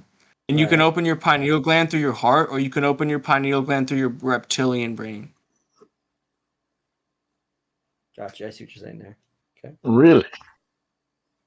Yes, you can open your third eye through your heart, which is like aligned harmonizationally through the chakra system, or you can open up your pineal gland through the fucking mind, and it's not gonna be godly. It's Huh. gonna be That I powerful, never but it's heard. not gonna be godly. Isn't that what the DMT way does? It Through your depends mind? on your it depends on your path. You might be right, but if your heart is set in the right state, I could only see it to help. So what makes the mind not godly in your opinion about doing it that way? If it's not connected to the heart. Yeah. Okay, but besides the not connect, is that the reason why you're saying it's because it's not connected to the heart? Like, okay, so I never did psychedelics to get high. I always did it to study like consciousness and perception and God and like what is happening and like why do I feel deeper emotions on psychedelics? Why do I feel more connected to God on psychedelics? Why am I fully believing on a higher level in perception and grasping it like I can grasp like a tree than instead of like grasp a bubble in the air, but now it's a tree and it's solid and I'm on psychedelics and God is even more real to me. You know? Gotcha.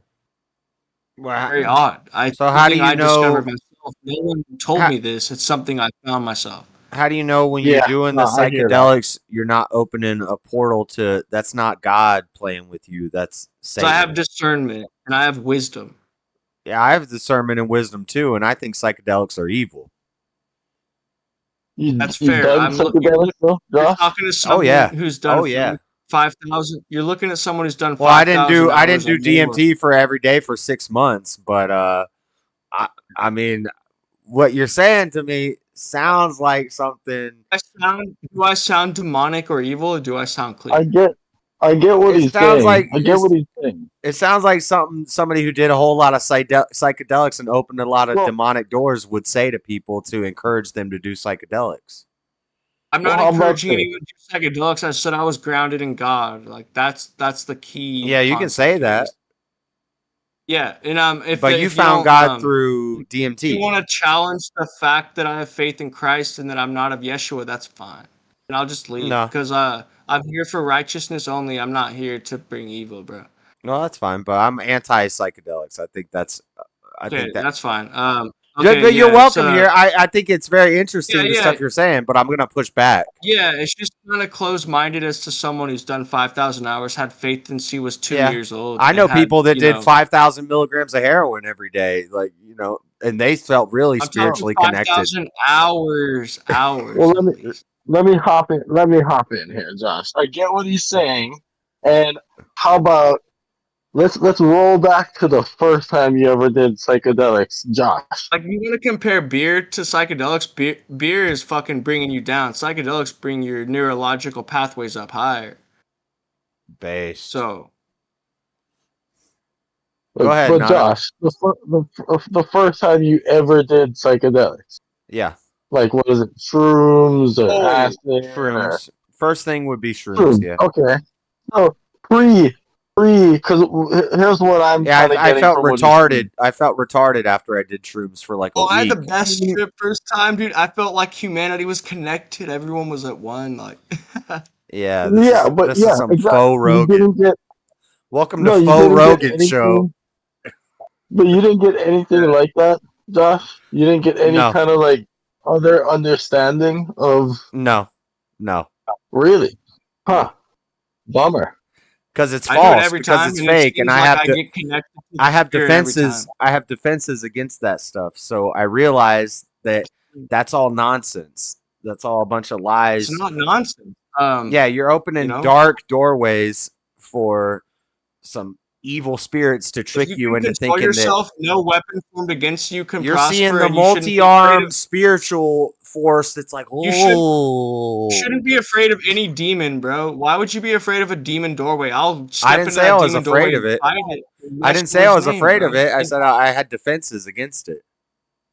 And you also said you were cautionary against those doors. You don't like them. You're you're afraid that it's demonic, and it's not.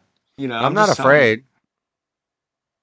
Then what is it that's stopping you from seeking a higher neurotropic state? Because I just think it's all bullshit. No, you said you think it's demonic, bro. Come on. Yeah, I think you're opening doors Don't for forget. demons, and you think you're making a spiritual Yeah, but you're afraid connection. of the demons. I'd rather face them in Yeshua's name and cast them out. Yeah, you think you're making a spiritual connection in Yeshua's name, but you're not. Yeah, you're not. Okay, well, good luck to you, sir, on your lucid journey of unlucidity. I was wondering how long it was going to take for you to get him out of here.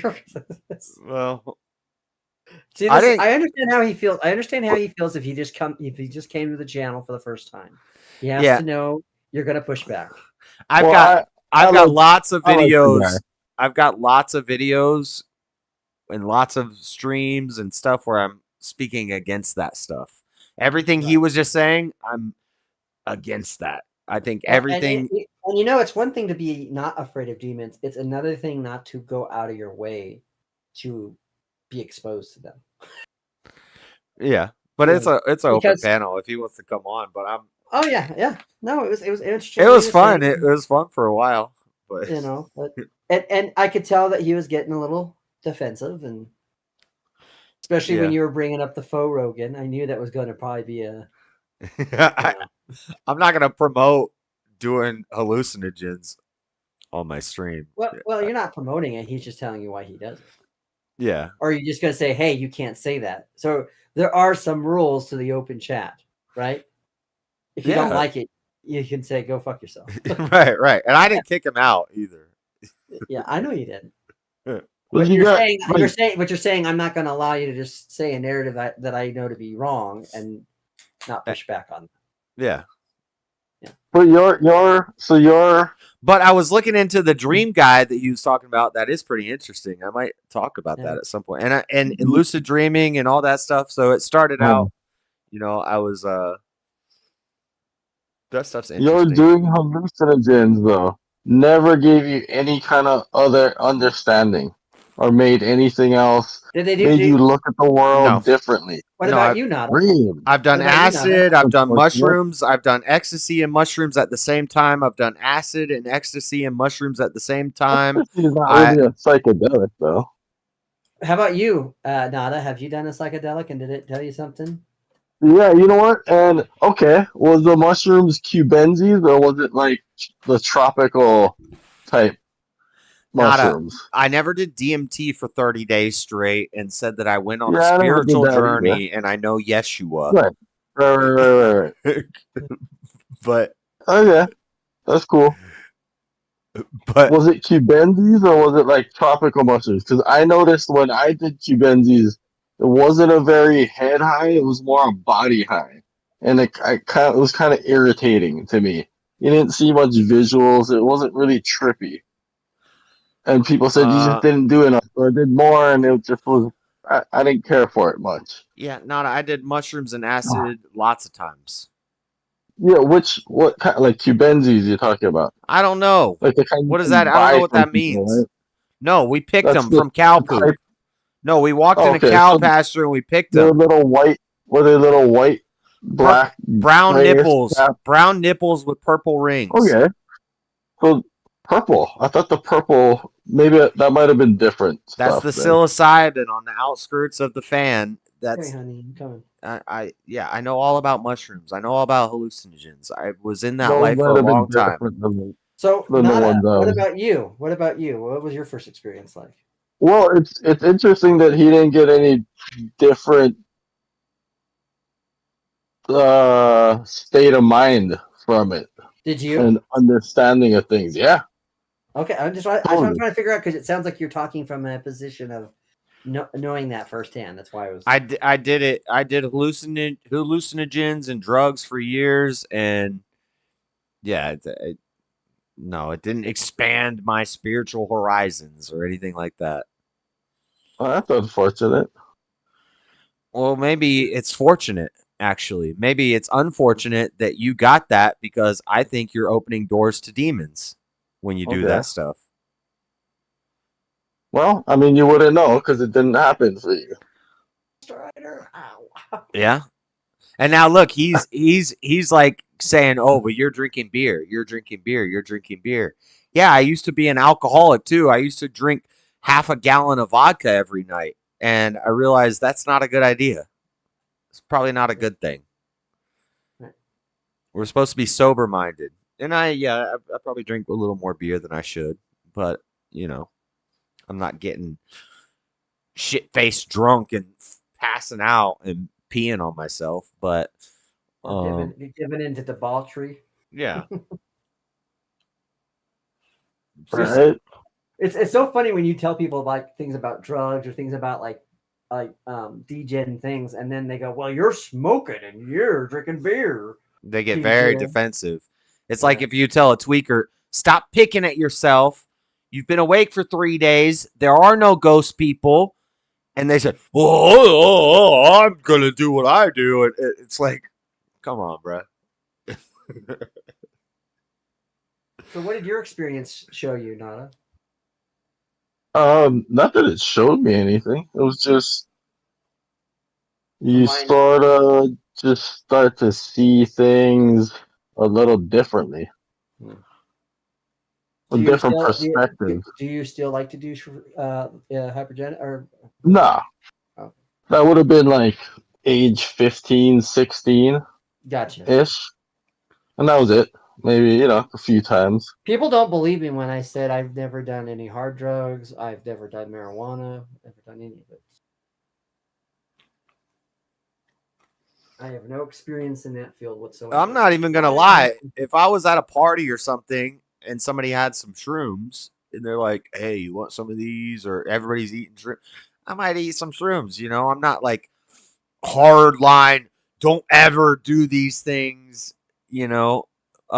but I'm against encouraging it and promoting it and saying that you're going to have some spiritual journey if you do DMT for 30 days. You could, though. I guess you could, or no, in you your can't. case, maybe you wouldn't. Maybe you wouldn't. No, and it's not your opinion, right? Right, Josh? It's Right. not your opinion. It's not my opinion. I'm just right. Oh, okay. Well, it seems like other people do, but not Josh, though. You want to you know, you go to a little party, you do a little drugs. I'm not No, see, saying you're evil for that, I never did shrooms at a party. but you're not getting a spiritual connection. You're not getting closer to God from Okay. doing a Well, bunch of you mushrooms didn't. and acid It didn't happen for and you, so you DMT. wouldn't. Right, and it didn't happen for you, so you wouldn't know. Is what I'm saying. Right, right, Nada. Yeah, right. You're Well, right. you wouldn't know though, because it didn't happen to you. Right. So his firsthand experience, Nada, is what is what's guiding you. Right. His opinion. Yeah, his firsthand experience supersedes my firsthand experience, I guess, because it's his show. So, all right. Okay. Basically, I guess. See, now that I know how Josh thinks and acts, I find I'm not getting as outraged like I used to, because now I kind of get an idea of where you're coming from. So. Right. We'll take it with a grain of salt, you know. Oh yeah.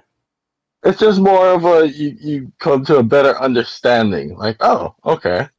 Like I find that interesting because a lot of people do say that first time they did psychedelics, they did sort of you get into a state of mind that you've never, and it's unlike, you know, ice or coke, or it's a really different thing, and it's hard to even put into words what's different about it.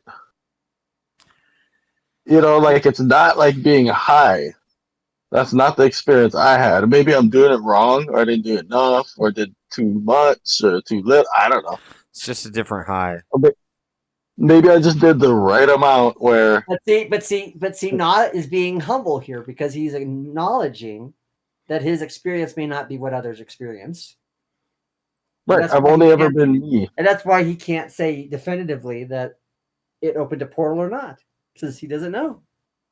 His experience didn't. Yeah, I've watched people. I've watched people go from decently intelligent people to doing shrooms every day, and then by the end, it's like, hey, it's not. Pothead thing. Yeah. I also have not ever done shrooms every day, so I don't know what that's like either. Yeah, I just don't think it's a spiritual experience. It's a chemical experience in your brain. And the reason that people have similar experiences is because that's what the chemical does to your brain. So when you do DMT and you see the spirit creature with the 8 arms taking you on a spiritual journey, and everybody reports these same experiences, that's because that's what the chemical does to your brain. Mm-hmm. I've never done DMT, so can't speak to DMT personally.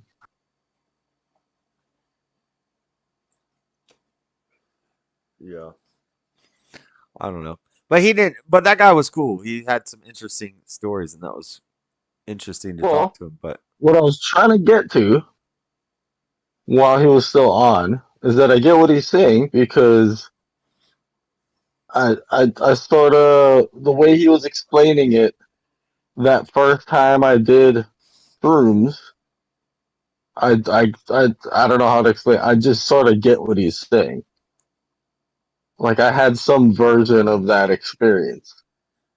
Which is going back to the same point that Josh just made, which is because it's chemical. yeah, I'm sure you had a lot of similar experiences. Yeah. But do you think it made you closer to Yeshua? But see, here's the thing: is like this is what I don't understand is that he was saying that it's of the mind. You could do this in the heart, but it's like those types of drugs directly affect your brain, so you're still doing it by the brain. That didn't make sense to me. Right. Because everything you're perceiving and everything you're right. But then he brought up the chakras, which sounds like mumbo jumbo, right? But the body. It sounds like every Buddhist drug addict that I've ever hung out with who listens to Tool all day and has posters with chakras and what's it called? Sacred geometry all over their walls. It sounds like all that same new age Well, nonsense. your body, That at the same time listen to Joe Rogan, right? Yes. but your body does have different glands, and right, like what you were talking about, John. Like the pituitary gland that puts out all of your hormones. But the pituitary gland is attached. It's supposed to be attached to the brain through the stalk. In my case, Right, and the pineal gland is also near your brain, right? yeah. But I don't know. Maybe your heart can activate these glands. I don't know. And what is Your heart? heart. What's heart in the way that he was saying? Is he talking about your actual physical heart? I would think that he's pumps talking blood? about the soul. I Yeah, think but- that's but- what he was. But the But point, he though, mentioned is the actual heart and the electricity. So I don't know. He might have But been our- also talking about soul. I don't know. Our consciousness and our soul and our spirit aren't due to our brains. That's what when I don't know if that's what he meant, but when I say like That's right. I wanted to try and ask him about that, but I couldn't get to that because I know because I didn't kick him out, he left. Somebody triggered him with Joe Rogan or whatever he said. Right. I was trying to get more. I was like, I don't know. I was You were getting a little confrontational with him. him. Let's be honest. You were getting a little confrontational with him, and No, I kind of was. making fun of him a little bit. And I if they don't know you, then they don't know that you're just being who you are. I personally was trying to dig into that a little more because I was curious as to exactly what he meant by that. Yeah.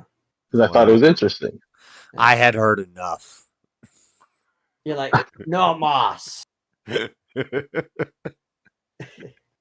You are therefore banished from the dreaded conservative. No, he's not banished. He's fine. But I've talked about this in shows before about how these DMT people and these mushroom and acid people, and now ketamine is a depression treatment.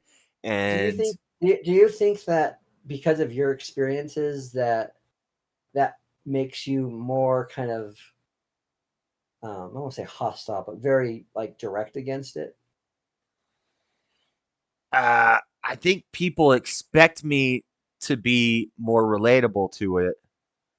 Because, which is not necessarily true because you can do something and find the faults in it, right? You can Right. And you can do so something and say, "Oh yeah, I learned this was not a good thing for me." yeah, I've been in that life and I've seen that life and I've seen all.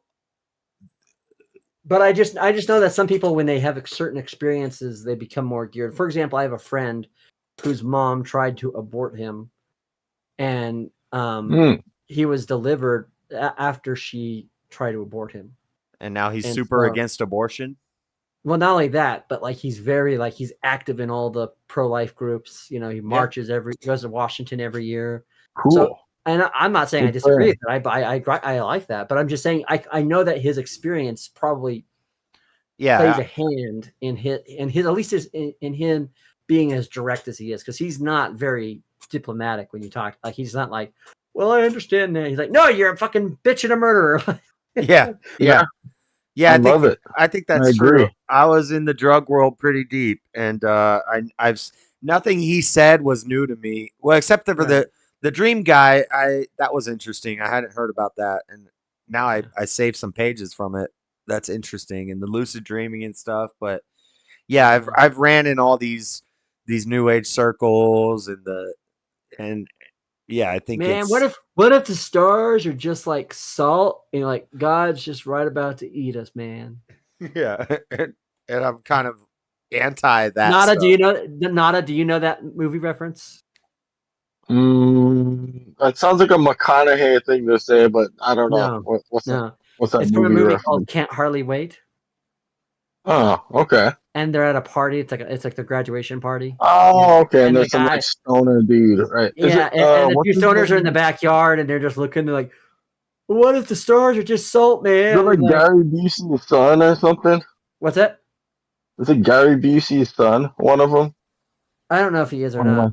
He might look am I like him, though, thinking for of- sure. He does. But the one I'm guy's thinking of like, a different actor that reminds me of that actor. yeah. Anyway. Yeah.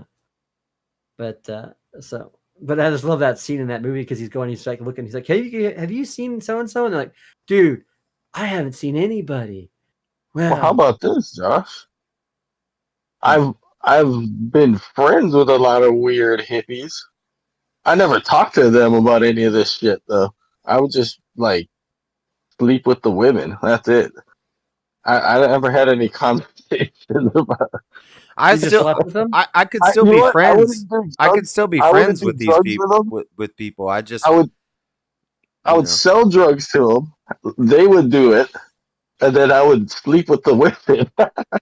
I guess you could say I was triggered because when I hear this, oh, I got closer to God because I was doing hallucinogens. That like that's like something that annoys me. I don't like it. Right, right, right. Well, why couldn't that be the case though? I think that they are opening spiritual doors and they are connecting with some sort of deeper spiritual things. I just think that it's You have to definitely be careful of how you alter your consciousness because it is like yeah. do you remember I that think movie Stir of Echoes? it's dark arts. It's what Theo would call But the I get, dark but arts. I You're get what playing he, with I the get, dark arts. I get what he was saying though about that he's based already in believing in God and in Christianity. He's coming from there in the first place. And what would Well, go- I don't know. I and don't know if I would call him. I don't know if we could.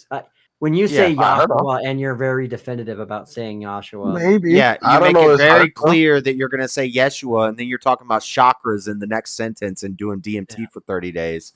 yeah. Where are you coming from? Because as soon as he said Yeshua, I was like, oh, what is this? And It's like I believe in some of these things that you guys believe in, but I don't want to I don't. say that You know, use the same name, because that's I don't care. I don't care what people call Jesus personally, and I don't right. know his heart.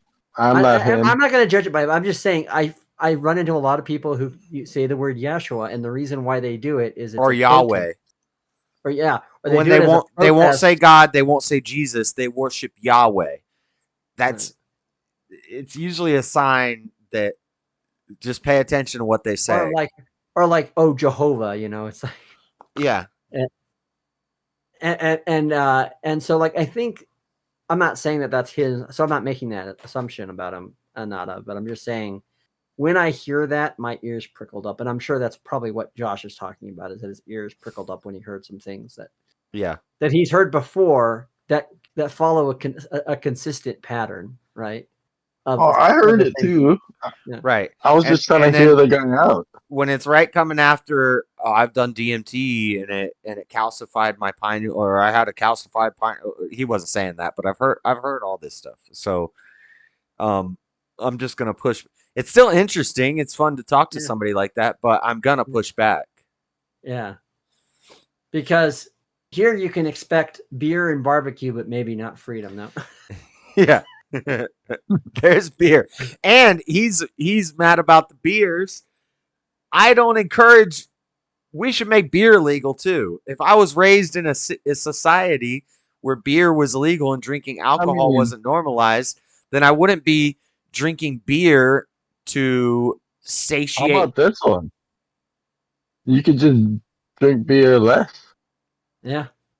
I do. But see, no, he needs a government to tell him not to do it in order for him not to do it. No, I drank beer less this weekend. Usually I buy like a 30 pack on Friday or on Sunday, and then by Monday it's all drank. And so all he needs is someone to say it's degen behavior, and then he'll stop, right? I only bought a 15 pack and a 15 pack. So that's 30 over the whole 2 days. But yeah, it should be illegal, and I shouldn't be doing it. It's wrong. I'm not getting closer to God by drinking beers during my streams. I mean, I drink beer. I would once say in a not. while. I would say not. I would say you're getting closer to the gut. Yeah, I am getting a gut. Uh, I'm getting a gut. But they said Jesus looked drunk. Oh yeah, I so think in the I have to show. Let me put before I forget because I gotta get going. But I want to share that link with that video that somebody shared with me, and it's insane. But it's something you might be interested in and might agree with. I don't know. I don't take you as somebody Isaac, that would believe Isaac, Jesus you're with a PDF, but yeah. you're still in chat. I wasn't mad at you, Isaac, but I've made videos on my channel about that where I push back against this because I see it being normalized and popularized, and I don't.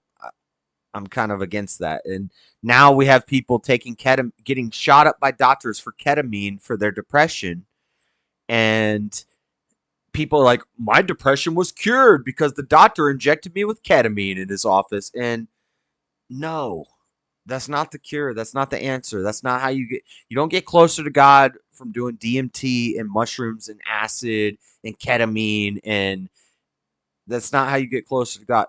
I don't know. Try. Did he even? Is that what he said though? He said he got closer to God by doing DMT. Yeah, he did. He was basically implying. I mean, I don't know if he said that exactly, but that's He kind wasn't of saying that. I don't think he was saying that he was closer to anybody else to God, but he said I felt closer to God.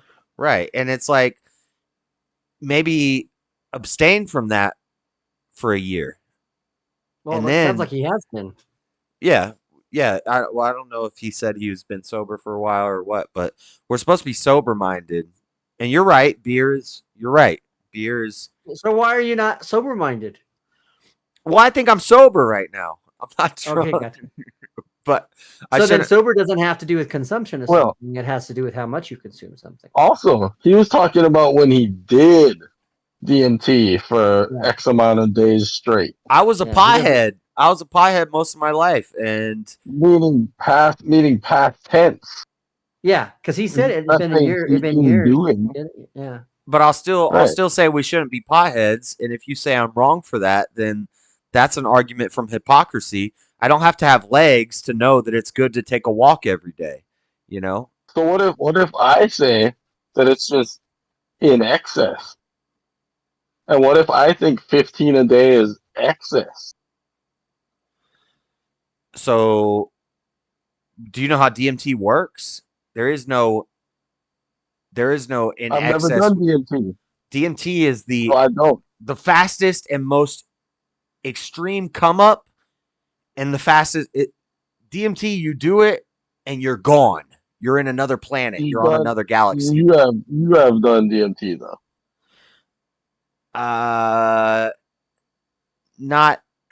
Probably not the way he's talking about.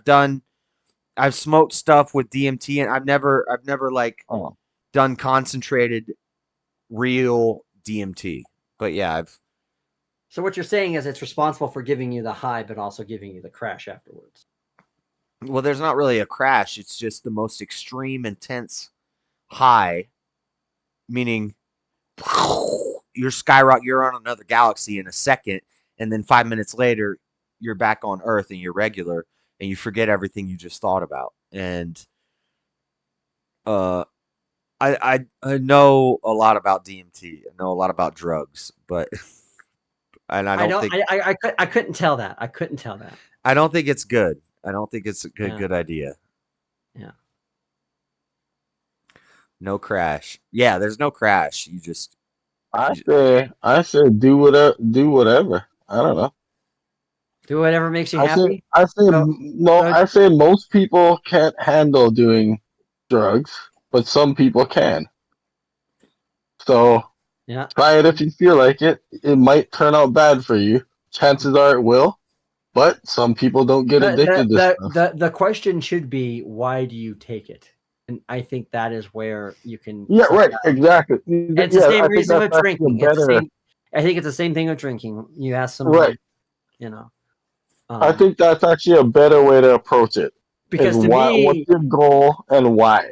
yeah, because to me, when you talk about, so to me, like, I know people who are alcoholics, and they're alcoholics because they can't get through the day without alcohol, right? But they still tend to not necessarily be social drinkers, right? And then you can always tell when when the alcoholism's gotten to a high degree, because I know I was an alcoholic because I would literally come home with a 12-pack of beer and drink that entire pack in the night. And I did it by myself when I was alone. I did it when I was depressed. I did it when I was, and so I was not drinking to make merry, as Chesterton says. I was drinking to take away my pain. And when people do something to take away pain, they are divorcing the fact that their body is trying to tell them there's a reason for the pain. But not only that, but they're trying to numb themselves, which means they either lack the character or the will, or they are so struggling in so much different traumatic pain that they can't accept it. Right. And so the reason they do it isn't to make themselves happy, it's to take away the pain. And usually that's when abuse is going to happen, is when you, Right, it could right, be right. anything. It could be anything. Yeah, eating. It could be eating. It could be eating. work. It could be working out. Even It could be on YouTube. all kinds of stuff. For me, sometimes that happens when I'm on YouTube. I just go because it's easier to talk to people you don't know, who don't have really no idea of what's going on in your life about. Or the other thing that I used to happen to me, which I've learned to let go of, which is that I would be so concerned about the world, and I put the problems of the world on my shoulders as a Without dealing with your own. Right. as a replacement of dealing with my own trauma or dealing with my own problems. And that's because it felt like I could make sense more of the world that way. And the reality is, not only is that not a feasible thing, not a healthy thing, but you're avoiding your problems. And when you avoid something, there's probably not a good reason for avoiding it, unless you understand there's a negative consequence associated with it. And in that case, you should probably not do it. But how do you think do you think that, so I would say you get closer to God by overcoming these things. I think you get closer to God the more you suffer, the more you suffer. Well, you're gonna have to suffer to overcome what you're addicted to. Riddle me this, guys. What if it's not an addiction? What if there's a flip side to it and it's just an experiential thing? Right. It could be. I have a personal belief about some of the things that I deal with, and I think the reason why God has put it on my plate is because A, he knows I can handle it, and B, it must have some purpose deep down somewhere else. And some value of you going through it. What you said, Nada, sounds like a cope to me. But that's what every that's the addict mentality, though. But that's what every addict would say is, well, I'm not addicted. Well, it's an experiential thing. I know. Our addicts think that everyone else has to be an addict. Can't understand that people are not addicted to stuff. I know lots of addicts. And you're not saying that's not what you're saying either. What? Right, Nada. That's not what I'm saying. That's not at all what I'm saying. But I know that that's what a lot of people default to. Right, and that's why I say if you go to a party every now and then, and you smoke some weed and you do some mushrooms or something, and you're like, that was a fun party, and then you're good. I'm not gonna say you're an addict or you're opening gateways for Satan and stuff, but when it becomes a habitual, regular thing that you're constantly doing, you have to have it. And you're doing it to seek some type of spiritual connection. Just because you're spiritually connecting to something doesn't mean it's a good spiritual thing. Right. What I'm saying is it's possible that you could have a spiritual connection. And I don't deny that either. I don't deny that there isn't. We know. And I know. As an addict, it's hard to understand that because you see it as a certain way. Yeah. Well, it's my life experience, and I know. Based off the moon landing earlier, I've had this conversation like a billion times. So basically, what you're saying is the reason why you can say this is because you've been to the moon. I have evidence. Literally, you've been to the moon because you got high and got. I have evidence. I've been to the moon, so I know. I'm also saying this because I've also been to the moon, but in a different way. I didn't go every day, all the time. I think about it all the time. I just did it on a lark. And I was like, oh, the moon's pretty cool. And then the next day it was just the next day, and I went on with my day, and Yeah, that's fine. But now Well, when you start doing it every here's the day, thing, and then Josh. you start, Here's the thing, Josh. How can you prove the moon exists? well, it could be a projection, but it could. But when you start doing it, when you start doing those things every day, and you start telling people, "Oh, this is how I get closer, spiritually connected," like now you're just coping. Well, Well, what if the why? first But time you did it, you what got makes it a that cope? Though? connected? Explain why that you think that makes it that a cope. Because maybe I'm not following you. I'm saying if you're Personal experience. if you're a drug user and you're using drugs or whatever you use, whatever it is, let's say it's exercise, and you exercise so much that it's hurting the rest of your life and it's hurting the people around you, but you say, when I do this, I go into this adrenaline state of mind, and it gets me closer to God, and I need this, and this is how I make my spiritual connection. Now I think you're just coping. You have a harmful habit that you need to overcome, and you're gonna get more close to God if you overcome that and beat that than if you give into it and start calling it good. So you think your ability to come to close to God is overcoming challenges? So Yeah. when you say you're addicted to overcoming challenges. I don't like the word addicted, but or addict. I'm just being, but No, he's just being jackass a now. dick.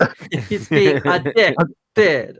I'm just being, I'm just taking it to its logical, or to its ultimate conclusion there. So you become addicted to overcoming. Well, if there's one good addiction, then And then you think that that's the thing that's bringing you yeah, closer to God. I'm being facetious here. I think Honestly. seeking God, if that's your addiction, then So then what's that's to a say that's a good addiction. What's to judge one addiction to get there versus another? What? Because some of them aren't going to get you there. So addiction's only good when it gives you something that's tangible.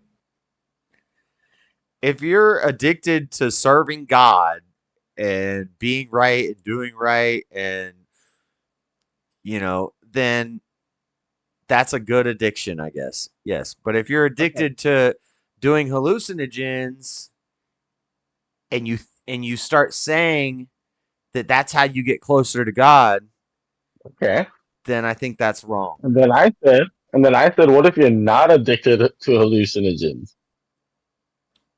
But you just do them every now and then. Here's the thing. Here's the thing.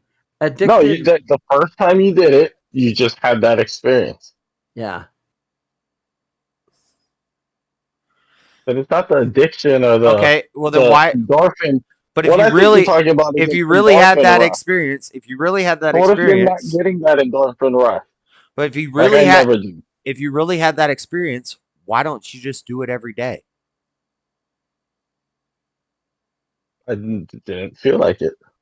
Oh, but you had this great spiritual awakening. Why don't you just always do that? Why don't you go to church every day? Well, it's like if you did know You could something. go to church every day, but Well, there's churches that are out there that allow you to do that. Yes, but you don't go to church every day, every week, do you? no, but I'm constantly aware and learning and looking into stuff like that. So my point is that maybe that's what he's doing. So the best way I can explain. He knows what that I'm if he was talking about. tripping on acid every day, that would not be helpful. That would not turn out well. It was more that I wouldn't be able to do what I had to do. So Exactly. Same reason why I never really got addicted to any other drugs. And because I couldn't function. I would actually agree. Do what I had to get done. If you're some religious zealot and you go to church 7 times a week for 3 hours a day every week, and you're not paying your bills and you're not taking care of your family, then that's also a harmful thing. So hold on. You're harmful in what regard? If you can't take care of your responsibilities as a man because you're so obsessed with going to church. Oh, okay. So you would say putting the concerns and cares of this world over God would be harmful No, to you spiritually. what I'm saying is you could still take care of your family and live your life, and you don't have to be in church 5 hours a day to be focused on God.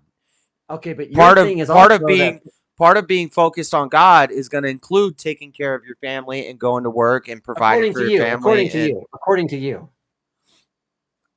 according to God, according to what's right and what's wrong. All right, here we go again. What? Oh, yep. I knew he was going to go there, but at least I confirmed my position. What? What do you mean? What do you guys talk about? You talk about, so you can be lazy and just sit around, not take care of your family, not. Is that what I'm saying?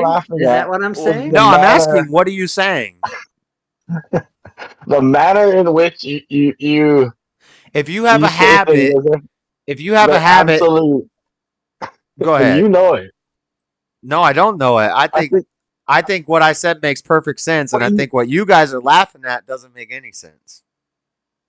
I would argue. Go ahead. No. Go ahead. I was just gonna say. I think I would agree. I would agree that you shouldn't be in positions of leadership in the church if you can't manage your own household. I think that is obviously a biblical standard, right? Of course, that comes from Paul, which a lot of people don't like to listen to when it comes to other things, but whatever. Anyways.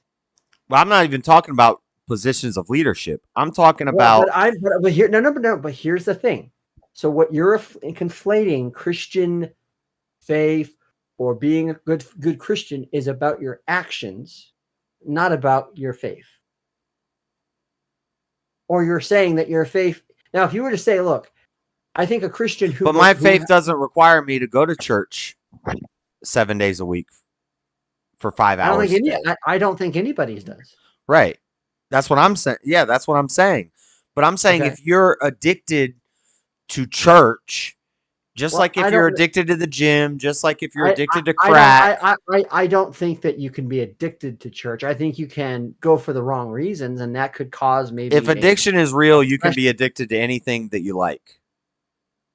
Well, I think obviously it's a physical or mental dependency on a particular substance and unable to function without it. I don't think that people who would go to church in that regard. So you don't think people could be addicted to the gym? Well, what's corresponding with the gym? It's a physical activity, the workout, the exercise. I think I have a. Well, but in that same vein, there's a spiritual addiction to church. See, I don't believe that you could have a spiritual addiction to church. All I'm saying, I can believe that you can have a false belief about church. What I'm saying is, you have a family to take care of. You have a home. You have kids. You have a wife. You're saying God wants you to first take care of your family and be a productive man and make all this money and work hard, and that those things are associated with being. It's not about making all this money to get rich. It's about providing for your family. Right, but do you think that being a father is just providing?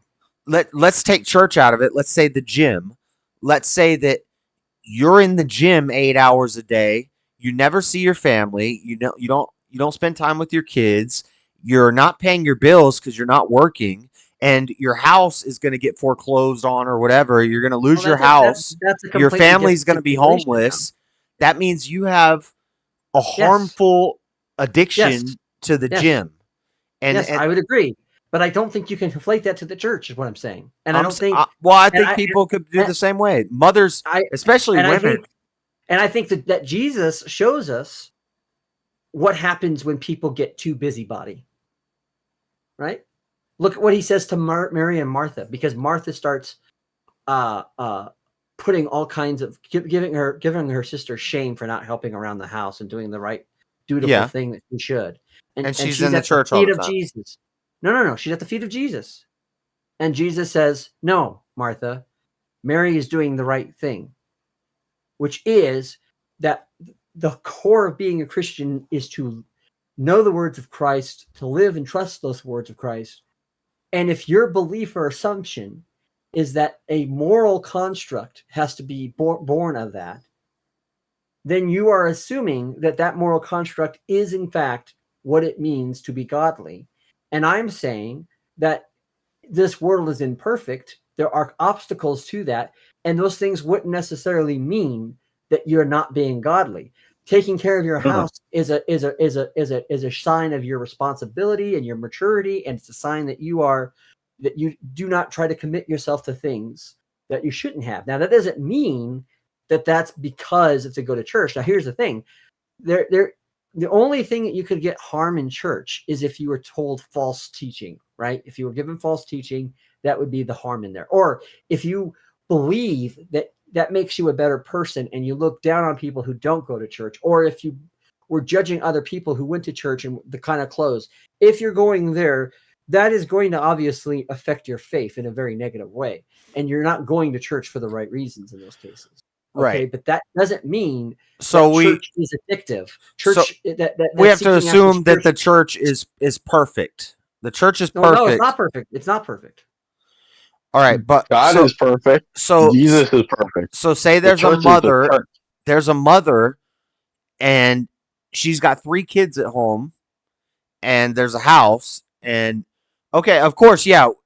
I get what you're saying. We could all just go live in the woods and drop all of this and have church as a family together every day and That's be not in what I'm there saying. 24 hours. But I'm saying this mother has children to raise and take care of, Right. but she's Right. spending more time. And there's examples of this. There's criminal cases of neglect and stuff like that where yeah. where the mother is not, or maybe there's no father in the house or something like that, but Right. this is more a woman thing. Maybe the gym would be a more guy centric thing, but basically Well, I've seen they a lot of put videos more- where women take their kids to and they go to like a casino and they leave the kids in the car while they're gambling, or they Right. go to the beauty partition or and parlor. Or why whatever. couldn't Yeah. that be the same with a church where the mother Because is you she need- just you're- wants to be at church all the time and she's not taking care of her family? Now she can use the church. She can be using and believing in the church in the wrong pretext. In that sense, yes, I would agree that there's an addiction there, but it isn't that it's not that the church is causing that addiction. It's because the addiction is with her. Right. Now, Well, I agree with that. What I'm trying to say is, obviously, there's a time and a place for everything under the sun. There is a time for people to do their work. But I'm not There's a saying time it's to the do- church's fault. I'm saying it's the But what I- person's fault. But what I'm saying, though, is that the idea that somehow someone going to church could be harmful to them if they're going for wrong reasons, I would agree. If they're not, then no. I think anything could be harmful if you're doing it to excess. You have to do everything in moderation. Right. So And if you guess like what? reading, Work if you, falls under that, my friend. Work falls under that. That's my point. I agree. Yeah. And Work, that's why reading, reading and books. Let's say and that's you're. why I believe that the Sabbath day is important because, one, it's important to rest. Yeah. It has a health benefit to rest. 2, there is something about giving a day to God. Now, I don't conflate Sunday as being the Sabbath day. as We're other not Christians we're not do. talking about healthy habits. We're talking about, let's say you're obsessed with reading and you just have to be reading and reading and reading and Right, reading. right. Your kid is crying in the corner and it's hungry and you're not going to Yeah. go feed it because you're But obsessed with reading the you're book. not talking. But we're not. But this wasn't brought up because you were saying people who have addictions can't acknowledge their harm. You're saying that you said that there was a harm for a woman or a person that would go to church 7 days without giving kind of any pretext on that, because it's almost as if you're saying, well, if you're focusing on things of God and not things of like your family, then you're not being that's not good for you. Well, but the thing of it is that God has told us that we're supposed to love him above everything else, above our wife, above What our I'm children. saying is when you try to justify it and say, well, it's good because I'm going to the gym. It's good because I'm going to church. It's good because I'm reading. It's good because I'm doing DMT to have a spiritual awakening. When in reality, it's not really that good. And maybe you should try to overcome that. Of course, and of focus course, on. of course. When you become addicted to the point where you don't function, that's a problem. When you become addicted that you can't make good priorities and you can't make good decisions. Yeah, and I don't think it takes that much DMT to make somebody not function. That's a problem. But I am very weary Maybe. I am very weary of anybody who says that anybody that's not taking care of their family and going to church is doing harm. That I would, because people are imperfect, and Well, if they need anything, I'm they saying need an more of God, extreme. more. I'm saying an extreme case where like this is Okay. a person who is ignoring everything that's going on in their life because they're just at church all the time. And Well, like I said, I don't think that is as common as a thing, but I understand what you're saying, and I agree if they're addicted to it. But this the went way you from kinda said it- hallucinogens and spiritual experiences to addiction. Yeah, yeah. I guess it's kind of in the same vein, but Well, when you start talking about hallucinogens, I mean, come on, addiction has to be kind of especially when someone says I've done it for like 30 days straight. I don't. Wow, that's insane. Yeah, and I don't even think hallucinogens are that addictive. Like every time I did mushrooms, I said I'm never going to do this again, but I did do them again, like 13 times. But So that maybe that refutes your point about it being. I don't know. well, no, but my point is, I never did mushrooms, and then the next day I was like, I got to do mushrooms again. Whereas, Really? The next day? Yeah, I never You weren't had. like kind of tired and like had to do stuff. I was up all night, and Like then I now? slept. But Yeah, like there I you would go. have to go. I would have to go to like football practice and work. And this is when I was like 16. You Right, know, I had stuff I had to do. but I I'm couldn't saying, be addicted to stuff. yeah, but That's because at the age of 12 you grew up in an Asian home where you had to be productive quite early on because it's a Not family. really. I'm just joking. I'm like making a joke. acid and mushrooms, you don't do them, and then the next day it's like I want to do this again. Whereas if it was like coke or meth or something, they're very addictive where you don't want to stop. Once you start, you don't want to That's stop. anecdotal though. That's anecdotal. That's not Like I did not. anecdotal. That's why is that anecdotal? that's not I anecdotal. didn't That's have pretty. that That's because pretty I didn't proven have that but I didn't cocaine and have that experience. methamphetamines are far more addictive Okay. if we're I didn't have that then experience. with it. what experience didn't you have? That I need it the next day. Yeah, you're proving my point. That's what I just said. That's literally what I just said. Nada. Pay I'm talking about attention. I'm talking about Coke and ice. Oh, Coke and ice. You didn't feel like you had to do it the next day. Okay. No. All right. Well, that's anecdotal. That's what I'm saying. and so is the opposite. Yeah. And so is the opposite. Studies show that cocaine and methamphetamines are very addictive, and that once you start them, people usually are gonna want to keep doing them, and that can be anecdotal, that can be observational, that can be statistical. Doesn't matter what you're talking about. That's pretty obvious that hallucinogens are far less addictive than things like meth. You're trying to argue that? I mean, that's what I've observed also, but personally, that's not been my personal experience with it. Okay, so that's anecdotal. Yeah. So what are you talking about? It's all anecdotal. It's all anecdotal. But I get that to someone who You mean to say, has Nada? You fallen mean to into say, that. Nada, that you're not going to say something? You know what I got addicted to? repetitive? You know what I got addicted to? I'll Huh. cop to. I got addicted to selling coke. The money. Money. I didn't get. Yeah. Yeah. I got addicted to that. And that's like the what money and the power. what John and was the saying status about working. and the women. You could be addicted to working too much, and you could be addicted to making too much money, and addicted to money, and yeah, all these things. Anything you like, you could get addicted to. You could be addicted to chocolate. You know, Right. and in moderation, it's okay. And that's why I always say, like I've been saying the whole time, if you go to a party and you do a little acid or you do a little DMT, you have a fun time. You're like, that was fun. It's a cool story to tell. You know, I'm not hating on you. But when it starts becoming a regular thing and it's like, this is how I have my spiritual journey and get closer to God, that's what I have a problem with. Well, I think what I was pushing back on is that you were essentially saying that you couldn't have a spiritual experience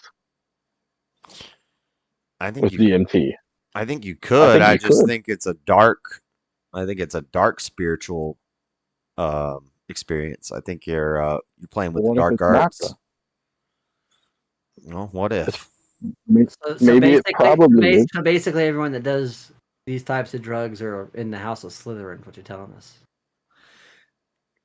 Not if they just do them. Like you could be Gryffindor and just do some dang DMT one time or two What is that? times, but Is that like a Harry Potter reference or It something? is a Harry Potter reference. Yeah. yes. There I've wasn't a never wizard watched that would ever turn dark that wasn't in Slytherin. I've never watched any of the movies or read any of the books. I just know it because everybody talks about it so much. Whatever, you're lame. Okay. Well, on this issue of drugs, I'm going to leave you guys to your Yeah, opinions because it's fine. I'm the least qualified person amongst this because I've never done them or So. That's okay. You don't have to be qualified, but yeah, I'm probably gonna be in it soon anyway. I was gonna go on Speakeasy panel and ask him about the animal rights, but it's over. He's done. Oh yeah. He loves arguing about Oh, yeah. animals' rights. Like 4:30. Yeah, it's like fucking 4:30. Yeah, you just keep having your spiritual DMT experiences. That's fine. I just maybe it is just my opinion. Maybe it is just my anecdote, but I don't like it. Right? And that's fine. You can not like it. I mean, or you I can like it. personally, I think it's deeper than my preference. I think I'm right about this and you're wrong about this, but You think that? But well, okay. So people that have a really bad alcohol addiction would say that you drinking beer is really bad. Whereas I don't think that because I can drink a bunch of beer and just enjoy drinking beer. yeah, but most But they'll people look who have a problem with alcohol will also say I have a like they alcohol's different. Like alcoholics usually hate their lives and they hate themselves and they hate that they keep falling into that and they don't want to be in that place. But it's different when we start justifying it and we start saying, well, it's okay. It's all right. This is how I get closer to God. This is how I get closer to Yeshua. I just smoke a bunch of DMT, like, or have gay sex. God made me this way, and this is just how I am. And you see how that becomes a problem? have a bunch of gay sex. Yeah. I guess. It's the same thing with cigarettes. Most people have been smoking cigarettes for a long time, like myself, are like, man, I wish I never started this. I don't mind. Okay, well, a lot I of don't mind smoking. and they can't stop. But it's now what we see is people saying, well, nicotine actually helps your brain. Nicotine's actually good for you.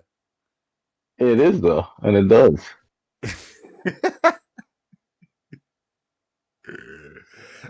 Pure nicotine. If you could just, yeah, maybe we should just start shooting up nicotine.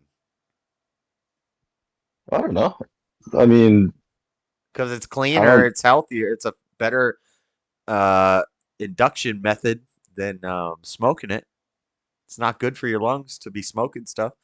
You know, sitting by a campfire, there's carcinogens, and it's not good for you. Any smoke, breathing in any smoke. Breathing in any smoke is not good for you.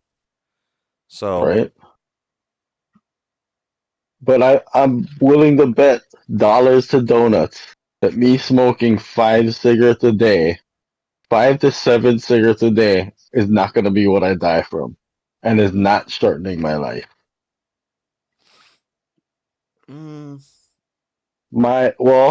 Anytime they force me to take a physical proves it. I don't know. I don't take physicals, but Well, they force me to once in a while for jobs and stuff, and they're always like, "Oh wow, your vitals are so good. You must not smoke." I was like, "No, I just had a cigarette." Like they made the job I just got. They made me do like a physical before, and the lady's like, "Wow, how's your heart rate so low while I'm on the treadmill?" She's like, "Oh, you definitely didn't have coffee or smoke cigarettes." I was like, "No, I just finished my coffee before I walked in here and smoked a cigarette right before I walked in here." And she's like dumbfounded, and I'm like, "I don't know." well, you're I like an don't know. Asian. You're like an Asian sage or something. Well, I have a theory about it, and I think it's actually stress that does all that, and other So it's things like, mental. It's mental. You don't think about it. You don't care about it. You don't worry about it, and it's well, and fine. I think it's other habits also. I think if you have a bad diet plus cigarettes plus, I think if you do all of that shit to excess, I think you got problems. But I don't think a little bit will kill you. I don't know. I'm gonna die from something someday, but I have a feeling it's not gonna be cigarettes or caffeine I thought our brains or leaked the DMT so it could rest. Yeah, DMT is like the dream. DMT is what allegedly, and this isn't scientifically confirmed. This is just what they think is that DMT is what is released when you dream. So when you have dreams at night or right before you die, and this is why they say this is why near death experiences happen and you see the tunnel and stuff. It's like a dream. It's like a dream state. And so you're using a drug to put you into a dream state, then I don't think it's necessarily harmful to do that every now and then. But the problem is, my biggest problem is when people start using it and saying, this is how I go on my spiritual journeys and this is how I get closer to God and stuff, and promoting it. Like, we all just need to just do some DMT. Like, some people who do DMT, their brain is going to be completely ruined forever. And it's the same thing with all hallucinogens. There's people who did acid and their brain is never the same. They can't handle it. Same thing with pot. If you give a schizophrenic person pot, right. they'll go crazy and do something wild. You hear stories about this, And like person right, smoked and I pot for the know, first time and they killed 3 people. Like, yeah. So I know people that did too much acid, did too much shrooms, did too much ice, did too much crack, did too much XY, everything, had problems. I've done all those things and did not have problems. right? But because of that, would you encourage other people to try it out? If they want to, sure. Ah, I'm not them. I'm not their mom. I'm not saying you have to like spank them if they do it. I'm saying, would you recommend to children and young people, if you want to try it out, try it out. I wouldn't. I wouldn't recommend or not recommend anything. It's your journey. And you're gonna do what you're gonna do, and That's so gay. you're gonna make mistakes. You're gonna learn from them or not. That's the human condition. No. Yes, No. I it disagree. is. I There's no way to disagree. shelter. There's no way to shelter anyone from. You can't. You can't stop anyone from doing anything or making any mistakes. They're gonna make mistakes. Encourage it? I wouldn't say I would encourage anything, But the less but access, I'm also not gonna discourage anything. the less access they have to these things, then you know, you don't want to encourage them to put themselves at risk. We got to think about the children. Uh-huh. Children don't need to be doing DMT. Well, pretty much everything I did as a child. Yeah, look how you turned out. No, I'm kidding, but Yeah, I'm alright. I don't know. that's Got a decent job. I make decent amount of money. I could be a little further along in life. I own a house. I should, but I don't think that has anything to do with any of that. well, I don't know. I don't like saying this, but we might have to agree to disagree. Well, you can't mandate or make rules that guide someone. You can try to. Why not? You can make rules and mandate things. That's not going to guarantee anything for anyone. No, it's not going to guarantee it, but when somebody does it and they get punished for it, it's going to discourage other people from doing it. Well, I'm going to disagree with that. So why don't we just make murder legal? It's not whether it's legal or not. People are just going to do it anyway. We're talking about mandates and authority and making rules and laws and structure in society where we say It's these because things of are not how- allowed. Right. Okay. It's because of how our society is structured that we have to make something like murder illegal. Because if society was the way it used to be, that person would just get murdered. But if I had a magic wand and I can make alcohol illegal and I make everyone who was alive exist as if alcohol was always illegal, I think we would have way less drunks.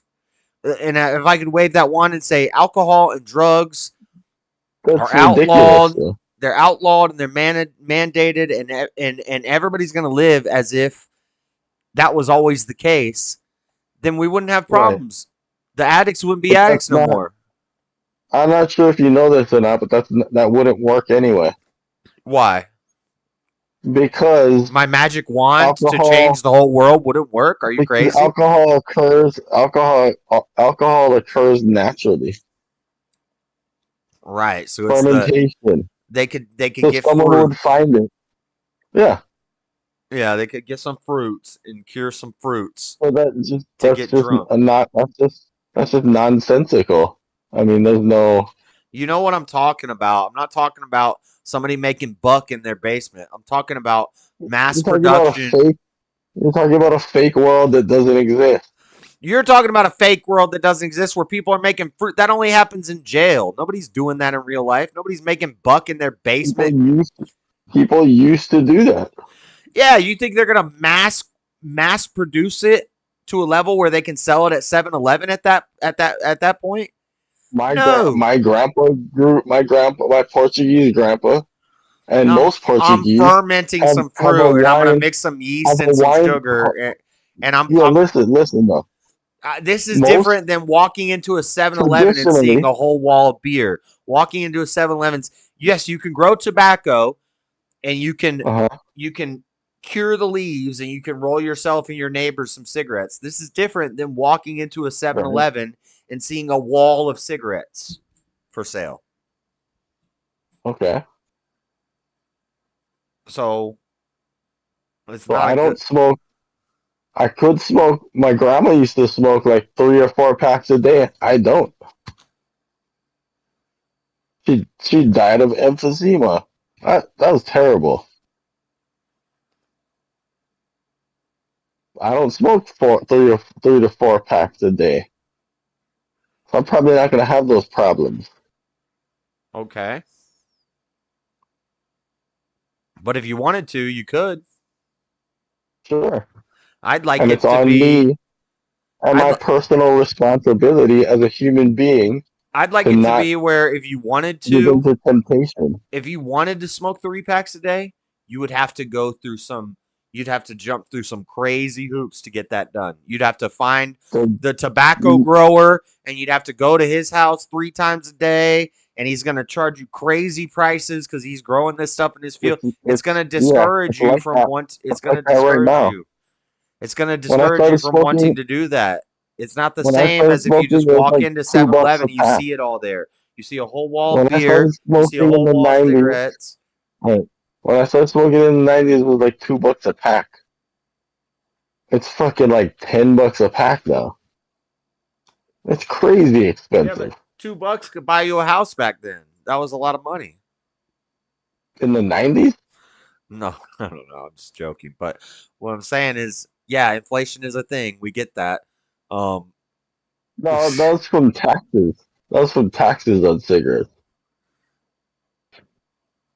But it's on you, the good Christian man, to not um to live responsibly, like you were saying. So yeah. that's what you need to do. Is Well, you need to raise your that's what I children. push. That's the message I push. That's why I came back at that guy when he was on here. But you're not gonna stop anybody from trying anything. No, but if I was king of the world, I would. But it wouldn't work. It wouldn't work for the degenerates that we're going to banish. They're going to live in the wilderness. Yeah, they can go do whatever they want out there in the wilderness. That's not real though. That's not the world. None of this is real. None of the whole world's not real. I live in this world that exists right now. So I think and speak pragmatically. Mm-hmm. I think you've given up. Giving up what? Giving up what? On fighting. What do I have to fight? We got to fight for our right to not so much party. You know what I'm talking about? Yes, I know it's not a real world. It's just ideas. If if we could change the world, what would you do? I wouldn't. Well, that's the difference between you and me. I'm gonna be king one day of the world. Well, you know why? I'm not God. I'm not God either. This is the world we're talking about. Mister Not Mister saying No Free Will. I'm not saying I'm gonna be the king of heaven. Preaching this no free will, you should get it more than anybody. No, I've explained computational irreducibility and the fact that we still have to act as if free will exists and try to make a difference. Right, but God's will be done. Because if it's God's plan for me to say something that's going to change somebody's mind, then that was all part of the plan. And there's no other world where I could have done any differently. And if it's God's plan for me to let people experience the world for themselves and meet God on his terms, then there's that. Yeah. And hopefully it's not in God's plan that you become king of the world. I don't want to be king of the world. Well, I do. That's too much responsibility. That's too much responsibility, and yeah, no. In the land of one-eyed men, or wait, what is it? In the land of blind men, the one-eyed man is king. Maybe. Ugh. I don't even know what we're talking In about anymore. reality, the one-eyed man would probably be murdered by all the blind men. How are they gonna know? They're not gonna find. How are they gonna find him? It would be difficult, but at some point they'd get him.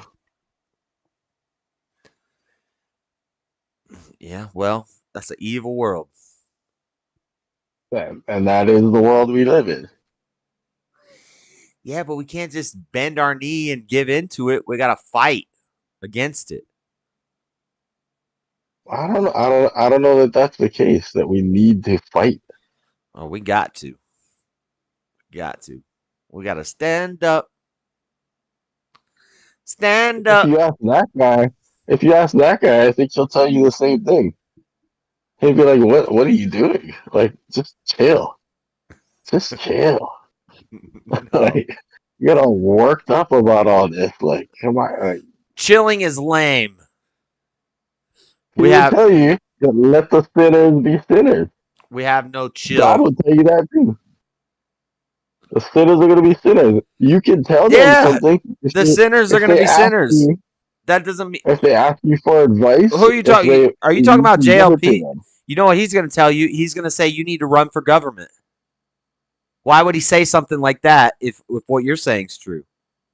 It's almost like it's almost like he contradicts himself sometimes, but Yet he doesn't run for government, right? right.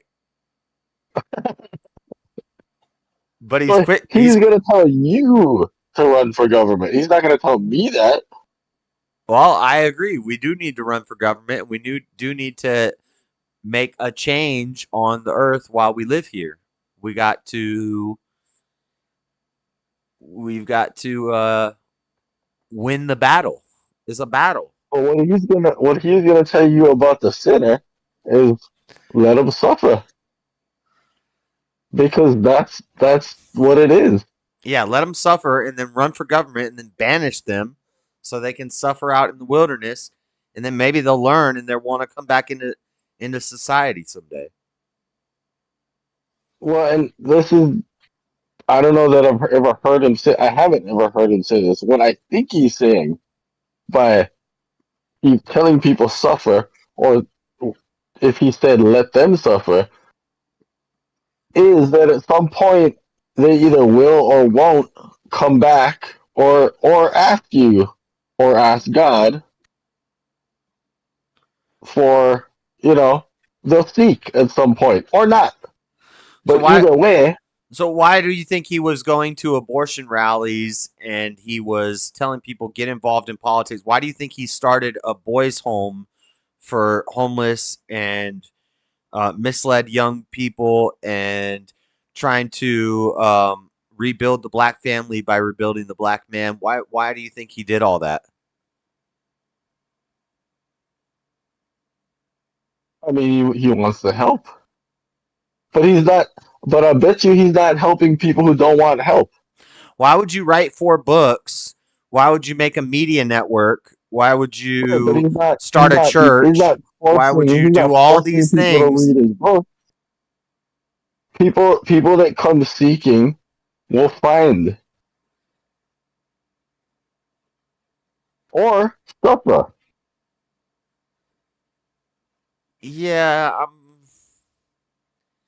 I think you're half right. I think I'm also half right. I think we're both right on this one because I think he does both.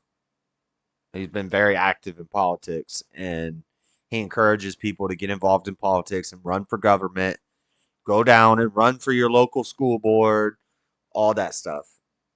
And I agree with that. But at the same time, he says, let them suffer. You can't change anybody's mind. I think he's talking to people who are convicted in that way. That they feel like they need to make a change. He's saying, go do that. That'd be good. We need you. He's not saying everybody go run for government. I think he's saying everybody can do something and should do something. Like, we got to pick up our cross and bear it because he maybe wouldn't make a great politician, but he's made a great charitable person that's helping people with churches and books and all the things he's done. So obviously, it's not just let them suffer, because he's actively doing things to pull people out of that suffering and helping them overcome that. So if they want to, but if they don't, then suffer. right, If yeah, you come, if yeah, you I come agree. Yeah. seeking, So if if I you was come king, if seeking I was king of and you give America, advice, I'd say, you know what? You can murder and do all the drugs and have all the degenerate sex you want, but guess what? You just got to do it over there on the other side of the wall with the lions and the tigers and the bears in the wilderness. That's fine. You can do it. You know what? Suffer. Suffer and die. You don't have to live in our society.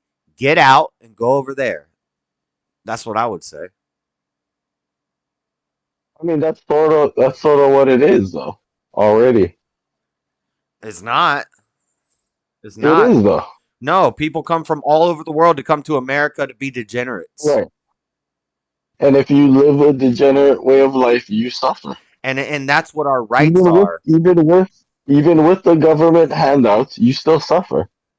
If you take The that opportunity the and rights in you're America are the responsible, rights to be degenerates. Because in other countries, you would get banished okay. or hung or your head cut off or thrown off a building for this crap. But people So come if to you take America because we allow it here. And I think everybody's tired of that. So let's just. if you take those opportunities I'm that not are pro death penalty. I say available, we just banish them. Just get out. if you take those opportunities that are available here and you don't squander them, then you don't suffer. You can thrive. Yeah, if That's you America. follow the rules, you can That's thrive. the beautiful part, right? But things are illegal or not are still available to everyone, and you can murder someone, you can do drugs. No, you can't. People do it You every can. day. Yeah, you can, and you can be That's what punished I'm for it. saying, right? And then they suffer. Yeah, that's what I'm saying. Right. We So, don't just say do what you want to do. Do as thou wilt. well, I mean, We if say someone comes to follow the me rules or and get punished. ask me what my opinion is, should I this or should I that? I'll tell them my opinion about it, and I'll maybe share some experiences I've had, and then give them some examples. If they don't want to listen, okay, then they don't want to listen. I can't make them do anything. Yeah, but if you were okay, so let's say you have your house and your friend comes over and Oh, who's staying at my house? you have house rules. You have house rules. You say in my house we don't do Right? this. And then they come over and they say, "Well, but I can still do it, right?" Yeah, you can do it. Not at my And see house. you can do it and see what Right. happens. Right. Oh no, you can do it at my house. No, they can't do it at my house. That's what I'm saying, but that's not what you're saying. Why can't they do it at your house? They're not allowed to at my house. But they can. They'll just be kicked out, right?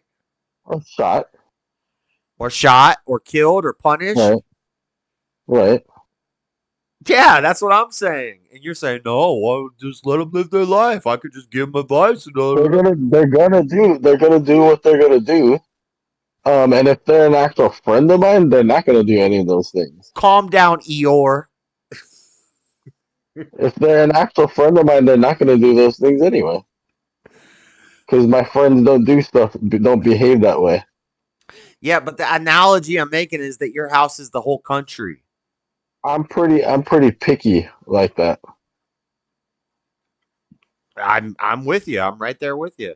Sounds like you're pretty authoritarian. Right in my house. Yeah, and the country is our house. If you're the president or you're the king of the country, that's your house. That's your home. You should you should run for president. I don't want that job. I I'm not gonna run for president. I'm gonna never mind. I'm gonna run a coup on the government and take over. But no, I I can't be mean, a I vote. I I can't be vote for the president. guy who I think. I got a I vote record. for the guy who I think is gonna run the country how I would like it run. I'll do that. Or or my town, city, state, house of rep. You know what I mean? I'll vote for the person who I think is gonna do the job that I would like done in that position. I don't want to do any of those jobs though. Okay, well, what if your neighbor is a serial killer? Your Uh huh. next door neighbor is a serial killer, and they come to you one day and they're like, "Hey, I just like to serially kill people. I just like to kill a lot of people." You're gonna be like, "Well, if that's what you want to do, then do it." No, you're gonna say, "You need to stop that, and if you keep doing it, I'm gonna report you." Or I don't want my neighbor to Um. be a serial killer. Yeah, I don't know. I mean, if you have evidence that they killed people, you call the police, right?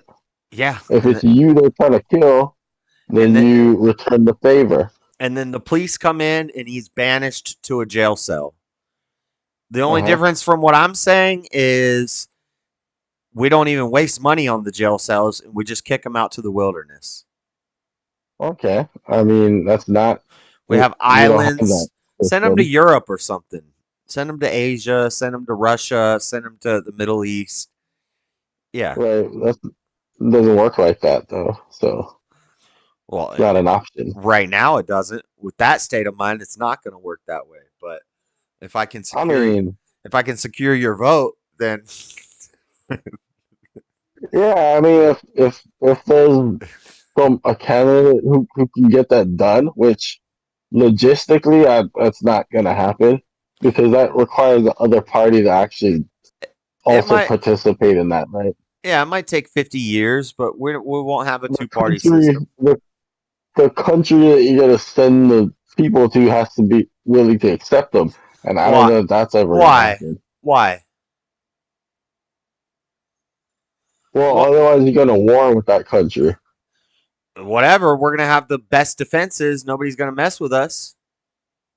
I don't know that I'm voting for that guy then. What are you gonna do? We're gonna say pull up, Afghanistan. When we're sending our criminals Yeah, over to Afghanistan, pull up, do I don't know something. that I'm voting for that guy then. The guy that wants to get me into wars. There's not gonna be a war because we're gonna focus all of our great defenses on our homeland, and nobody's gonna mess with us. I don't know if I'm voting for that guy. Damn. Because practically, diplomacy is required. So you're not going to find a country that's going to accept all your bad people. Then we buy an island. Yeah, we've done that before, many times. I know. We've done it. Other countries have done it. That's Liberia.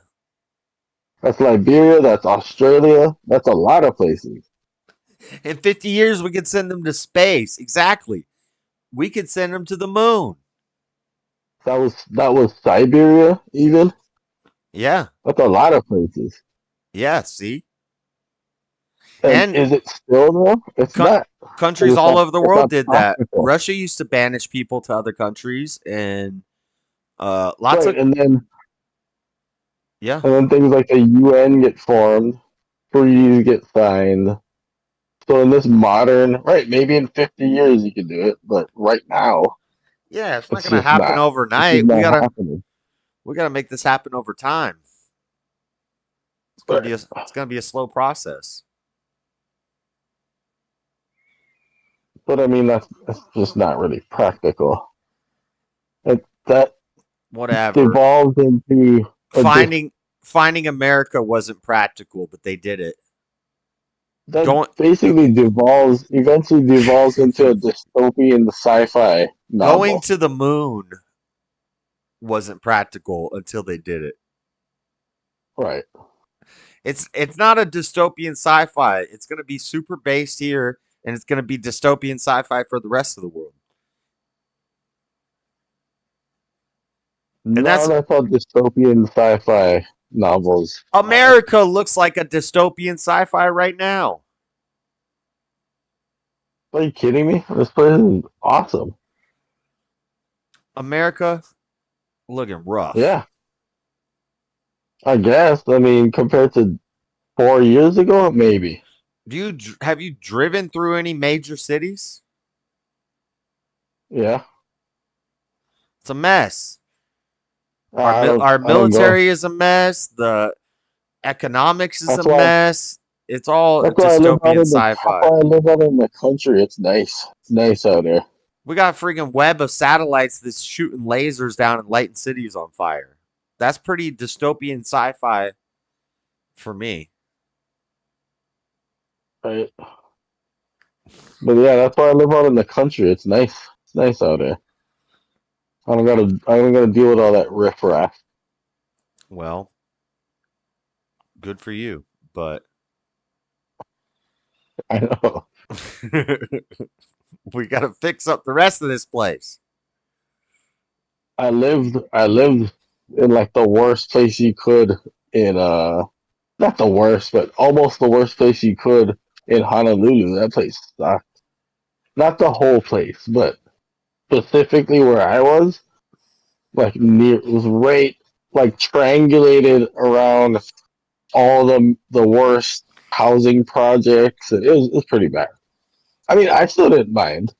And the actual little street I lived on was good. Because everybody was packing and everybody knew. And yeah, so it was fine. We were okay. But that's why I don't live in the city anymore. Because I'm tired of my car getting fucking broken into. Not being able to. Yeah, I'm just tired of that shit. So I moved, so I don't live in the city anymore. It's not. I could live in a nicer place in the city, but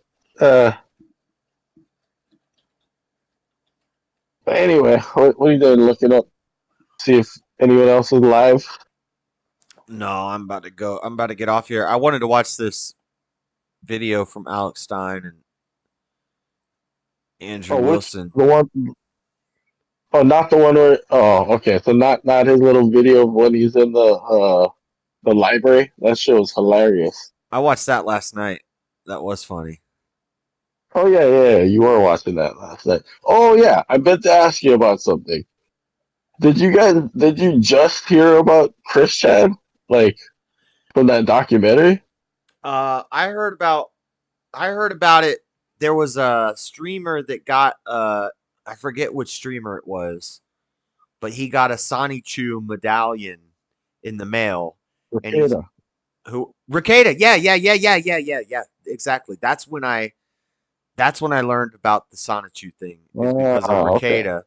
And he started wearing it and then I think you told me about it or somebody told me about it and I looked into it. Seesaw was saying that the medallion is cursed or whatever. Everybody who got this medallion, their like YouTube career just crashed. But I didn't really look much into the guy. And then Long Crime released the body cam footage of his arrest from 2 years ago just the other day. And that's when I watched the documentary. It's like a 3-hour documentary on his life and all the weird stuff he's into. So, but the documentary's not new though. No, or is it? No, it's a couple years. Well, there's a second part now because he's back on the internet. Isn't it like somebody from Kiwi Farms made that documentary, right? No. No, it's not Turkey Tom. Is it Turkey Tom? Not Tom. It's one of those Kiwi Farms guys, right? I think it's Turkey Tom. He's on Destiny streams. I've seen this guy before. on Destiny streams and stuff. I think it's Turkey Tom. He made the 3-hour documentary, and then that was like 3 years ago. And then there's another follow up that's an hour long that is after he went to jail. He came back, and he's back on the internet now. Oh yeah, so that is that old. That's that documentary that came out like right when that happened. Right when he got arrested. Yeah. I think I've seen parts of it. Yeah, it's really long, and it goes through his whole life. Like from the time he Well, was a little kid and dating girls all the I watched that documentary with Ricada, actually, like in like whenever it came out. with him like in his stream. He was playing it in his in his stream back then or whatever. Yeah. And then he got a Sonichu medallion, and then all the stuff started happening to him. Now, there's interesting developments in Ricada's case. Well, I think his trial tomorrow, or it starts tomorrow, I think. But representing himself? I don't think so. I heard something kind of interesting earlier tonight, and it was Ethan Van Sciver, who's what's it called? I've heard that name lately. Yeah, probably for me, but he's a decorated comic book artist. Oh yeah, you were veteran. telling me about him when you were telling me about Comicsgate.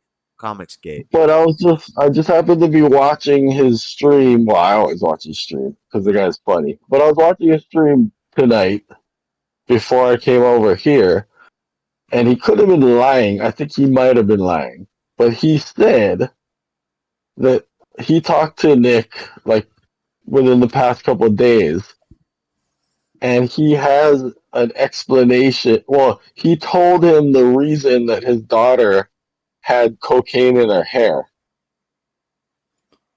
And his like he said he can't say what it is, what the reason is. But he just said when Ricada told him the reason, he said, "Oh." And that's all he said about it. Like that was a weird reaction. As if there is some explanation that makes sense for why his daughter. Which I thought was pretty interesting. What is the explanation? That there was some coke on the table and she walked by and bumped into the dresser and it fell into her hair? That explains it. Like a little bit of background on Ethan Van Sciver. He's a Mormon, actually. He's actually a Mormon.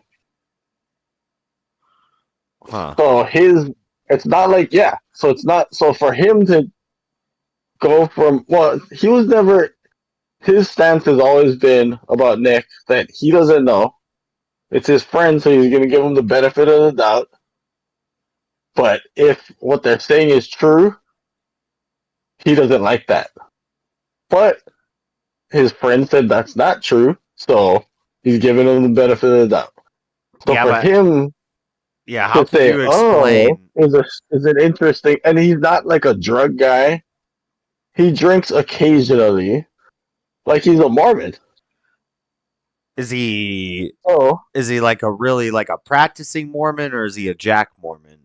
Like a lot of people will say they're born and raised Mormon, but that doesn't really mean anything. He's born and raised Mormon, but he does have those values still. It's not like he's one of these internet heathens. You know what I mean? He's still at least based in Christianity. Or whatever, Mormon. Some people say Mormons aren't Christian, or whatever. Yeah. He's at least you know Mormons, so you know at least they're not. They may have some different beliefs or whatever, but essentially they come from the same moral foundations for the most part. I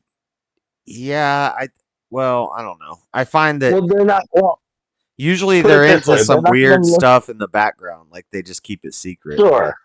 Yeah, I know Mormons also, but put it this way: they're not gonna, especially out in public, come out and say that they're okay with their friend with that Ricada story, Yeah. as people believe it to be. So I'm just saying, coming from him, for him to have that reaction, that there's some reasonable explanation for his daughter having coke in her, I thought was very interesting. Like, oh, Yeah. what? I can't think of a good reason why your daughter would have cocaine in her hair. Me neither. But I thought that was pretty interesting. Um, Huh. well, and he claimed that if they met that not fundraising, but he does live streams where they crowdfund their comic books, right? And action figures and shit. You know, like not a GoFundMe, but like one of those sites where you can back like a Kickstarter, but not Kickstarter. So he said, if we reach X goal, fuck Nick, I'll just say what he told me. I didn't think he was actually going to do it. I think he just said that because he knew we weren't going to hit the goal. He knew they weren't going to hit the goal tonight anyway, so he wouldn't have to say it. And the trial's tomorrow, so it's going to come out anyway. But it was interesting that the way that he phrased it, I thought was very interesting. But anyway, I just thought I'd mention that. Huh. So that could be some content for you for next week or whatever. Yeah, if the trial gets going, it'll be I think it starts tomorrow. I think that's what people were saying. So that's going to be a kind of big trial, probably. Maybe not Amber Heard, Johnny Depp level, but maybe close. Being that most people know Nick Arcata from that trial. I mean, I was watching that dude like years before that. I was watching that dude before we knew he was a Trump supporter. Actually, before Trump was president, I think I was watching that guy when he was just a nerd reporter, lawyer guy. yeah, I haven't seen I wasn't really big into him until the trial stuff happened. I had heard of him, but didn't know a lot about him. Huh. Yeah, he's interesting fella. I don't know. He's allegedly also a Christian, but yeah, I don't know. Eh, who knows? I don't know. Again, I don't know the guy. You know, I don't know him personally. I don't hang out with him, so I can't say. But he says that most of the allegations are not true. And he kind of alludes to certain things, but he basically can't. According to him, he can't say, which is probably true because there's a trial, right? Yeah. So he can't come out and publicly say a lot of things yet, because that would hurt the case or whatever, right? Or make accusations or whatever. So it could be interesting. It could be very interesting.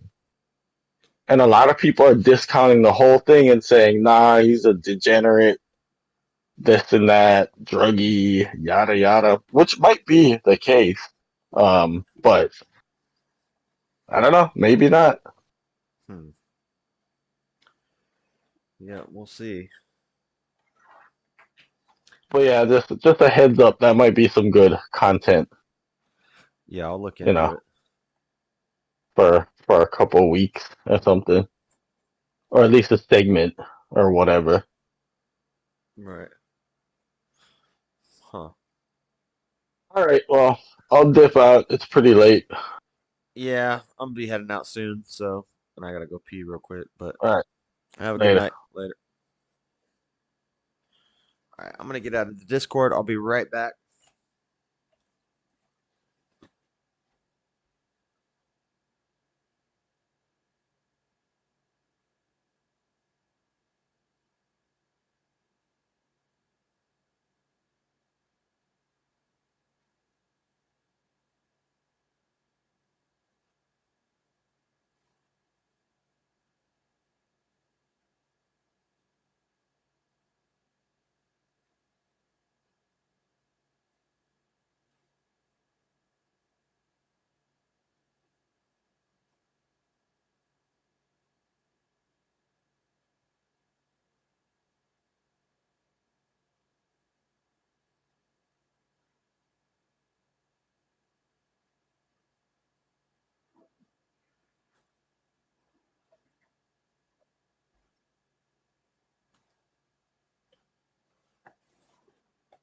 All right.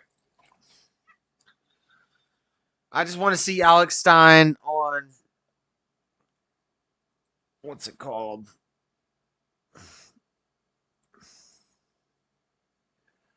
Andrew Wilson on Alex Stein real quick.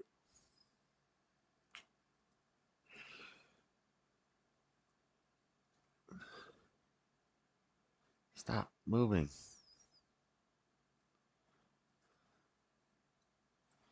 Okay. Right, y'all.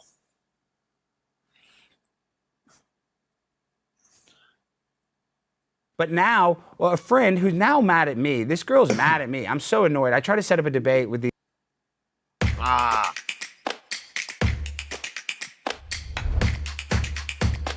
With these pretty little patriot girls, and they acted like they were the biggest victims. They're on the Whatever podcast, which is a confrontational podcast, and you wouldn't even confront them that hard. But that's what the tone police. So let's play this clip. Do we have the clip, or do we have a tweet version? No, it's we have a full clip. We need to play the full 90 seconds. We have to play the full 90 seconds, or else they're going to be like, he didn't give it the right context or something. So we got a 90-second clip. So let's watch it and get your instant reaction. Oh my word, this guy is a never-ending douchebag. This is the thumbnail for his cheesy, ridiculous beta male podcast. Andrew Wilson writes, Andrew destroys child support queens on Whatever podcast. Images of me. Here's the actual clip. But I want to put it in a context that empowers women, which is, yes, women who get to stay home and raise their children while their husband works hard. That is a blessing. Absolutely. That is a blessing to the woman. And I have been an entrepreneur my entire life. And 4 years ago, I lost everything I had worked for. And God gave me the gift of enjoying my children at home, and I didn't realize how incredibly empowering that was, and that was our natural role. And I will say this too as well, because if I don't keep talking, you're just going to talk over everybody. Child support started on this concept that, well, because I stayed home all of those formative years, I wasn't able to, this is when people got married at like 20, I wasn't able to go to college and build a career. And now if we get divorced, I don't have anything that I've done for myself except for these children. I'm not saying it's right or wrong. I'm saying that's how child support started. And may I remind you that I have 3 children with one man, my current husband. I have only had 3 children with one man, my current husband. Andrew is married to a woman who has 5 kids from 3 different dads, and she has petitioned child support from all of those dads. You tell me who the false prophet is here. Thoughts? So first and foremost, she lifted those talking points from none other than a former prostitute. Not kidding, not a joke. Lifted those talking points from a former prostitute.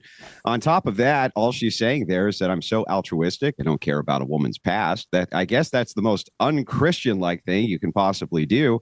She also didn't mention that she herself would have 5 children, except she murdered 2 of them with abortions. So it's really interesting how this woman can talk smack. Maybe it's true that she's had all of her children with the same guy. It's just that the previous guy's children, she killed those children. That's why. So there's a big distinction there. Boom, roasted. Clip that. No, Andrew, and your wife's great. I think she's an awesome debater too. But that's the thing. It's like in that debate, did you even now, Alex? We did have it set up, if I remember correctly. We did. She did lie and claim that you never reached out, never tried to set up a debate. However, you did DM me, try to set up a debate so that we could set the record straight. Instead, I've been living rent free inside of this chick's head. And she's referencing a clip I didn't even know was on the channel. I have a clips guy. He takes care of the clips. I wasn't even paying any attention to it. Yeah, in timeout, Jimmy, who's an idiot, my producer, he can confirm. Jimmy, how many times did we reach out to Lindsay to get her on the podcast? So she's lying? We were going back and forth for a while, and they wanted like certain criteria of doing the show, and then we agreed, and then she said, actually, I don't want to do this anymore. I don't want to platform Andrew. I was like, okay, well, whatever. So she lied, Andrew. She said that we never reached out. I didn't know that. They wanted us to make Andrew rage quit on the show.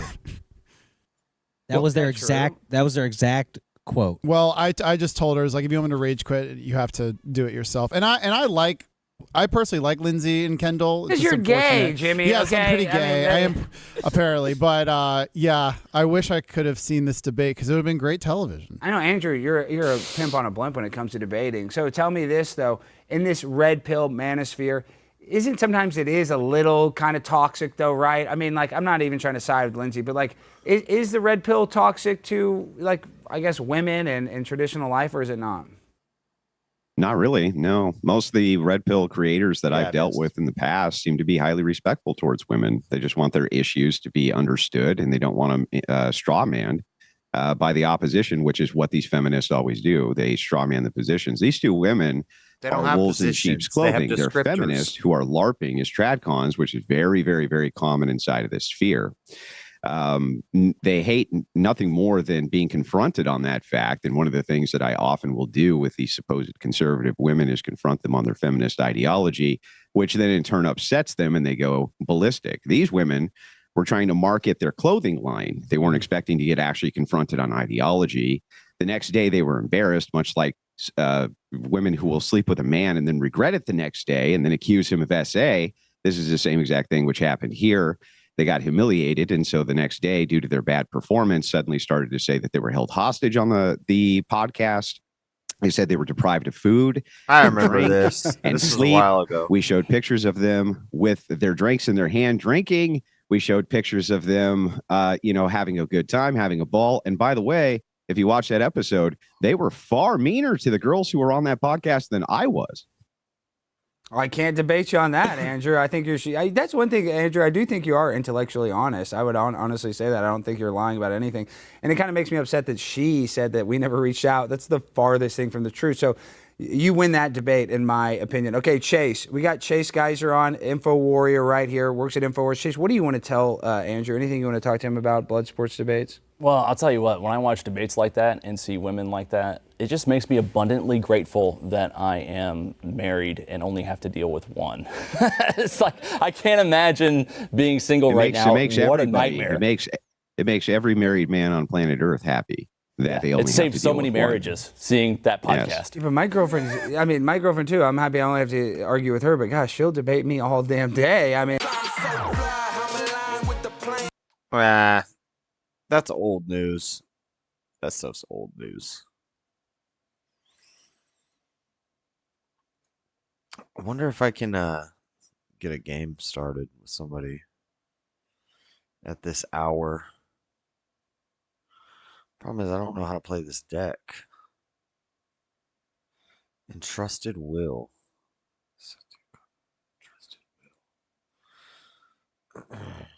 This one. You may play one skills battle card and press 2 for your energy. If you do play this card from your hand, the leader card is blue, you may play 1 skill 2 from your energy. If you do play this card from your hand and add the top card of your deck to your energy. For 2, you get a 20k. Turn one of your skills battle cards and it costs a 2 to its owner's hand.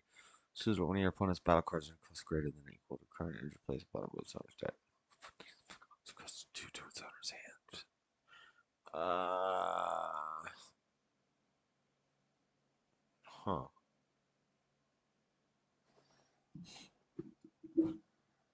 think I could probably get a game. Let's see. There's nobody playing right now.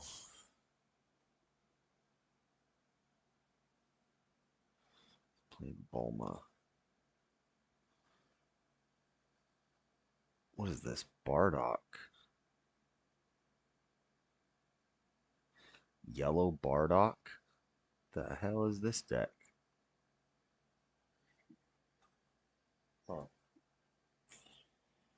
Patrick Dable crumbles after Dan Blazarian. Dan Bilzerian, who I had on, that even he cannot stand Israel. Like, to him, he thinks the world's a better place without Israel even being about Israel. Sneeko Muslim Lantern versus Jay Dyer. This is the Sneeko debate that Easy was talking about earlier. I have not watched this yet. Sneeko versus Jay Dyer. Good luck.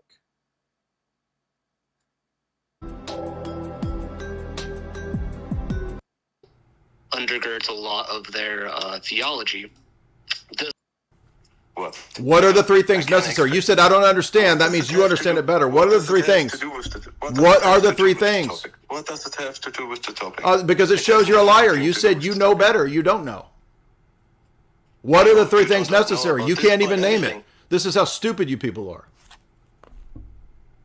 You can't even name the three things in your own church's position that are necessary for valid sacrament. What are they?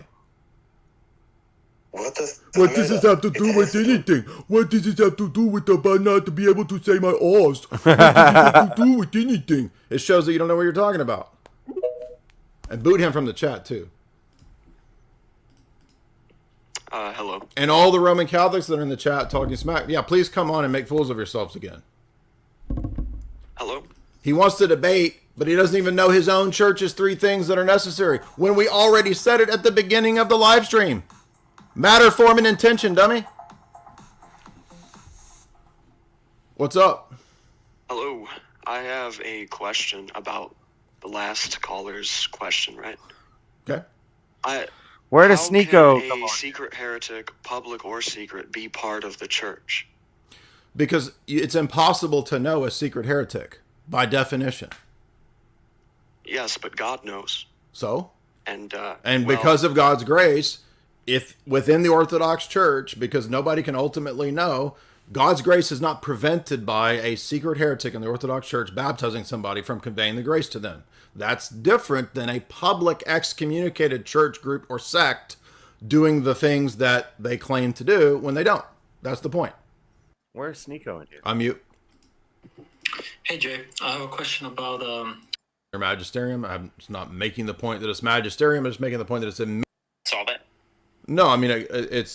This is just him doing his open line thing. When does Sneeko come in? Anyway. What's really going on with Candace Owens? I don't know. I don't care. Woman locked up for abusing kids with Vietnam War torture methods. Husband beater caught red-handed slapping husband while baby is in the room. I wish I could play Theo and Trump, but I did record a little clip that I can make a little short out of. $150 Lego Star Wars book.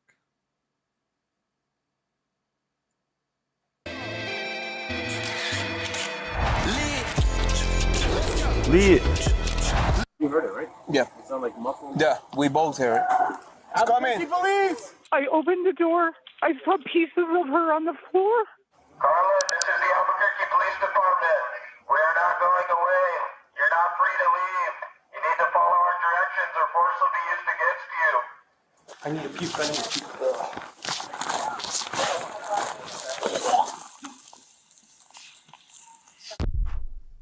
It's Thanksgiving Day, and a retired couple in Albuquerque, New Mexico has invited their family over for a holiday dinner. But when the family members arrive, they find the house locked up tight and no one is answering the door. Fearing the worst, they break in, only to find a revolting scene of unimaginable horror inside the house. It's early afternoon on November 24th, 2022, when a woman named Tammy calls 911 with grave concerns about a family member. 911 emergency. Yeah, I need to get PD over to my brother's house. We need a welfare check. Something's wrong. Okay. We can't get in the house, and they're expecting everyone for Thanksgiving. Okay, so you're at the house right now and just knocking on the door and nobody's answering? Yeah, Oh. we checked all Where the are you at? perimeters. What's the address? Tammy gives the dispatcher a Northwest Albuquerque address before explaining that her brother has underlying issues that add a layer of urgency to the situation. Does your brother have any, medical problems, mental problems? And what does he have? He has the same thing Robin Williams had. It's a form of dementia. Does he live with somebody? Yes, he lives with his wife inside somewhere. We don't know what's going on. Him and her are here, and they're expecting us all for Thanksgiving, and no one can get a hold of them all morning. And Okay, the so- car's here. And Okay, well, I was the worried house that your is brother locked. was there alone and something happened, like he fell. So the brother and the wife, nobody's answering the door, but the wife should be there also. Yes. Despite the fact that Carlin DeNio's wife, Connie, is there to care for him, Tammy's concerns are only growing. She recalls the conversation she had with Connie that may be relevant. She did say, I think yesterday, that he was having kind of a hard time. he'd been having a hard time. So we don't know what that means. It could mean anything, you know. Yeah, okay. It's such a terrible disease he has. If anyone knows Carlin's state of mind, it's his wife Connie, who keeps a detailed diary of his highs and lows. In one entry, she writes, Oh, we're he's playing walking the without a Bulma walker, player. even eating real food. This FTD is crazy up and down. On this day, Tammy fears that her brother may The have same reached guy a we were low just point. watching playing he has Bulma. That game suicidal just ended. ideations. We started the game. Yeah, I told her that. Okay, I set up the call, and we're going to get somebody out there as soon as we can. They try to get somebody within 30 minutes if possible. He's going second. But Tammy isn't content to wait around. Should we kick the door open? I mean, I can't advise that. It's really up to you. If you think that something is wrong, I mean, you have to, follow whatever you believe. I do think something's wrong. Tammy's fear is evident, but it's unlikely she envisions the nightmare that awaits her inside. Yeah, we have a homicide with my uncle. I need a vanilla. I don't know the situation, but my mom just said homicide. He's Okay, in well, there I need with the wife. Hold on. Who is deceased? My uncle's wife, my aunt. He killed her. We need to find out where he is, if he has a weapon. How is she Does he have dead? a weapon? She says she doesn't know. He's in the back room. How did she die? She's dismembered. Okay.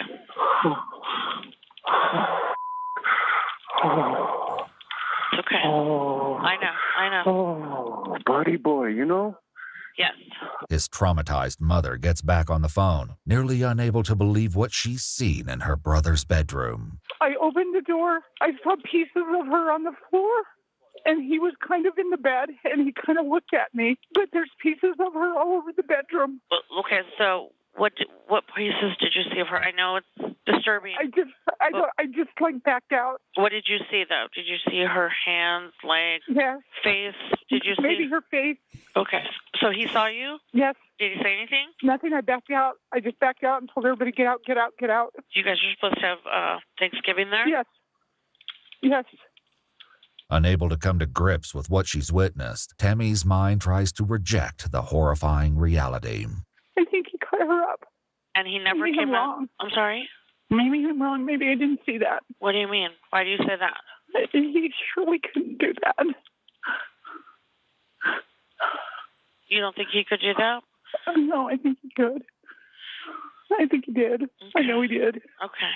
Oh, God. I never will get over this. Okay, here's PD now. Do you see them? Do they see you? Yeah. Okay, I'm so sorry, okay? Okay. I'll pray for you. You take care. I'll pray for you. The family members have been inside.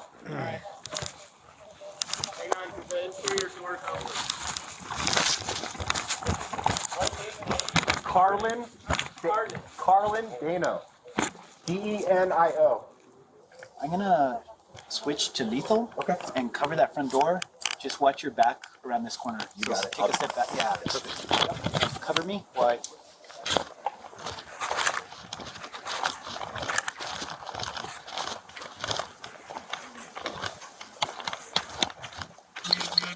Can you clear that vehicle? Heck yeah. Looks clear, sir.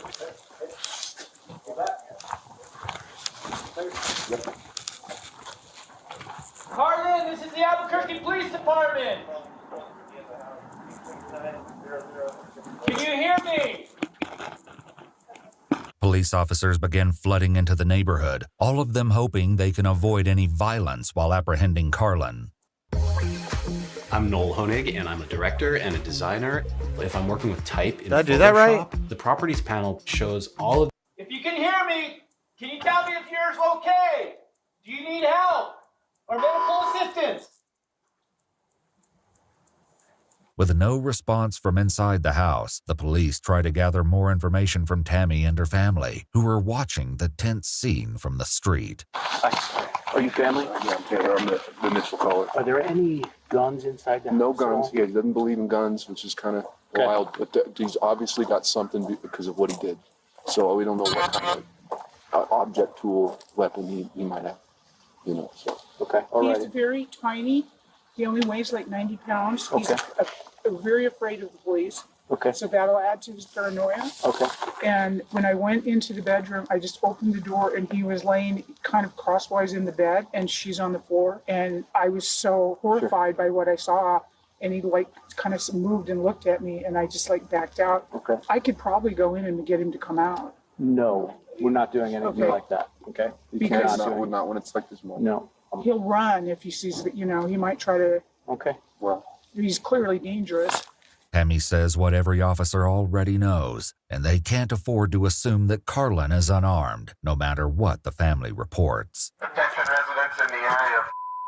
Mr. Delco, the Albuquerque Police Department's a police emergency. Yep. Carlin, this is the Albuquerque Police Department. You need to come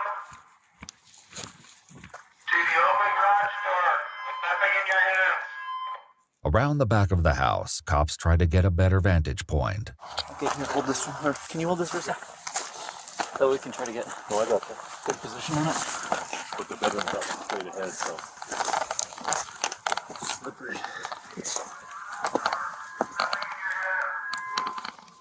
I think we just hold here. Trying to think, man. I think we just hold here. Until LT could go says into their yard and hold, but it's deep on that side, I think. Too. it's deep on both sides on all of this. No, I'm trying to look into these people's yards.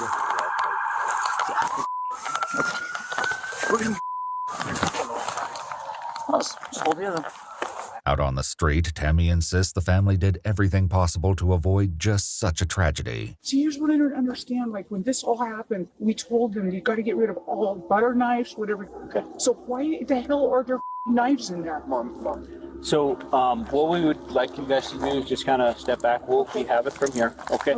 We're going to do our best to make sure that there's a peaceful resolution, okay? It's going to be an incremental process from this point. We'll keep you abreast of what we're doing and why, if you want to, okay? He does have like dementia, kind of Yeah, he's just not there. where he might be looking, but there might not be. anything Yeah, he going on. might seem perfectly. So, but he's not. But he is not okay. Carlin has been diagnosed with a form of frontotemporal dementia, a disorder that can lead to violent behavior in a small percentage of patients. Police must keep this diagnosis in mind as they attempt to make contact. Carlin, this is the Albuquerque Police Department. We are not going away. You're not free to leave. You need to follow our directions or force will be used against you. I need you to walk out the open garage door with your hands up and empty. And come outside. Meanwhile, Carlin's siblings, Tammy and Darren, try to impress upon the police their fears about how this confrontation could play out. He has had ideations in the past, so I wouldn't be surprised if he tries to get shot or something. It wouldn't surprise me a bit. Although he doesn't have any weapons other than knives. I know that the police presence will scare him really bad, and he probably will not comply. But you guys could take him down in seconds. Carlin's family believes that he poses no particular threat to law enforcement, but that doesn't mean the police are going to let their guard down. Any chance he came with a firearm, you just go behind me and get cover, okay? Yep. I know he's there, but just... Hey, somebody, hey! Albuquerque Police, come out with your hands up. Show yourself. Movement, Sarge. Show yourself. Let me see your hands. Sir, come outside. Come outside to the sound of my voice. I'll let you do that. Do it with your hands up and empty. Garage. We just heard it, on that side, sir. We just heard some noise on the garage, like someone talking, possibly from inside. Right? You heard it, right? Yeah. It sounded like muffled. Yeah, we both hear it. It's Albuquerque coming. Police! You have eyes? Oh, he's right there in the doorway. He's in the doorway. Yeah. Yeah, he's right here in the doorway. He just collapsed. He's up. Hey, move your vehicle up. Move this vehicle up to here so we can get eyes off him. Marlon, you're okay, buddy. Nobody's gonna hurt you. Come on out and talk to us. What do you want? Keep going, sir. Keep moving. Keep moving. Keep coming. Keep coming. Right here. Stop. Push up. All right, he's naked, covered in blood. Marlon! Crawl towards us. Come on out, Marlon! Hey, Justin, I'll take over command. You want to move up with your rifle? What's his name? Arlen? Hey, Arlen. Arlen. Hey, Albuquerque Police Department, okay? I need you to crawl towards us, okay? Carlin is either unwilling or unable to comply, which leaves the police with only one option. Okay, so So listen, if we're gonna step up and take him into custody, Theo, you hold him. Yes, sir. I'm gonna get as close as I can and hold the open door. You guys get him into custody. You guys good with that? We have a less lethal up. Yes, sir. Yeah, we got 40. All right, so we're gonna do it. If I need to go taser, I'll go taser. We're gonna do it. Don't you go taser? You I'll hold just him. do I taser. got the open door. The vehicle in the garage has already been cleared. Okay. I got taser in case we need it. I'm gonna come Keep your hands up. Keep your hands up. Hands up. Go on your stomach. Hey, let's drag him on his back all the way out here to the driveway. Okay, I gotta go back to back with the deal. Hold him. I got the open door. Hey, Chris, flip him on his back. Let's just drag him out. Let them know in the back that we have to house. Cross covers on the door. I don't know if that's him or somebody else. We have rescue en route, right? Yep. Go ahead and stand up. Sit up. Somebody inside of the house. All the way up. Stand up. Stand up. Hey, right here. Sit on the rock. Sit down. Sit down. Sit down.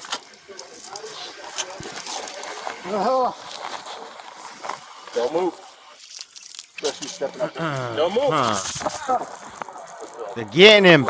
Sorry, I'm playing this game. Carlin appears weak and disoriented, and when he begins talking to the I have to police, ditch his 2 comments for are every even attack more with troubling Topo. than his appearance. He played a topo negate, so I have to ditch 2 from my hand for every attack that I do.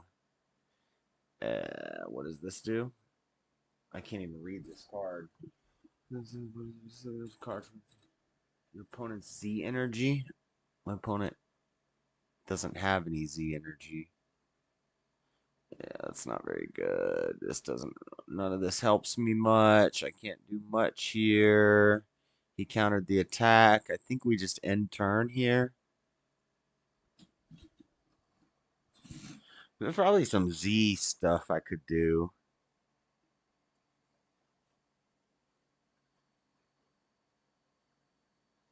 I could get the unison out. 4 blue, 2 blue Z energy. So it still required 4. So we're not really ramping with this deck.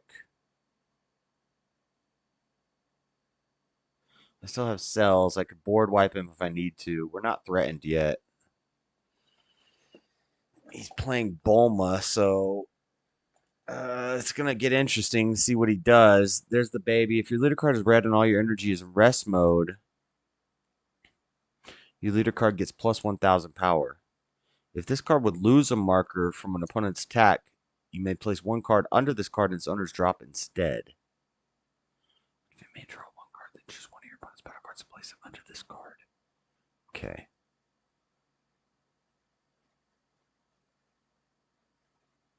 Okay.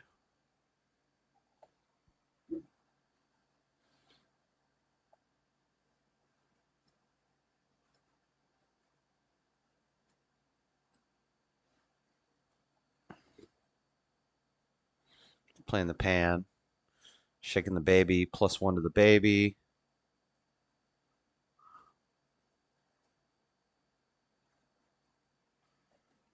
Shaking the pan. Draw 1 card, choose 1 of your minus 20 for the turn. This goes to my drop.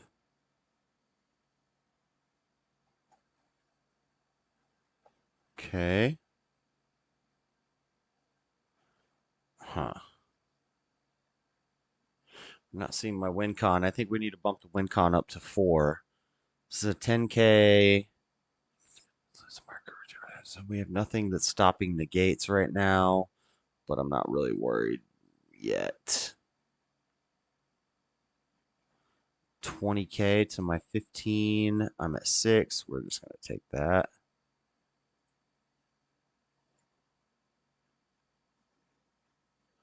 There's blue sun.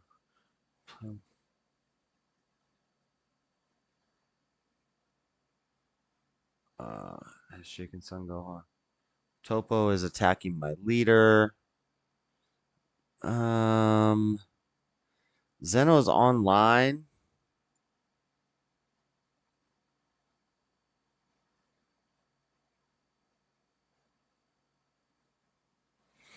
$20K. I can go 25. Leader's blue 5 or less, and each opponent's turn with cards use a combo. You add 1 card to your energy hand. Place 1 card from your hand to your energy. I don't have any skilless in my energy right now.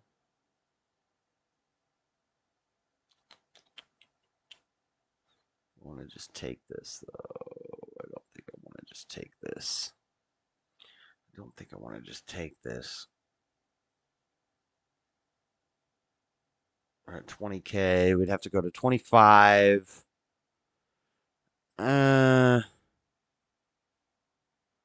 We will just take it.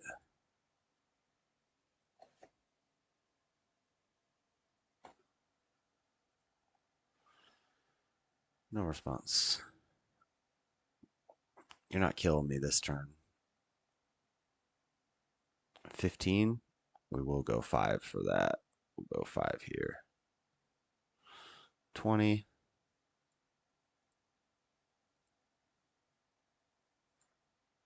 With 3Z energy.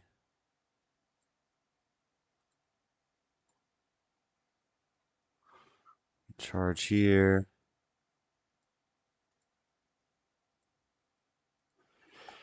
Emperor. Am I just gonna keep playing skillets or what? Where's he? He has 1Z energy. I'm guessing he has 1Z energy, so that makes this a 5 cost. 6.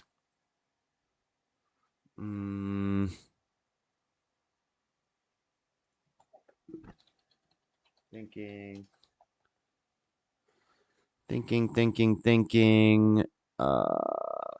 Draw one card to add one of.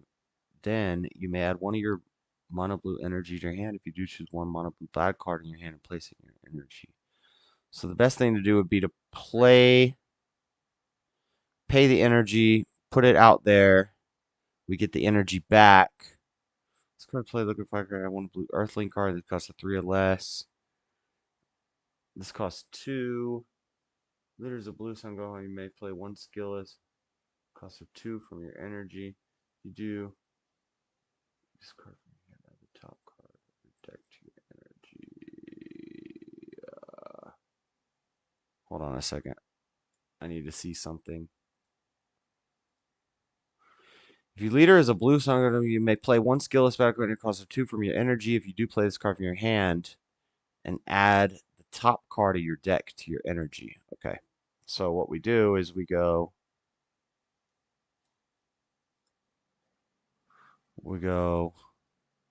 1, 2 for this. Leader's blue, so I'm going to play 1 skillless, cost of 2 from your energy. If you do, play this card from your hand, add the top card of your energy.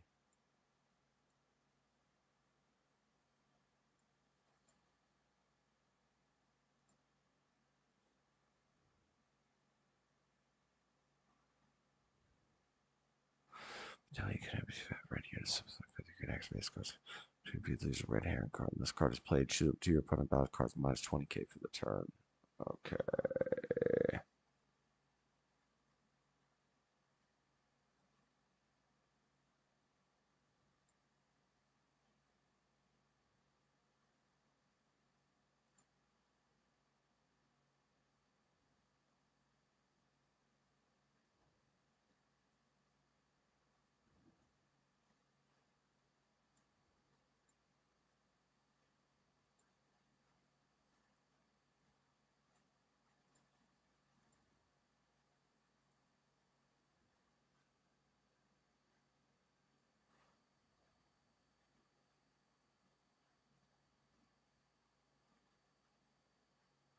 Play this card from your hand. Top card of your deck to your energy. That's not good. 2 remind you, 2 1 blue. That's 2. Play this card from your hand. If you played this card, place the chosen card in your energy. Okay.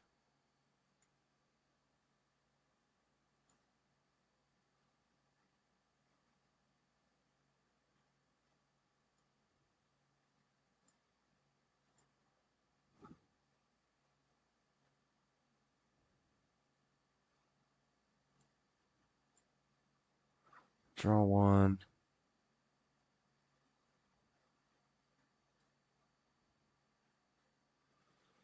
Choose one mono blue card in your hand and place it in your energy. Add up to one mono blue energy to your hand. If you do,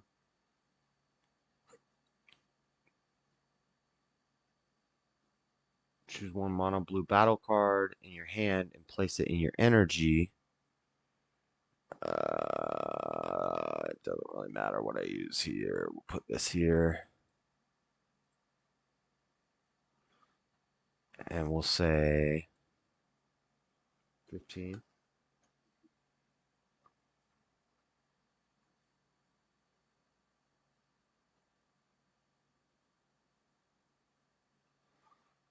Hmm.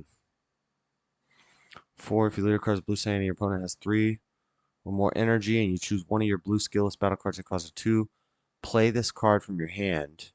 If you played this card, place the chosen card in your energy. Okay. Okay.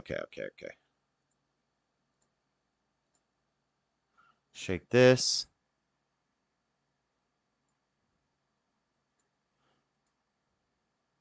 Shake this, +5.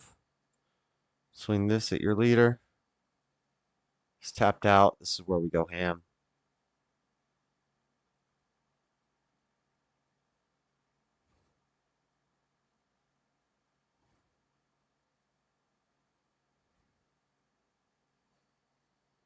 Block.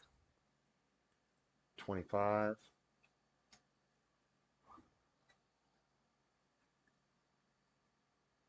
There's a blue sand card. Energy. You choose one of your blue skills.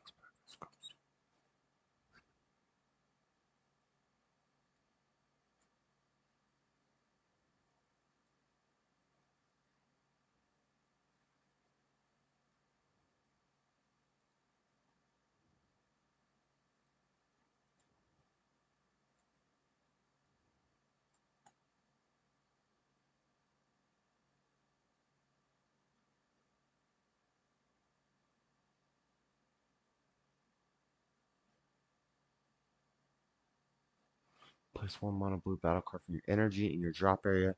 Switch this card to active mode, then choose all your opponent's battle cards and place them at the bottom of their owner's deck in any order. We swing this at his leader.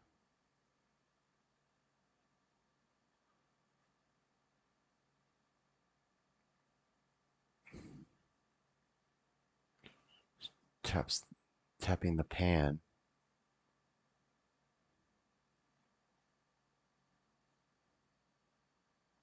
Block.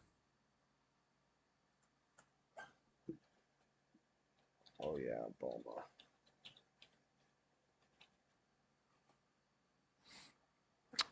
Duh. Okay. I forgot about that. Okay. 30K.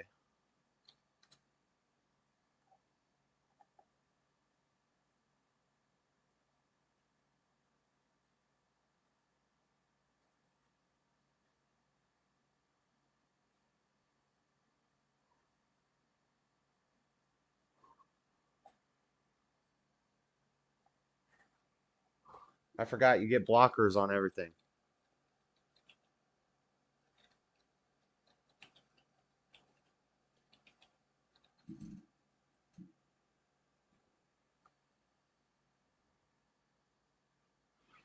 Red. Add a 1 counter. Stop spectating.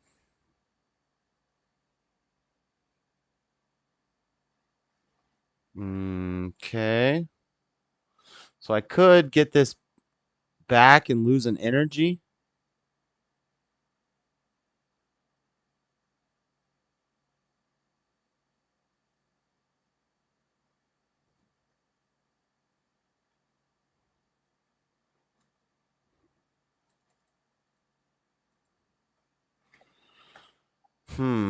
I could board wipe him and then kill his unison.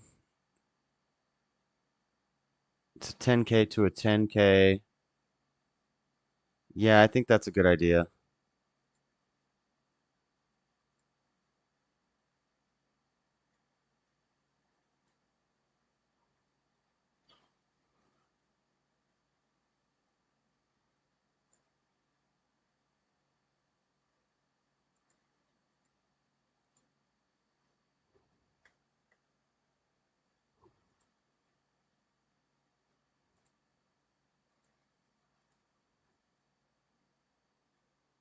Those two go in your drop.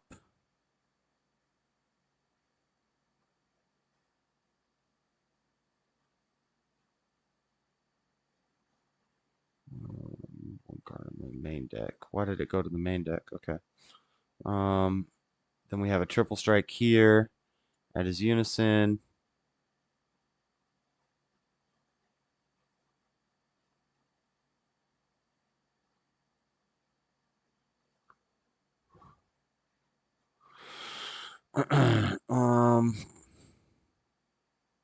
Just 10.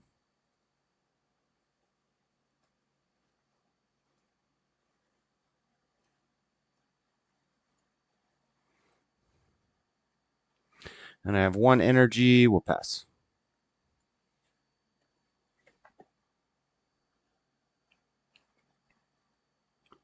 Okay, back to the video. Sorry. No, I don't know what to do. We got help on the way for you, all right, sir? There's no help for me. No? No. What are we going to do, fella?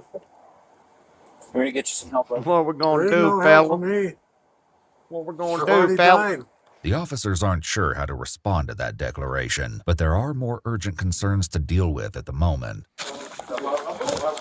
How many do I have with you? You got 4 behind you, including. When you go in, you're gonna step right here to my light, and everybody's gonna go with Theo, stack up on him, and I'm gonna hold everything right, and then I'll figure it out when we get in. All right, everybody in lethal. On you, Theo. Yes, sir.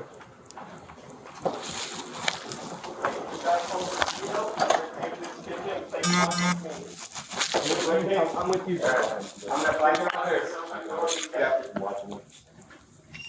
That's all what you have, Theo. So, that look at the master bedroom there. Let's move a little forward so we can check this hallway. Police department! Though the officers have every reason to believe that their only suspect is out on the sidewalk, they must carefully sweep the house to make sure no additional threats await them inside. However, nothing is going to prepare them for the horrific discovery they're about to make. Now, you guys are good to hold. You're coming with me. Got it. Okay, you're gonna step in and hold the hallway. Theo, me, and you are both going into this room. Yes, right sir. here. Go. Ready?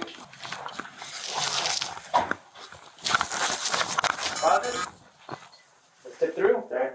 That's pretty We gotta good. We gotta clear it. Yep.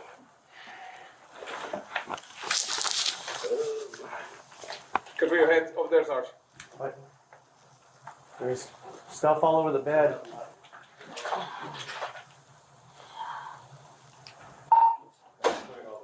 Six OTP.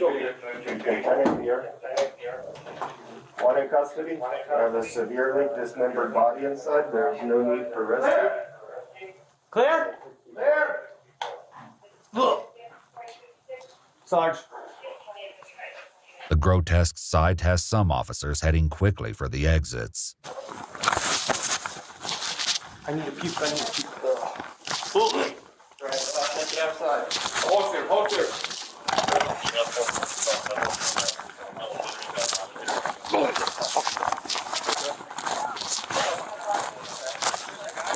He's coming out. He's coming out. 34. It's a 34. 34 coming out the window.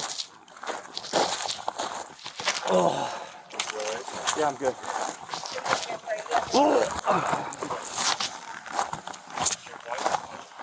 Why is this guy throwing up Being every able to 2 have seconds? something to always protect myself with this Berna allows me to have that peace of mind no matter.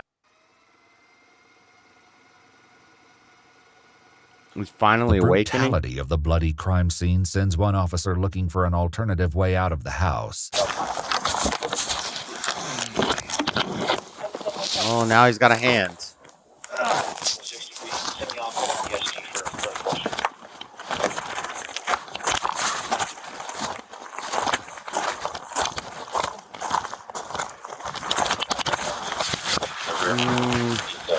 Meanwhile, the exquisitely upsetting nature of the murder is reflected in the way the 20K cops critical? check on each other in the aftermath. All right? Yeah. Seen one that bad in a while. That's probably the worst one I've ever seen. Yeah. My stomach just got turned in there, man. I had just scarfed down a bunch of turkey. You all right, bro? No, I know. It's nasty. How you doing? Good? Yeah. Did you see everything or not? Yeah. That's it. While the police do their best to respond to each other's needs, they also have in custody the man who has the answers to who may have caused Is that guy this murder. dead under that I blanket? see all of you guys. Huh? I see all of you. You see all of us? Yeah. What does that Looks like he's got one. We see you. Yeah. Yeah. How you doing? I don't know. You don't know? Do you have any cuts on you? Yeah, I'm totally mutilated. You are. We need Yeah. rescue up here. We do need rescue up here, though. There's no rescue for anyone, I guess. Well, they're coming, sir. I'm sorry to do this to everybody. All right. I mean, we'll talk about it, okay? Where do you have your cuts? You said that you're totally mutilated. Yeah. Okay, so I mean, you're still walking around. Not real. Where on your body? All over? Yeah. Okay. Carlin's statements may seem off-kilter, but it's now almost clear that he may have taken Connie's life. He's got cuts. He's got a laceration. He's bleeding pretty good, man. Okay. All right, Mr. Kyle, let's get you standing up, man. Oh, he has a big one on his leg. We need to tourniquet him. All 60 at him. Were we direct on 43? He's got a very large laceration on his inner thigh. Do it. Tourniquet him? Yeah, dude. We're not going to let him go 10-7 here.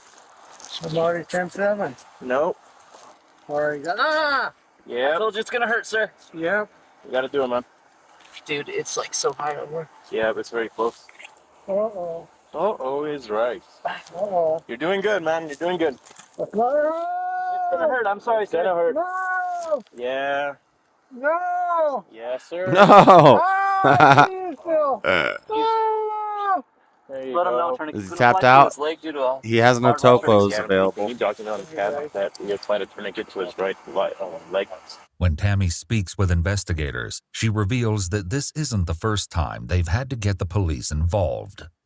When he had one of his episodes way back when he was first really bad, he was pounding on his chest. This is what got him locked up in the Mayo Clinic. He had disappeared for 7 hours in the car, and there was a silver alert put out on him, and that was when we realized that he's bad. Indeed, there is still a tweet the Gilbert, Arizona Police Department put up from 2020, looking for the public's help in locating Carlin Denio. When he was eventually found, Tammy says that he was in a frenzied I have state no of one confusion. drops to That was play. the year of COVID, and he got locked up for like 3 weeks in a psych ward there because he was undiagnosed. Nobody knew what was going on except he was, obviously trying to stab himself to death and hurt himself. But he would say things like, "I can't find my soul. I can't find my soul." And he would try to stab it to his chest. And I'm wondering if that's what he was doing to Connie, his wife, maybe he was trying to find her soul or something.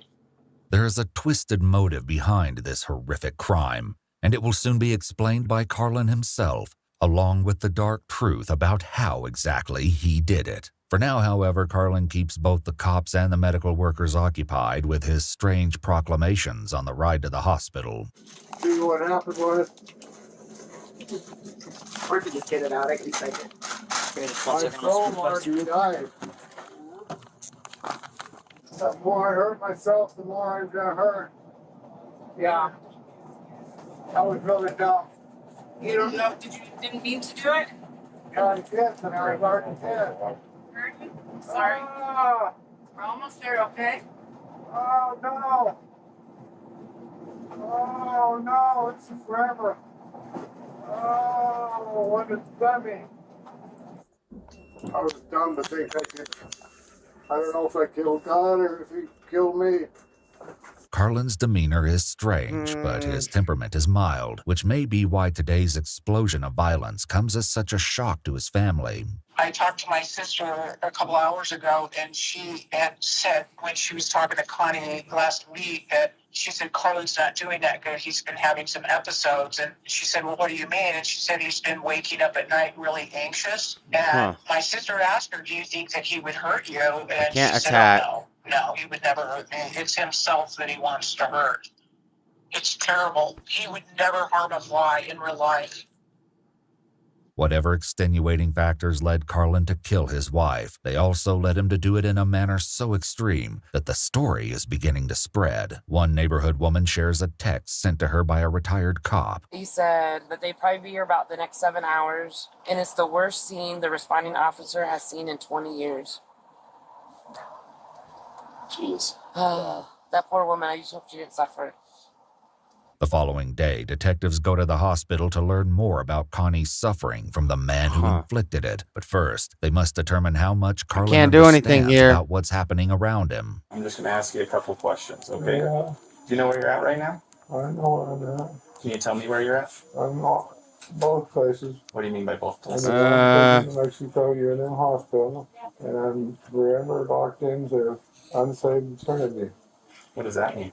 Which means I'm nothing anybody can do, including you or me. Pain. You can see my neck.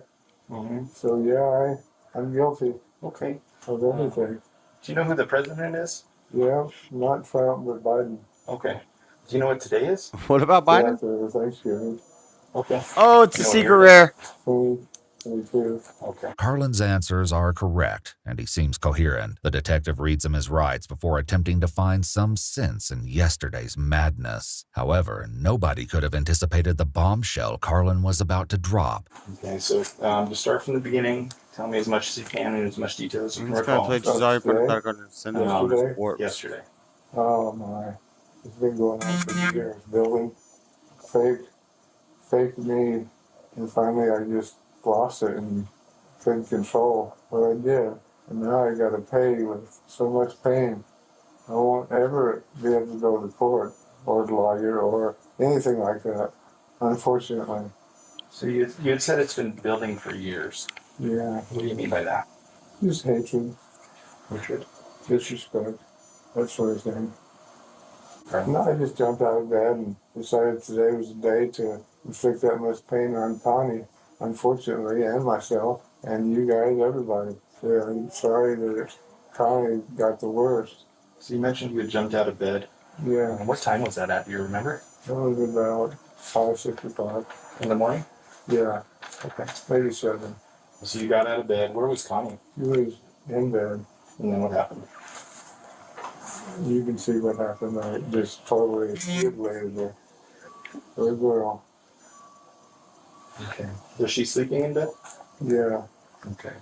So, She woke up when I got up and... So when Connie woke up, you said she woke up when you woke up, and you got out of bed. Mm-hmm. Did Connie say anything? She said, "What are you doing? What are you doing up?" What did you tell her? I said, "Well, today's the day." I could sit here and deny it, but it's true, you know. Mm-hmm. So I just went to town. Terrible as that sounds. Okay. When you say you went to town, what do you mean by that? It's pocket knife. A pocket knife? Yeah. Who described that pocket knife? Yeah, it was green. Green handle. 2 blades. The devastation of Connie's injuries compared with the size of the weapon leaves the police shocked when they find the knife Carlin describes on the bedroom floor. Can you kind of just walk me through, kind of step by step, how everything went down? Terrible. You started hacking away. Where did you start hacking away first? The neck. The neck? Yeah. Was Connie saying anything when you were doing it? Yeah. What was she saying? Fighting like a trooper. She was fighting like a trooper. And so then you said you started hacking away at her neck and she was fighting like a trooper. Did you get injured at all while that was happening? Of course. How did you get injured? Cut myself a couple of times. Then I turned it on myself. When did you turn it on yourself? During and after I was finished with what I did to her. Carlin's description of the murder is dispassionate, and he takes the same tone in regard to himself. And I understand, like you said, that you turned it on yourself during and after. I deserve to suffer too. Okay. It's not as badly as I made her suffer. Okay. Where did you turn the knife on yourself? Oh, legs, upper body, neck. The hatred and the disrespect that you mentioned earlier, was that hatred somebody else had for you? No, it's hatred I had for everybody and the man upstairs. And why do you have that hatred? I just started realizing what a failure I'd been and resentful of myself, basically. Resentful of the way I had turned out, and I just kept building.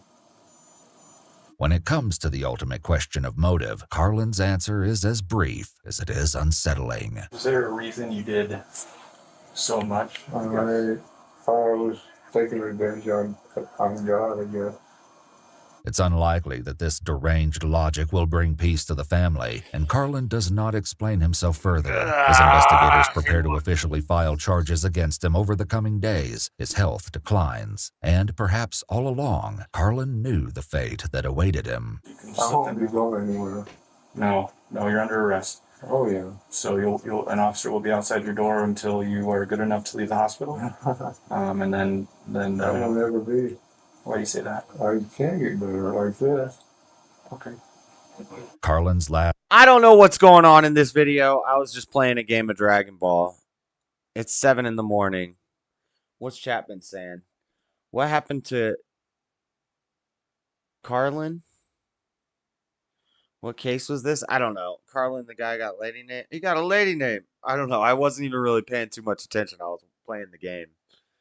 I haven't even been listening to this too much. Still up and close the Discord. Yeah, I'm about to go to bed. Police raid Brat's beach party. Catch them littering. I'm about to go to Bush bed. Guide. Cold and smooth survival skills. Hello?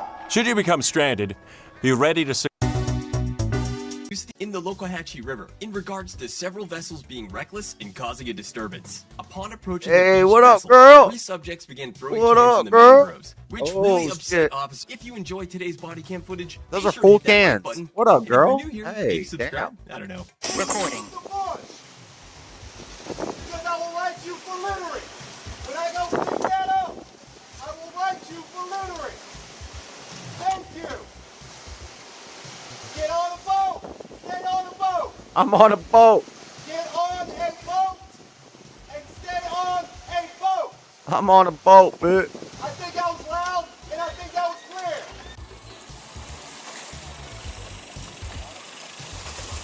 All right, ladies and gentlemen, tell me what's going on today. We're partying. Having fun on a Saturday. Nice. All right. Nice. I like So that. you guys came. So who's over 21? My father? Who's over 21? Huh? Not it? Okay. So, go ahead and pop every one of your hatches on every boat. They're all like 17. Open the cooler. What up, Ray? There's fish in there if you want to measure them. Pull out the ice. Who's the captain? Who's the captain of the boat? Got your ID and registration with you? All the fish are right here, sir. They don't care about the fish. Mm-hmm. All the fish is right here, sir. Okay. Whose bush light is that on the back of the bow? Where? We've got a lot of people on this boat. Got a lot of people on the boat. That's cool. You want to tell me you know I'm wrong? You know a lot of people. Just stay right there. Calm down, Keep cop. talking.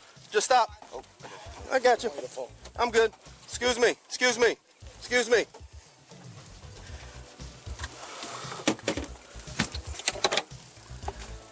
Nice. Pull them all out. Put it on your deck. Put them on your deck. 1, 2, 3. Yeah, that's 3. Ooh, what up, girl? Did you check all the hatches on there? No. I'm just getting the registration. 1, 2, 3. I like that bathing suit, though. You have to check one at a time because the thing's broken. It's fine. Excuse me. Excuse me. Excuse me. Excuse me. Thank you.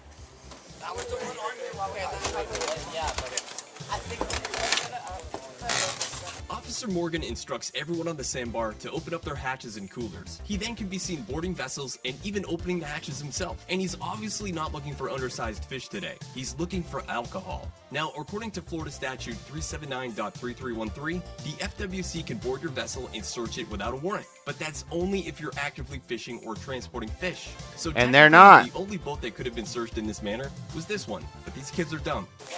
But these kids are dumb. Wait, this isn't gonna fit in here. All right. This isn't gonna fit. Know the Yeah, laws. they got cans everywhere. They got cans there. I saw homie throw cans in the thing. I'm gonna look in the bush right now. Go ahead and pull. Do you have your ID, ma'am, or boater safety card? Yo, let's just fill out that bag.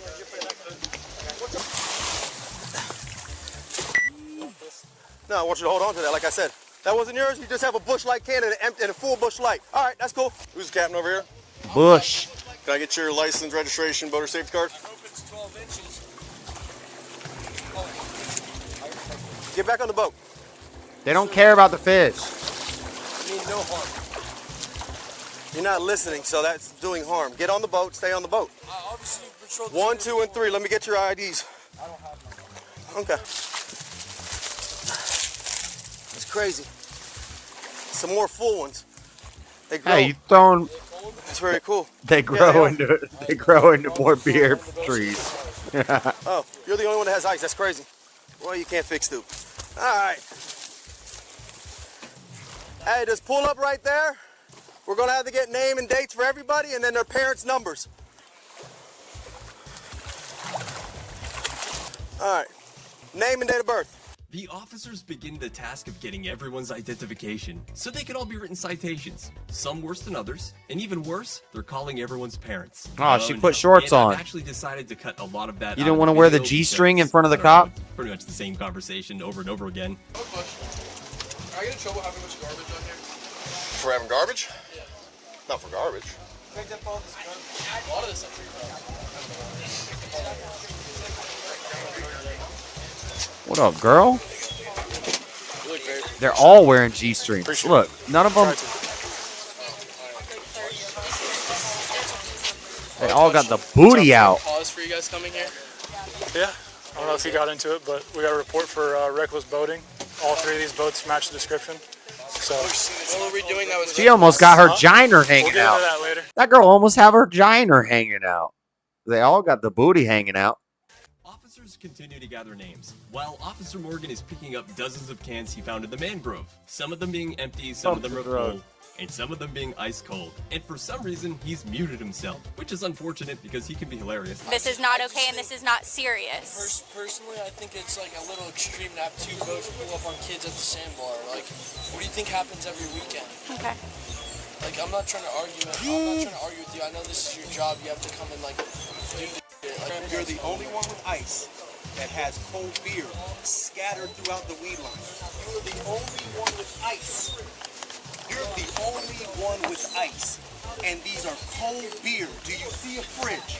So let's deduct. Let's deduct. Into the woods, and you're the only boat with ice. I'll let you think about that. That's why all of these are You coming getting back to littering. the boat, because that's where they started from. Okay? So you're going to get the ticket for littering, all three of you, because all three of you wanted to chuck them into the thing. All three of you wanted to chuck them. You have a bright pink hat on. I saw you when I. You got a bright pink hat on. I didn't throw a single beer. It's okay. Write me a ticket. It's okay. Like I said, and you're going to get possession. This boat. I love to see what my Jew lawyer has to say about this. I told He's him a- I'll get breathalyzed. He said, I'd love to see what my Jew lawyer has to say about this. These rich kids, I hate these kids. I want to smack all of them. I didn't drink anything. I'm just here. Like, am I gonna get in trouble or like? Because like my parents are gonna lose their mind because they're gonna think that I was drunk or something. Where did they come from? Maybe the boat was empty cans. Oh shit. Maybe we fished in it. Maybe if you think about it. My Jew lawyer is going to have a lot to I say forgot about my this. fridge at my house. He's so mad for no reason. Bro, so I'm gonna get charged with littering. I love that charge. I love it.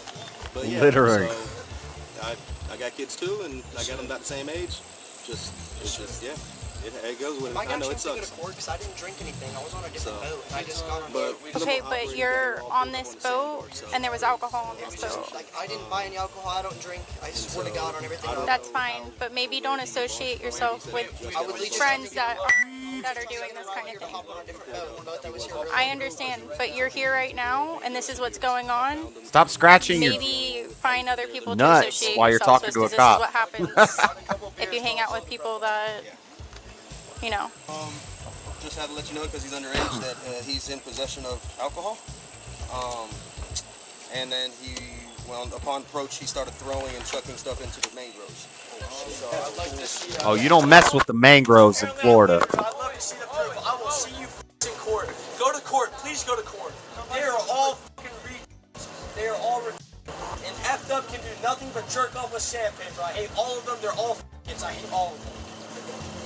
Jerk off with sandpaper. Nope, but apparently we got minor possession because we had ice on the boat because we were goddamn fishing. Now I'm gonna get punched in the face from my dad because these kids right here have never been. Now I'm gonna get punched in the face from my dad. I'd love to see your dad punch you in the face. Shut up, dude. Pisses me off. I hated this guy in high school. Oh, I hate this guy.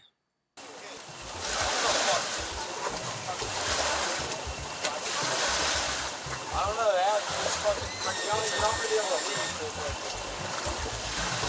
have you ever had your dad punch you in the fucking face? Shut up. You haven't. My parents won't even let me go to Ole Miss next weekend to see my. Shut up. You're on your dad's boat right now with a bunch of girls in bikinis drinking beer at the sandbar. Shut up. Quit bitching. My friend, boat right there. When I finally finish the relationship with my parents, you guys, thank you guys. You guys saved the day. Thank you. We didn't do anything wrong. Shut up. Hang up. Okay, then what about? My dad's gonna punch me in the face, man. He's gonna punch me in the face. Now I don't have a truck. I have no roller coaster. That's all I. He needs to punch you a couple more times. And all they're doing is protecting each server, right? It's bullshit.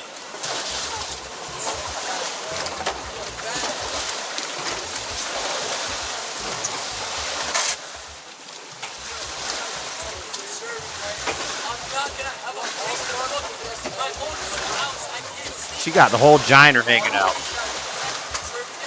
Hey, girl, you need to put that giner away.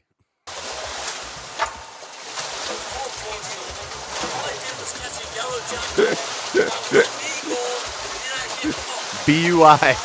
Damn, BUI. Bro, I just discovered BUI videos last night. This is my new favorite thing. Florida BUIs. A buoy.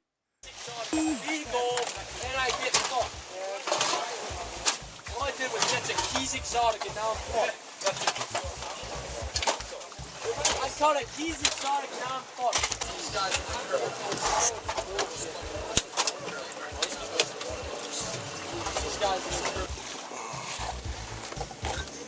Oh, find somewhere to put this, and then so I can give him back his bucket. Raise your hand. If you did not get a citation, raise your hand. That's an awful question, kid. Everybody got a citation. No, I asked if we're allowed to rooster. Sun's going down. Like when we're running. He was on the phone, someone saying that we were roostering people. That's why I'm buying it. What's that? Well, I'm not saying it. I saw the video of it. That's a ticket. You know my dream? But you saw a video of what? I saw the video of your two vessels going back and forth. There was 5 of you. Roostering? Yes. Oh, yeah. Was it fire? Roostering? Oh, yeah, that was a vibe. Yes. Roostering? Yeah, roostering's illegal, dumbass. And you just admitted to it. Roostering? Yeah, that's a vibe. Careless. How's it careless? We were anchored up, like we weren't bothering anyone. Well, you were. There was another vessel right behind you guys. They were pretty far away. Not from that angle. They were pretty far away. That's Roostering is when you're kicking up a wake, right? It's when you're kicking up a wake behind you, right? Roostering. Boating. Rooster tail is a term used in fluid dynamics, automated gear shifting, and meteorology. What is roostering on a boat? Propellers on boats can produce a rooster tail of water in their wake in the form of a fountain which shoots in the air behind the boat. Yeah, that's what I figured. That's what I thought it was. Not from that angle. There's so many. I mean, I have no problem. Like, if you did it here, it's not a problem because there's no one around. Yeah, I mean, there was no one around me. Well, it looked like it was. It looked like the 5 of you guys were anchored up, and then you guys started roostering, and that vessel was right behind you guys. How do you rooster when you're anchored? It looked like it was from here to within those rocks. It's probably halfway between those rocks. They were like probably those rocks. Yeah, over there. But how's that? How's that? No, but I said within those rocks, like inside. Like, I don't know, but not to those rocks. Like, they were probably about 20 feet off your bow. Off your stern. I could rooster and stuff. Oh wait, so when everyone pulled out, it's only because there was someone far. I'm just seeing for like later. No, that has no problem with that. As long as you're not damaging anything, you're fine. I know you weren't, but you were careless to the other people. And this dumbass, this guy, I'm about to get punched in the face by my dad when I get home. I look like a 43-year-old even though I'm hanging out with a bunch of kids. That's considered careless. Because there's more. This guy got a full mustache. There's people people around there. You can't, when you're roostering, you're not going to Florida man, let's go. Okay? Like I said, it's optics. You guys will learn this in life. Yeah. You're not going to be right because you thought you were there first. It's just not the way it is. It's optics. You can go and fight this bull. Yep, the court date's going to be on there. Court date, the time's 8 a.m.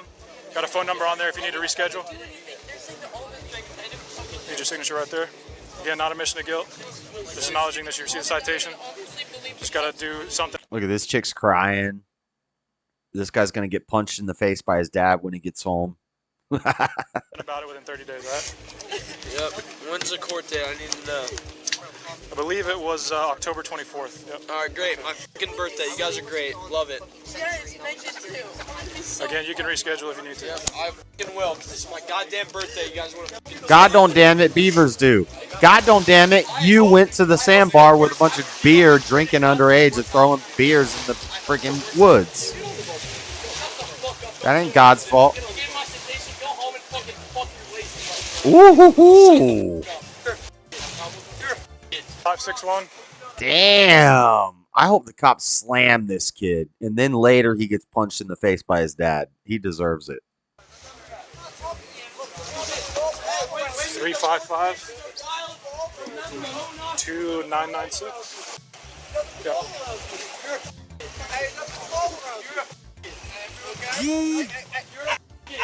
Go home and beat off the sandpaper. Is that a good one? It is a good one. It is a good one. We're expecting your phone calls. Okay? I will never respect law enforcement ever again.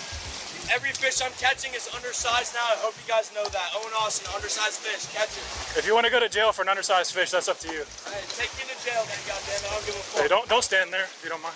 Hey, let me know when the divorce papers are filed. I will f your wife so fast, son.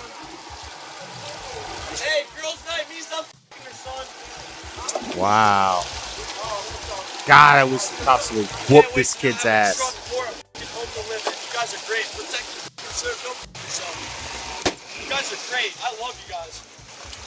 Thank God the world's a better place now, huh? Go home to your nice families, because that's not what the f*** I have. And now, that is how an anarchist is born. Like I said, turn your headlights on. Don't listen to him. Sorry, John. Covert off. Where's your rear? You're all around white. What was that? Dang.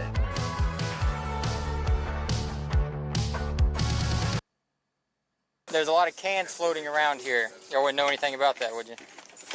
Nah, sir, I just got bit by a jellyfish, man. Yeah, we were just tubing and waiting. I just got bit by a jellyfish. We always have in these Florida man's boat situations, there's always one random token black guy on the boat. And everybody's like, why is he on a boat? What is he doing out here on a boat? Only thing I'm worried about is getting to shore. He brought the weed. Yeah, we gotta get to shore fast. Is there anyone on the vessel that has not had a drink today? We are working on making contact. You're the one that dropped the bell. Please. What? Hey. Was on water patrol near Duck Key, Buoy. Monroe County, when he observed The buoy report. 12 occupants backing away from a large white cabin boat. While approaching the vessel, Officer Gibbons observed the multiple alcoholic beverage containers floating in the water downwind of the vessel. The officer will soon make contact with the vessel, noting several intoxicated occupants. Racist. The operator later identified as Adam. Seeing that I get so many questions, and It's the buoy report. I'm gonna break down some of the interactions in this video, That- as well as audit. You know as well as I know, Buff, that black man has no business being on a dang boat in the middle of the ocean the field sobriety tests. with a bunch of white women. Look. Faster. Faster. Faster. Faster. Performed on Adam in this video, because so many of you guys don't seem to understand them, and nor do I sometimes. If you hate these short breakdowns, or my voice, I'll be including time codes on the screen so you can skip past Faster. these, but you're gonna be Speed missing up. out. Can you get the registration? You're supposed to for me? speed up. Having a party out here, aren't we? Patty cake, baker's men. How you doing, officer? Good. how Ready? y'all? You mind wrapping this through 1, the 2, the 3, center console 4. for me? I just got bit by a jellyfish. You got any 1, questions? 2, 3, Uh, 4. It's called stinging, but no, I did not. Sorry. Officer, are they poisonous out here?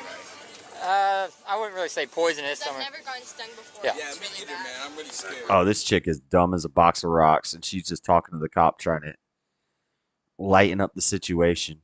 It won't hurt you. Well, it hurts, but it's not gonna kill you or anything. Hold on. Where y'all from? Key West. Key West. Nice. We're from here. Okay. Nice. Key West. Ain't nothing but steers and queers come from Key West. Y'all wouldn't know anything about all these cans floating around, would you? What? Y'all wouldn't know anything about all these cans floating around? Silence. Radio? Silence. There's a lot of cans floating around here. Y'all wouldn't know anything about that, would you? No, no, no. I I just got bit by a jellyfish, man. Man, pee on that. Yeah, we gotta get to shore. All you gotta do is pee on it, bro. You want to play with the white boys? You gotta get down like the white boys. You got stung by a dang jellyfish in the ocean? Pee on it. Where'd you get stung at? Where'd you get stung at? I got something for you. Hold up. We're just trying to go home back to Key West. Two of us just got stung badly. Yeah, we got twice. I felt it twice. I can see. It's really bad. Bro, if I was the officer, I'd be like, I got something for you. I got a cure for that jellyfish sting. Lean over. Lay down right here. It's all over here too. See, it's allergic. I can see it right here. It's allergic reaction. You might be the captain? No. Ain't no such thing as a black captain in Florida. Eczema is like really eczema. I'm scared. Bro, it's all on my stomach too. What are you looking for? No registration on board? What's your name? Redacted. You have your driver's license on you? I just want to see who's crying at the end. No, this really hurts bad. I need cortisone. Yeah, man. Oh, I need some cortisone. I got some cortisone for you right here. What's your name? Officer Givens. Alrighty, Captain. We're going to run through a safety inspection. I need you to grab all the safety equipment for me, alright? You need a life vest for every person. So we're going to need 37 life vests. We just got the boat rewired, so everything got moved around. So okay. Okay. Hey, I'm looking at that back.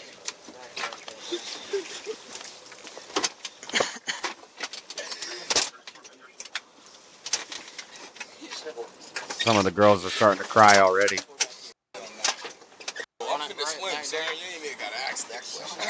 Can you swim? Okay. Do you have flares?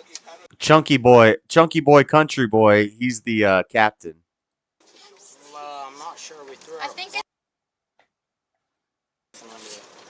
we threw out everything whenever we got the boat rewired. Okay. Do you have a horn or a whistle on the vessel? Come on, man. You're operating a vessel. You better have the dang horn and whistle. I need everyone's ID right now. Yeah, that's where we're going next. Do you mind opening the cooler for me? This cooler? Yes, sir. Y'all mind opening that cooler for me? And there's alcohol. Where's the alcohol? Okay. So no. Did you hear the black guy?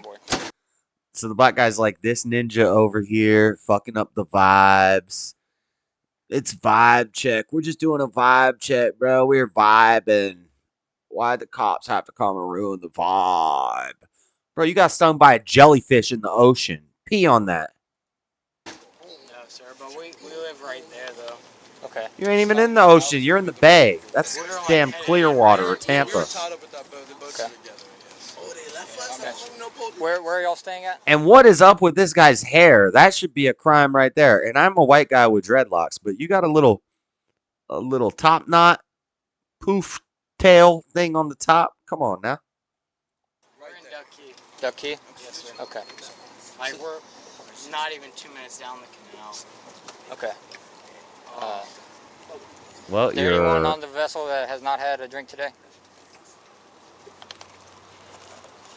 So, only 2 of you drank? Right? Wait, what are we going to have for? What are we raising our hand for? I'm going to shoot. Guys, come on. And of the people who are not raising their hand, which one of you are over 21? None of you? Okay, you're all going to jail. You're giving some signs of possible impairment. He could always jump off the boat and swim away. Oh, wait. No, he can't. That's not going to happen. I don't want to risk, or I can't make you drive or ask you to drive until I know for sure that you're not impaired.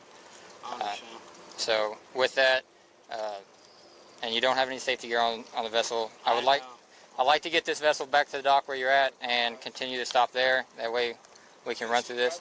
At this point in the encounter, Officer So we're going to let you Gushes drive? suspicious of DUI, boating under the influence, and has completed phase 1 of his A investigation, buoy. which will allow him to lawfully administer SFSTs, standard field sobriety tests. Basically, the moment the officer made contact with the captain, the test had started. Law enforcement generally looks for 5 things: a moving boating violation, an equipment violation, expired registration, unusual operating actions, or evidence of drinking or drugs in the vessel. Now let's audit this encounter. When the officer asked for the vessel registration, the captain provided the officer with his Florida Boating Safety ID card without being asked to do so. He also had trouble removing it from his wallet. And this mistake doesn't seem like a big deal, but it's often considered not following directions in the eye of the law. The captain also had trouble removing his ID from his wallet. Why? And I actually wasn't too surprised. Wait, what?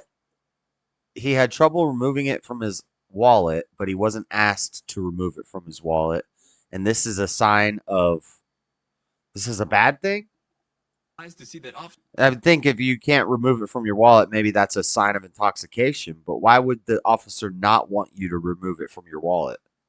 Givens had actually added a time code for when he was fumbling in his wallet. When the captain started looking for the vessel registration, he stumbled and caught himself on the rail of the center console. And throughout the encounter, was often seen bracing himself or leaning on objects to keep himself steady. And in the end, he was unable to locate his registration. He's the on a officer boat. then conducted a safety inspection, asking for all safety equipment on the boat, which I will add is a bit vague and unusual, considering most BUI investigations I've watched.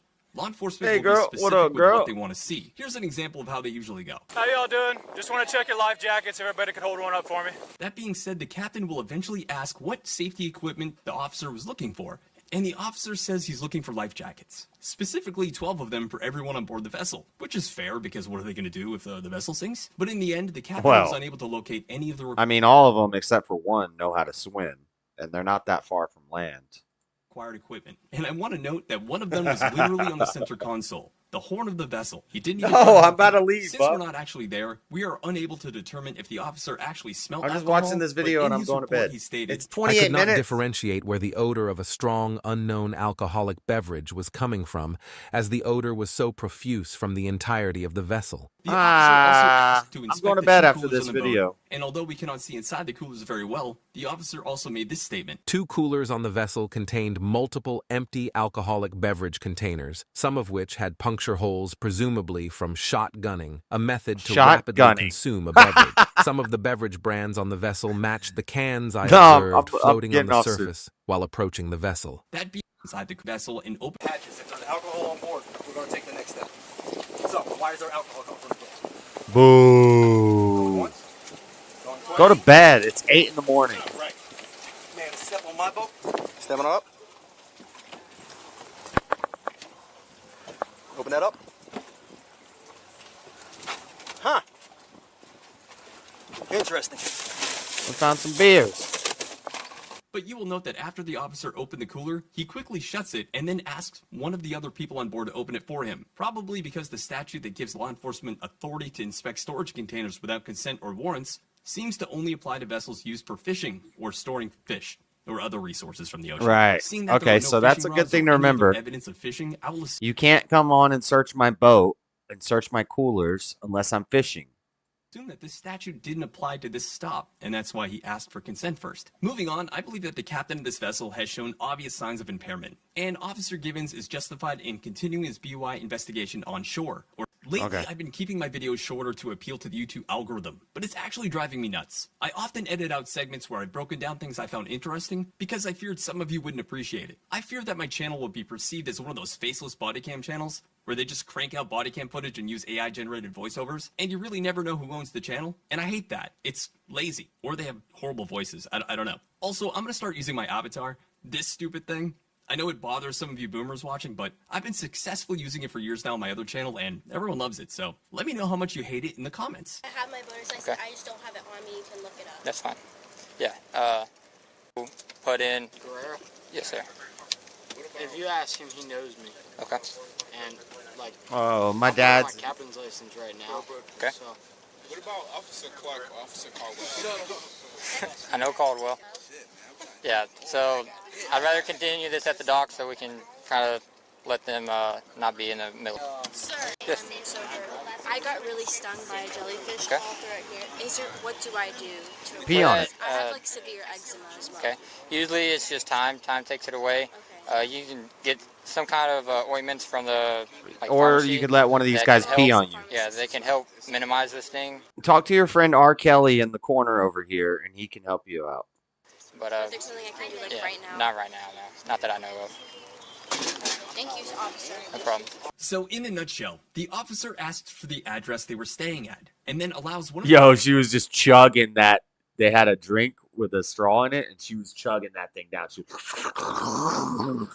we gotta drink this before we get to shore. passengers to Get drive extra back to its drunk. dock. While en route, Officer Givens radios for backup and gives dispatch the address he will need assistance at. I'm gonna point out one more thing because I'm hell of annoying. It looks to me like the captain took over operation of the vessel again, which probably is not going to go super well for him, considering he was given instructions not to do that. Hey, I need everybody over here now. How's it going, guys? Hi. What's up?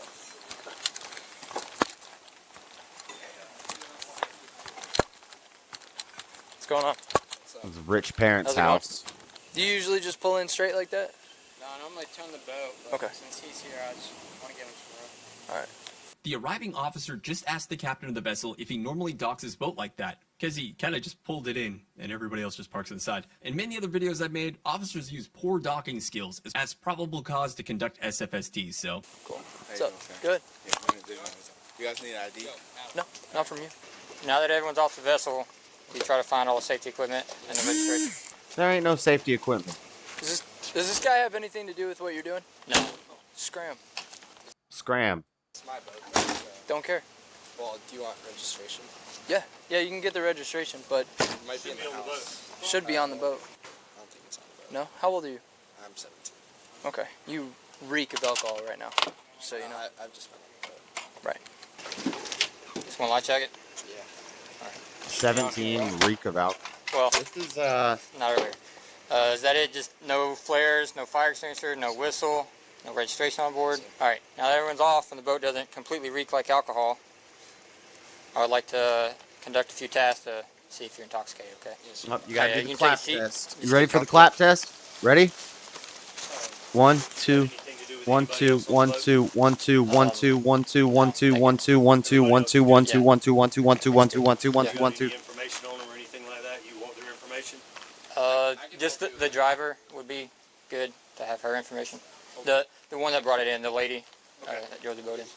Hey guys. Hi. Who drove the boat back? I drove it back. You drove it back? Do you have your ID on you? I don't. I'm from Key West, but he needed a sober driver's license. Okay, I got you. You don't have a picture of your driver's license?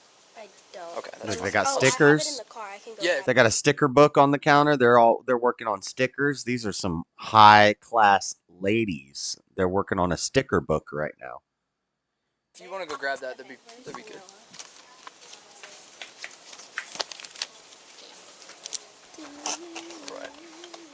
Right. Just let me know when she gets back now. Do you have any physical defects or disabilities?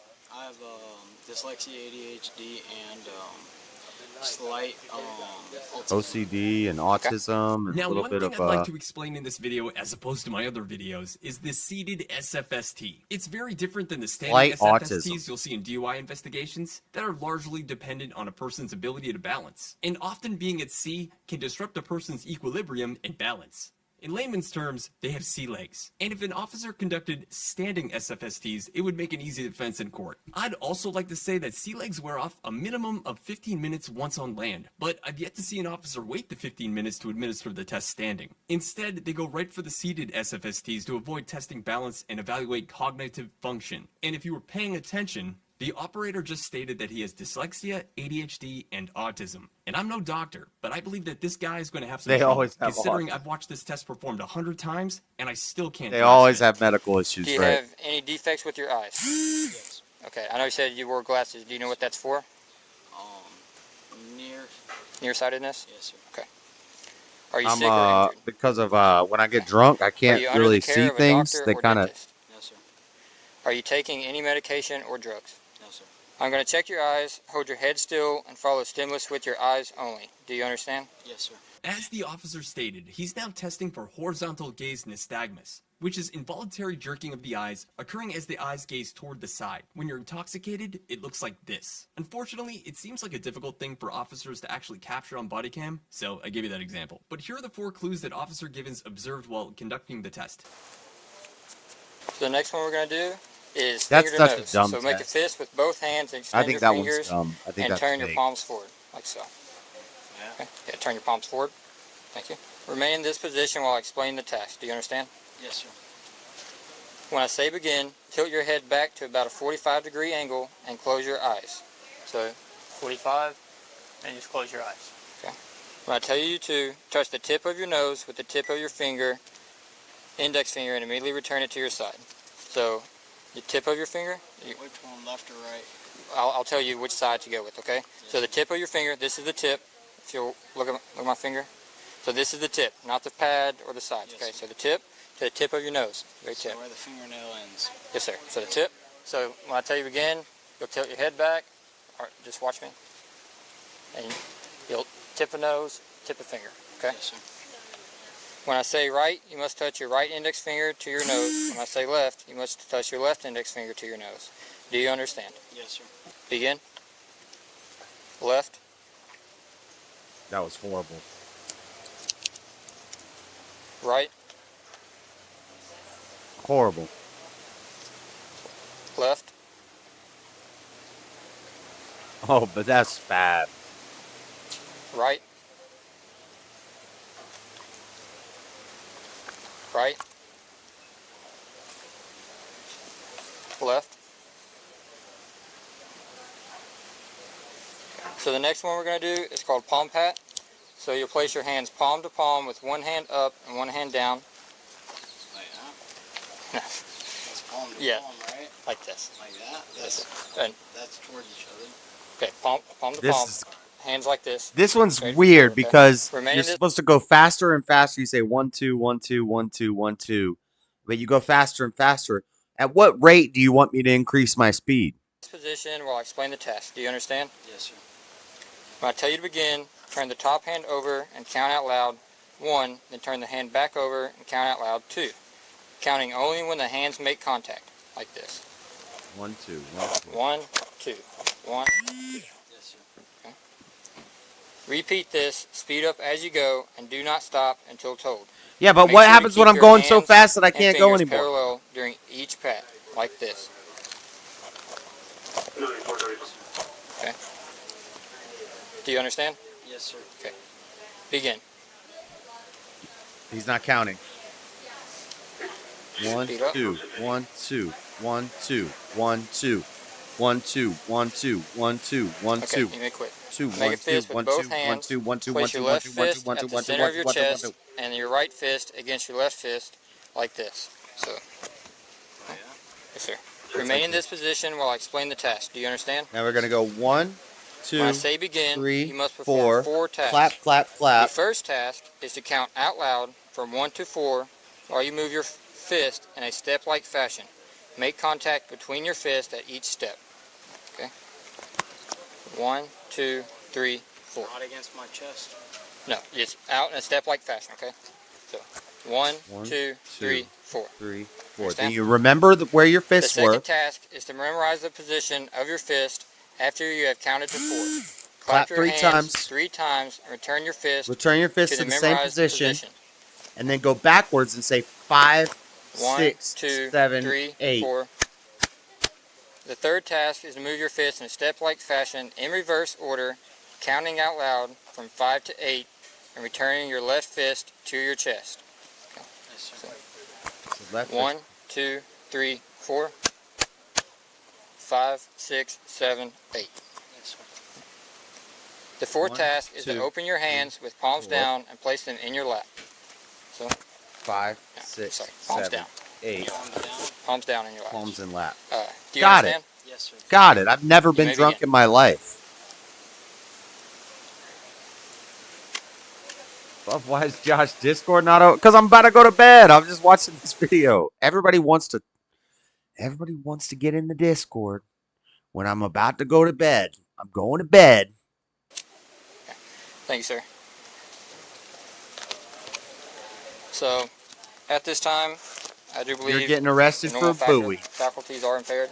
Okay, so she'll stand up and just turn around for me. No, we weren't talking about buoys all night long.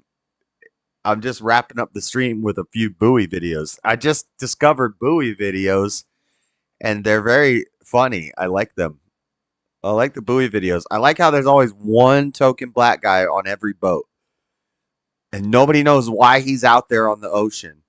But he's out there. In this video, the guy got stung by a jellyfish. And nobody knew that you just got to pee on it. Tell your brother to open up the Discord. I'm instantly on my A+ game when cops come around. Arresting me? Yes, sir. Yeah, you're going to jail, buddy. Okay. You're driving a boat with your normal faculties impaired. I was driving in the open water. I'm 17, man. Please.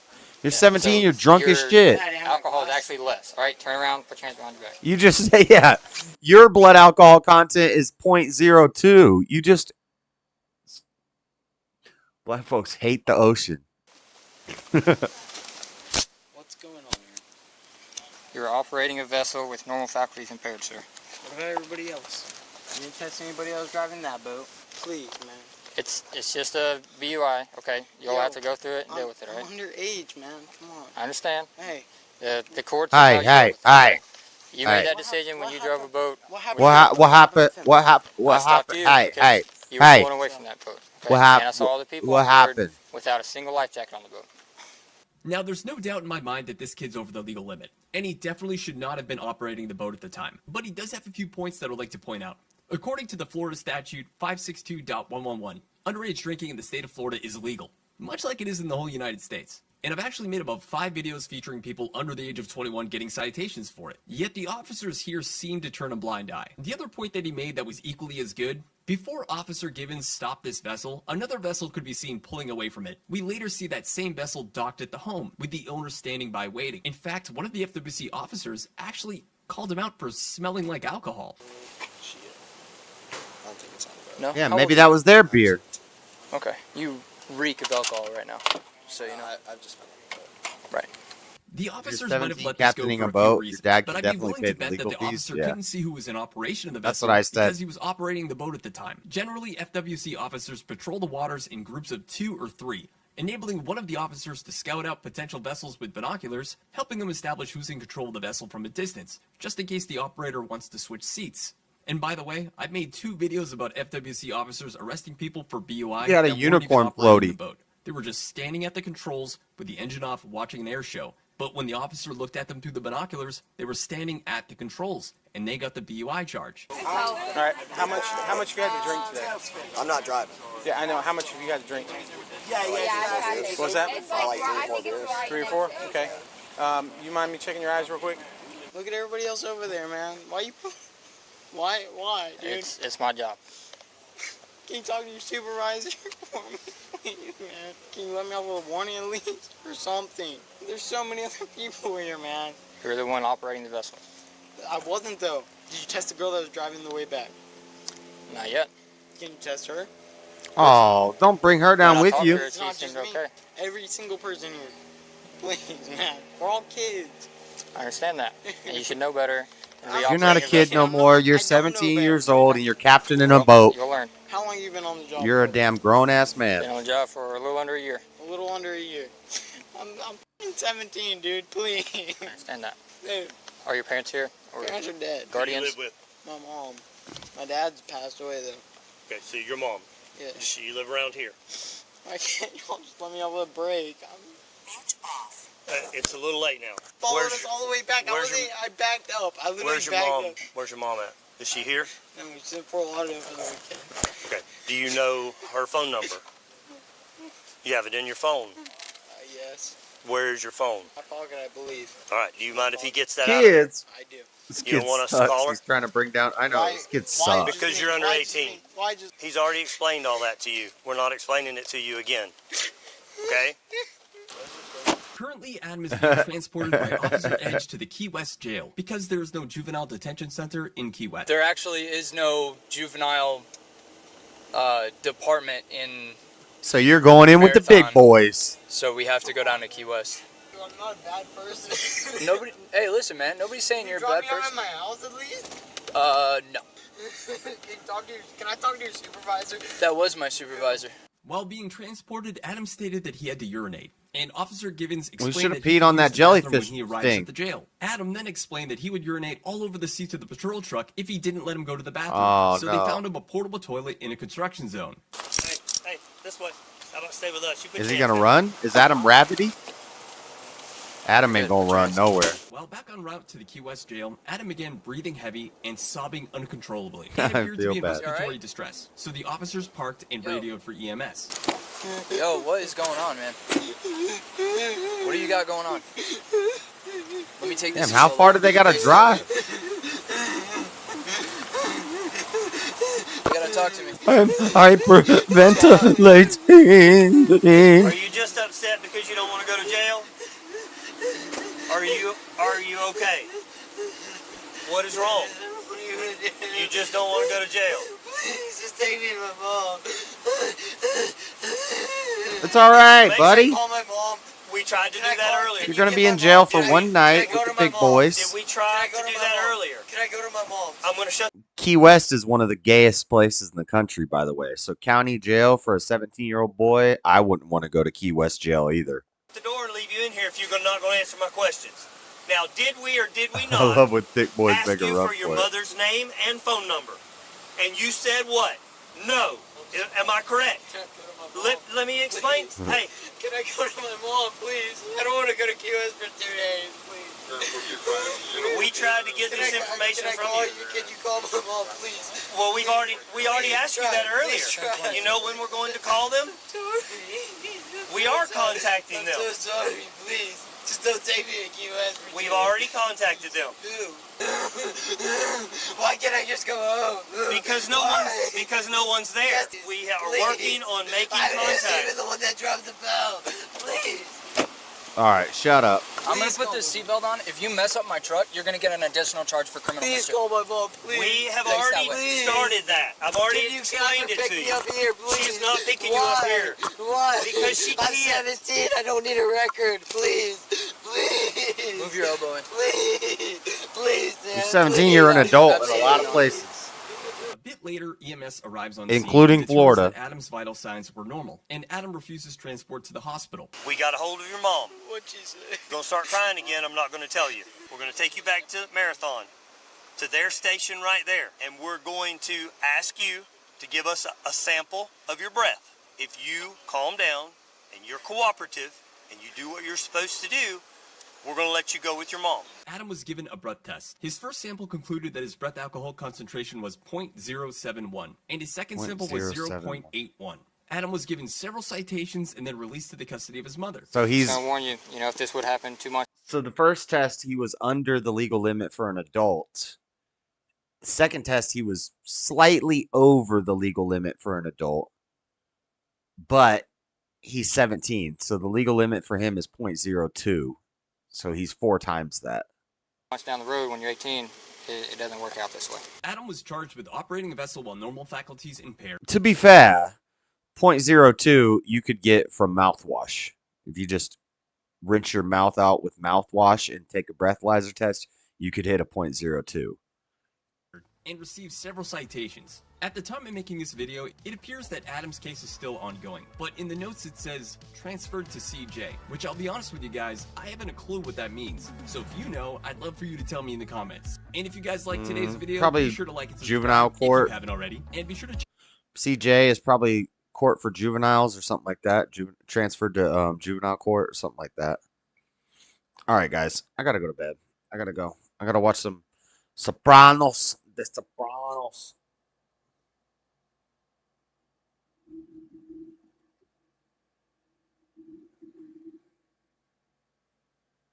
You see how I just commanded the focus? You see how I just commanded the focus to follow me? That's how you get your camera back in focus, guys. I just commanded the focus to follow my hand. But good night, baby boy. Hey, it was a fun weekend, guys. Fun spending my weekend hanging out with you guys.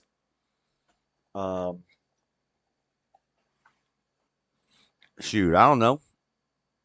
I got some Sopranos to watch. I gotta edit this dang vidya. I gotta edit this video and watch some Sopranos and get something snack on, some sort of snacky snack, walk Echo, get some sleep. Back to work tomorrow. It is what it is. Hopefully we can do some short streams throughout the week. But make sure you guys hit the like button. He knows how a camera works. Shut up, dude. Shut up. I have focus skills. I'm going to bed. Have a good night. God bless everybody. Sleep tight. Don't let the bed bugs bite. I'll see you throughout the week and all that stuff. Have a good one. Later, Daddy Jub, Buff, C-Sal, everybody who's still here. Good night. Good night. Not yet. Wait.